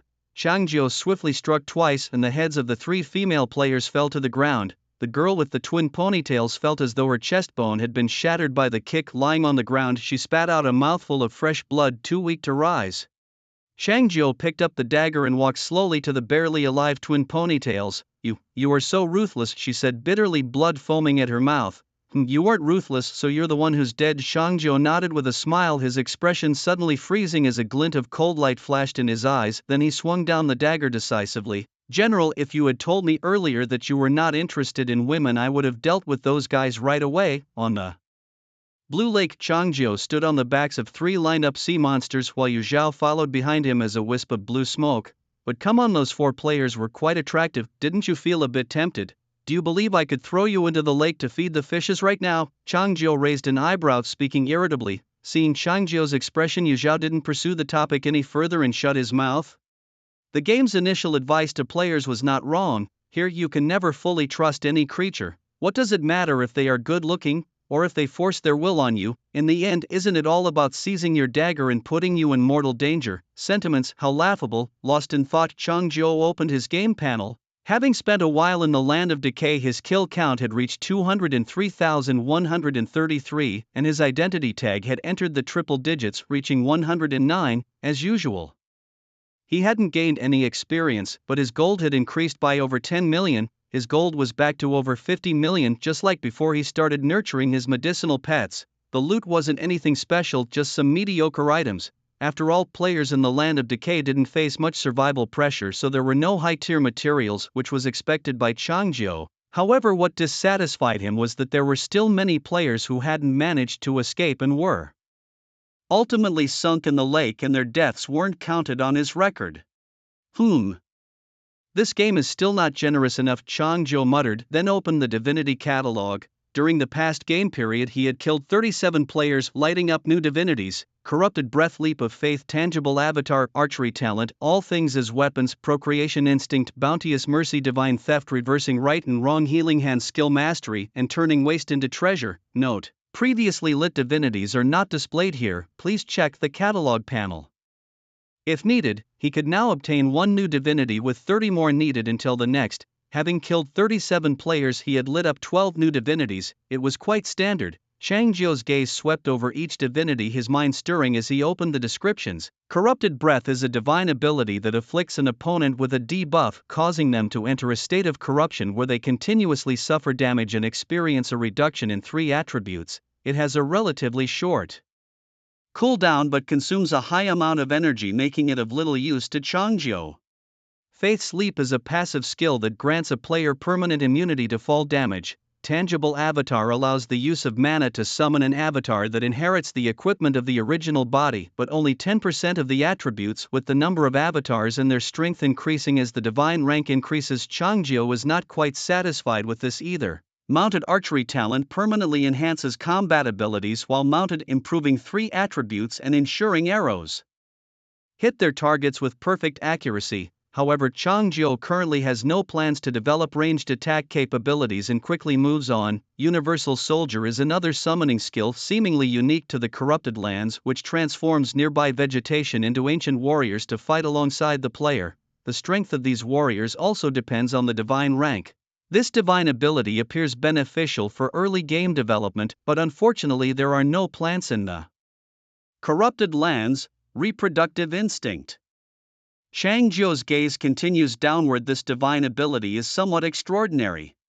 It increases a player's favorability in front of ferocious beasts, removes reproductive isolation, and encourages players to breed offspring with various beasts. Regardless of the player's gender, the player themselves will be the one to carry and give birth. The gestation lasts for 1 in-game day, after which the player's health is locked at 1 and restored a day later. The number and strength of the offspring depend on the player's divine rank and the attributes of the beast in the offspring will unconditionally assist the mother in combat. Many children, many blessings. Changjio raises an eyebrow, a shiver running down his arm. Just imagining it, he instantly dismisses the idea of choosing this divine ability. Bountiful Mercy is a divine ability under the watchful eye of the goddess of abundance.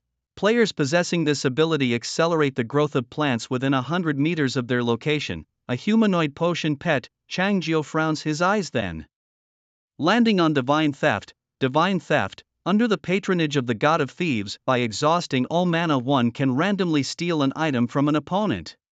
There is no cooldown, but it can only be triggered once per opponent. The items that can be stolen include, but are not limited to, life, strength, agility, intelligence, as well as weapons, equipment, money, materials, and even divinity. Note: if the randomly stolen item is an opponent's divinity, you will gain the divine ability without the opponent losing it, but you can only maintain the effect of this divinity for 1 day. Stealing.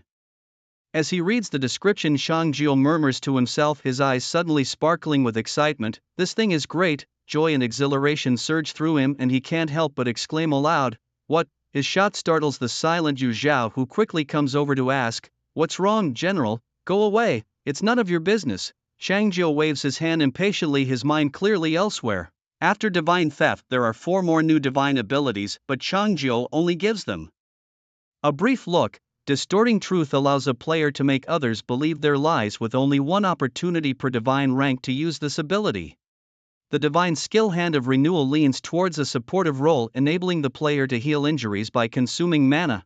Practice makes perfect provides a unique proficiency effect to the player's combat. For instance, swinging a sword 10,000 times could enhance certain strength and agility attributes, representing a long-term growth in divinity.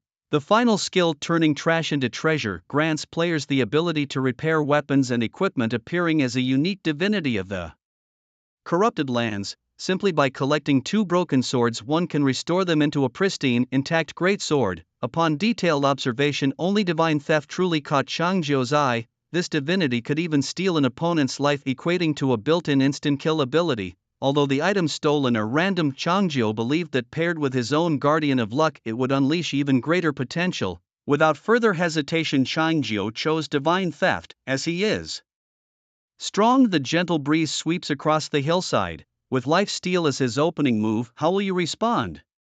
Given the player's exceptional performance in the major side quests of the Corrupted Lands, Changjio received a unique reward, and a new screen popped up before him. Your valor has subdued the armies, who now swear their undying loyalty to you, granting you the unique divinity. Emperor commands the armies. With it, you can summon the souls of 100,000 ancient soldiers to decimate your enemies in a bloody battle. The actual damage increases with divine rank and consumes all current mana with a cooldown of 1 day. 100,000 soldiers. Changjio muttered to himself, wondering if these were the same people he had just slain. These ancient soldiers were intriguing. Defeated by someone, they would then follow that person. Lost in thought, Changjio glanced at Yu Zhao. After being dismissed by him, Yu Zhao seemed a bit downcast, silently following behind like a wisp of green smoke. Though the Emperor commands the army's divinity didn't specify exact damage, being a Unique reward for the major side quest. Its power was undoubtedly formidable. Your kill count has for the first time exceeded 200,000 inch unlocking the achievement, killing like hemp. Your name will forever be highlighted in blood on the heavenly list and beasts' hatred towards you permanently increases by 100%. Changjiu was startled by the unlocked achievement's effects, pondering what his mass killing had to do with beasts. Could it be because he had been stealing their food?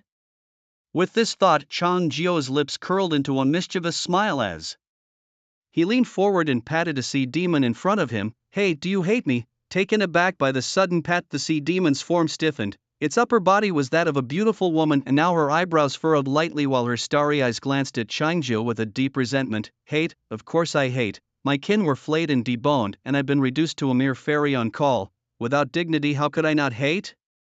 But what could she do about it? No matter how much she fought or tried to escape, it was futile. The sea monster did not respond, but instead sped up the wagging of its tail as if trying to swiftly rid itself of the pest on its back. Once back on shore, Changjiu leapt off the sea monster, his feet once again touching the dark forest soil. Thank you for your efforts, Changjiu said with a smile, turning to the sea monster in front of him. The creature seemed to somewhat understand and nodded, a blush unexpectedly spreading across its face. It then turned along with its two companions and swam back into the blue lake. As the sea monster turned, Changjiu's mind stirred and he activated his divine ability of godly theft. After all, this was a newly acquired divine power, and with a fierce creature right in front of him, it seemed like a good opportunity for a test. In the next second, a white light rapidly solidified in Changjiu's hand. He instinctively touched it, finding it to be something very soft and still warm. Simultaneously, the sea monster, not yet far off, stiffened abruptly and turned to glare at Changjiu once more. This time, its eyes held a deeper resentment mixed with a trace of other emotions. The creature's originally pale face was now covered in a blush, and Changjiu soon realized something was amiss. He looked down. Underwear, black, lacy, and not small. Damn it! Changjiu instinctively threw the object away and couldn't help but step back. How can even clothes be stolen? He swore to the heavens that he hadn't harbored any ulterior motives when he activated his divine power. Who knew it would steal something like this? However, compared to his usual kill count and the sea monster materials filling his backpack, this was something he had never encountered before. If judged merely as collecting something new, Changjiu was indeed quite fortunate. From a distance, the sea monster glared at Changjiu again before diving back into the water. General, aren't you? Yu Zhao began, but before he could finish, Changjiu cut him off without hesitation and quickly turned to dash towards his small cabin. The thunderclouds overhead were gradually dissipating, signaling that the day was almost over. In the forest, once full of towering trees, charred trunks split by lightning were now a common sight. Who knew how many players had perished here today?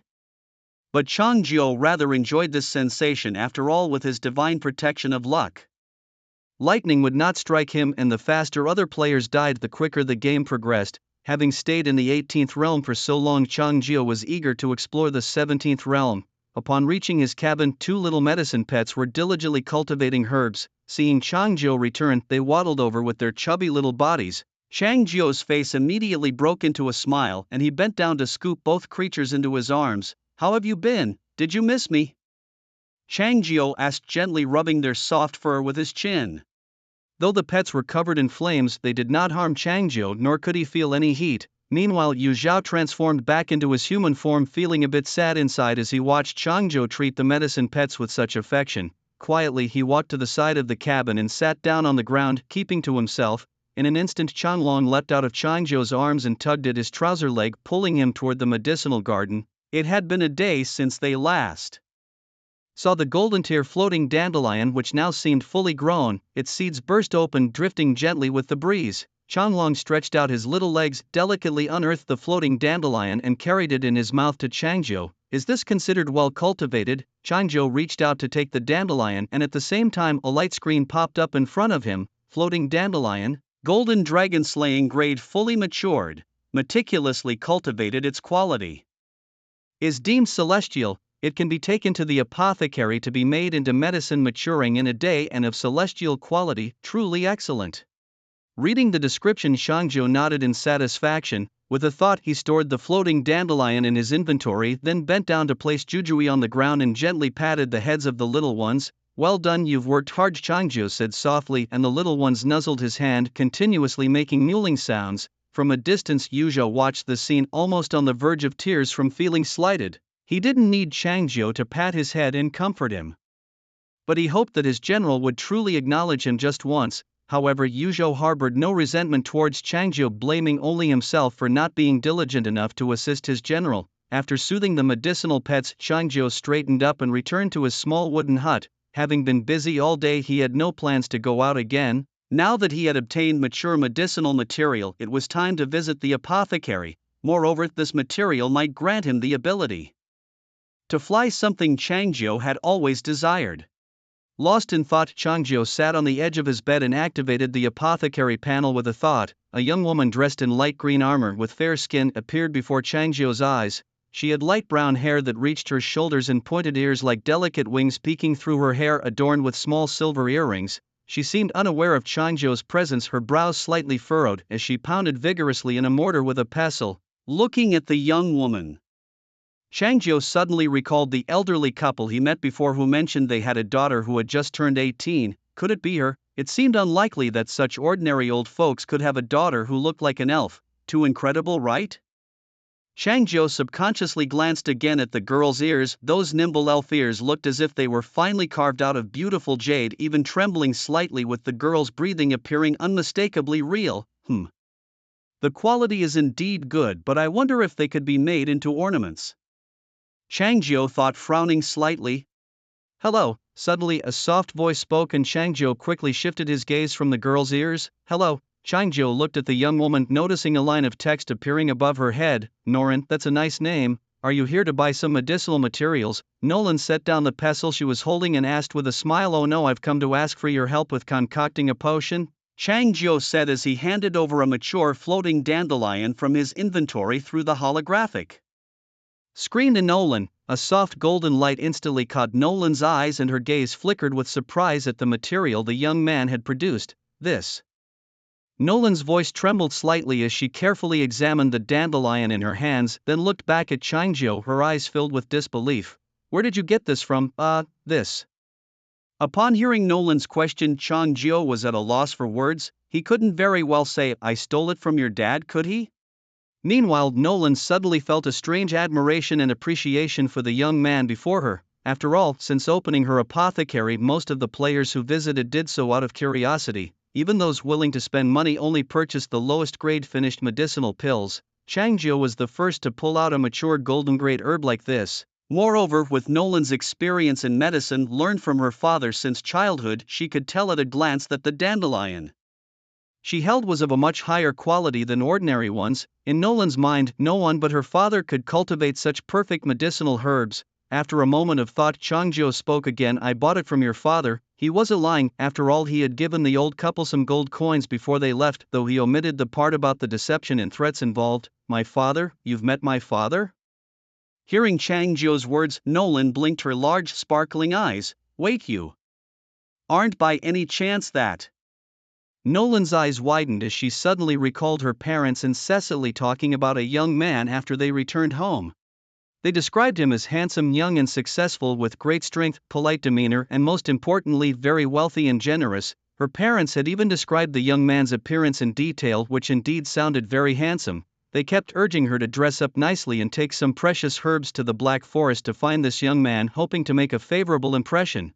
Nolan knew her parents were very cautious about her matrimonial prospects, preferring her to stay unmarried rather than marry poorly, yet regarding this young man, they seemed almost afraid she'd marry too late. Nolan even guessed that if her mother were younger she might have married him herself. It's me, my name is Changzhou. Your parents must have mentioned me, right? Seeing that Nolan seemed to have guessed his identity, Changzhou no longer hid it and spoke openly. He believed that he hadn't done anything too outrageous to the elderly couple. At most he had shaved the old lady's head and casually taken a golden level material and a basket of medicinal herbs from the old man along with 2 rare medicinal pets.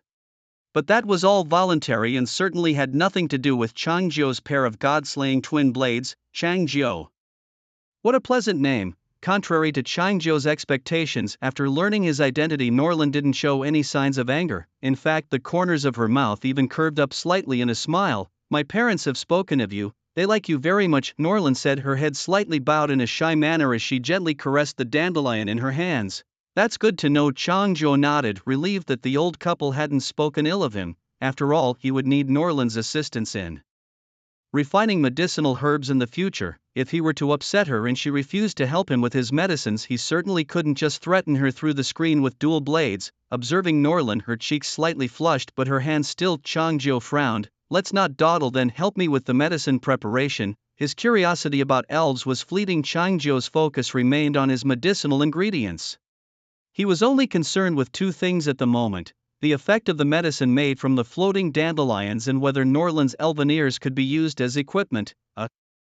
Okay, Norland muttered, snapped out of her reverie by Changzhou's blunt words. She looked a bit embarrassed as she nodded. First, she placed the dandelion aside, then cleaned the mortar in front of her and threw the dandelion into it. Thump, thump, thump. Norland pounded the dandelion with force, her gaze occasionally sweeping over Changzhou's face. Her parents were right, Changzhou was indeed handsome and just her type.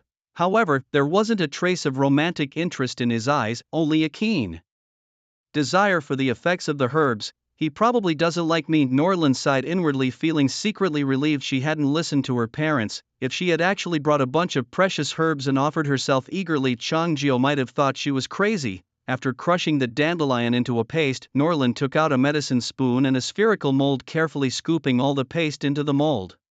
She then grabbed the mold with a pair of half-meter-long tongs and turned to place it in the medicine furnace located in the corner. Under the intense heat of the flames, the mold crackled and popped. After a moment, Norland extracted the glowing red mold, unfolded a piece of mulberry paper on the workbench, opened the mold, and a pill the size of a pinky finger rolled out. Here you go. Norland quickly folded the mulberry paper and passed it through the screen to Changzhou. Meanwhile, a screen also unfolded in front of Changzhou. Fian pill. Upon consumption, one feels as light as a swallow, able to ride the wind. The effect lasts for 10 minutes. 10 minutes, isn't this much more powerful than that divine ability? Changzhou's eyes lit up as he read the description. The divine ability he had previously activated, called Yenling Breakthrough, consumed 100 mana points every second, but this pill could provide 10 minutes of flight time, effectively saving a whopping 60,000 mana points.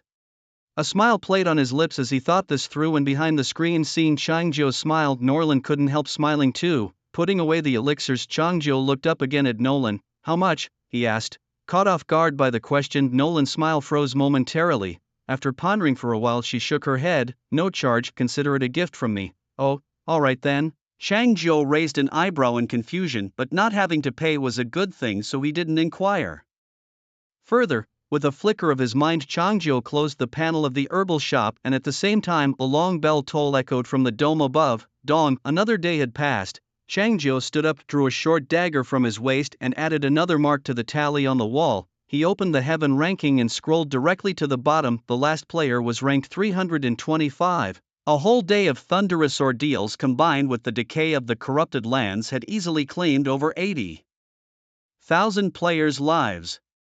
It's so fast, Changzhou murmured. At this rate, the level 18 game should end tomorrow. I thought with hundreds of thousands of players entering it would last at least a week, but it couldn't even last 3 days. Still number one on the heaven ranking was Changzhou himself, followed by the familiar name of Li Xiaofeng with a kill count of 60. The third was Wu Xiaopei with 47 kills. These two names were very familiar to Changzhou, consistently occupying the second and third spots on the ranking. These two must have some divine powers, they are quite capable, commented Changzhou as he opened his private chat box. The player Lu Hao, who had previously sent him Feng Shen's location, now had his name grayed out, indicating that he had died, had took some gold and materials and didn't live through the day.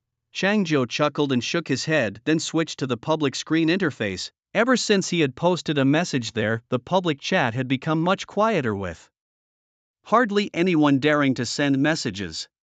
Perhaps in their eyes Changzhou was akin to the Grim Reaper. The living had never seen the Grim Reaper and the dead couldn't speak. Over time, the pressure Changzhou imposed on them was even less than that of the wild beasts and disasters in the forest.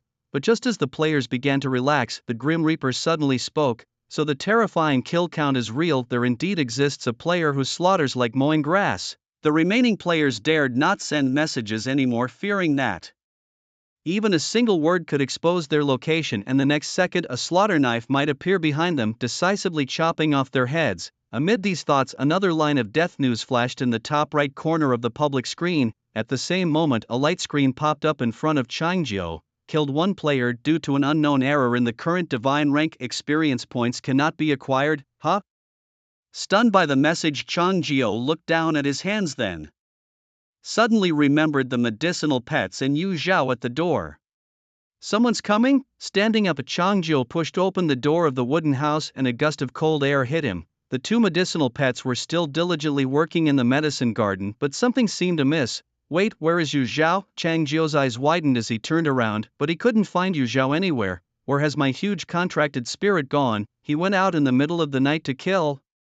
Chang Jiao looked into the distance. There were no footprints on the ground, indicating that Yu Zhao might have vanished into thin air. The sky. Chang Jiao furrowed his brows slightly. From what he knew about Yu Zhao, it seemed that none of the players in the Dark Forest could defeat him. But now, with only a little over 300 players left in the game, those who had survived this long surely had some skills of their own. Although Chang Jiao was anxious to get to the 17th realm, he was also curious to see the abilities of these players.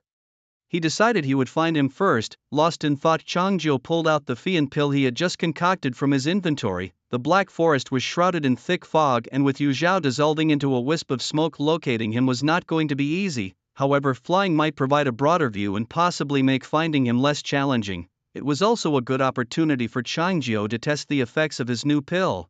If he could spot a few players while flying and effortlessly eliminate them, he might not even need to wait for the next day's task to begin to leave the 18th realm. Without hesitation, Chang Jiao swallowed the fian pill. A cool and slightly sweet sensation quietly spread in his mouth, instantly making his breathing much smoother. At the same time, a gentle breeze began to rise around him and his body felt lighter. With a light step on the ground, Chang Jiao rose with the wind. The air, once filled with a mix of blood and decay, suddenly cleared, replaced by the fresh scent of grass and trees. Indeed, standing higher, even the air smelled sweeter than that of others. Chang Jiao chuckled inwardly. His thought moved slightly and his figure suddenly accelerated. As he moved, the thick fog rapidly dispersed to both sides and his vision gradually became clearer. Meanwhile, in another part of the Black Forest, come out, come out. Yu Zhao was running, and whenever he saw something resembling an underground shelter, he would go up and viciously smash it. He didn't care whether there were players hiding inside. His only concern was to smash it thoroughly, and he wouldn't stop until he had trampled it a few times. Due to the recent natural disaster, many clever players had dug out shelters in the forest. Although the disaster had passed, the shelters were still warmer than the outside, blocking the wind. So many players chose to hide inside to survive the long night. Moving as a wisp of smoke, Yu Zhao made no sound. By the time the players in the shelters realized Yu Zhao's presence, the stone slabs or wood above their heads had already come crashing down upon them. No matter how divine a player's own nature, unless they had abilities like instant phase shifting or infinite rebirth like Chang Jiao, they couldn't withstand such sudden attacks. Thus, many lucky ones died instantly, turning the shelters into their graves. More, I need more. After dealing with one lucky player, Yu Zhao still unsatisfiedly muttered, as long as I kill more, the general will surely recognize me. I must make the general recognize me. As he spoke, Yu Zhao was about to dissolve into smoke to hunt for his next target when suddenly a figure emerged from the dense fog nearby. This person had long hair and was dressed in a suit of blue and purple tier armor, holding a purple tier longbow in hand. Someone delivered themselves to me. Yu Zhao rubbed his hands eagerly, ready to instantly defeat this player, but suddenly the sound of a bowstring vibrating interrupted him. Whoosh! In the next second, an arrow shot rapidly towards Yu Zhao's eyeball. Instinctively, he dodged to the side, and the arrow brushed past him, striking a large tree behind him. The arrowhead shattered due to its softness, but the fragments still penetrated deep into the wood, indicating the great force behind the player's shot. Without hesitation, Yu Zhao leapt forward, lunging at the player. Just as Yu Zhao thought he could pounce and kill the player's figure blurred instantly, leaving only a shadow behind. Whoosh! Another arrow was shot, hitting Yu Zhao in the back. Ah! Yu Zhao cried out in pain. As he turned around, he saw several more sharp arrows flying towards him. With no hesitation, Yu Zhao stretched out his right hand and a large knife quickly materialized in his palm. With a powerful swing, the blade stirred up a gust, deflecting the incoming arrows. You are quite interesting, player, Yu Zhao said coldly, placing the knife beside him. Thanks for the compliment, the player replied with a flick of her long hair and a cold smirk. You are not a beast, nor do you look like a usual player. What exactly are you? He is my subordinate. Suddenly a familiar voice echoed from above, followed by a dark figure swiftly descending, landing in front of Yu Zhao. General, seeing Chang Jiu appear, Yu Zhao's eyes widened in surprise. Shut up. To think you could be hit by an arrow while fighting a player is embarrassing, Chang Jiu remarked disdainfully, his voice cold. We'll settle this later. He then stepped forward, looking at the female player. While you're still alive, let me introduce myself. I'm Chang Jiu. Chang Jiu. Are you the one at the top of the heavenly list? Hearing Chang Jiu's name, the player didn't show fear like others before her, but her brow furrowed slightly, her eyes even flashing with excitement. Yes, that's me. Chang Jiu nodded calmly. Seeing you like this, you must also be among the top few on the heavenly list, right? You're right to say flying is indeed faster than running, Chang Jiu noted, realizing he was still a long way from his cabin. If it weren't for the ability to fly, he probably wouldn't have found this place. Moreover, the wind-carrying effect of the flying swallow pill helped to clear the thick fog, improving visibility in the air. He had heard Yu Zhao's voice from afar and had planned to just silently observe, but then this player appeared. Chang Jiu had seen all of her bow shooting and instant blur movements. Clearly, this player's divine awakening was not simple. This was also why she had survived until now and was even wearing purple equipment. Likely her ranking on the heavenly list was not low. My name is Wu Xiaopei, the player said solemnly, a smile appearing on her face. Since I started playing the game, I have been keeping an eye on you. You were strong, and it seems you entered this place before us. You were right, Chang Jiu nodded. The players I've encountered before were all scared upon hearing my name. But you are an exception. You not only appear unafraid but rather excited. Of course, Wu Xiaopei said without hesitation. My target is you. Hearing this, Chang Jiu was momentarily stunned.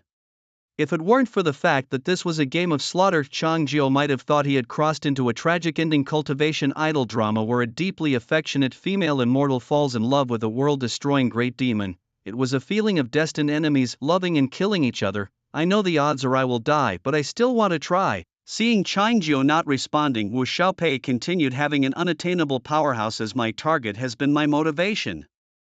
These past few days, you must have seen many female players and you probably look down on them, right? Wu Xiaopei confidently lifted her chin. I am different from them, at least I'm alive to meet you. Indeed, ranked third on the celestial list, you do have more lines than the previous extras. Chang Jiu nodded in agreement and then corrected her. You are wrong, I don't look down on female players, I just equally look down on everyone. The number one on the celestial list sure talks tough. Wu Xiaopei laughed. Instead of getting angry, my equipment is far inferior to yours. Promise me one thing. What is it? Chang Jiu raised an eyebrow. Put down your weapons and equipment. Let's rely solely on our divine abilities and fight on our own merits. With that, Wu Xiaopei set her longbow at her feet. To be honest, I have awakened dual divinities, rapid arrow shooting and shapeshifting. After laying down her weapons, Wu Xiaopei also opened her personal panel and removed all her equipment. As a flash of light passed, all her equipment disappeared, leaving her in the plain clothes she had entered the game with, a very neat and tidy mountaineering outfit indicating that Wu Xiaopei was a sport-loving young woman before entering the game. I've got a terminal illness, didn't have much time left, originally thought about seeing the world before I die but ended up being pulled here, Wu Xiaopei said, lifting her hand to remove her long hair, which was a wig, normally well maintained and smooth. It looked very soft even in the dim light.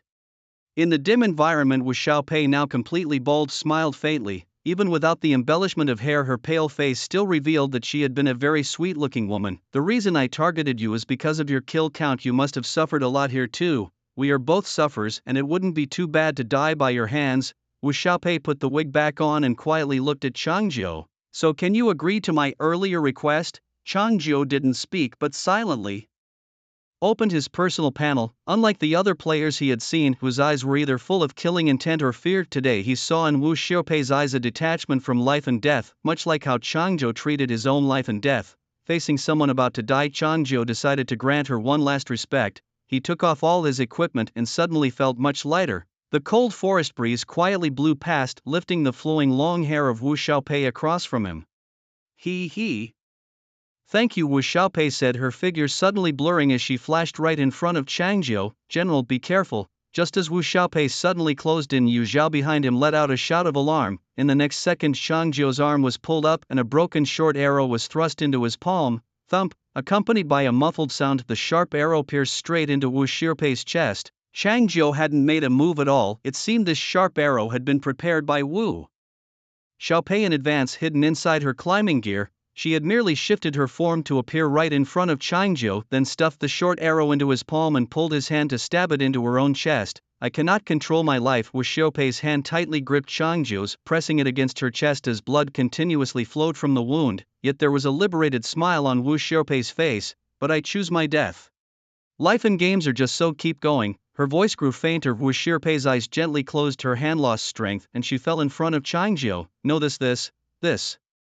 Changzhou was somewhat dazed, looking at Wu Xiaopei lying in front of him. How could this be suicide? Changzhou looked incredulously at the blood on his own palm, then at the gradually fading figure of Wu Xiaopei on the ground. He had thought it would be a thrilling battle, but it ended before it even began. You could have moved a bit. There's no sense of participation at all, Changzhou muttered.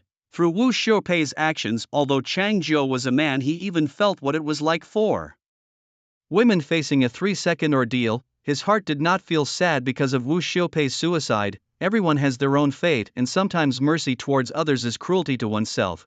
Changzhou briefly sorted through Wu Xiaopei's belongings. Aside from some coins and an identity card, the rest were useless equipment and monster drops. At the same time, Changzhou also lit up a new divine diagram, shifting shadows. Your form blurs, quickly moving to any position within a 10-meter range, consuming 10 mana per use with a cooldown time of 10 seconds. A decent divinity, low consumption, short cooldown. Looking at the description, Changzhou nodded thoughtfully. Although the moving distance wasn't very far, it was enough to dodge fatal attacks at critical moments. No wonder Wu Xiaopei had survived so long, with dual divinities. When facing players not much different in divine rank, a rapid shot with a bow could kill many weaker players instantly. Even when encountering higher tier beasts, as long as one isn't instantly killed, there's usually a chance to escape. If bold enough, one could even activate both divinities at the same time, kite a high tier beast to death. But for now, Changzhou was unable to acquire shifting shadows. He still needed to light up 29 different new divinities. Let's save it for later, Chang Zhou said, closing the light screen and turning his head to look at Yu Zhao shrinking behind him.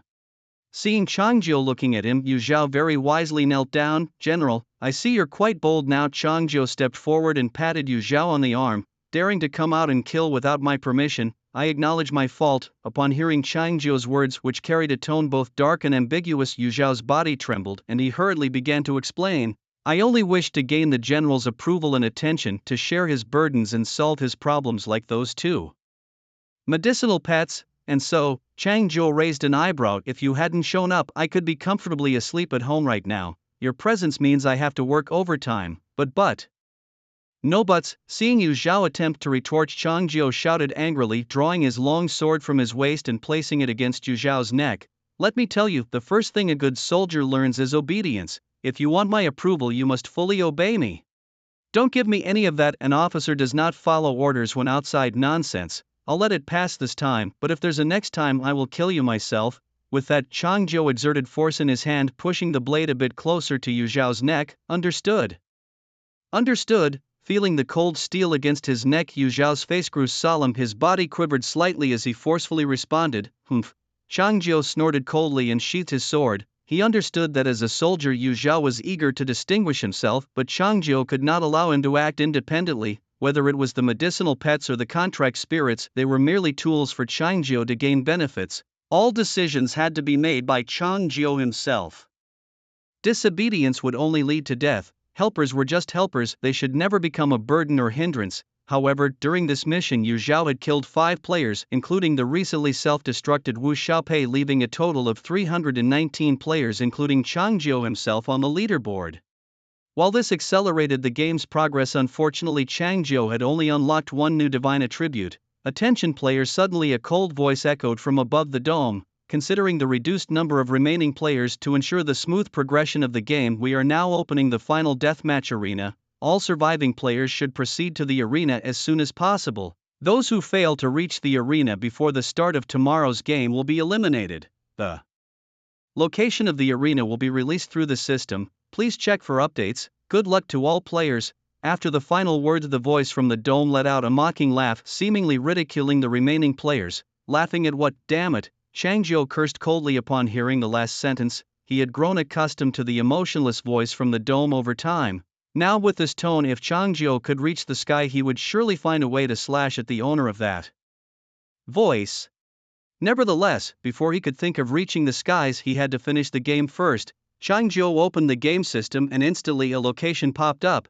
The arena's location was not far from him. He quickly noted the information. Meanwhile, several death notifications flashed in the upper right corner of the public screen. It seemed that players close to the arena had already arrived and started killing. Let's go and stop kneeling there. Turning off the screen, Changzhou glanced at Yu Zhao, who was still kneeling on the ground, then led the way forward. Finally, the moment has arrived. Clad in purple, Li Xiaofeng strides through the dark forest, his hand gripping a golden grade long sword with a purple grade longbow slung across his back. In just 2 days, his divine rank has reached level 14 with a kill count of 60, many of which are high-level beasts. He believes himself to be the chosen one of this game, having awakened 2 divine natures, one of which is exceptionally powerful. With this divine nature he has been pushing forward almost effortlessly. I will kill everyone, I want to see rivers of blood. Li Xiaofeng clenches his fist tightly, a sinister smile curling at the corner of his mouth. The one who ascends to godhood will definitely be me. He quickens his pace and soon spots a cluster of players entangled in combat. Watching their clumsy fighting skills, a mocking smile spreads across Li Xiaofeng's face as he stops in his tracks. He takes the longbow from his back, strings it with 5 stone arrows and shoots them towards the distant players. Whoosh! The arrows fly swiftly, but only one hits its target, striking a player's thigh. Li Xiaofeng's archery is far from strong, in fact it's quite poor. He doesn't have a divine nature that enhances archery. Using the bow is merely to increase his margin for error in combat. The player hit in the thigh cries out in pain, instinctively reaching to cover his wound, only for another player to thrust a long sword directly into his chest. Splurt! Blood splashes as the arrow-struck player falls dead. Stealing my kill. Li Xiaofeng snorts softly, readies another 5 arrows and fires again. As the arrows approach, one of the players, dressed in blue gear, activates his divine nature to swiftly move and dodge, closing in on Li Xiaofeng with his sword. Li Xiaofeng reacts quickly, raising his longbow to block the incoming blade, then switches the bow to his left hand and draws his long sword with his right. Clang! The blades collide, sparking and ringing crisply, forcing both Li Xiaofeng and the blue-clad player to step back. Oh, you've got some strength. Li Xiaofeng smirks, while the opponent unleashes his divine nature of green vine entanglement. Dozens of vines rise at Li Xiaofeng's feet, quickly binding his legs firmly in place. Die! A cold gleam flashes in the blue-clad player's eyes as he thrusts his sword towards Li Xiaofeng's chest. Players who have made it this far have seen their share of bloodshed. There's no mercy, only a resolve of life and death. Naive, as the sword thrusts towards him, there's no fear in Li Xiaofeng's eyes. His thoughts flicker and his body is instantly covered with a layer of golden patterns. Clang! The sword pierces through Li Xiaofeng's purple armor but stops just in front of his chest. His divine nature of golden body easily blocks the attack, and in the next second Li Xiaofeng swings his faintly glowing golden longsword, decapitating the player before him. Dressed in trash and you dare to duel with me? Li Xiaofeng spoke coldly. After the player in the blue gear died, the vines controlling his legs quickly disappeared. The fierce battle among players in the distance was still undecided, with more new players joining the fray. Divine powers and skills flew across the sky, and although a new day had not yet dawned, the remaining players had unanimously begun their slaughter. The public screen continuously flashed with death notifications. From just over 300 players, the number had now dwindled to fewer than 100. Li Xiaofeng was clever. After the recent fight, he didn't rush to join the new chaos but instead stood quietly at a distance, watching the group of players battle. He knew that his only real opponent and ultimate enemy was Changzhou, who dominated the top spot on the heavenly leaderboard. Before Changzhou arrived, he planned to conserve as much of his energy as possible. Suddenly, a roar resounded in the distance.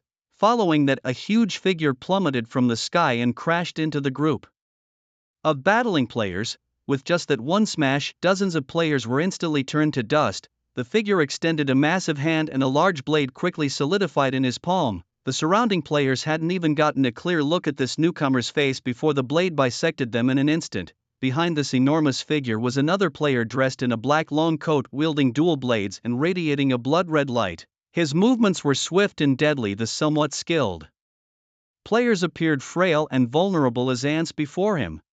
He's here. Li Xiaofeng could instantly tell that this new player was Changzhou. Watching the carnage unfold, not a trace of fear appeared on his face. Instead, a slightly excited, sinister smile emerged. He sheathed his long sword back at his waist and placed the long bow behind him, then started walking towards Changzhou. "You Zhao, now's your time to shine." While slicing through the players blocking his path, Chang Zhou called out to Yu Zhao not far from him. "Don't worry, General," Yu Zhao replied, his voice cheerful like a child's, swinging his large blade with vigor. Fighting side by side with his general was the scene he had always dreamed of. Seeing the sudden emergence of these two powerful adversaries, the surrounding players instinctively thought of fleeing.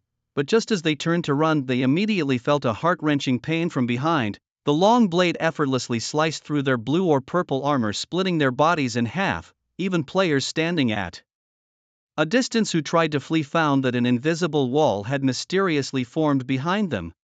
It seemed that all the surviving players had entered the arena range and the game had quietly sealed off the entire arena. This place had instantly turned into a hell from which there was no return. There were only two possible outcomes for the players: victory or death. With the vast disparity in strength and with Yu Zhao's support, the players stood no chance against Chang Zhou. Even if they exhausted all their mana and used every trick they had, death was the inevitable end. As the kill notifications popped up continuously, Chang Zhou grew more and more excited with each kill, and although some players managed to inflict some damage on him amidst the chaos, none were fatal. Meanwhile, the blood of others mixed with his own, painting a near maniacal grin across Chang Zhou's face. He, it's ending, it's almost over.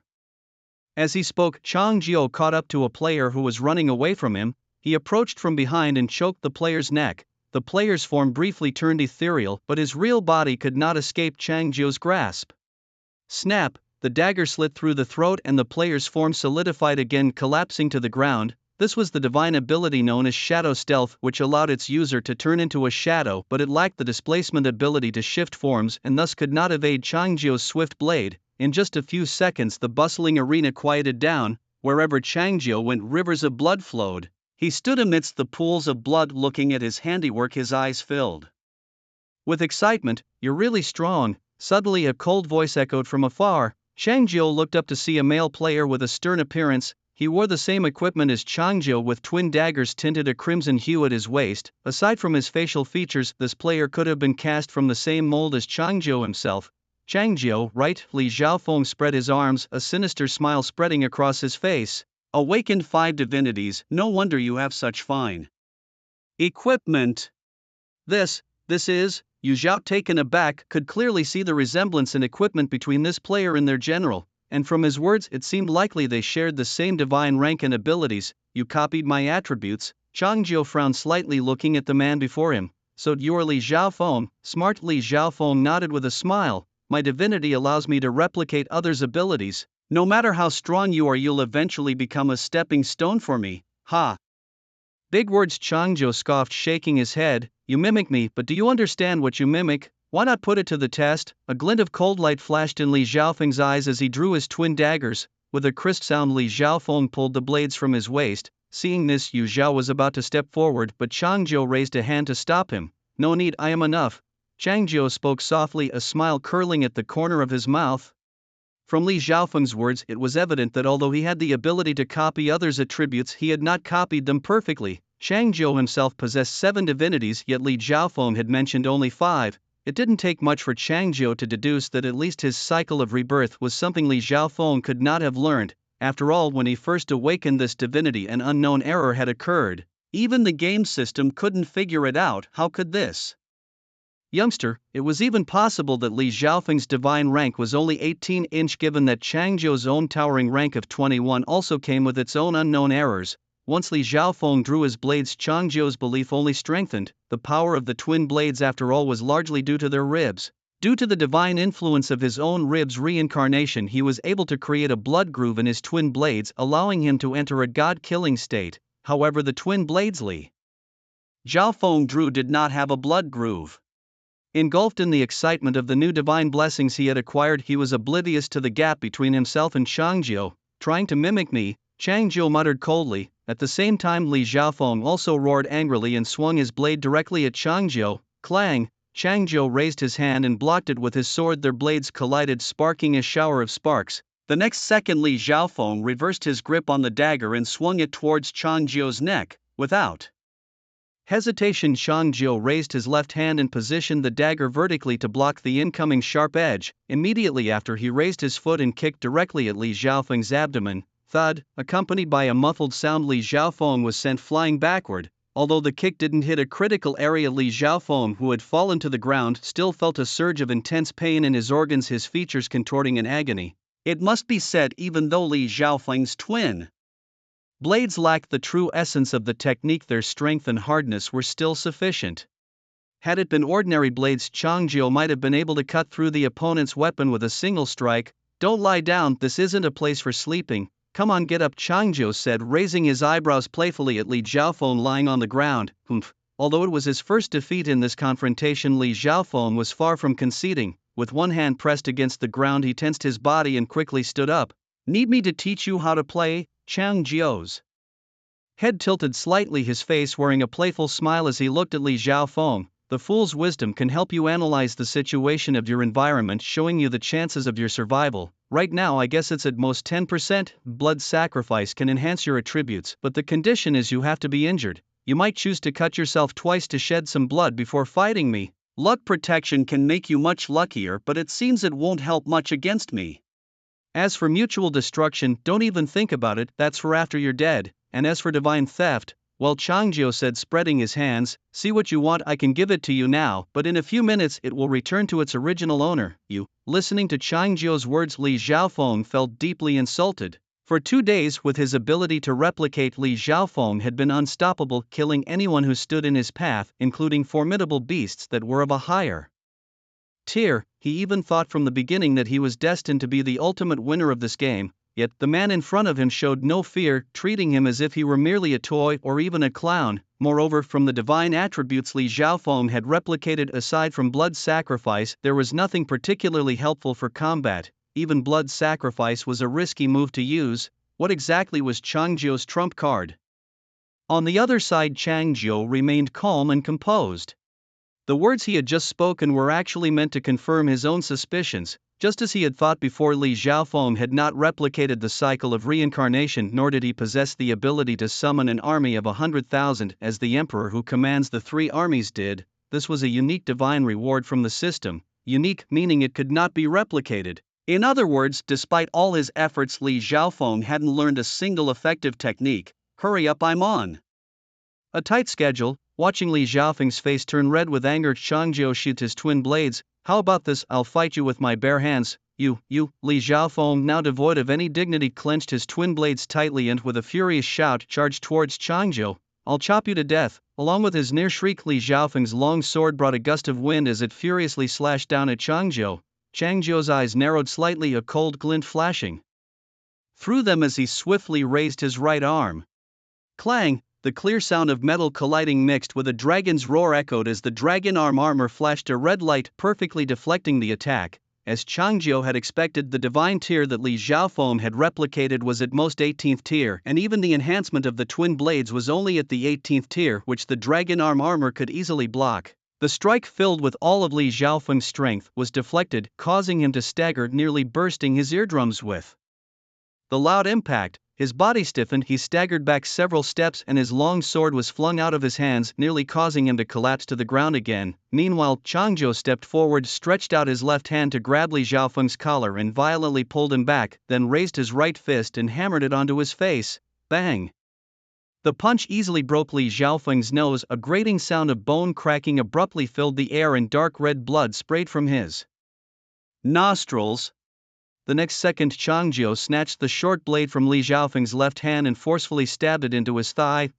With his face deformed from the punch and his eyes nearly closed, almost fainting, the intense pain from the blade made him scream again, his eyes bulging as if they would pop out. "See this? This is your blood." Changjiu raised his right hand, shaking it in front of Li Xiaofeng with a sinister smile on his lips. "You dare not use your blood for sacrifice, let me help you. Now your attributes have increased, come on, kill me." After saying that, Changjiu released Li Xiaofeng's collar, straightening him up. However, the severe pain in his thigh was unrelenting, and Li Xiaofeng had no strength to stand. As soon as Changjiu let go, he immediately knelt down. Changjiu stepped back, drew his twin blades from his waist, and held them reversed in his hands, merging them, accompanied by several flashes of lightning twining around his hands. The twin blades transformed into a double-headed sword mode. Changjiu slowly lifted his head, his eyes suddenly flashing with a fierce cold light, and a gust of bloody wind arose around him. killing god mode activated. Although he could not summon heavenly thunder during the day's gaming time, blood-colored lightning now twirled around the double-headed sword. Changzhou held the knife in one hand and spun it twice in his palm. The sharp blade sliced through the air, and time seemed to freeze at that moment. Where he stood, the black earth surged with blood-red electricity, and Changzhou himself seemed to transform into a crimson thunderbolt. Kneeling on the ground, Li Xiaofeng felt as though he had been dragged into a hellish abyss filled with death, reeking of rotting flesh and chilling bones. It was as though invisible giant hands were clenching his neck, a suffocating sensation overwhelming him instantly. Ghostly howls echoed around him, mocking him mercilessly. "So the game is over," a cold voice echoed from hell. Changzhou's final judgment. With a snap, Changzhou's figure burst forth, and with a double-headed knife he cleaved down from above Li Xiaofeng's head. A jet of blood spurted out like a geyser. With a light chuckle, Changzhou bowed slightly to Li Xiaofeng before him, a perfect curtain call at the moment of departure. Along with the silence, the last death message flashed across the public screen, and a familiar cold voice came from above the dome. "Congratulations, Changzhou." When Changzhou opened his eyes again, he found himself in a small, enclosed space. The lighting was dimmed, surrounded by square glass walls. Through the glass, it was pitch black outside, devoid of any signs of life.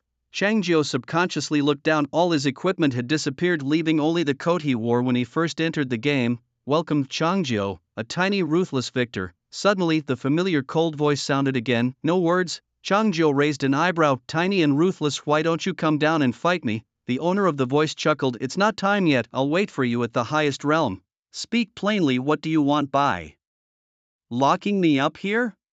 Changzhou asked impatiently. This voice was the same one that announced game tasks and notifications from above the dome, perhaps the so-called deity who created the game and awaited challengers. "Nothing much, it's just standard procedure," the voice sighed, returning to its previous coldness. "By the way, let me show you something you don't know."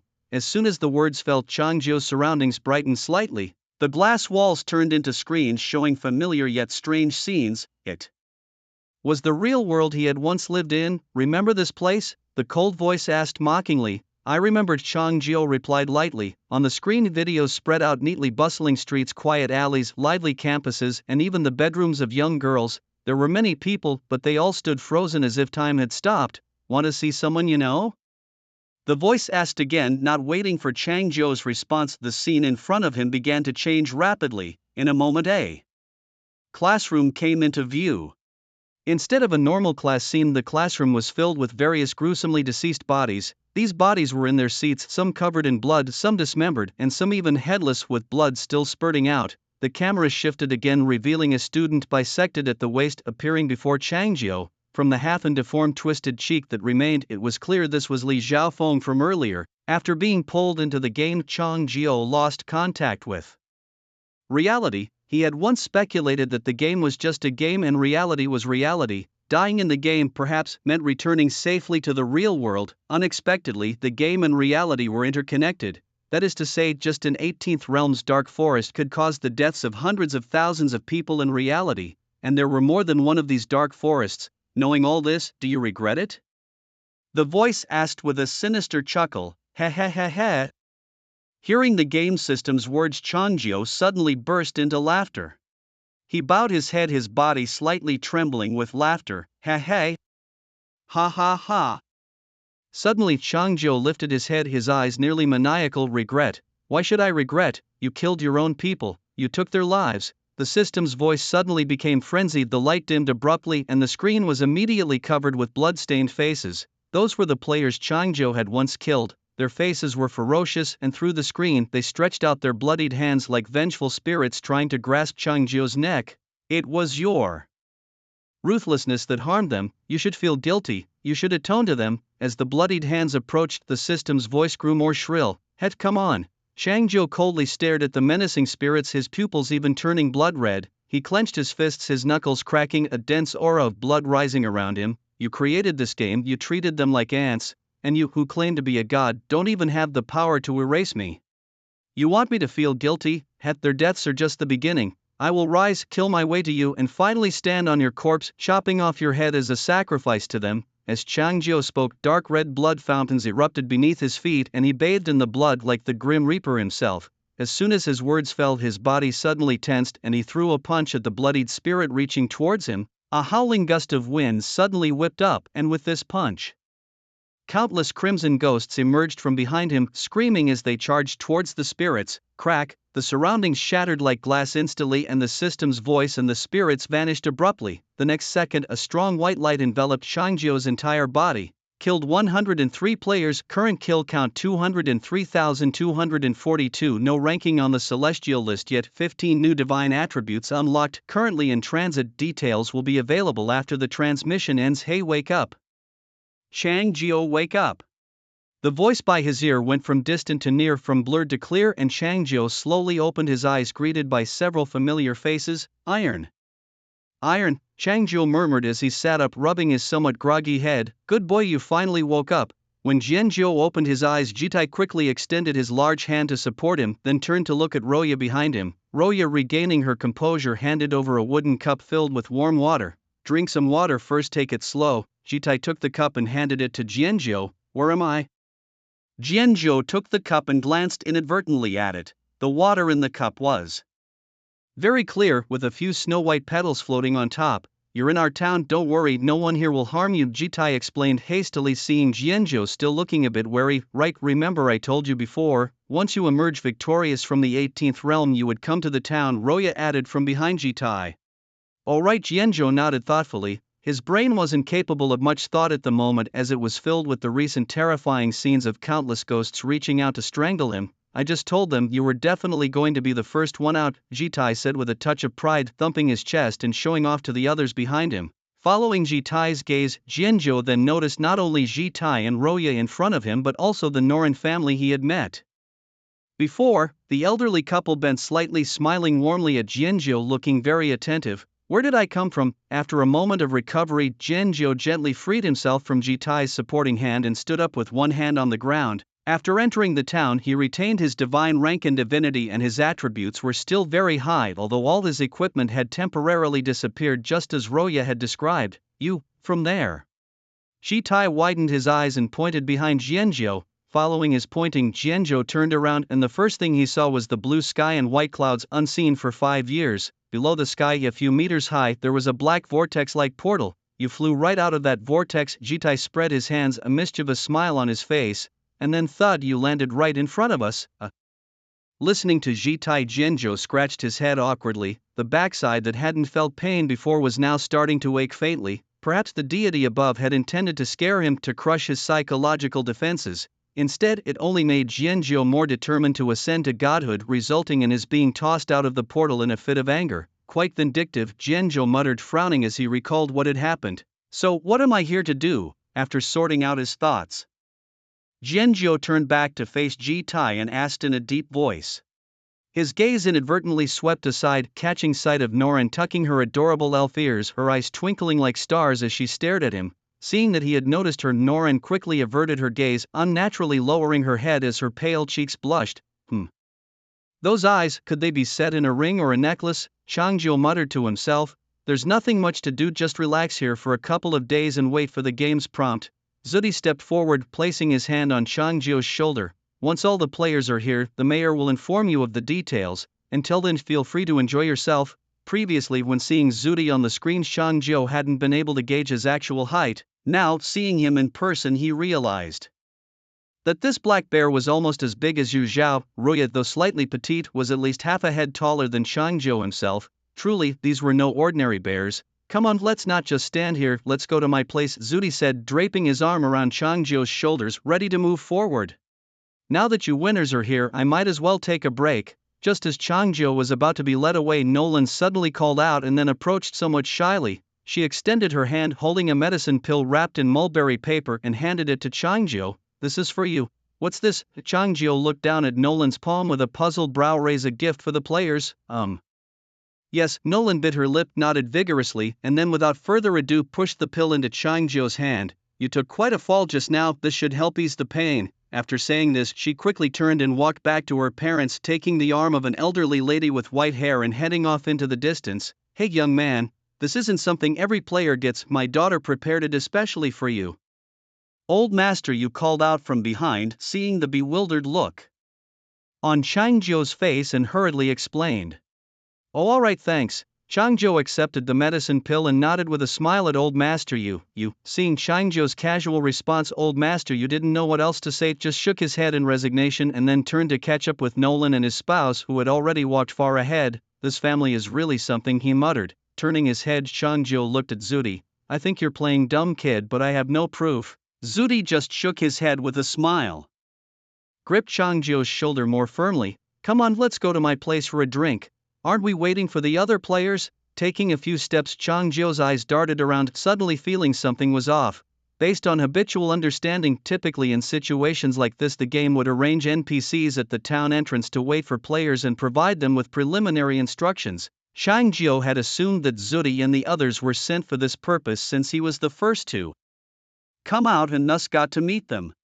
But from the looks of it, it seemed Zudi and the others had specifically come for him. Wait for them? Why, I'm not even familiar with them. Zudi smirked. Exactly, Changzhou. Ruya and I came especially for you. Zudi has been clamoring to have a drink with you, Ruya added with a smile. And about Nolan, she knew you had a good rapport with Zudi and had even inquired about you before. She also specifically requested to come meet you. It seemed like Ruya was deliberately speaking up for Nolan. Perhaps women are better at seeing through each other's little schemes. I see. I really appreciate your help. Changzhou politely nodded. Tomorrow then I will personally visit them. While I'm there I might as well take a look at the herbs we need to prepare for the 17th realm in advance. The last sentence was what Changzhou thought internally. He didn't say it out loud, but a meaningful smile curled up at the corner of his mouth.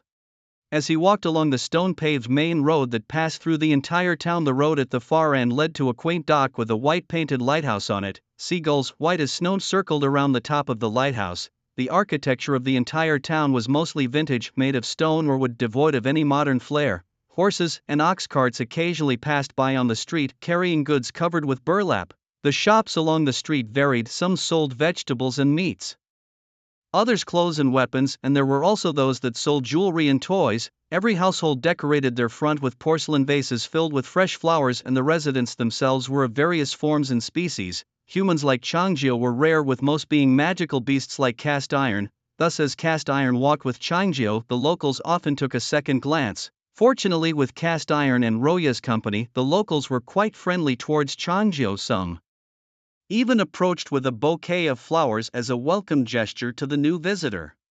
The atmosphere in this town is quite nice, Changzhou casually remarked, looking down at the black mandrake that had just been given to him by the residents. He frowned slightly. But why plant such a flower? In Changzhou's experience, the black mandrake symbolized unpredictable darkness and death, not something beautiful. Additionally, the flower was poisonous and could cause strong hallucinogenic effects.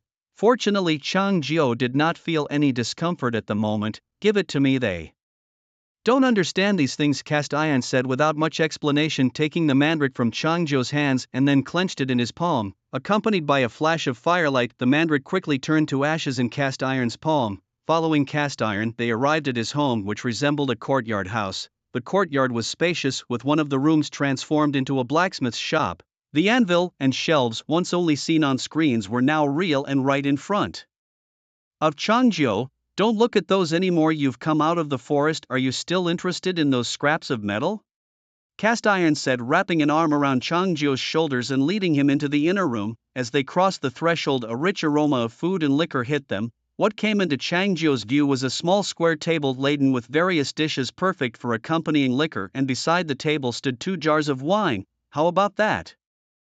I prepared this especially to welcome you, Cast Iron said, patting his chest and turning to look at Changzhou, his eyes brimming with excitement as if waiting for Changzhou's praise. Not bad. Changzhou nodded calmly and walked over to the square table first, his eyes sweeping over the dishes of meat laid out on it. Look at you, why aren't you more excited? Jitai hurried after him, pulling out a chair for Changzhou to sit. Roya, who had been following them, stood at the door, gave Jitai a meaningful glance indicating she was heading back to her shop, and then turned to leave Jitai's house.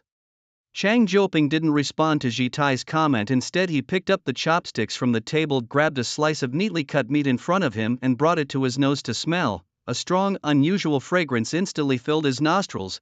This aroma wasn't off-putting, instead it made Changzhou involuntarily salivate. However, he felt something was off about the scent. It didn't seem to come from any spices, but was a scent he had never encountered before. What's wrong? Are You afraid I poisoned you? Wajitai sat down opposite Chang Jioping, casually took out 2 wine cups and then opened a jar of wine, filling both cups. What meat is this? Chang Jioping put the meat back on the edge of the plate, put down his chopsticks and looked up at Jitai. Beef. Jitai raised an eyebrow, his tone nonchalant. Remember the butcher shop we passed by on our way here? The owner's surname is Neo. This beef is all raised by him. You mean that Minotaur? Chang Jioping recalled seeing a butcher shop on the way to Jitai's house where a Minotaur with a robust build stood at the entrance. The Minotaur was holding a sharp boning knife still smeared with bits of meat and blood. Yes, that's him. Jitai nodded, placing the filled wine cup in front of Chang Jioping. That guy is called Neo Shan. The meat eaten in the town usually comes from his shop. A Minotaur selling beef? Chang Jioping's eyebrows quirked up a smile, playing at his lips. What's so strange about that? Isn't it the same with you players, always fighting amongst yourselves? Jitai retorted with a hint of mockery, then picked up his wine cup. Come on, let's have a drink. Bang! The two clinked their cups together forcefully and then downed the wine in one gulp. The strong liquor burned down Chang Jioping's throat like fire, causing his facial features to twist involuntarily. Ha! The Black Forest has really made you soft. You can't even handle a bit of alcohol? Seeing Chang Jioping's reaction, Jitai laughed and shook his head, put down his wine cup and directly grabbed a piece of beef with tendons from the plate, stuffing it into his mouth. Eat up. I reckon the town mayor will summon you for a meeting around 12 o'clock. 12 o'clock. Hearing Jitai's words, Chang Jioping felt a bit dazed. Having been in the Black Forest for 5 years, his concept of time had become increasingly vague, even though a giant clock appeared in the sky of the Black Forest every day after the game ended. The players couldn't see the time clearly, they could only judge the start of a new day by the sound of the clock. Chang Jioping subconsciously looked up, noticing a similar old-fashioned clock on the wall beside him. This clock was almost identical to the one in the Black Forest, now indicating it was 9:10 a.m. By the time 12 o'clock rolls around, all the surviving players should be assembled, at which point the mayor will call a meeting at the church. Cast Iron's mouth was filled with chunks of meat as he spoke, his words muffled. Okay, Chang Jiao nodded thoughtfully, his gaze returning to the meat in front of him. Do you know what this meat was marinated with? Why is it so fragrant? Marinated? This is purely natural, Cast Iron said, picking up a piece of meat and waving it in front of Chang Jiao. Look at this, how clean. It's all about the original flavor. After a moment, seeing that Chang Jiao didn't respond, Cast Iron seemed to suddenly understand something. Oh, I get it, he nodded reassuringly. Don't worry, this isn't human flesh. It's just that these cows, they've been fed with those players. All the players who die in the game are regularly sent to our town for processing. Seeing Chang Jiao still not speaking, Cast Iron continued, we don't usually eat humans. These bodies can't just be discarded, so they are mostly given to cattle traders as feed. Surprisingly, after these cattle eat the players, their meat quality is exceptionally delicious. If you don't mind, you could literally chase these cows and nibble on them to taste the good flavor. Cast Iron said this half-jokingly, then picked up a jar of wine and filled up cups for both himself and Chang Jiao. If all the players are being used as feed, then what was that scene from the real world I just saw? Chang Jiao frowned slightly, pondering internally before also picking up some beef with his chopsticks and putting it in his mouth. Knowing the origin of the beef, Chang Jiao had no more reservations. He had been afraid to eat it initially simply because he was worried about cannibalism. After all, he had heard in the real world that eating one's own kind could lead to incurable terminal diseases. But since this was beef, even if these cows had been fed with players, it didn't matter to Chang Jiao. After all, which of the fierce beasts in the Black Forest wasn't a man-eater? Hadn't he eaten them all? How is it? Not bad, right? Seeing Chang Jiao eat the meat, a smile spread across Cast Iron's face. Later, the mayor will let you find your own accommodations, but you don't need to look for a place, you can just stay here with me. That would be rather presumptuous, wouldn't it? Chang Jiao raised an eyebrow, a sly smile curling the corners of his mouth. If you want to stay at Old Yu's place sharing a bed with the young girl Nolan, I wouldn't mind. Cast Iron lifted his cup. Here's to us, women only. Slow down my sword drawing speed, Chang Jiao laughed, shaking his head and clinking his cup against Cast Iron's. Well, you don't have a sword right now, maybe you should draw a gun instead. Cast Iron downed his drink in one gulp, holding up his empty cup with a mischievous grin at Chang Jiao. Get lost, you little black bear, always up to no good. Chang Jiao frowned and waved his hand dismissively. Time passed quickly, and the two of them sat inside, chatting and laughing while they could hear the streets of the town outside gradually becoming noisy. It seemed that the surviving players were all coming out of the portal. Let's go, it's about time. I'll lead you to the church first. After finishing the last bit of wine in the jar, Cast Iron stood up with a slight sway. Changzhou's face was also a bit flushed, but under the effect of the fool's wisdom he remained very sober. Despite entering the town without even their weapons pets or Yu Zhao, the 7 divine powers were still retained. As Cast Iron stepped out of the courtyard, the town was bustling with people. The crowd was diverse in skin color and ethnicity, but surprisingly, communication barriers were absent as the game system seemed to be able to translate and convert their languages in real time. There was no fighting among them, instead, they were quite friendly. It appeared that before being transported to the town, the game system had already informed them that fighting was forbidden. "Don't be distracted, these will all be your opponents," Cast Iron said to Changzhou, draping an arm around his shoulders as they walked down the main road of the town toward the distant docks. The players around them were comfortably chatting, some even engaging in trade with NPCs, but upon seeing Changzhou, their gazes inevitably shifted toward him. This was unavoidable, as the relationships of other players with NPCs were usually mundane. Suddenly, a player appeared who was as close as brothers with an NPC, naturally arousing curiosity. Is that a player or an NPC? He doesn't look like an NPC, he's got blood on him. To get along with NPCs right after arriving, this guy must be something special. The people around began whispering about Changzhou. However, Changzhou didn't mind, he deserved this attention. After all, probably half of Cast Iron's courtyard had been earned by him in the Black Forest, one chop at a time, over the past 5 years, just from crafting weapons and equipment. Changzhou had given Cast Iron countless gold coins. "Ladies and gentlemen players, welcome to Wuwang Town. I am the town mayor Wu Xin," a deep voice suddenly boomed overhead. Changzhou looked up and saw devices resembling horns atop the shop roofs along the street. These devices, made of iron but not needing electricity, blended seamlessly with the rustic style of the buildings. You must be excellent players of high caliber to have emerged victorious from your respective black forests. Now please head to the church where I will inform you of the guidelines for living in this town. Once the announcement was completed, the town returned to its previous bustle. High caliber. What an expression! Hearing Mayor Wu Xin's words, Changzhou slightly furrowed his brows, reminded of the origin of the beef Cast Iron had mentioned earlier. Does your mayor also eat people? He thought, turning to look at Cast Iron.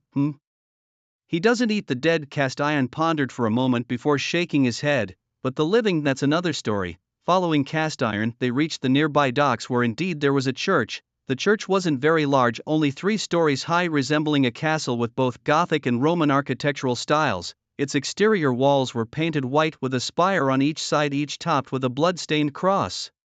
In front of the church stood a large altar, behind which was a tall and burly goat man. His head bore a pair of very wide horns, rough in texture but with intricate patterns, appearing as if they had been weathered over many years. Draped in a crimson robe adorned with complex black ornate patterns, he also clutched a scepter nearly 2 meters in length, topped with an inverted cross. The goat-headed figure stood silently behind the altar, gazing down at the players making their way towards the church, his pair of dark horizontal pupils showing no emotion. Was this what Xian? Changzhou stopped a few meters away from the altar, squinting slightly, and asked Cast Iron, who was beside him, in a low voice, "Is that him?" Cast Iron nodded, dropping his arm from around Changzhou's shoulders. "We can't participate in this meeting, just wait here for me, I'll go back first. Once I'm done you can come directly to my place."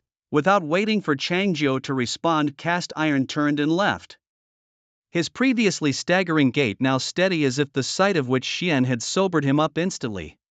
Changzhou didn't ask further, crossing his arms and once again surveying the scene before him. From the previous Black Mandrake, the town named Wuwang, to the now inverted crosses and the goat-headed mayor, it seemed this town was not so simple. A smirk formed on Changzhou's lips, intrigued. Soon the area in front of the church was crowded with surviving players, with Changzhou standing neither too far nor too close. Roughly estimating there were at least a few thousand people around. Is that all? Changzhou frowned slightly. If everyone in reality was pulled into the game, considering an 18th realm Black Forest with hundreds of thousands of players, there should be tens of thousands of survivors. If some Black Forest initial players were fewer, then the number of survivors would be even greater. But a few thousand people here clearly couldn't represent all the survivors from the 18th realm Black Forest. Could it be that there was more than one town? Changzhou mused internally. "Welcome players," which Xian suddenly spoke from the altar. His voice, deep like a bell, seemed effortless yet reached every player's ears distinctly. The previously noisy crowd instantly fell silent. "Firstly, on behalf of the deity, I congratulate you on your survival," which Xian began, his emotionless horizontal pupils quickly scanning everyone present. you will spend 3 days here, after which you will be sent to the 17th realm to continue the game. Your weapons and equipment have been left in the game, they will be returned to you once you enter the 17th realm. Now I will outline the rules you must follow while living in the town. Which Xian stepped forward, rubbing his palms together to conjure a purple-red flame, lighting the 6 white candles neatly arranged on the altar. Firstly, your only ability in this town is divinity, but fighting is strictly forbidden. Anyone who disobeys will face my judgment. Secondly, you must find shelter before nightfall. After midnight, players are not allowed on the streets. There is an inn on the west side of the town offering single rooms, but they are limited. Do not haggle with the innkeeper. If you have nowhere else to go, you might try staying with town residents, but this is not guaranteed safe. As for dining, there are many fine restaurants in the small town, but remember, do not venture into the kitchen out of curiosity, and do not speak to the chefs. After 11 at night the restaurants close, and you must not go there to eat. Lastly, if any players are staying in the homes of town residents after midnight, they must not talk to the residents nor look them directly in the eye. Those staying in the inn should not open their doors after midnight, no matter what happens outside. Having said this, the sorcerer Wu Xian lightly shook his staff and all 6 candles on the altar were instantly extinguished. The area in front of the church suddenly fell into a dead silence, with all the players pondering the meaning behind Wu Xian's words. After all, they are players who have triumphed in the 18 realms, possessing combat skills and intellect far beyond average players.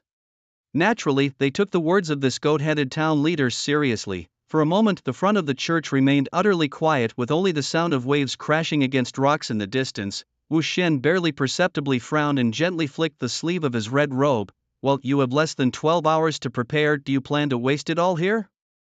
At these words, the players suddenly realized that the town leader had finished his notice and they needed to find accommodations before dark. The crowd abruptly started pushing and shoving, with those at the back already running towards the west side of the town. Changzhou, however, was calm and unruffled, nearly slowly backing away with the crowd. Listening to the implications in the goat-headed leader's words, it seemed that people might also die in this town. He raised his hand and gently touched his chin, murmuring, "But compared to the indiscriminate slaughter of the Black Forest, it seems that only those who break the rules here get erased." Recalling what Cast Iron had mentioned earlier, that the town leader doesn't eat the dead but might eat the living, Changzhou sighed softly.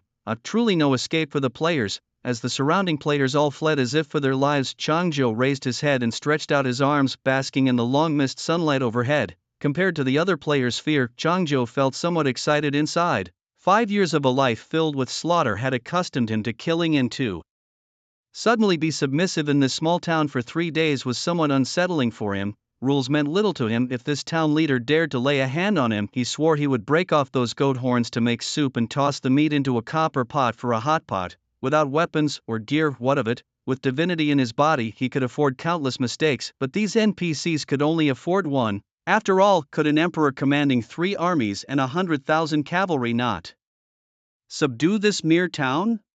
With that thought, Changzhou chuckled and shook his head. Wait! Suddenly a cold voice came from behind and someone tapped Changzhou's shoulder. Turning around, he saw the figure of the town leader Wu Xian. What is it? Changzhou raised an eyebrow and asked instinctively. I see you are different from them. You don't seem to fear me, Wu Xian said, his tone unusually emotional. It seemed teasing, yet it also seemed to carry a hint of admiration. Afraid of you? Why should I be afraid of you? Changzhou disdainfully shrugged his shoulders. What, do you want to judge me now? No. Wu Xian gave a cold laugh and shook his head. I just want to invite you to do something. What is it? Come with me. Seeing that Changzhou's tone had softened, Wu Xian turned and looked towards the church doors not far away. Let's talk inside. The two walked briskly into the church, one after the other. As Changzhou entered, his vision dimmed, and a scent of wood incense mixed with a faint smell of blood rushed towards him. He stood in the center of the church, with the cloudy white marble pulpit in the distance and black wooden benches on either side. On the benches one could still see dried, dark red bloodstains. The outdoor sunlight filtered through the church's rose window, casting mottled light that made the marble pulpit appear even purer, while the area around the benches remained dim. The contrast of black and white, purity and filth, was even more pronounced under this light. Wu Xian took 2 steps forward, then slowly turned around, his gaze meeting Changzhou's eyes. The next second he gently shook the scepter in his hand and the church doors suddenly closed. At the same time, a black inverted pentagram array suddenly blossomed under his feet. In the center of the pentagram there was also a goat's head. a seeker of the gods unlike any other. Wu Xian spread his arms, looked up, and called out loudly, "If you willingly cooperate with my followers and me, I will be pleased to share the power of the gods with you."